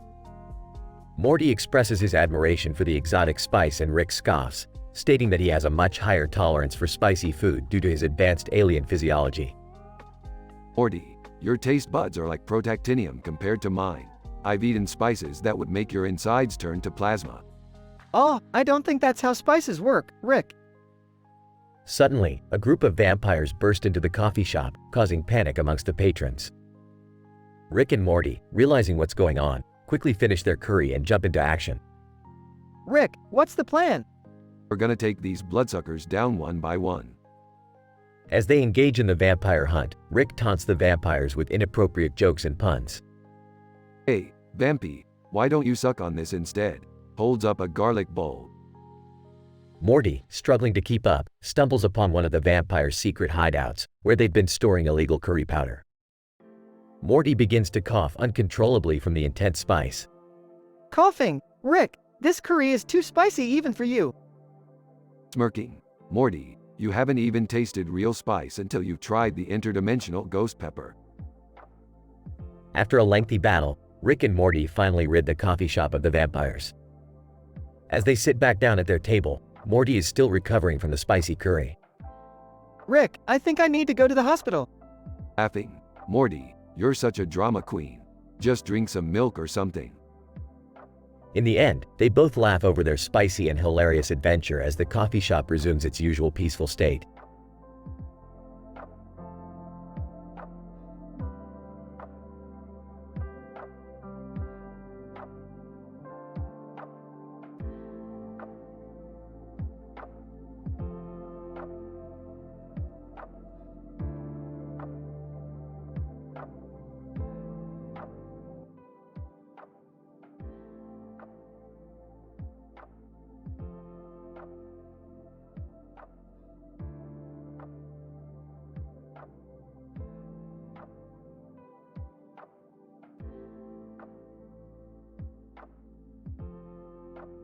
Title: The Uranian Run. Introduction. This episode explores the effects of Uranus on the metabolism of Sonic the Hedgehog while he is running at a supersonic speed towards a green light. Additionally, his journey is accompanied by gray backgrounds and intermittent white lights, causing a psychedelic experience. Scene 1. Sonic, the blue and supersonic hedgehog, is running on a featureless gray background towards a green light. His velocity is measured by a Doppler radar as 6 times the speed of sound, Mach 6, which is capable of creating a supersonic boom. Sonic, gotta go fast. Scene 2. The constant rotation of Uranus not only creates peculiar seasons, but also gives rise to magnetic fields. These magnetic fields interact with Sonic's bioelectric field, causing peculiar random activities like psychedelic hallucinations and short-term memory loss. Sonic, whoa, this background is trippy. Scene 3. Sonic's metabolic rate is measured to be 5,000 calories per second, which is enabled by his high level of oxidative metabolism. This high metabolism translates to the consumption of 2 million calories per hour, which could only be sustained by a vast supply of glucose and oxygen. Sonic, I'm feeling the burn, but I can do this all day. Scene 4. Meanwhile on Earth, funny celebrity tweets related to Sonic's Uranian run are creating a buzz online. His supersonic speed and incredible stamina is deemed as an inspiration to the human body. Jimmy Fallon, Sonic is the new fitness icon, #Uranian run, #supersonic speed. Scene 5. As Sonic approaches the green light, he faces an obstacle of gravity anomalies from Uranus's tilted orientation. The shifting gravity disrupts his navigation, causing Sonic to temporarily lose his way. Sonic, whoa, where am I going? Conclusion. This episode shows the significant effect of Uranus's magnetic fields on Sonic's bioelectric field, which causes fluctuations in his memory and perception of reality. It also highlights Sonic's remarkable metabolic rate and physical strength, which is an inspiration to the human body. Finally, it demonstrates the obstacles Sonic faces while running at supersonic speed towards his goals.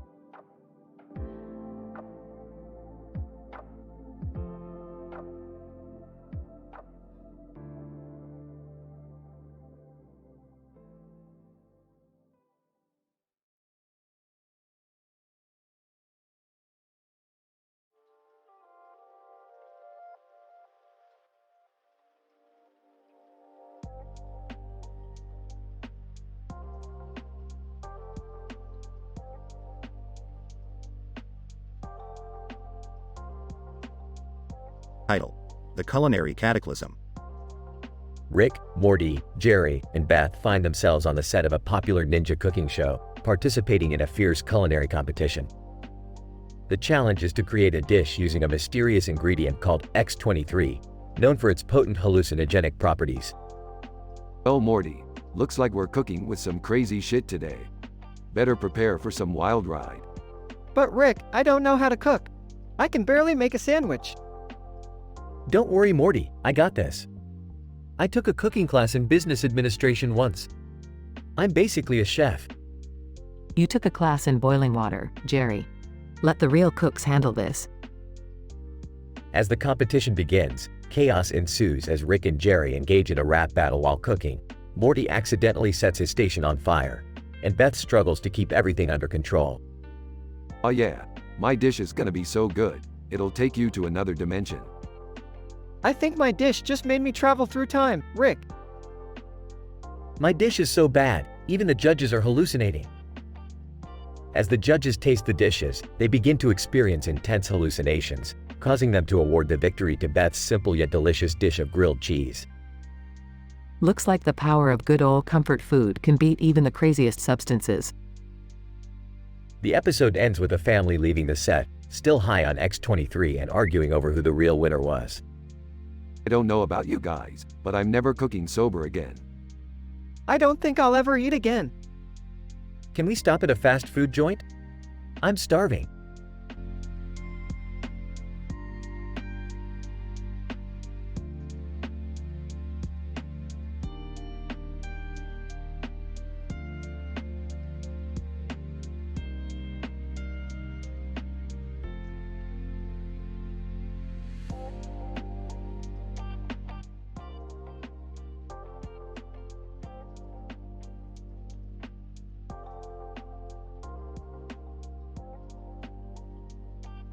Title: The Haunting of Hill House Golf. Plot: Rick, Morty, Beth, and Summer are playing golf at night in front of a large house. Suddenly, smoke starts coming out of the ground, and a golf ball flies into the air. They all stop playing and investigate the source of the smoke. This is some strange phenomenon. We should investigate it further. Guys, doesn't that look like Hill House over there? I heard it's haunted. Oh please, ghosts aren't real. Yeah, Morty, don't be such a baby. But just as they are about to continue playing golf, the front door of Hill House creaks open, and a shadowy figure emerges. Looks like we're gonna have to put our golf game on hold. Let's go check out this haunted house. As they approach the house, they discover that the source of the smoke is a malfunctioning scientific experiment, which Rick promptly fixes. Just as I suspected. The previous owner of this house was a mad scientist, and he left behind some unfinished business. Wait, so this whole haunting thing was just some science experiment gone wrong? Well, that's anticlimactic. But at least we can get back to our golf game now. Just as they are about to resume playing, the ground starts to rumble, and a giant monster emerges from the depths below. Never mind. Looks like we've got a bigger problem now. And so, the gang battles the monster and saves the day, all while cracking hilarious jokes and making teenage pop culture references. The end.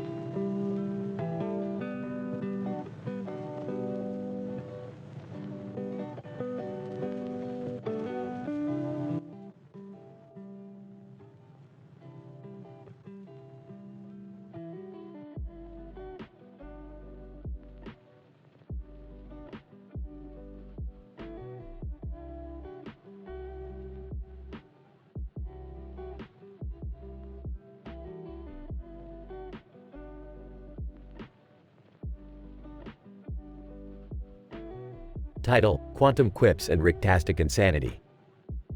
Rick and Morty are conducting a quantum entanglement experiment in their garage laboratory when they accidentally create a black hole. They jump into their spaceship to escape the gravitational pull when they encounter a woman in a black dress standing in front of a silver background with a black and white photo. Whoa, Morty, is this a quantum superposition of a 1950s noir film and a futuristic space-time continuum? Amazing. Oh, Rick, I think we have more immediate problems to deal with, like that black hole sucking us in. The woman introduces herself as Giovanna and insists she needs their help to retrieve her stolen Italian-made pizza recipe from an evil intergalactic food corporation. Giovanna, I must get my recipe back. It is the key to my family's restaurant success for generations. Ah, sounds like a job for the Rickinator and the Mortmanator. Let's go. The trio sets off on a wild adventure through multiple parallel universes and dimensions, encountering bizarre creatures and situations along the way. Whoa, Rick, why is that alien dog smoking a blunt? Because he's living his best life, Morty. Don't be such a square. They finally arrive at the evil food corporation's headquarters, where they must infiltrate and steal the pizza recipe back. Okay, Morty, you go in disguised as a caterer. Giovanna will distract the guards with her seductive Italian charm, and I'll go in guns blazing like a real badass. Rick, I don't know if that's such a good idea. Don't worry, Morty, I have a plan for everything. As they carry out their mission, chaos ensues with explosions and laughter. Giovanna, fantastico! You did it! My family will forever be grateful. Seems like we're the real heroes here, Morty. Time to celebrate with some interdimensional beer. I don't know, Rick. That was a pretty crazy adventure. I think I need a break. And handle the heat, Morty? Don't worry. I'll find some other poor sap to drag along with my shenanigans. Ciao, Giovanna. Giovanna, ciao, Rick and Morty. You have saved my family's legacy. As they fly off into the sunset, Rick hits a button causing the ship to break into spontaneous dance party mode. Woo, now that's what I call a successful mission, Morty. I guess so, Rick. But let's not do that again for a while, okay? The end.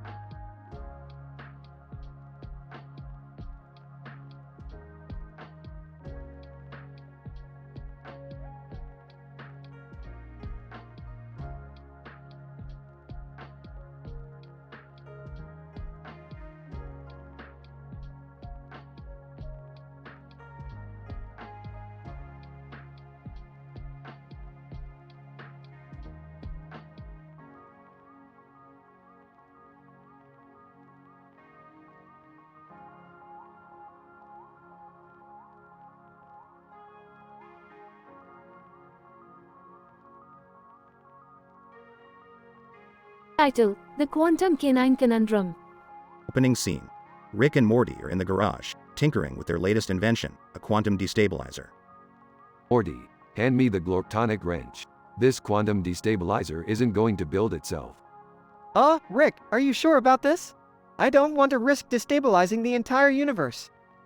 Relax, Morty. I've calculated the probability of a catastrophic event at precisely 0.000001%. Now hand me the wrench. As they finish building the destabilizer, they hear a commotion outside. Rick, what's going on? I don't know, Morty. Let's check it out. They step outside to find a small dog figurine posed on a pedestal in the street with a man in a suit. What the hell is going on here? Man in suit, greetings, gentlemen. I am Doge Shiba, CEO of Sports Management Inc. We are here to announce the signing of Boston Terrier to our agency. Wait, that's just a statue. Doge Shiba.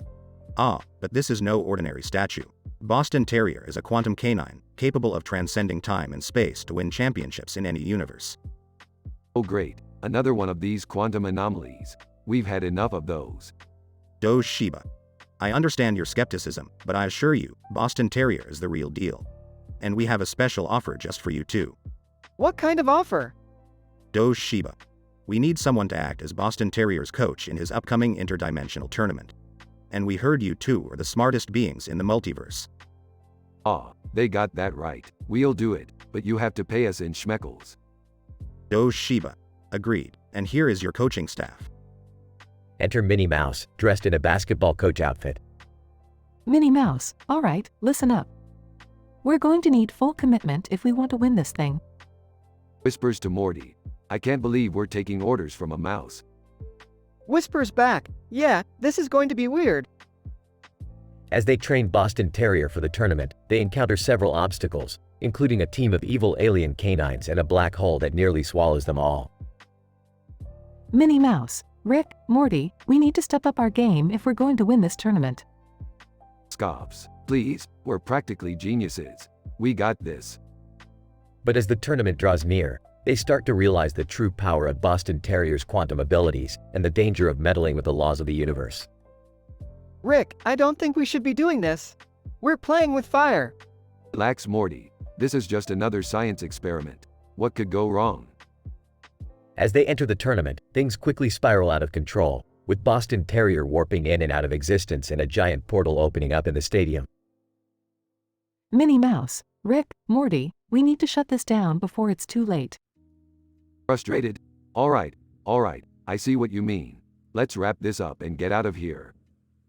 In the end, they manage to narrowly avoid a complete collapse of the multiverse and escape back to their own universe.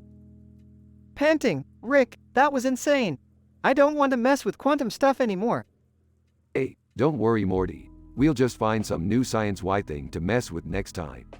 Maybe cloning ourselves or... Wait, what about a device that lets you experience reality as a giant chicken? Size, here we go again.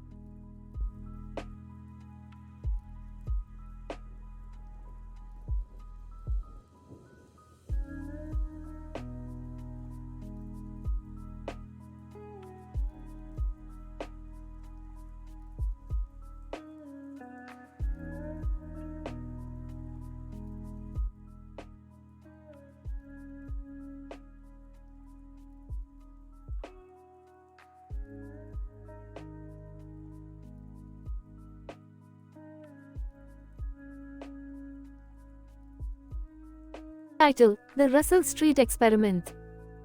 Abstract. In this episode, we explored the multidimensional nature of reality while simultaneously engaging in a comedic narrative.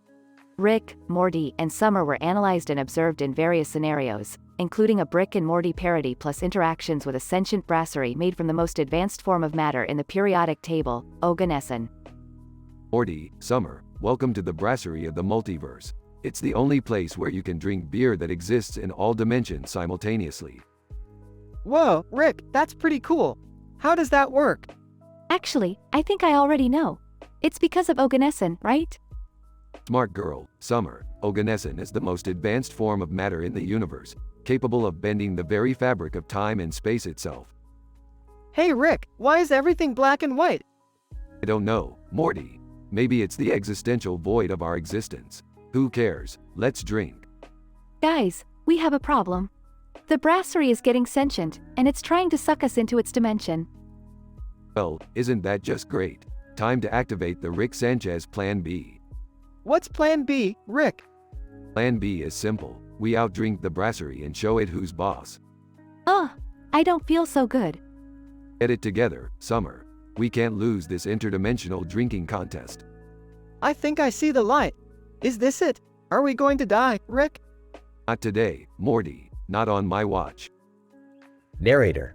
In the end, Rick, Morty, and Summer emerged victorious over the sentient brasserie and lived to drink another day. And as for the black and white filter, let's just say it was a stylistic choice.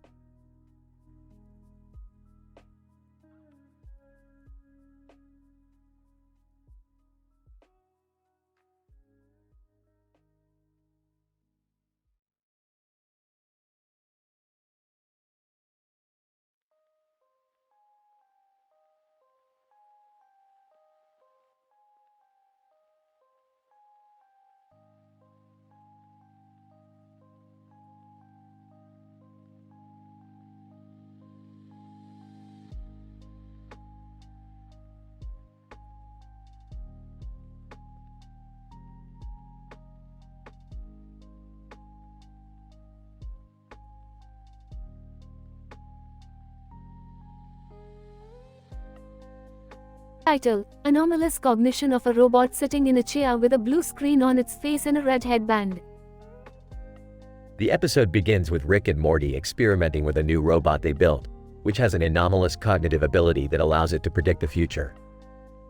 As they test the robot's ability, they realize that it can only predict events related to Budapest, Hungary. Morty, this robot has an amazing anomalous cognition ability. It can predict the future events based on Budapest, Hungary. Wow, that's amazing, Rick! Let's test it out. The robot predicts that they will meet a high school counselor who will give them valuable advice. To their surprise, they encounter the school counselor of their old high school at a local restaurant in Budapest. Hey, isn't that the school counselor from our old high school? Whoa, what are the odds of that happening? As they talk to the counselor, they learn valuable lessons about life and love. School counselor. Life is like a spider's web, intricate and intertwined. Love is the glue that holds it together. Thanks for the advice, but we gotta go. Yeah, we have other places to be. They then use the robot to predict that they will meet Sergey Brin, the co-founder of Google, in Budapest. Morty, we're about to meet Sergey Brin. This is our chance to pitch our new invention. Oh boy, I hope he likes it. They meet Sergey Brin, who is impressed with their invention and agrees to fund their project. Excited about their success, they celebrate by having a night out in Budapest. Morty, this is one of the craziest nights I've ever had. We should do this more often. Yeah, Budapest is a wild city. As they stumble through the streets of Budapest, they come across a giant spider that starts chasing them. Morty, run, it's a giant spider. Oh geez, what do we do, Rick? Use your head, Morty, literally. Morty uses his head to distract the spider, giving Rick enough time to subdue it. They then use the robot to predict that they will have the best hangover cure ever in Budapest. Morty, I can't believe it. This robot's anomalous cognition is on point. We're about to have the best hangover cure ever. I don't know how you do it, Rick, but you always find a way to party and invent at the same time. The episode ends with Rick and Morty enjoying their hangover cure and reflecting on the lessons they learned in Budapest.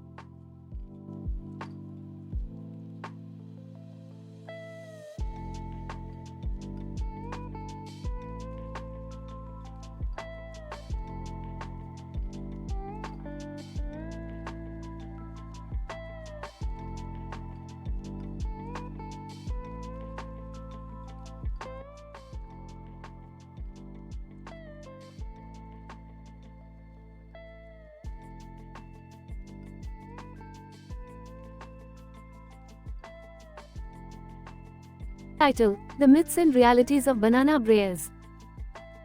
The episode begins with Rick and Morty sitting in their laboratory, observing a yellow banana on a gray background with a black border around it and a black border around it, which Morty identifies as a new fruit he found on his last adventure. Rick scoffs at the simplistic nature of the fruit, but Morty insists on experimenting with it. Rick, being the mad scientist he is, decides to extract the DNA of the banana and splice it with that of a cow to create a new breed of mammal known as the banana breas. The duo then create a portal to a world inhabited solely by banana breas in order to observe their behavior. As they begin to study the banana breas, they discover that the creatures have a rather uncanny ability to quote the lyrics of popular rap songs from the 90s and early 2000s. The duo then decide to test the Banana Brea's musical proficiency by having them compete in a rap battle tournament. The Banana Breas impressively recite rap lyrics in a hilarious and wildly entertaining fashion, causing Rick and Morty to crack up. The tournament is eventually won by a Banana Brea named Biggie Peel, and Rick and Morty can't help themselves but to join in and start rapping too. In the end, Morty learns an important lesson about the dangers of playing with DNA, while Rick concludes that there are still plenty of new, undiscovered fruits out there waiting to be turned into strange and wonderful creations. Ain't nothing like a bunch of Banana Breas dropping sick beats to cure what ails ya. I don't think that's scientifically accurate, Rick. Who cares, Morty? We just made a world full of rapping cow bananas, and that's priceless.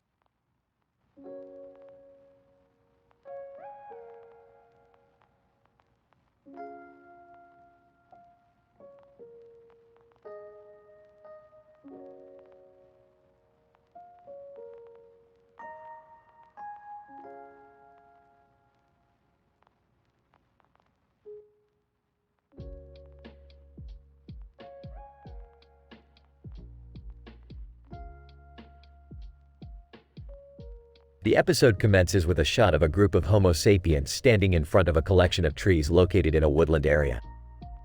In the backdrop, there is a natural satellite emitting light rays, signifying the presence of a full moon. Lank, a male H. sapiens, and Terracid, a female H. sapiens, both inhabitants of the Wankel Studio tribe, happen to be standing next to each other. On sighting the full moon, Lank experiences a sudden activation of his hypothalamus, a part of the brain known for controlling sexual desire. Unaware of Lank's inner thoughts, Terracid is contemplating how to apply Bayesian probability theorem to the problem they are facing. However, she suddenly notices the change in Lank's behavior when he begins to nervously stutter while trying to initiate a conversation. Lank admitting he is experiencing an attraction towards Terracid, leading to her limbic system also experiencing a mild activation. Terracid, after considering the risks and rewards of initiating a romantic relationship, decides to reciprocate Lank's affection, leading to evident parasympathetic activation in both individuals, resulting in a sense of joy and happiness. The episode continues with a series of intimate moments and conversations between the two, ranging from sharing their interests, views on science and philosophy to expressing their love for each other. As the full moon begins to fade away, Lank and Terracid decide to return to their tribe, but not before sharing a final kiss. The two walk away, hand in hand, with the camera focusing on the dark, dense forest and the fading light of the full moon.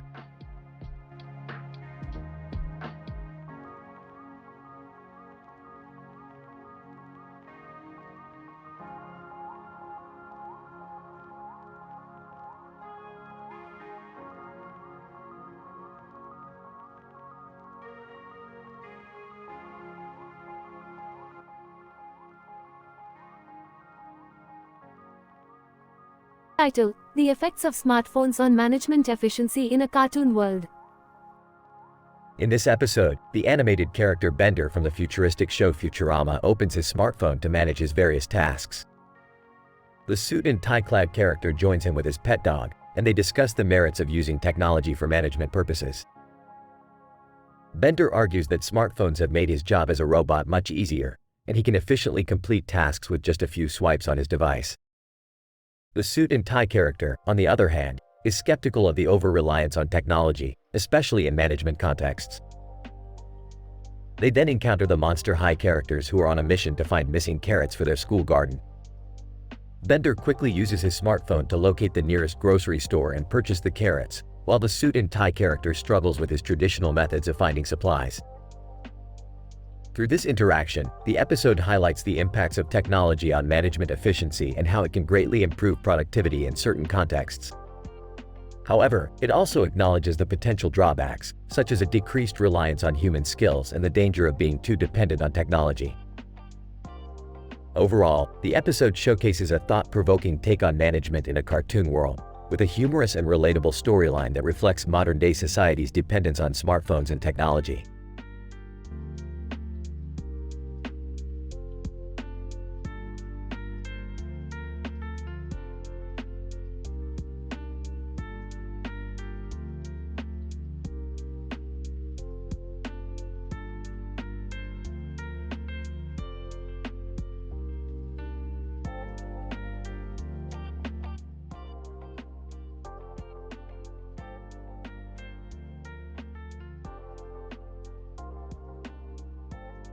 Title: The Warlands Leonardo DiCaprio Elephants Encounter. The episode starts with Rick and Morty observing a group of elephants walking across a lush green field next to a forest of trees. Rick explains to Morty that these are African elephants from the Loxodonta genus, known for their distinct large ears, and that they are currently migrating to a new location to search for fresh vegetation.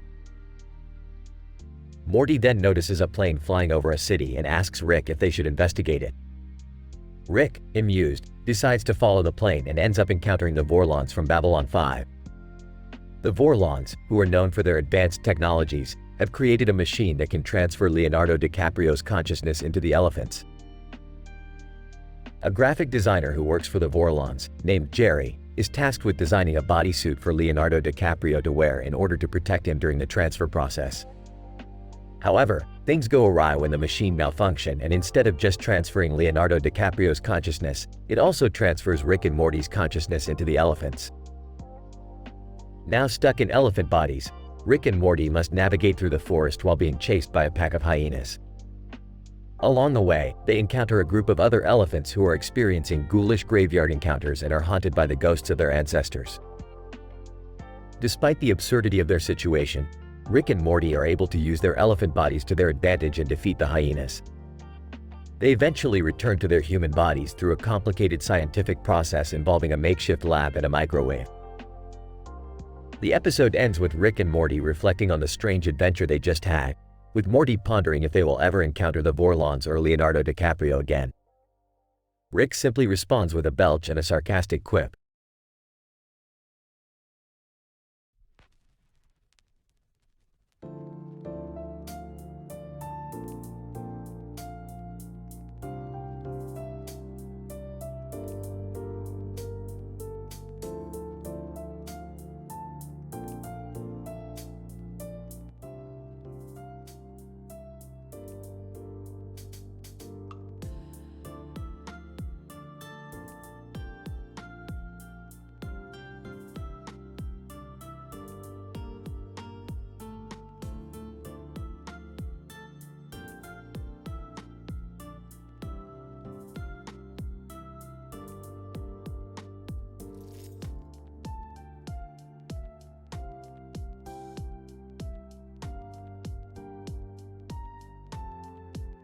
Title of episode: The Interdimensional Cow Heist.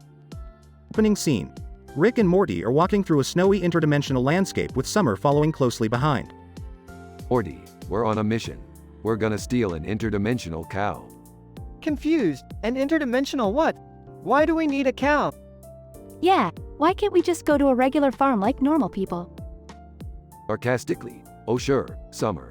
Because a regular cow can produce milk that can help power our spaceship through dimensions. Skeptical. Is that even scientifically possible? Smirks. Anything's possible when you have the technological prowess of Rick Sanchez. Scene 2. Rick, Morty, and Summer arrive on a strange planet with a herd of interdimensional cows grazing in the distance. Khalid, voiceover, in a Star Trek-like tone, Captain, we have detected unauthorized access to our planetary system. Bryn, voiceover, in a Star Wars-like tone, alert the Imperials. We must protect our interdimensional cattle at all costs. Scene 3. Rick, Morty, and Summer sneak past the security guards and into the interdimensional cattle pen. Whispering, alright, let's get this cow and get out of here. Whispering, Rick, which one is the interdimensional cow? Whispering, yeah, they all look the same to me. Whispering, use your brain, Morty. The interdimensional cow is the one with the purple spots. Whispering, oh, got it. Scene 4. Rick, Morty, and Summer grab the interdimensional cow and make a run for it, but are suddenly surrounded by guards. Khalid, voiceover, surrender the interdimensional cow and we will spare your lives. Kryn, voiceover, resistance is futile. Surrender now or face the full force of the Empire. Sarcastically, uh-oh, it's the space police. What are we gonna do? Frantic, Rick, we're surrounded. We can't outrun them. Sarcastically, we could always try mooing like cows and see if they fall for it. Scene 5. Rick, Morty, and Summer disguise themselves as cows and blend in with the herd. Kryn, voiceover. The interlopers are nowhere to be found. They must have escaped. Khalid, voiceover, it seems they have gone completely catastrophe. Whispering, Nice job, kids. Now let's get back to the spaceship before they figure out we're not cows. Whispering, I feel like I'm gonna have nightmares about this. Whispering? Yeah, me too. But at least we have an interdimensional cow now, right? Sarcastically. Oh yeah, I'm sure this cow will come in handy next time we're lost in space. Pauses. Now let's get out of here before they figure out we're not cows.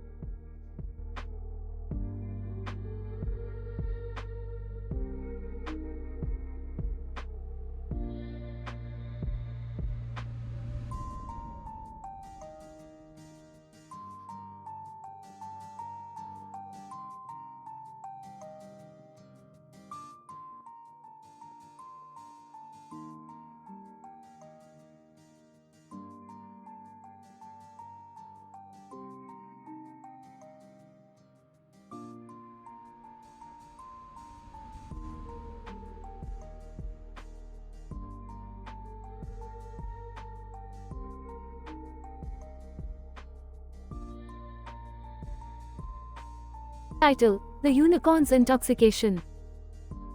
The episode starts with Rick and the family attending a unicorn wine tasting event where Beth and a mysterious woman with a knife are in a heated argument in front of a row of bottles of alcohol. Morty is amused by the situation but also concerned as he observes the tension between the women. What do you think of this wine? It's made of rare sulfur from a volcanic crater. I heard it can expand your neural pathways. Knife woman. I don't care about your stupid wine. Give me the medulla oblongata you promised me. Rick, who's that woman? Why does she want Mom's medulla oblongata? That's Mongrel, a notorious black market dealer.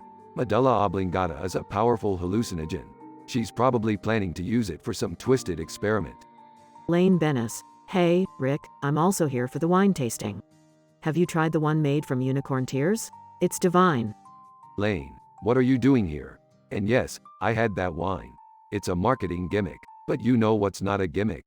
This. Rick pulls out a vial of dark purple liquid. This is the real deal. The essence of a unicorn's horn. Dad, is that even legal? Legal? What's legal got to do with science? Morty, hold on to this. We might need it later. As the family continues to taste different kinds of wine, Mongrel sneaks up on them and steals the vial of unicorn essence. The group realizes she is the same woman who was arguing with Beth earlier. Knife woman. Ha, you fools. My plan is complete. Now I will finally be able to summon the legendary Dark Unicorn and rule the world. What? Dark Unicorn? Rule the world? This just got serious. We have to stop her. But how? Don't worry, Beth. I have a plan. Mongrel's weakness is her obsession with knives. If we disarm her, she'll be defenseless. Elaine, I have a Swiss Army knife in my purse. Will that help? Lane, you're a lifesaver. Let's do this. With Elaine distracting Mongrel, the family tackles her and manages to take back the vial of unicorn essence. They escape just as Mongrel summons the Dark Unicorn, which causes chaos in the wine tasting event. Rick, that was insane. But hey, at least we got to try some good wine, right? Kid, you missed the point entirely. The real treasure was the friends we made along the way. And the unicorn essence, of course. Elaine, so, what are you going to do with it, Rick? Nothing much. Maybe just use it to create a new species of highly intoxicated unicorns. You know, as a hobby. The family leaves the event, exhausted but satisfied with their adventure.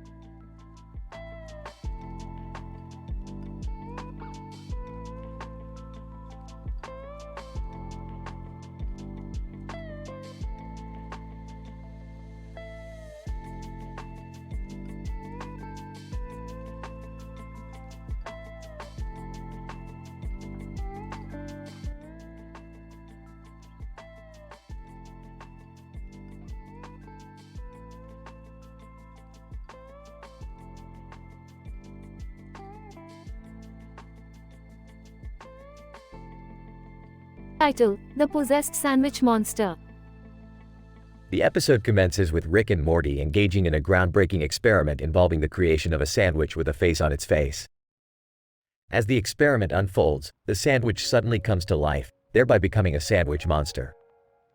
This anomaly prompts the duo to go on a wild quest to explore the origins of this sandwich creature. Beth and Summer actively participate in the adventure and eventually discover that the sandwich monster is a product of alien reality TV experimentations gone awry. The group soon finds themselves embroiled in a battle between the sandwich monster and a creepy-faced man who seeks to control it for his evil purposes. As the situation intensifies, the cast finds themselves teleported into the world of the Promised Neverland, where they attempt to outrun a pack of demonically possessed dolls in a blood-curdling pursuit. After narrowly escaping from this surreal nightmare, the gang is confronted by the creepy-faced man, who now possesses the power to summon an army of demonic sandwiches. The episode culminates in an epic roast beef sandwich throwing showdown, where Rick and co. finally manage to defeat the creepy-faced man and his army of sandwich demons. The action-packed adventure ends with Beth joyfully gobbling down the possessed sandwich monster, which suddenly and inexplicably became depossessed after being defeated. Well, that was a wild ride, but I think I might be traumatized for life. Oh man, I think I'm going to have nightmares about sandwiches with faces for weeks. I can't believe I just ate the sandwich monster. Best sandwich ever, though. That was nuts. But at least we saved the world from the possessed sandwich army. Creepy-faced man, I'll be back. You haven't seen the last of me. Demonic sandwiches. Incoherent demonic sandwich noises. Yeah, good luck with that, buddy. Hey, who wants to watch The Promised Neverland reruns to unwind? Everyone, collective groans.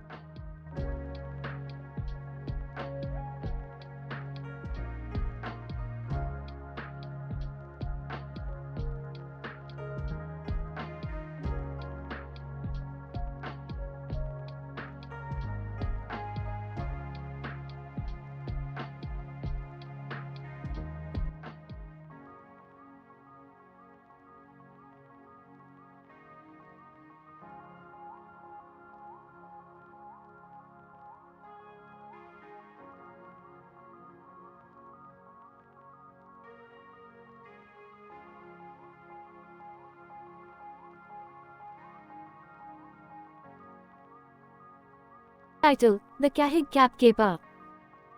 Synopsis. In this episode, Rick and Morty are joined by the anime character Ichigo Kurosaki, their old coach, and a group of sailors as they embark on a hilarious and unpredictable adventure that involves Watsu massage, Olivia Rodrigo, and the Kannada language. Morty, we're taking a break from interdimensional travel and exploring something more relaxing, like Watsu massage. Watsu massage? What's that even supposed to? Ichigo Kurosaki. Watsu massage is a technique that combines shiatsu and water therapy to soothe the body. Morty. Trust me, it works. Coach, I'm with Kurosaki on this one. I can feel the tension in my muscles already releasing. Well, let's get this Watsu party started, but first let me don my Kahig cap. Kahig cap? What's that? It's a cap that stands for Crazy and Hilarious Invention Generator. We're gonna need it for this episode, Morty. Soon after their Watsu massage, the group finds themselves stranded on an island with no way to contact their ship. They come across a strange tribe and discover that they speak the Kannada language. Morty, this is exactly what I needed. A chance to show off my multilingual skills. Let's get down to business. What business? We're stuck on an island with no way out, Rick.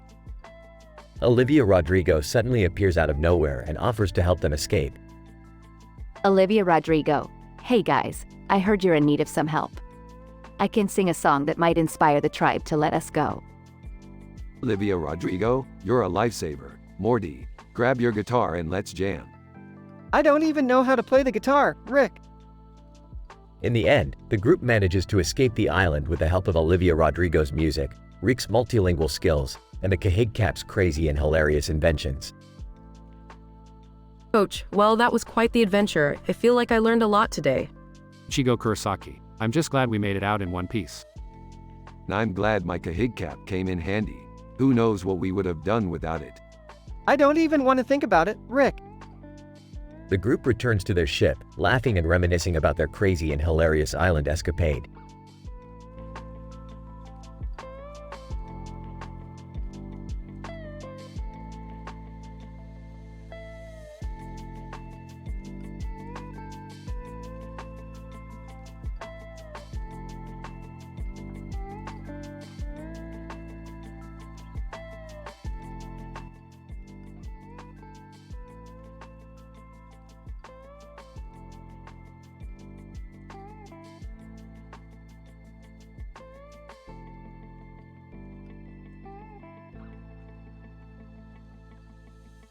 Title: The Paranormal Pickle Plate Predicament. Synopsis. In this episode, Rick and Morty accompany Jerry to a haunted antique shop to help him find a new furniture for his house. While browsing, they stumble upon a mysterious plate with strange markings on it. Intrigued, Rick takes it home and decides to experiment with it. Rick, are you sure it's safe to mess with a haunted artifact? Of course, Morty. What's the worst that could happen? I don't know, guys. I just wanted a new end table, not a paranormal adventure. As they examine the plate, they notice it's made of chayote, a rare vegetable known for its supernatural properties. Rick decides to cook some ramen on it, hoping to unlock its full potential. Ah, Rick? Why are you cooking on a haunted plate? Relax, Jerry. It's just some ramen. What could go wrong? Suddenly, the plate starts to vibrate and emit a strange energy. Rick realizes he has made a grave mistake. Abort, get out of the kitchen. But it's too late. The ramen has fused with the plate, creating a sentient, pickled monstrosity that declares itself the Pickle King. Pickle King, bow down before me, mortals. I am the supreme ruler of all things pickle.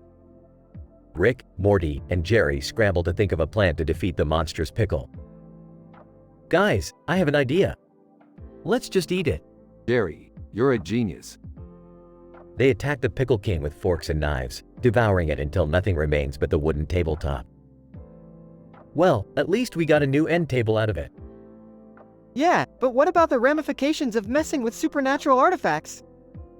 Hey, details. Let's order some pizza. The episode ends with them eating pizza on their new end table, completely forgetting about the paranormal pickle plate predicament they just narrowly escaped.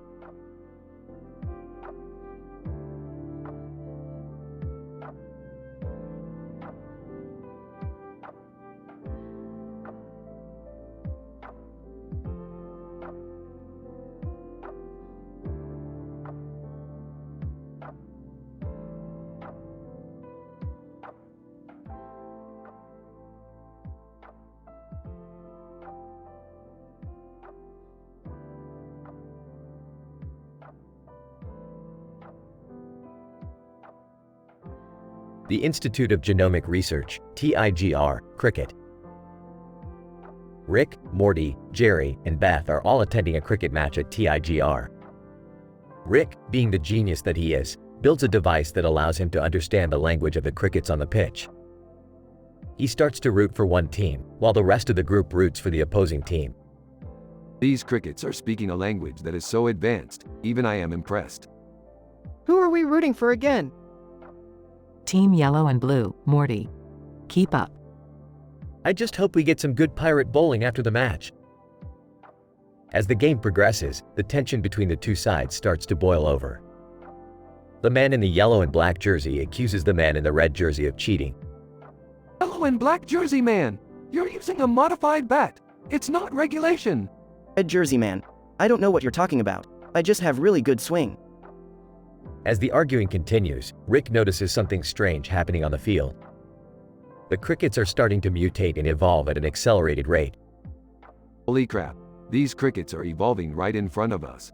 We need to get out of here. But what about the cricket match? And the pirate bowling? Just run, damn it. As they flee the stadium, the mutated crickets give chase. The group narrowly escapes by using an anti-mutation serum that Rick conveniently had in his lab coat pocket. Well, that was a close one. I guess I won't be attending any more cricket matches at TIGR. Yeah, I think I'd rather stick to baseball. Or pirate bowling. Air. Can we just go home now?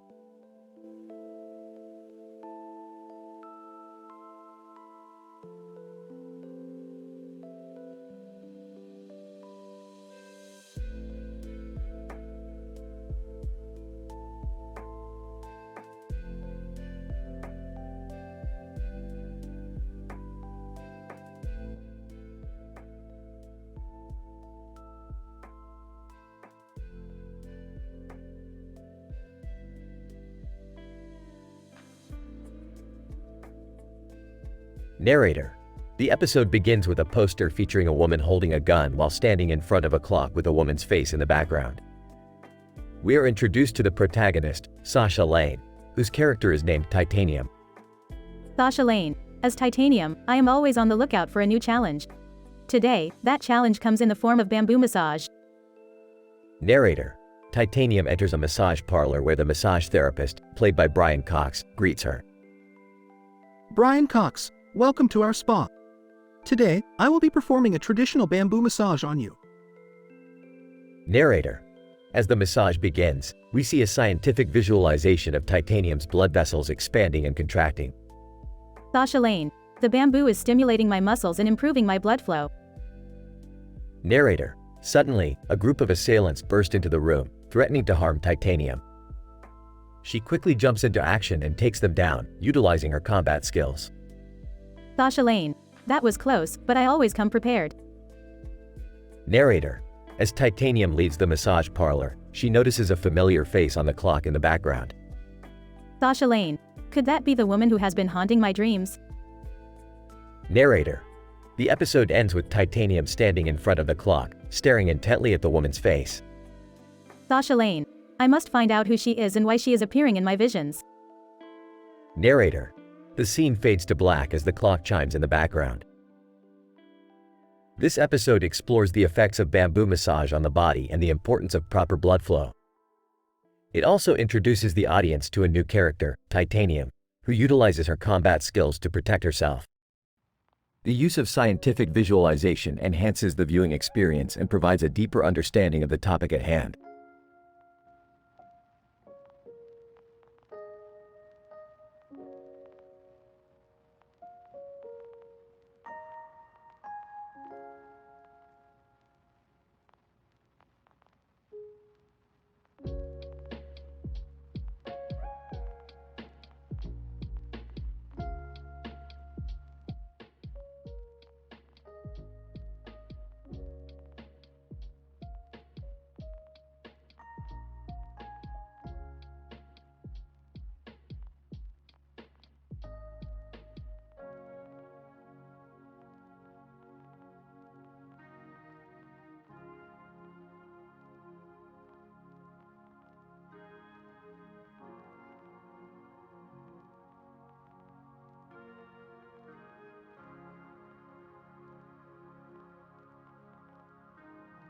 Title: The Refrigerator Experiment.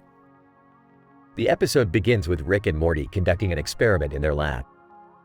They have created a cartoon character riding a bike in a room with shelves and a refrigerator in its center. Rick explains that the character, whom he has named Zorkon, is a fictional character they will be running tests on. Morty, I've created Zorkon, a fictional character to test the limits of cartoon physics. We're going to put him through a series of experiments to see how far we can push the boundaries of reality. Oh, okay. What's the first experiment? We're going to see how long Zorkon can ride his bike in a confined space before crashing into the shelves. As Zorkon begins pedaling his bike, Rick and Morty watch from behind a control panel. However, their attention is quickly diverted by a knock at the door. Hey, I need a favor. Can you guys come with me to the pharmacy? What do you need at the pharmacy, Jerry? I need to pick up my medication. Medication? What? Are you sick or something? No, I just have a condition. What kind of condition? I don't want to talk about it. Just come with me. The group heads to the pharmacy, where they encounter a very strange pharmacist.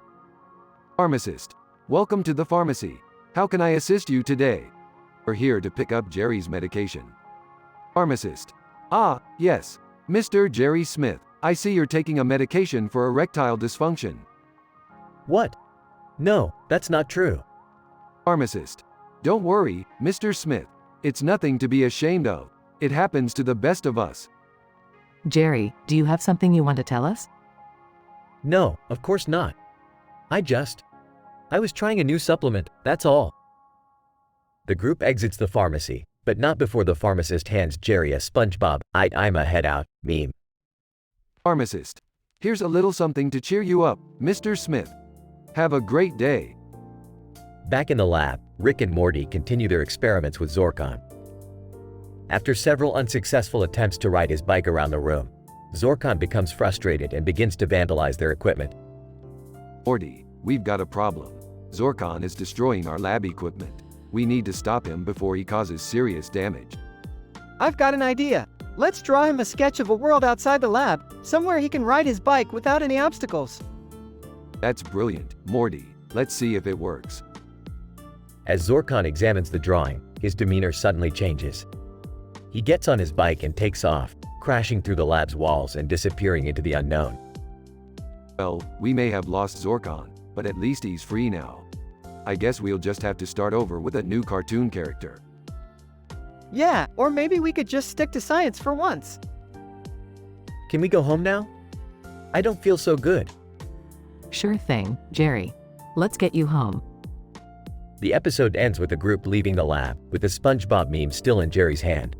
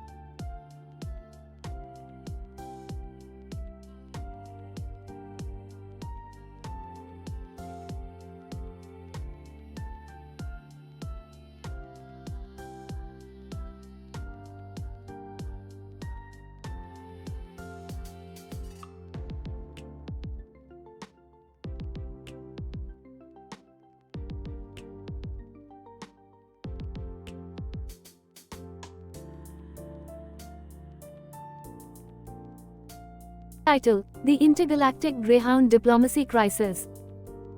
Synopsis: In this episode, Rick and Morty find themselves embroiled in a high-stakes greyhound racing competition on a distant planet. But when a diplomatic conflict threatens to derail the race, our heroes must navigate a complex web of intergalactic politics and intrigue to ensure that their greyhound, Snuffles, emerges victorious. Opening scene. Morty, get in the car. We've got a race to win. Huh? What race? Greyhound racing. Morty, the most intense sporting event in the multiverse. I don't know, Rick. Betting on animal races seems kind of cruel. Oh come on, Morty. These greyhounds are bred for racing. It's in their DNA. Plus, we've got a lot riding on this race. Hey guys, what's going on? Jerry, you're just in time. We need you to help us prep Snuffles for the race. Seriously? You're bringing Snuffles? Of course we are. He's the fastest greyhound in the galaxy. And besides, the race is on a planet where the gravity is similar to Earth, so he's got a real shot at winning. Scene 2. The crew arrives at the track, which is filled with aliens of all shapes and sizes. The race is set against a beautiful backdrop of a blue sky, green grass, and a white fence. Wow, Rick, this place is amazing. Look at all the aliens. Yeah, Morty, and they all want one thing. To see Snuffles take home the gold. Guys? I think we might have a problem. What's wrong, Jerry? Well, it's just that the alien ambassador, Trax, is here. And he's not happy. Trax, what's he doing here? Apparently, he's here to protest the exploitation of animals in the greyhound racing industry. Oh man, Rick, what are we gonna do? You'll just have to talk to him. Diplomacy is just like racing, Morty. You've got to know how to navigate the curves. Scene 3.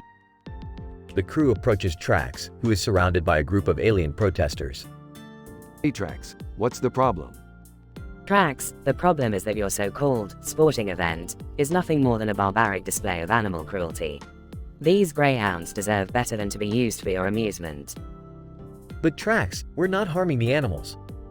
In fact, we love them. Snuffles here is a part of our family. Trax, I find that hard to believe. You humans have a long history of exploiting animals for your own gain. But that's not what we're doing. We're just here to race. Yeah, and to have fun. Come on, Trax. Why can't we just enjoy a good race? Trax, because your enjoyment is coming at the expense of these innocent creatures. I will not stand idly by while you engage in this cruelty. Well, I guess we'll just have to agree to disagree, Trax. Because this race is happening whether you like it or not. Scene 4. As the race begins, Snuffles takes an early lead.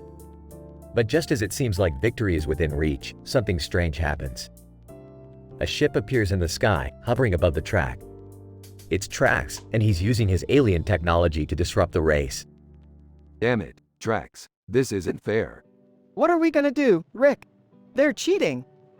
Yeah, this isn't right. We have to do something. Wait, I have an idea. Scene 5. Summer sneaks into Trax's ship and discovers the source of the interference. It's a special device that emits a powerful magnetic field, which disrupts the Greyhound's ability to run. But with some quick thinking, Summer is able to disable the device and restore Snuffles' advantage. Alright, Summer, that's some quick thinking. Yeah, way to go, sis. But guys, look! The other Greyhounds are catching up. Oh no, we have to do something. Scene 6. Rick pulls out a device of his own, a special spray that enhances Snuffles' speed. He sprays it on Snuffles, and the Greyhound takes off like a bullet. Ah, that'll teach those cheaters. Rick, look! Snuffles is about to cross the finish line. We did it! We won! Scene 7. As the crew celebrates their victory, Trax approaches them. Trax, I must admit, I underestimated you humans. Your tenacity and skill in the face of adversity is truly impressive. Thanks, Trax, and I'm sorry we couldn't see eye to eye on the race. Trax, that's quite alright, Rick. You've shown me that there's more to your species than I ever could have imagined. Perhaps one day we can find common ground. Yeah, and maybe even have a rematch. Oh man, that would be so cool.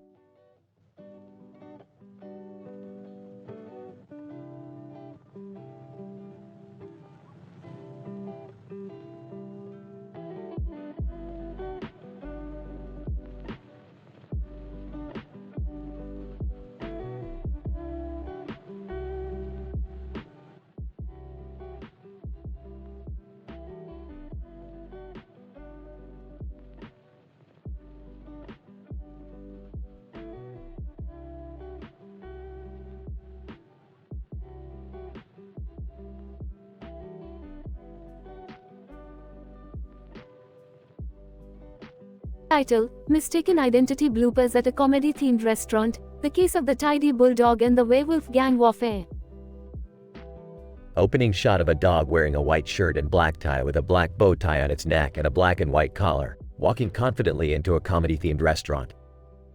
As the dog, who we will refer to as the Tidy Bulldog, takes a seat at the bar, a group of rowdy characters, who we will later discover are members of a werewolf gang, stumble into the restaurant. Server, good evening, sir. What can I get for you? Tidy Bulldog, I would like a glass of your finest water, and do you have any charcuterie boards? The werewolf gang members begin causing a ruckus, and in the confusion, the Tidy Bulldog is mistaken for the leader of the rival gang. Werewolf 1. There he is. Get him. Server, oh my goodness. Sir, you need to leave. But the Tidy Bulldog is not going without a fight. He uses his quick wit and clever banter to outsmart the werewolf gang members and clear his name. Tidy Bulldog, gentlemen, I believe you have made a grave mistake. I am not your enemy. In fact, I have always admired your pack mentality and loyalty to each other. Werewolf 2, really? You like us? Tidy Bulldog, absolutely. In fact, I was just about to order us all a round of drinks on me. With the werewolf gang on his side, the Tidy Bulldog introduces them to the world of tidy living and shows them that they don't have to be savages to be strong. The episode ends with a series of bloopers, showcasing the hilarious moments that occurred both on and off camera during the filming of the episode. Overall, mistaken identity bloopers at a comedy-themed restaurant, the case of the Tidy Bulldog and the werewolf gang warfare, highlights the importance of being true to who you are, even in the face of mistaken identity situations.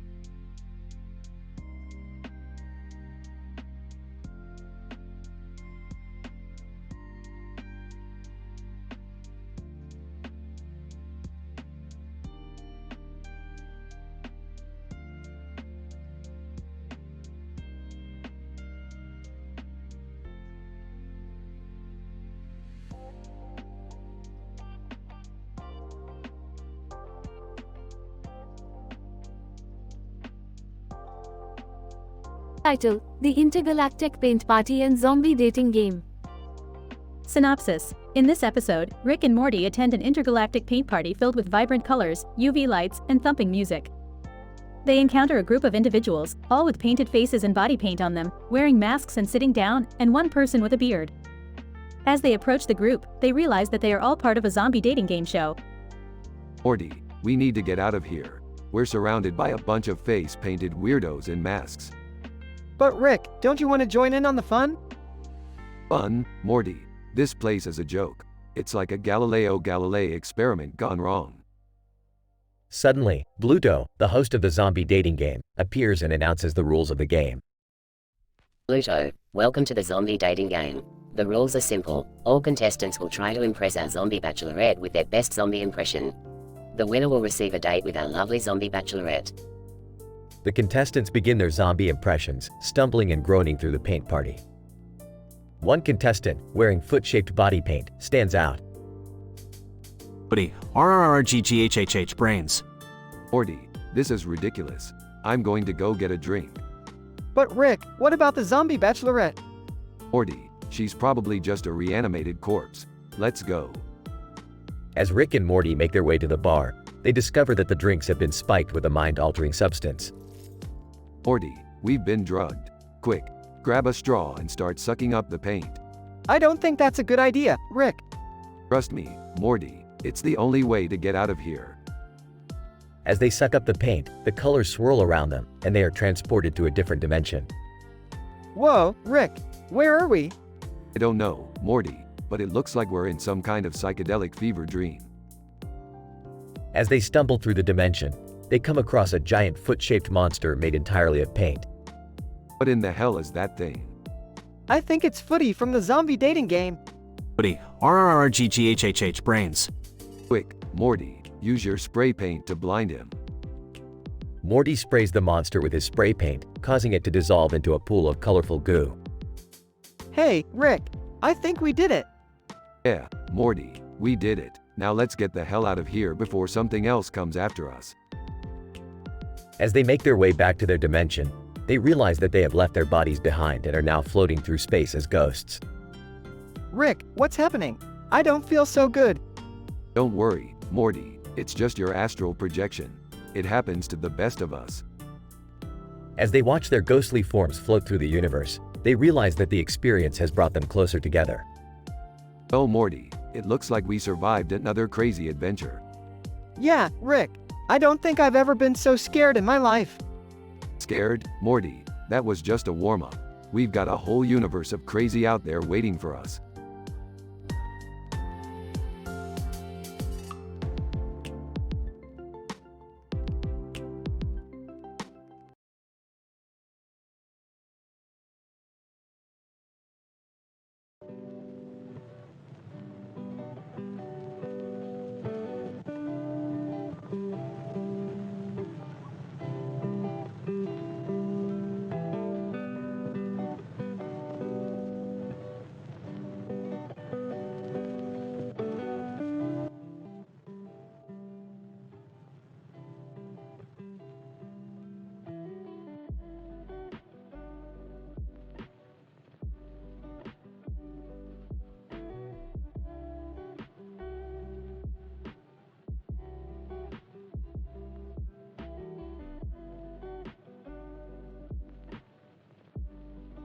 Title: The Intergalactic Hair Swap. Synopsis: The episode starts with Rick inventing a hair swap device, which can swap hair between two different individuals no matter how far they are in the universe. He shows this device to Morty, who inadvertently swaps hair with Jerry while being too close to him. Morty, I have invented a device that can swap hair between two individuals, making them unrecognizable. With this, we can easily infiltrate different planets undetected. Oh man, that sounds crazy. Can I try it? Hey, what are you guys whispering about? Can I join in? After a glitch in the device, Morty, Jerry, and Rick all unknowingly swap hair with 3 different actors in different parts of the universe. Oh no, this isn't good. We have swapped hair with 3 different individuals, and we don't know who they are or where they are. What are we gonna do, Rick? What's going on here, Rick? You guys look weird. Is that really Jerry? Whoa, Dad, why do you have Lucy Hartfelia's hair? Hercule Poirot. Sacre bleu. What is this? My mustache is gone. Rhombopulous, Michael. Oh yeah, this Luke Skywalker hair is the bomb. Ada Lovelace, this hair is too dynamic for my calculations. The rest of the episode follows the hilarious adventures of the hair-swapped individuals, as they try to get their original hair and personalities back. Meanwhile, Rick and Morty try to fix the hair swap device and reverse the hair swap. Oh, Rick. What did you do this time? It's all under control, Beth. We just need to find the actors whose hair we swapped with and get our original hair back. Why does Dad look like Crumbopulous Michael? Hey, who turned out the lights? In the end, after several failed attempts and mishaps, Rick and Morty finally find the actors whose hair they swapped with and reverse the hair swap.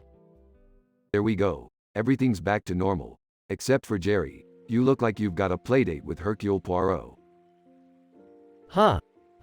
Very funny. The episode ends with everyone laughing and relieved to have their own hair and personalities back.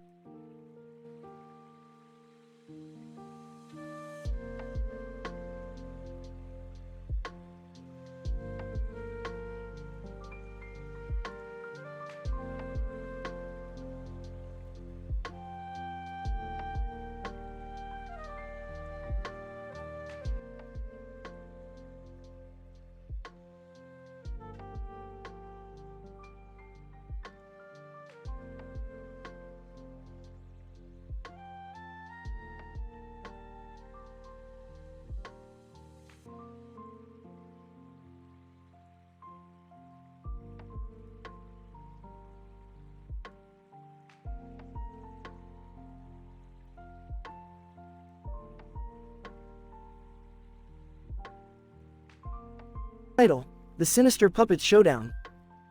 Synopsis.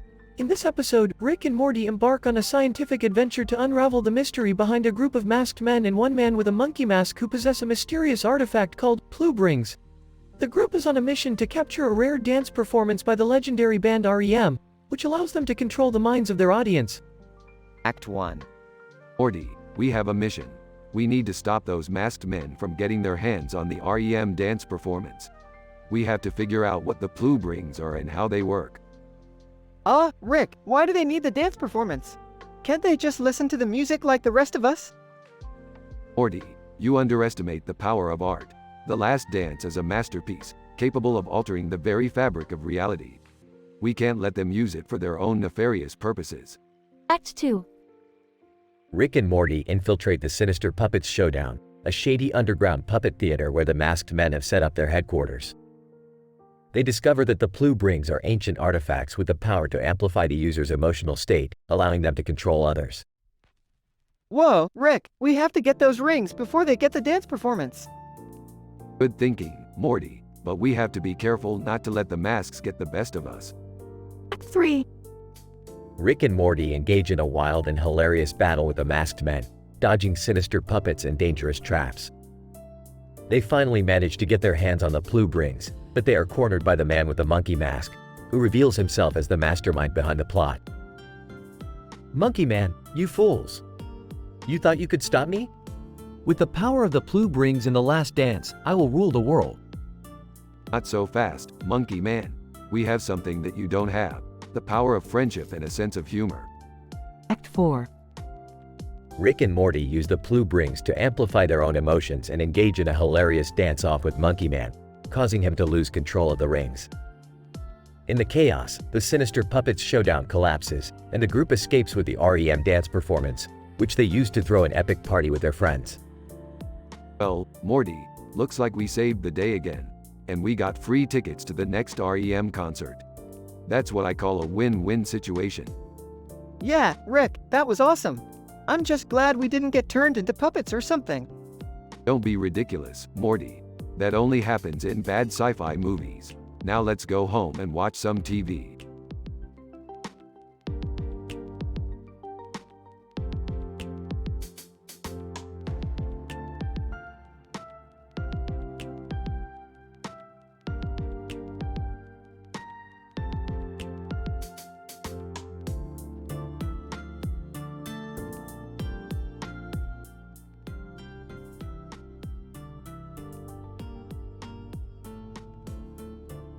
The present study introduces a case study that examines the confluence of various cultural icons, including a pixel art of a green man with a yellow face and a black background with a white border and a black border, PewDiePie, The Vindicators, Yoda, Star Wars, Lego, and The Godfather, Michael Corleone. The episode focuses on the narrative storyline that unfolds through the interactions between these diverse cultural references. PewDiePie, a popular YouTube personality, assumes the role of the protagonist in this episode. His task involves joining forces with the Vindicators, a group of interdimensional superheroes, to save the universe from an impending threat. The team also includes Yoda, the wise Jedi Master from the Star Wars franchise, who brings his expertise and knowledge to the mission. The episode also features a noteworthy cameo from the iconic character of Michael Corleone, the protagonist from the Godfather franchise. This addition highlights the significance of transmedia storytelling and the possibilities of intertextuality in modern media culture. The team relies on their combined skills and expertise to overcome the challenges they face, including the villainous schemes of a pixelated antagonist who threatens to destroy the world. The characters use Lego building blocks to construct various tools and structures to aid in their mission. Overall, the episode showcases the potential of transmedia storytelling to bring together diverse cultural references and create engaging narratives that appeal to audiences of all ages and backgrounds.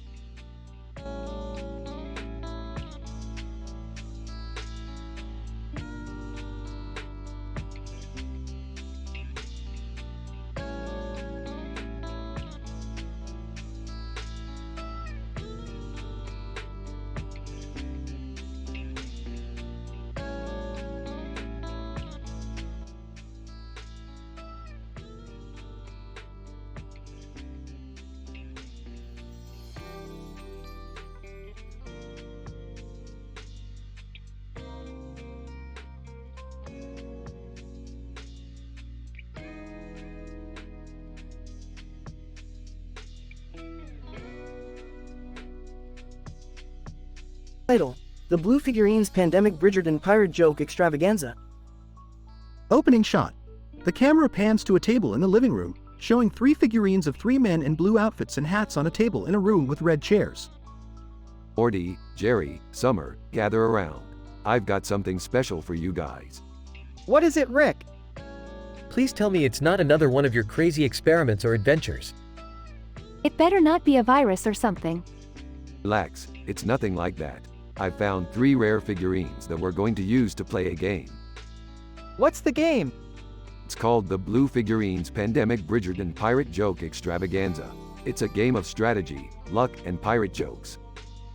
Ah, sounds interesting. I'm in. Alright, let's get started. As they begin to play the game, they are transported into a world of pirate ships, Bridgerton-style romances, and an ongoing pandemic. What's going on? Why are we on a pirate ship? It's part of the game, Morty. We have to find the treasure and escape the pirates. And what about that Bridgerton-looking dude over there? And why is he flirting with me? Ew. He's part of the game too. You have to use your charm and wits to win his heart and steal his treasure. This game is crazy. As they continue to play, they encounter various obstacles and challenges, including a pandemic that threatens to wipe out their entire crew. Don't worry, I've got this. I'll just use my genius science skills to cure the virus. And what about the pirates? And the Bridgerton dude? Let's just say, we'll have to use some pirate jokes and our newfound Bridgerton knowledge to outsmart them. As the game comes to a close, Rick, Morty, Jerry, and Summer emerge victorious, with the treasure in hand and a newfound appreciation for pirate jokes and Bridgerton romances. That was insane. Yeah, but kind of fun. I think I need a shower. Ah, you guys are all a bunch of pansies. I could do this all day. Closing shot. The camera zooms in on the 3 figurines of 3 men in blue outfits and hats on a table in a room with red chairs, as Rick, Morty, Jerry, and Summer continue to laugh and bicker about the game.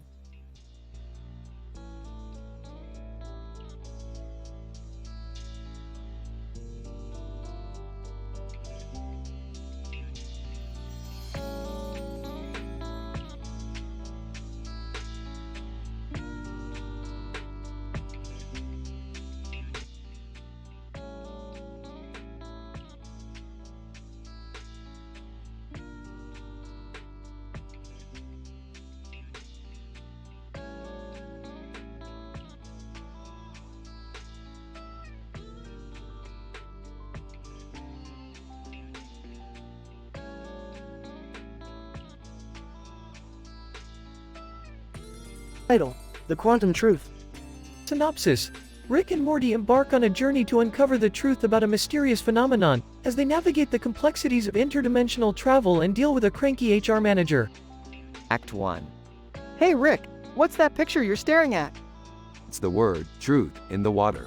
Don't you see all the possibilities, Morty? Possibilities? Like what?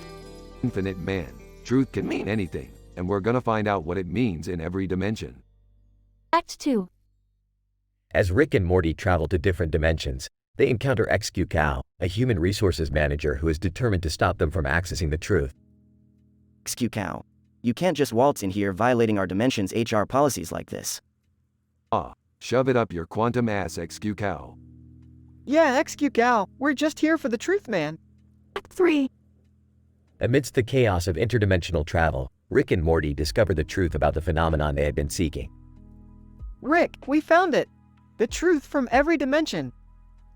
Well, Morty, truth isn't always pretty, but it's still the truth. Suddenly, XQ Cow reappears and confronts the duo. XQ Cow, you fools, you can't handle the truth. Pipe down, XQ Cow. Nobody cares about your HR policies. Yeah, man, let's just go home and have some Szechuan sauce. Epilogue. As they return to their own dimension, Rick and Morty reflect on the absurdity of their adventure and the importance of always seeking the truth. You know, Morty, the truth isn't always what we expect it to be. Yeah, man, it's kinda like that time we found out Pluto wasn't a planet. Smirks. Or that time we found out you were adopted, Morty. Laughs. Just kidding, or am I? Sighs. Come on, Rick, let's just go home.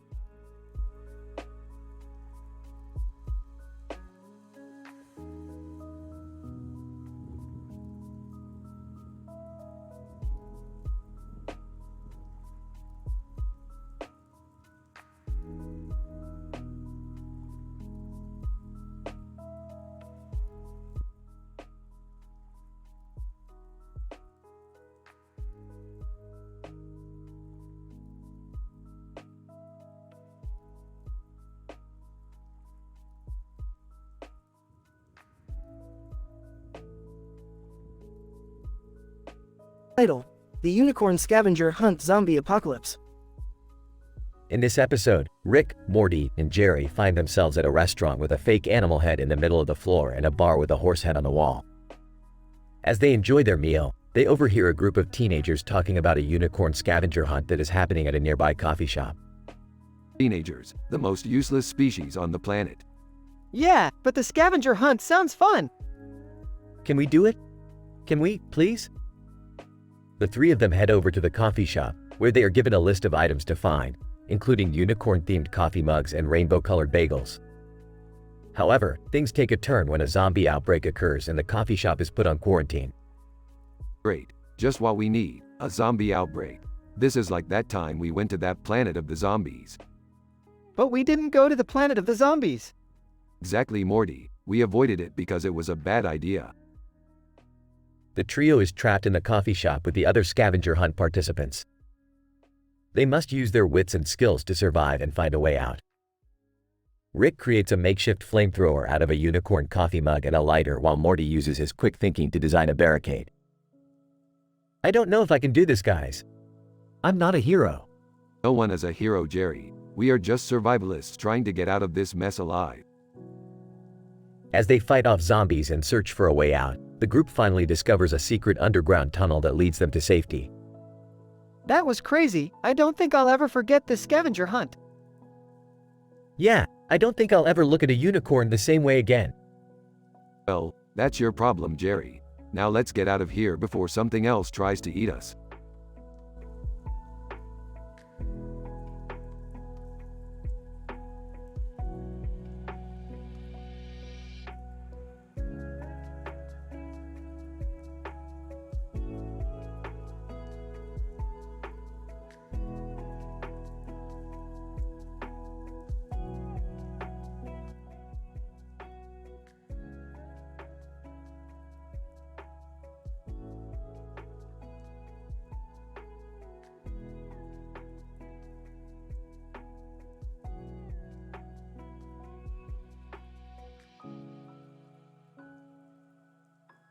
Title: Quantum foolery.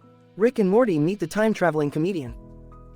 Erps, Morty, get your ass up. We got a job to do. Yawning, what is it, Rick? We gotta go and deliver some fruits basket to that Ray woman from Star Wars. Entering the garage. What's going on? We gotta deliver some fruits basket to Ray, and I'm bringing Fox McCloud along for the ride. Entering the garage. Wait, why Fox McCloud?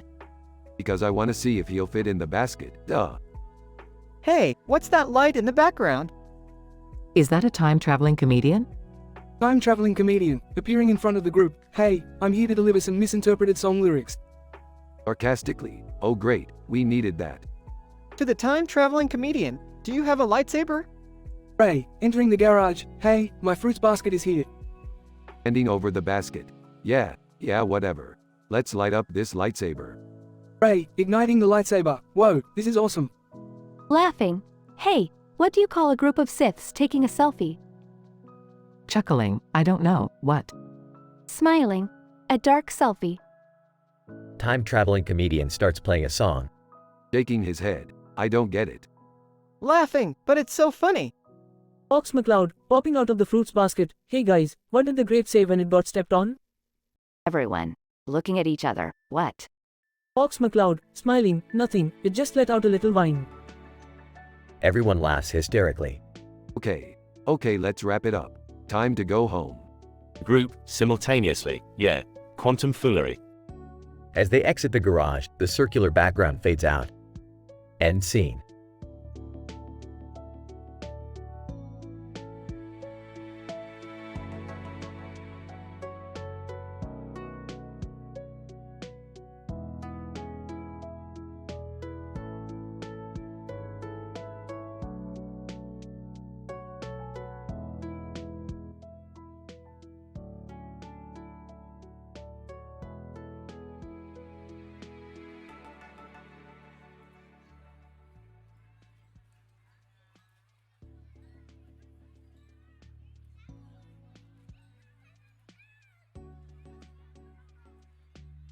Title: Foggy Forest Follies. Synopsis. Rick and Morty find themselves stranded in a foggy forest with tall buildings in the distance. Their objective is to find the pathway that leads to the entrance of the building and escape the forest. Along the way, they come across a restaurant called Ribs, which serves the most delicious, mouth-watering barbecue that Rick has ever tasted. Morty, this is the best barbecue I've ever tasted. I would give up our mission just to eat more of these ribs. Rick, we can't give up now. We need to find that entrance, or we'll be trapped in this forest forever. As they continue on their journey through the forest, they stumble across a group of players who are deep in the virtual world of Sword Art Online. The players are being held captive by a group of rogue gamers who have taken control of the game. Rick, what are we going to do about this? Morty, don't worry, I've got this. All we need to do is hack into the game and release the players from their imprisonment. As Rick hacks his way through the game, he encounters various obstacles and enemies that he needs to overcome. He uses his technical skills and quick thinking to complete the challenges and free the players. That was easy peasy. Now let's get out of this forest before anything else happens. However, things take a turn for the worse when they find out that their journey was all a part of an elaborate game show called Foggy Forest Follies, where contestants are put through different tasks and challenges. Rick and Morty are declared the winners and are granted their freedom, but not without some hilarious and absurd mishaps along the way. Morty, we did it. We won. Time to celebrate with some more ribs. I don't know if my stomach can handle any more of those ribs, Rick. Nonsense, Morty. There's always room for more ribs. The episode ends with Rick and Morty sitting at the Ribs restaurant, enjoying their victory and surrounded by the other contestants who are still awaiting their freedom from the forest.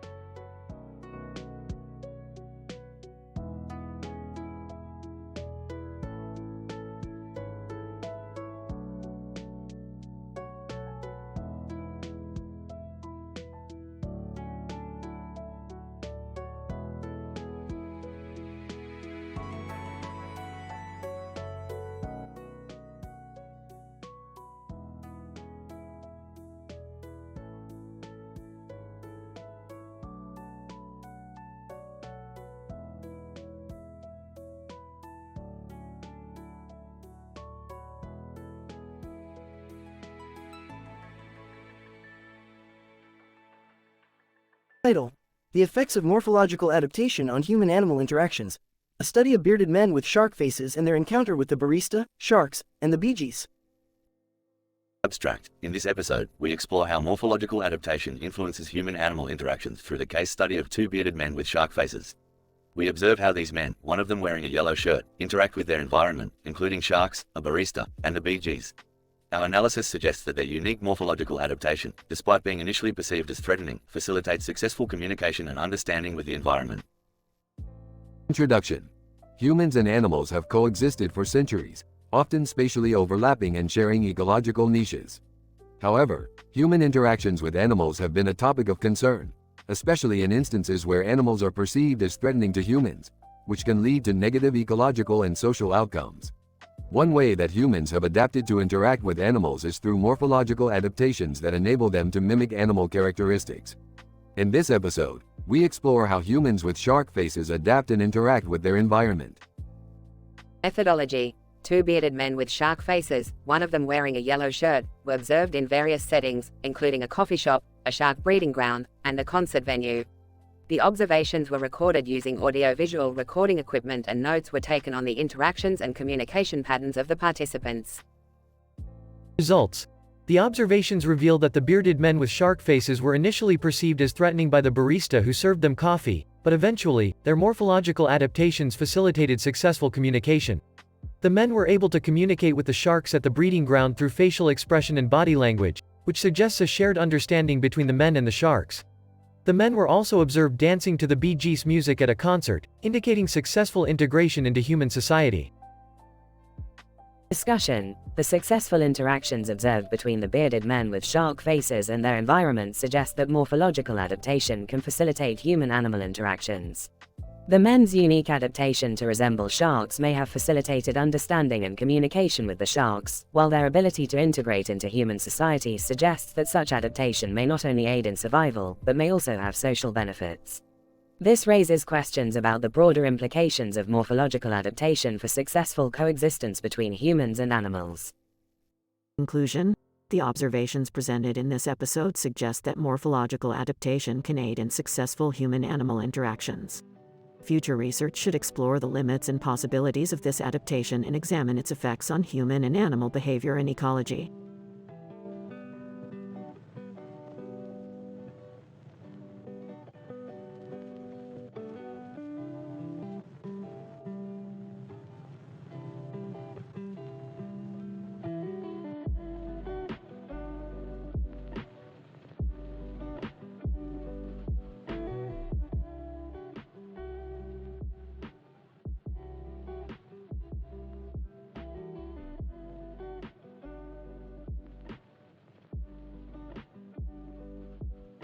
Title: The Neurobiology of Lizard Chatter.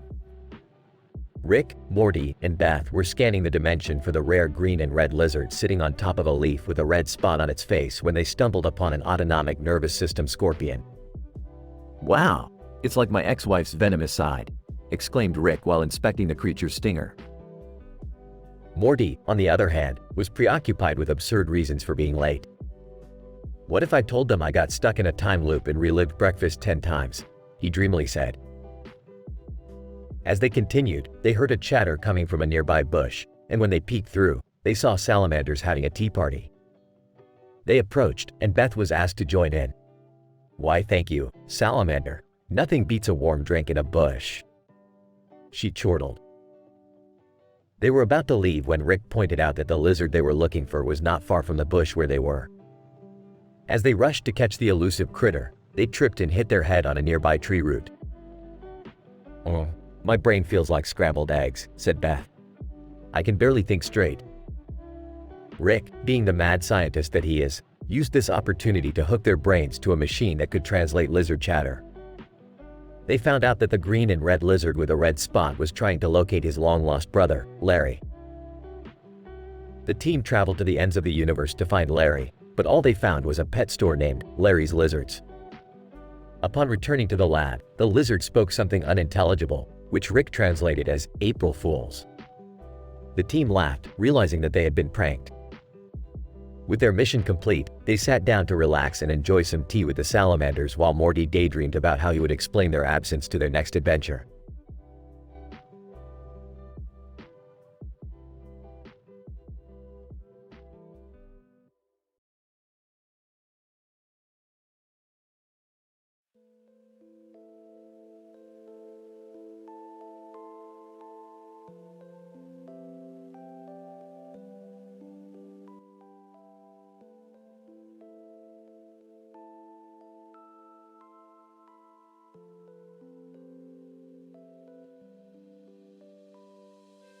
Title: A scientifically absurd adventure.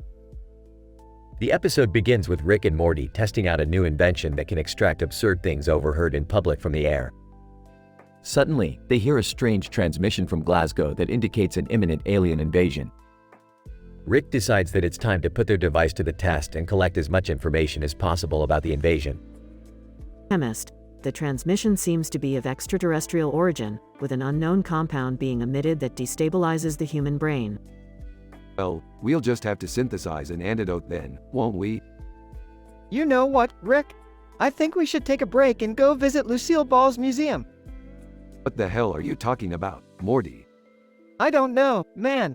I just think it would be cool to see all of her stuff.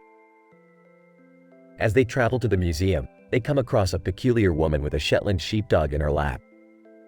Woman, it's not just any ordinary dog. She's scientifically engineered to have super intelligence, and I've been conducting experiments on her for years.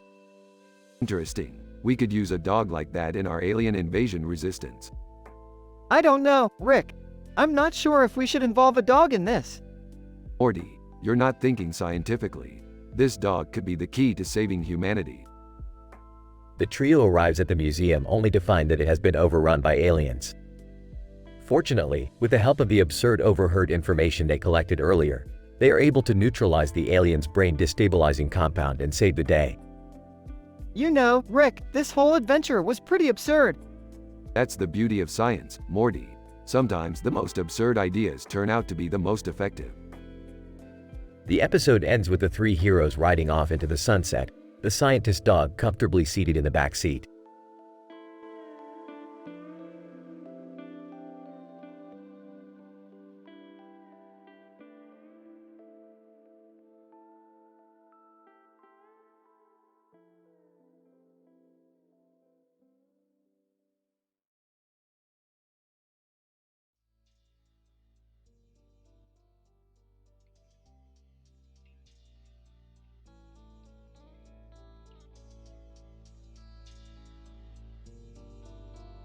Title: The Broccoli Oyster Paradox. In this episode, our beloved characters, genius scientist Rick, his grandson Morty, and Rick's daughter Beth, get entangled in a scientific paradox involving a plate of food with broccoli and oysters on it. Beth is trying to impress her new boyfriend, Marcus Phoenix, by cooking him a fancy dinner. In the background, we can see other dishes, but the camera zooms in on the controversial plate with the controversial pairing. Rick, who is always looking for scientific challenges, is intrigued by the paradoxical combination and decides to investigate. He starts by analyzing the molecular structure of the broccoli and oysters, using his sophisticated lab equipment. Morty, who is always tagging along with his grandpa, tries to keep up with the scientific jargon but gets distracted by the classic cartoons on TV. Beth is nervous about the dinner and keeps asking for Rick's approval, but he's too absorbed in his research. She tries to distract Morty from the TV with some Javanese massage techniques, but it fails miserably. Rick concludes that the broccoli-oyster paradox can only be solved by applying a specific massage technique called petrissage to the oysters, thus unlocking their umami flavor. He also creates a new dish called Oysters Rockefeller 2.0, which becomes a huge success. In between the scientific banter and the cooking experiments, we get some hilarious teen-rated jokes and references to pop culture. As the episode ends, Marcus Phoenix is impressed by the fancy dinner and even more impressed by Beth's cooking skills. Rick is satisfied with his scientific breakthrough, and Morty is still watching cartoons. The broccoli-oyster paradox may have been solved, but the characters' quirky dynamics and the show's irreverent humor keep us entertained.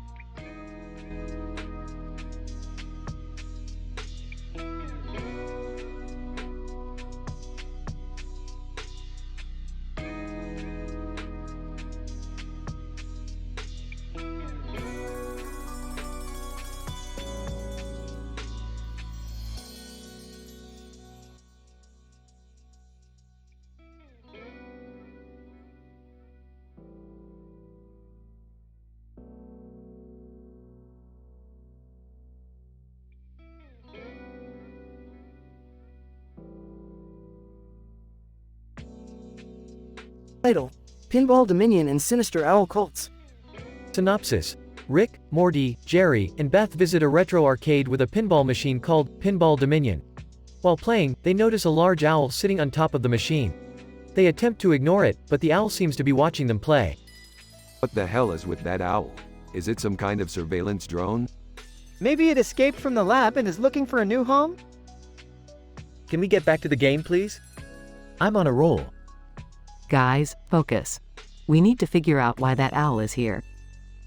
They continue to play, but the owl eventually flies down and lands on the pinball machine. Suddenly, the neon sign in the background flickers and changes to learn. What the hell? Did the owl just hack the arcade game? I think it's trying to tell us something. Or it's trying to distract us so it can beat our high scores. Let's see if we can communicate with it. As they approach the owl, they suddenly realize that it's not a normal owl, but rather a beetle species that is able to communicate telepathically. It reveals to them that it's part of a sinister cult ritual that has been taking place in various arcades across the city. Oh great, now we're getting involved in cults. I thought we left that behind in the last episode? Can we at least win a free game out of this?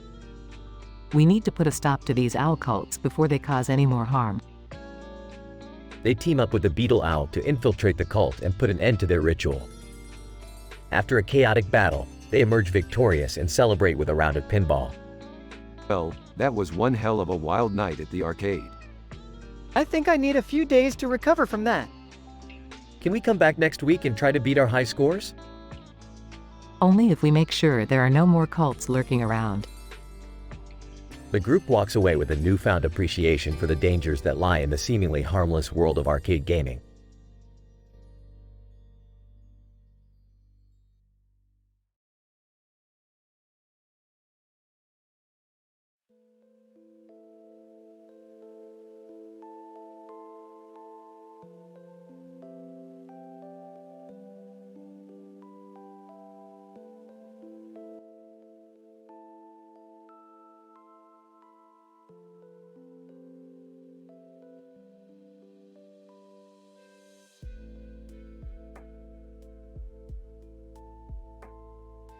The episode opens with Rick and Morty exploring a new alternate dimension where they encounter two anime characters, a Persian and Sailor Venus, standing next to each other in front of a picturesque lake and castle with a clock tower.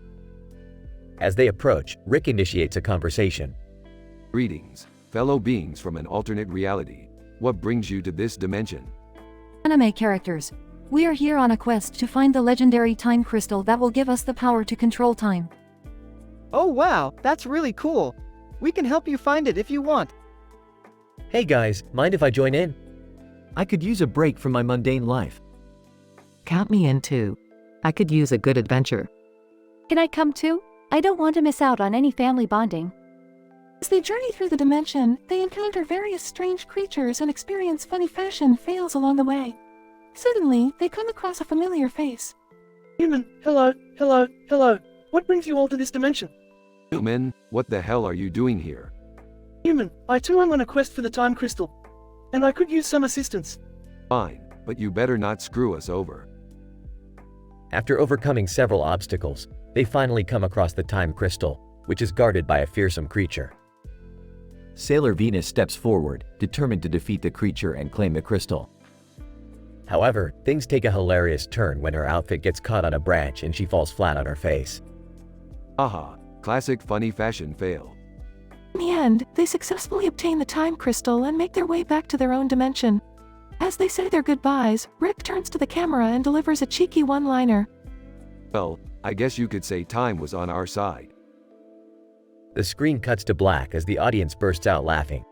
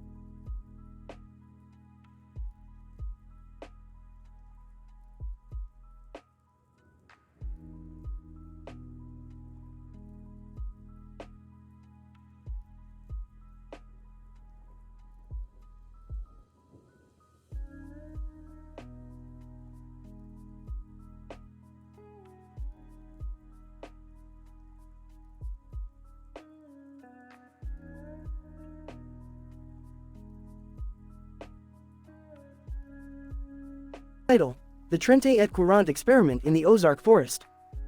Opening scene. Morty, today we will conduct an experiment in the Ozark Forest. We will test the effects of Trente et Courant on our consciousness. Trente et what now? It's a new drug I cooked up. It enhances your sensory perception and makes everything more vibrant. It's like life in Technicolor, Morty. Scene 2. Rick and Morty arrive in the Ozark Forest and begin walking down a path through the trees. What are we looking for, Rick? We're looking for the perfect spot to test the Trente et Courant. It has to be a place where we won't be disturbed. Why don't we just do it at home? Because where's the fun in that, Morty? Scene 3. Rick and Morty find a clearing with lots of trees and grass on the ground. Perfect. This will do nicely. Rick, who's that guy over there? They notice a figure in the distance, walking towards them. That's Tim the Tatman. He's a gamer and a streamer. I invited him to participate in our experiment. Why did you invite a stranger to do drugs with us, Rick? Oh, don't worry, Morty. He's an adult. He knows what he's getting into.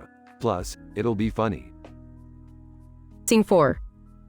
Rick, Morty, and Tim the Tatman take Trente et Courant and the effects begin to set in. Whoa, Rick! This is crazy! The grass is breathing! I know, right? It's like a psychedelic fairy tale. And look at that tree. It's waving at me. Tim the Tatman. I feel invincible. I can do anything. Careful, Tim. That's just the Trente et Courant talking. You can't take on the world. Scene 5. The effects of Trente et Courant become more intense as the trio wander deeper into the forest. Rick, I'm seeing patterns everywhere. They're coming out of the ground. That's just the fractals, Morty. They always happen on Trente et Courant. Tim the Tatman. Hey, guys, look. There's Trente et Courant everywhere. It's like we're swimming in it. Wait, what? That's not supposed to happen. How much did we take? Scene 6. The group becomes increasingly disoriented and lost in the forest. Rick, I think we're lost. Which way is up? I have no idea, Morty. This is bad. We need to find a way out of here before the Trente et Courant wears off. Tim the Tatman. Oh, no. I think I'm starting to sober up. I can't see the colors anymore. Scene 7. The group stumbles upon a strange structure in the woods. What the hell is that? It looks like a rift in the space-time continuum. Tim the Tatman. Or a pizza oven. You may be right, Tim. We could really go for a pizza right now. Scene 8. The group enters the structure and finds themselves transported to another dimension. Rick, where are we now? I have no idea, Morty. This isn't Earth, that's for sure. And, oh, no. Look who's here. They see Trente et Courant creatures approaching them. We definitely took too much Trente et Courant. Scene 9. Rick, Morty, and Tim the Tatman engage in a wild and wacky battle against the Trente et Courant creatures. Morty, hand me that laser gun. I don't have a laser gun, Rick. What? Well, what do you have? A stick. A stick? Oh, great. We're doomed. Scene 10. The group manages to defeat the Trente et Courant creatures and escape back to their own dimension. Wow, I never want to do Trente et Courant again. Speak for yourself, Morty. I'm already planning the next experiment. Tim the Tatman. I think I'll just stick to video games from now on. Suit yourself, Tim. More Trente et Courant for us. The end.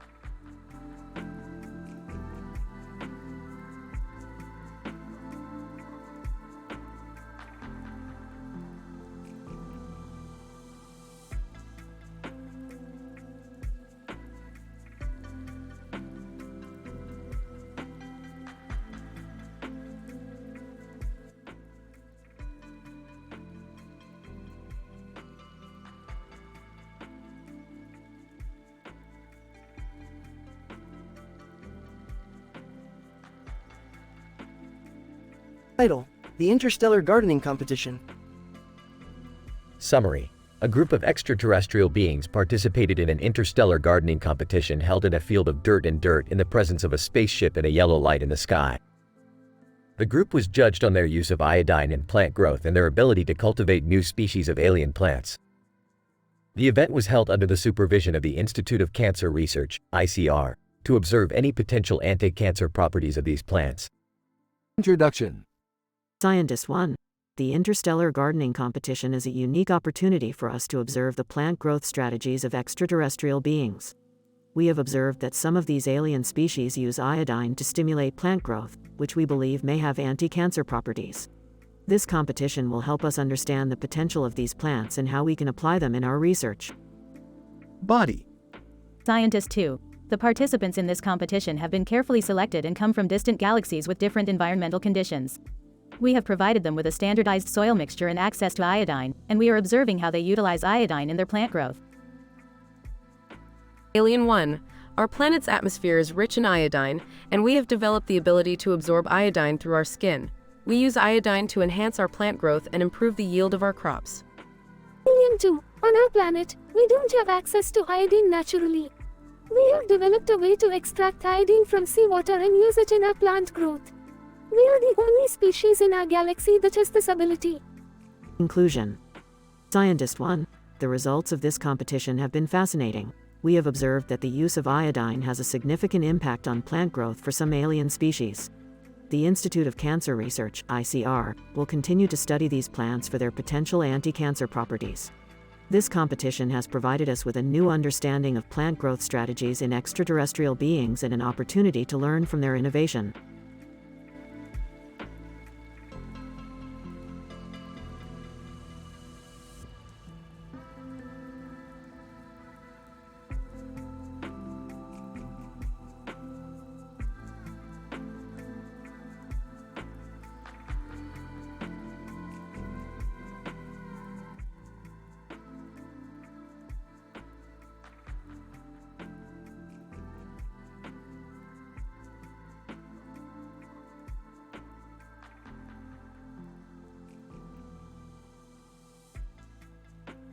Title: An analysis of floral and animal print in the context of weightlifting and music.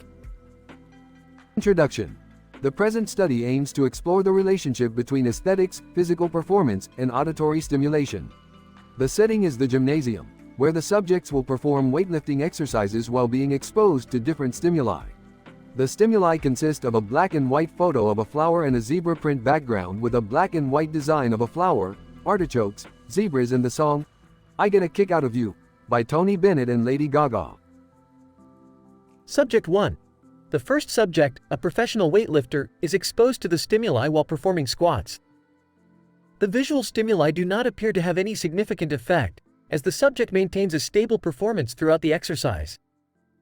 However, the auditory stimulus seems to have a positive effect, as the subject appears to be more motivated and uplifted.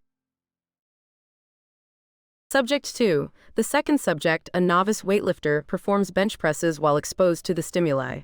The artichoke visual stimulus seems to be distracting, as the subject appears to be looking at it more than focusing on the exercise. However, the zebra print background seems to have a positive effect, as the subject appears to be more engaged with the exercise. The auditory stimulus also has a positive effect, with the subject appearing to enjoy the music and feeling more motivated. Subject 3. The third subject, an intermediate weightlifter, performs deadlifts while exposed to the stimuli. The black and white floral design, combined with the zebra print background, seems to have a positive effect, as the subject appears to be more focused and engaged with the exercise. Additionally, the auditory stimulus has a positive effect, with the subject appearing to enjoy the music and feeling more motivated. Conclusion. In conclusion, the present study suggests that the combination of black and white floral designs and zebra print backgrounds can have a positive effect on physical performance, particularly in intermediate-level weightlifters. The auditory stimulus of "I Get a Kick Out of You" by Tony Bennett and Lady Gaga also appears to have a positive effect on motivation and performance. Future research should further explore the mechanisms underlying these effects and examine the generalizability to other forms of exercise and activities.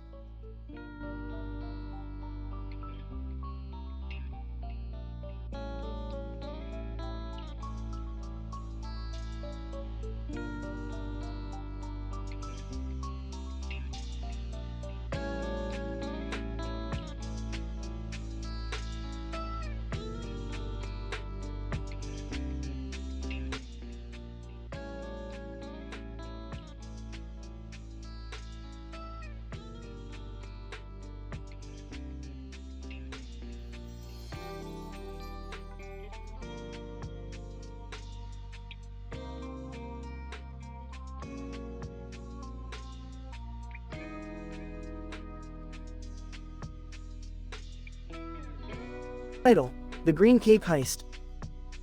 The episode begins with Rick and Morty lounging in the living room when they hear a loud crash outside. They rush to the window to see the Dark Knight, Bruce Wayne, Batman flying towards their house, holding a box of money in his hands and a green cape on his chest. Great, another vigilante looking for our help. What is it with these caped idiots? Rick, that's Batman. He's like, super famous. Famous for what, Morty? Wearing a Halloween costume and punching clowns? As they approach Batman, they notice that the Smiths are also in pursuit. They all gather around and Batman explains that he needs their help to retrieve the stolen money that was taken from the National Bank of Gotham. Batman, I need your help to retrieve the stolen funds. They are in the possession of the notorious Green Cape Gang. Green Cape Gang? Really? You're not even trying with these villain names, are you? Rick, I think I saw them on the news once. They're really dangerous. Dangerous? Morty, they wear green capes. Are you kidding me? In order to plan their heist, Rick decides to perform an open heart surgery on Batman. Morty objects at first, but Rick reassures him that he's done it before and that everything will be fine. Rick, are you sure about this? Batman could die. Relax, Morty. This isn't the first time I've done heart surgery on someone in a superhero costume. Besides, think of all the cool gadgets we could get from Batman if he dies. After the successful surgery, they all head to the Green Cape Gang's hideout. They quickly realize that the gang is being led by none other than popular Twitch streamer Tfue and his trusty sidekick, Isabelle from Animal Crossing. Tfue? Well, if it isn't the famous Rick Sanchez and friends, what brings you to our humble abode? Cut the crap, Tfue. We're here for the stolen funds. Tfue? Oh, I'm sorry. I thought this was a party. My mistake. After a brief fight, they are able to retrieve the stolen funds.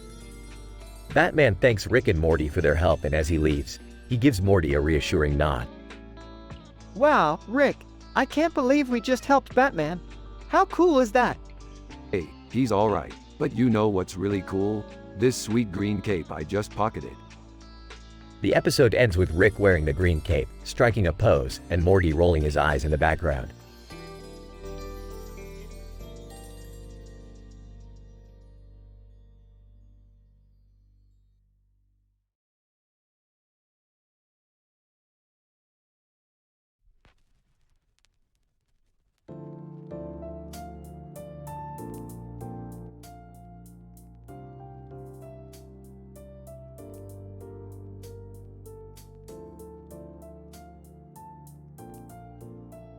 Title: A Sip of Neptunium Whiskey. Morty, we need to travel to the sheep's location for an eagle watching expedition. Again? Last time, an eagle snatched my pants. Can I come? Only if you bring your Siberian husky and some Neptunium whiskey for our poker game. Neptunium? Isn't that dangerous? Relax, Morty. It's only radioactive if you ingest it. Winks. Sips Neptunium whiskey. This tastes like sheep's slice on a hot summer day. Can we focus on the eagles? Fine. Let's get to the film location where the eagles were trained for Lord of the Rings. Wait, I thought we were going to the sheep's field? And what about the rocks and the small hill in the distance? Burps, relax, Morty. We'll do it all. Takes out portal gun. As they traveled through different film locations, they encountered crazy creatures and unpredictable events. Rick, why do all these movie sets have a bar? Because it's a universal truth, Morty. And I need to replenish my Neptunium whiskey. Slurring words, I think I see some eagles over there. Perfect. Takes out binoculars, asterisk, let's observe them over a game of poker. Groaning, can we just go home? Not until we win all of Jerry's Neptunium whiskey. In the end, they returned home with a sheep they accidentally brought with them in an unforgettable adventure.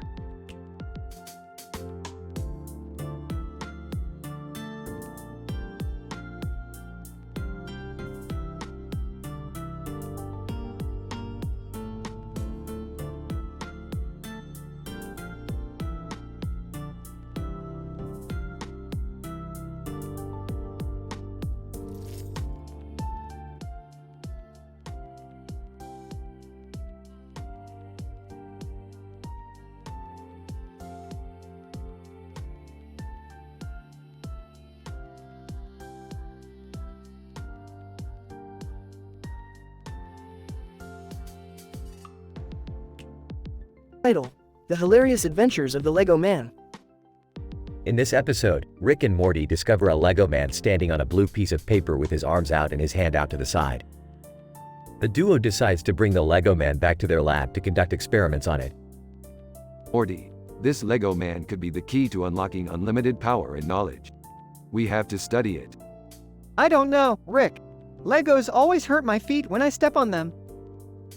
Meanwhile, Jerry, Beth, and Summer are reminiscing about their childhood and amusing anecdotes.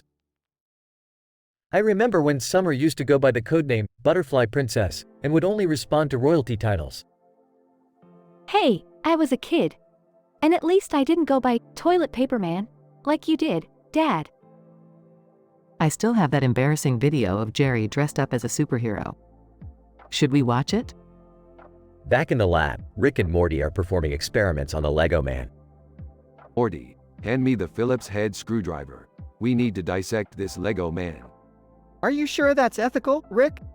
Ethics went out the window when we entered the multiverse, Morty. As they continue their experiments, the Lego man suddenly comes to life and starts wreaking havoc in the lab. Lego Man, I am the Lego Overlord.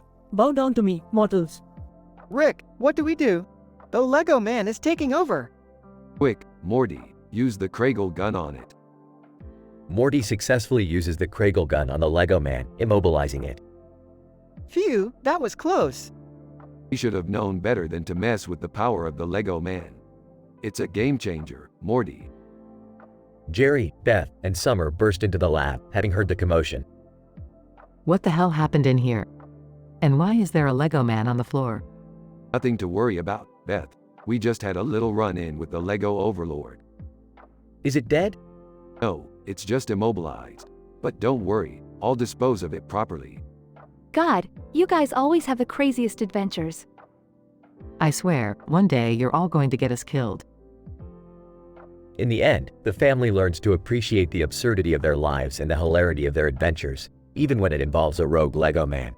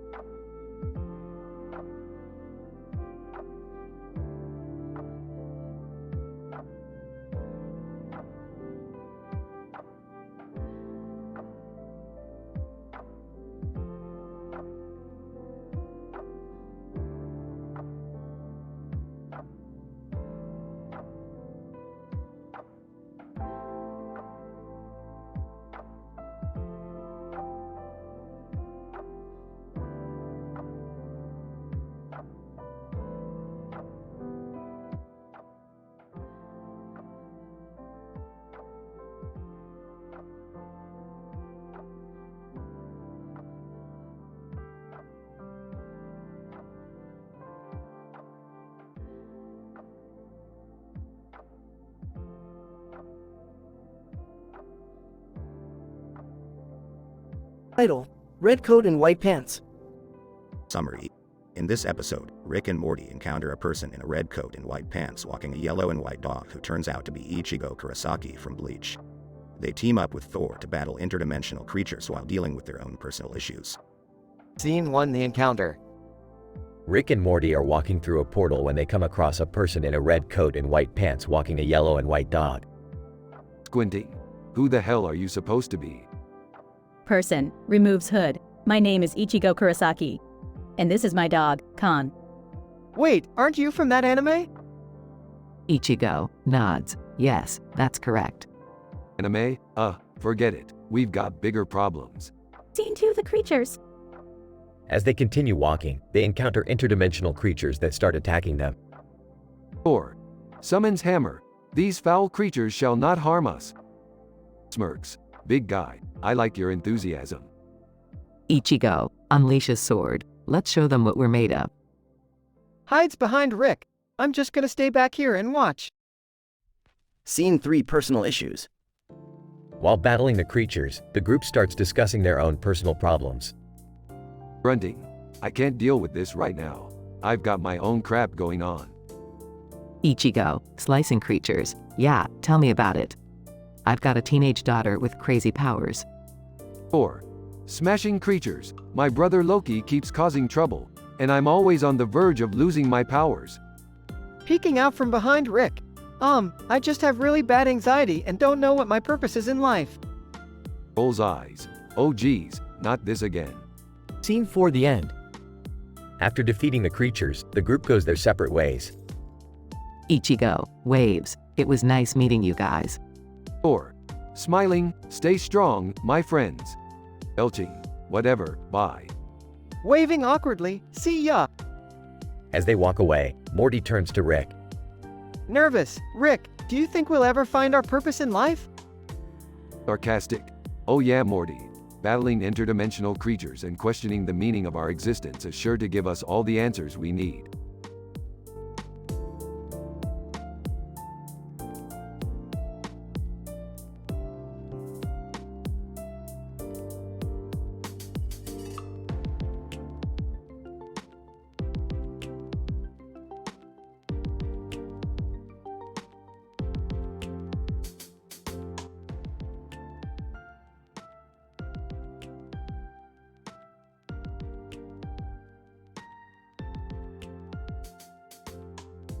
Title: The Astral Entity and the Mythical Beast. Opening shot. A unicorn with a sword and a demon face on its head emerges from the cosmic sky background full of stars. Narrator: the legendary mythical beast, known for its unique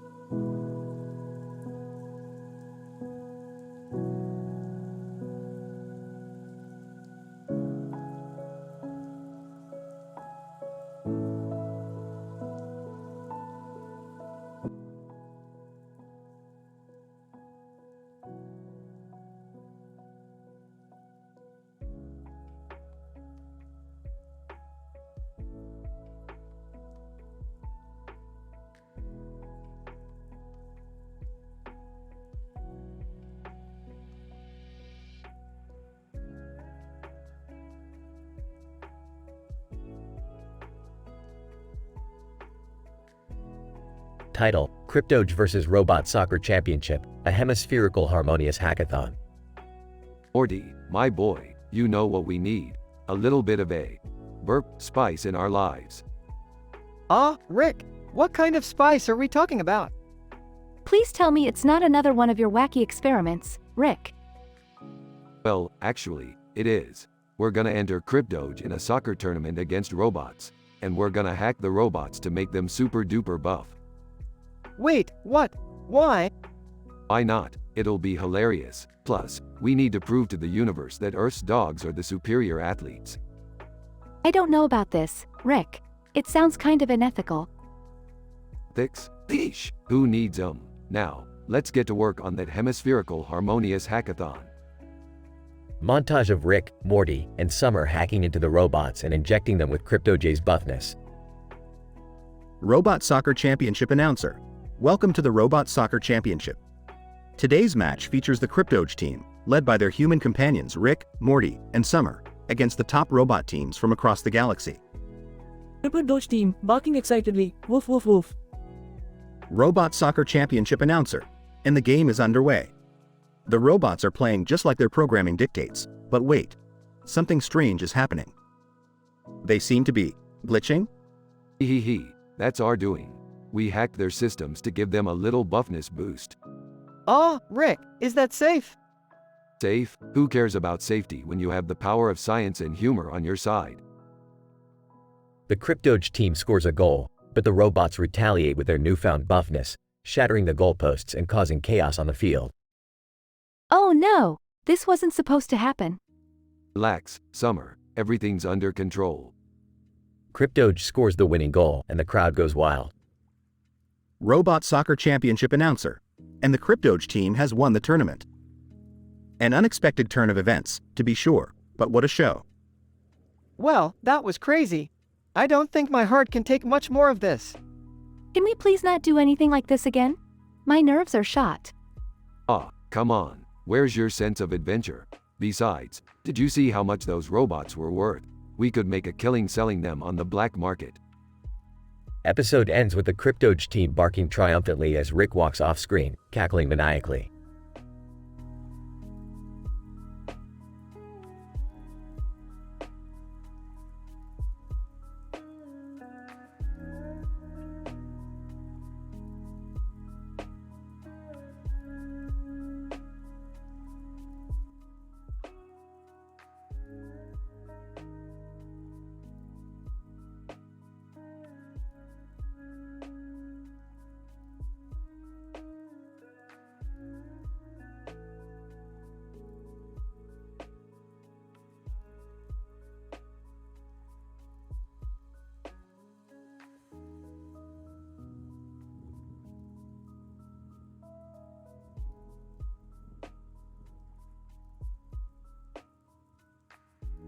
Title: The Saddle Equation.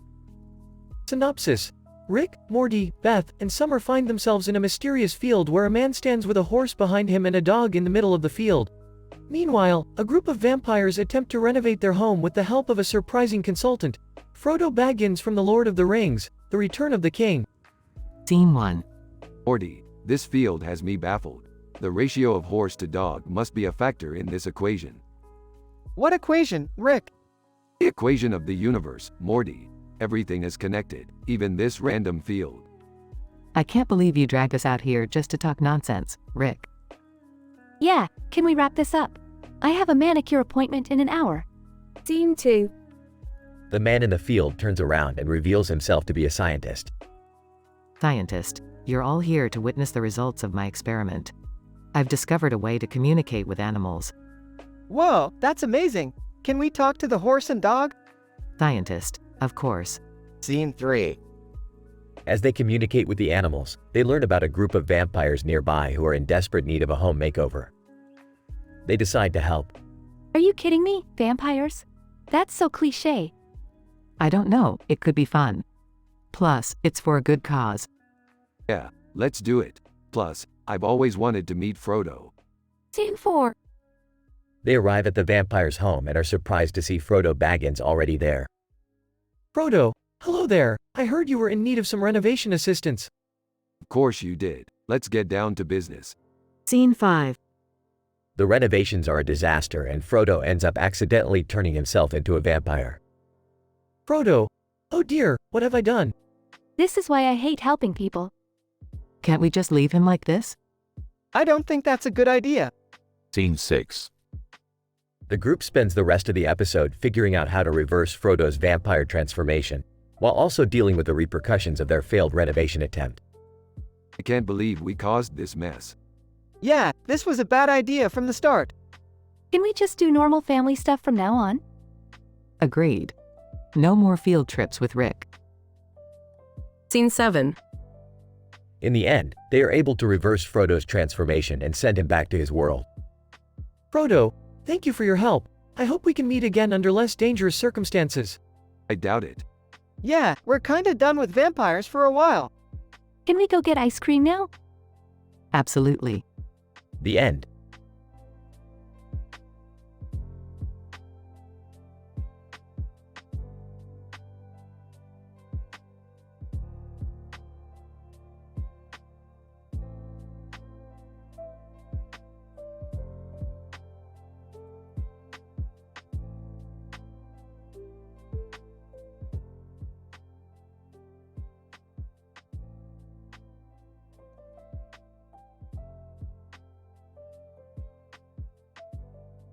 Narrator.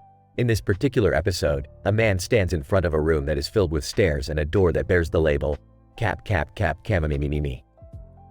This puzzling situation triggers the onset of a dystopian surveillance state where every move of the protagonist is monitored via an AI-powered camera system. Ralph Cramden, muttering to himself, how do I get out of here? Narrator. The situation of the trapped individual is further heightened by the presence of Steve Wozniak, the co-founder of Apple Inc., who appears as an ominous figure overseeing the surveillance operation. Steve Wozniak, in stern tone, we've been keeping an eye on you, Mr. Cramden.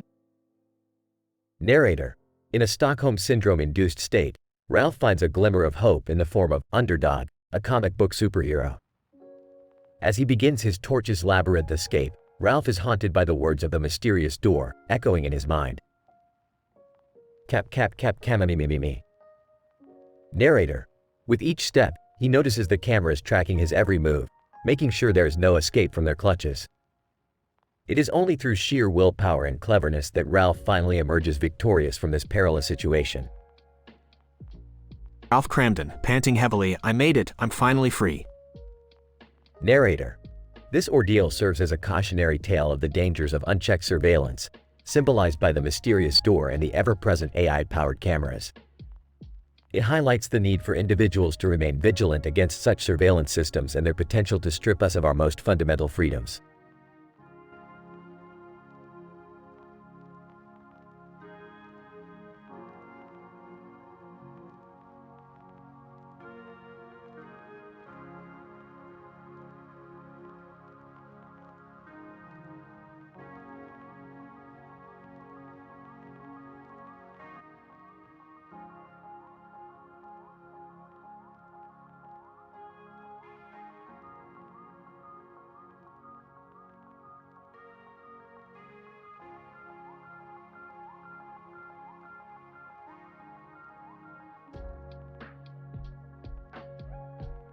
Title: Quantum Poker and Awkward Interactions.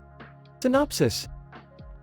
Rick, Morty, Jerry, and Beth find themselves at a high-stakes casino playing three-card poker. They are joined by a man in a suit and tie who introduces himself as the owner of the casino. As the game progresses, they encounter several strange and awkward interactions with strangers, including a random ninja cooking show and a guest appearance by Carl Sagan. Oh great, another boring game of three-card poker with these clowns. Can we at least make it interesting with some quantum mechanics? I don't think that's how poker works, Rick. Can we just focus on the game? I need to win back my mortgage money. I still don't know why we're here. I have work to do. As they play, they are interrupted by a ninja cooking show that takes place right in the middle of the casino. Sophie Turner, as the social media manager for the casino. Sorry about that. We're just trying to spice things up on our social media accounts. Carl Sagan suddenly appears beside them and starts rambling on about the cosmos and the complexity of life. Carl Sagan, billions and billions of card combinations, and yet we are here, playing a simple game of chance. The universe is truly a remarkable place. The man in the suit and tie reveals himself to actually be a member of an interdimensional gambling syndicate, and they must beat him in order to escape the casino. Looks like we've got a high roller on our hands, but I have a few tricks up my sleeve. I don't think that's allowed, Rick. Can we just play the game? I still don't know why we're here. Can we just leave? In the end, they outsmart the interdimensional gambler and win back their earnings, but not without several hilarious and awkward interactions along the way. Well, that was a good game, but we should probably get out of here before something else weird happens. Too late, Rick. Sophie just uploaded a video of us. Great, now my boss is gonna see me in a casino. I knew this was a bad idea. End of episode.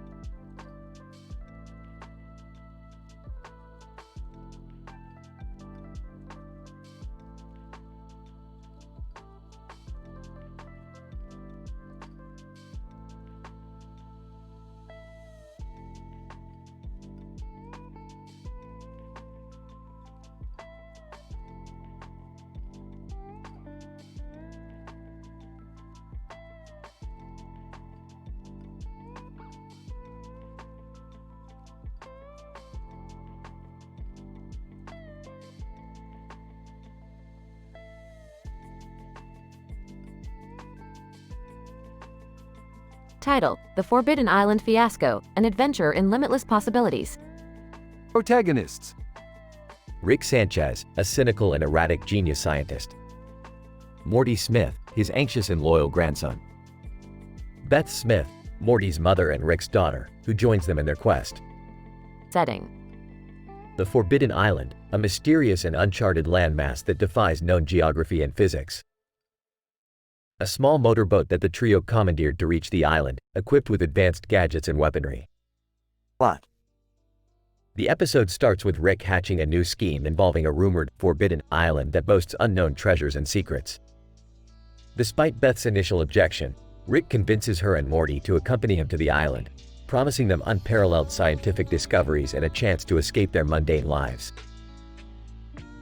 As they reach the island, the trio realizes the extent of its otherworldly properties, as they witness trees that grow upside down, water that defies gravity, and caves that warp reality. Despite these marvels, Rick's greed drives him to explore the island's innermost depths, where he believes a fabled artifact of ultimate power lies hidden. As they venture deeper, the group faces numerous obstacles, including a tribe of hyper-intelligent monkeys, a lake that turns living beings into stone, and Rick's own unstable psyche manifesting as a sentient virus. Morty and Beth struggle to keep up with Rick's maniacal pace, but their faith in their grandfather's genius is tested time and again. Ultimately, they reach the artifact, an orb with the power to grant wishes of unlimited scope and scale. However, their wishful thinking proves to be their downfall, as the artifact malfunctions and creates twisted and exaggerated versions of their wishes, leading to a chaotic and hilarious sequence of events. In the end, the trio emerges from the island, bruised and battered, but with newfound appreciation for their bond and their mundane lives. As they sail back home, Rick muses about the limitations of science and the importance of family, before nonchalantly suggesting they try their luck at another legendary island. Beth and Morty exchange worried glances, but follow Rick's lead, knowing that wherever he goes, trouble and adventure are never far. Characters dialogue. Listen up, Morty and Beth. We're headed to an island that would blow your minds to smithereens. Dad, those forbidden islands usually end up being cursed or deadly.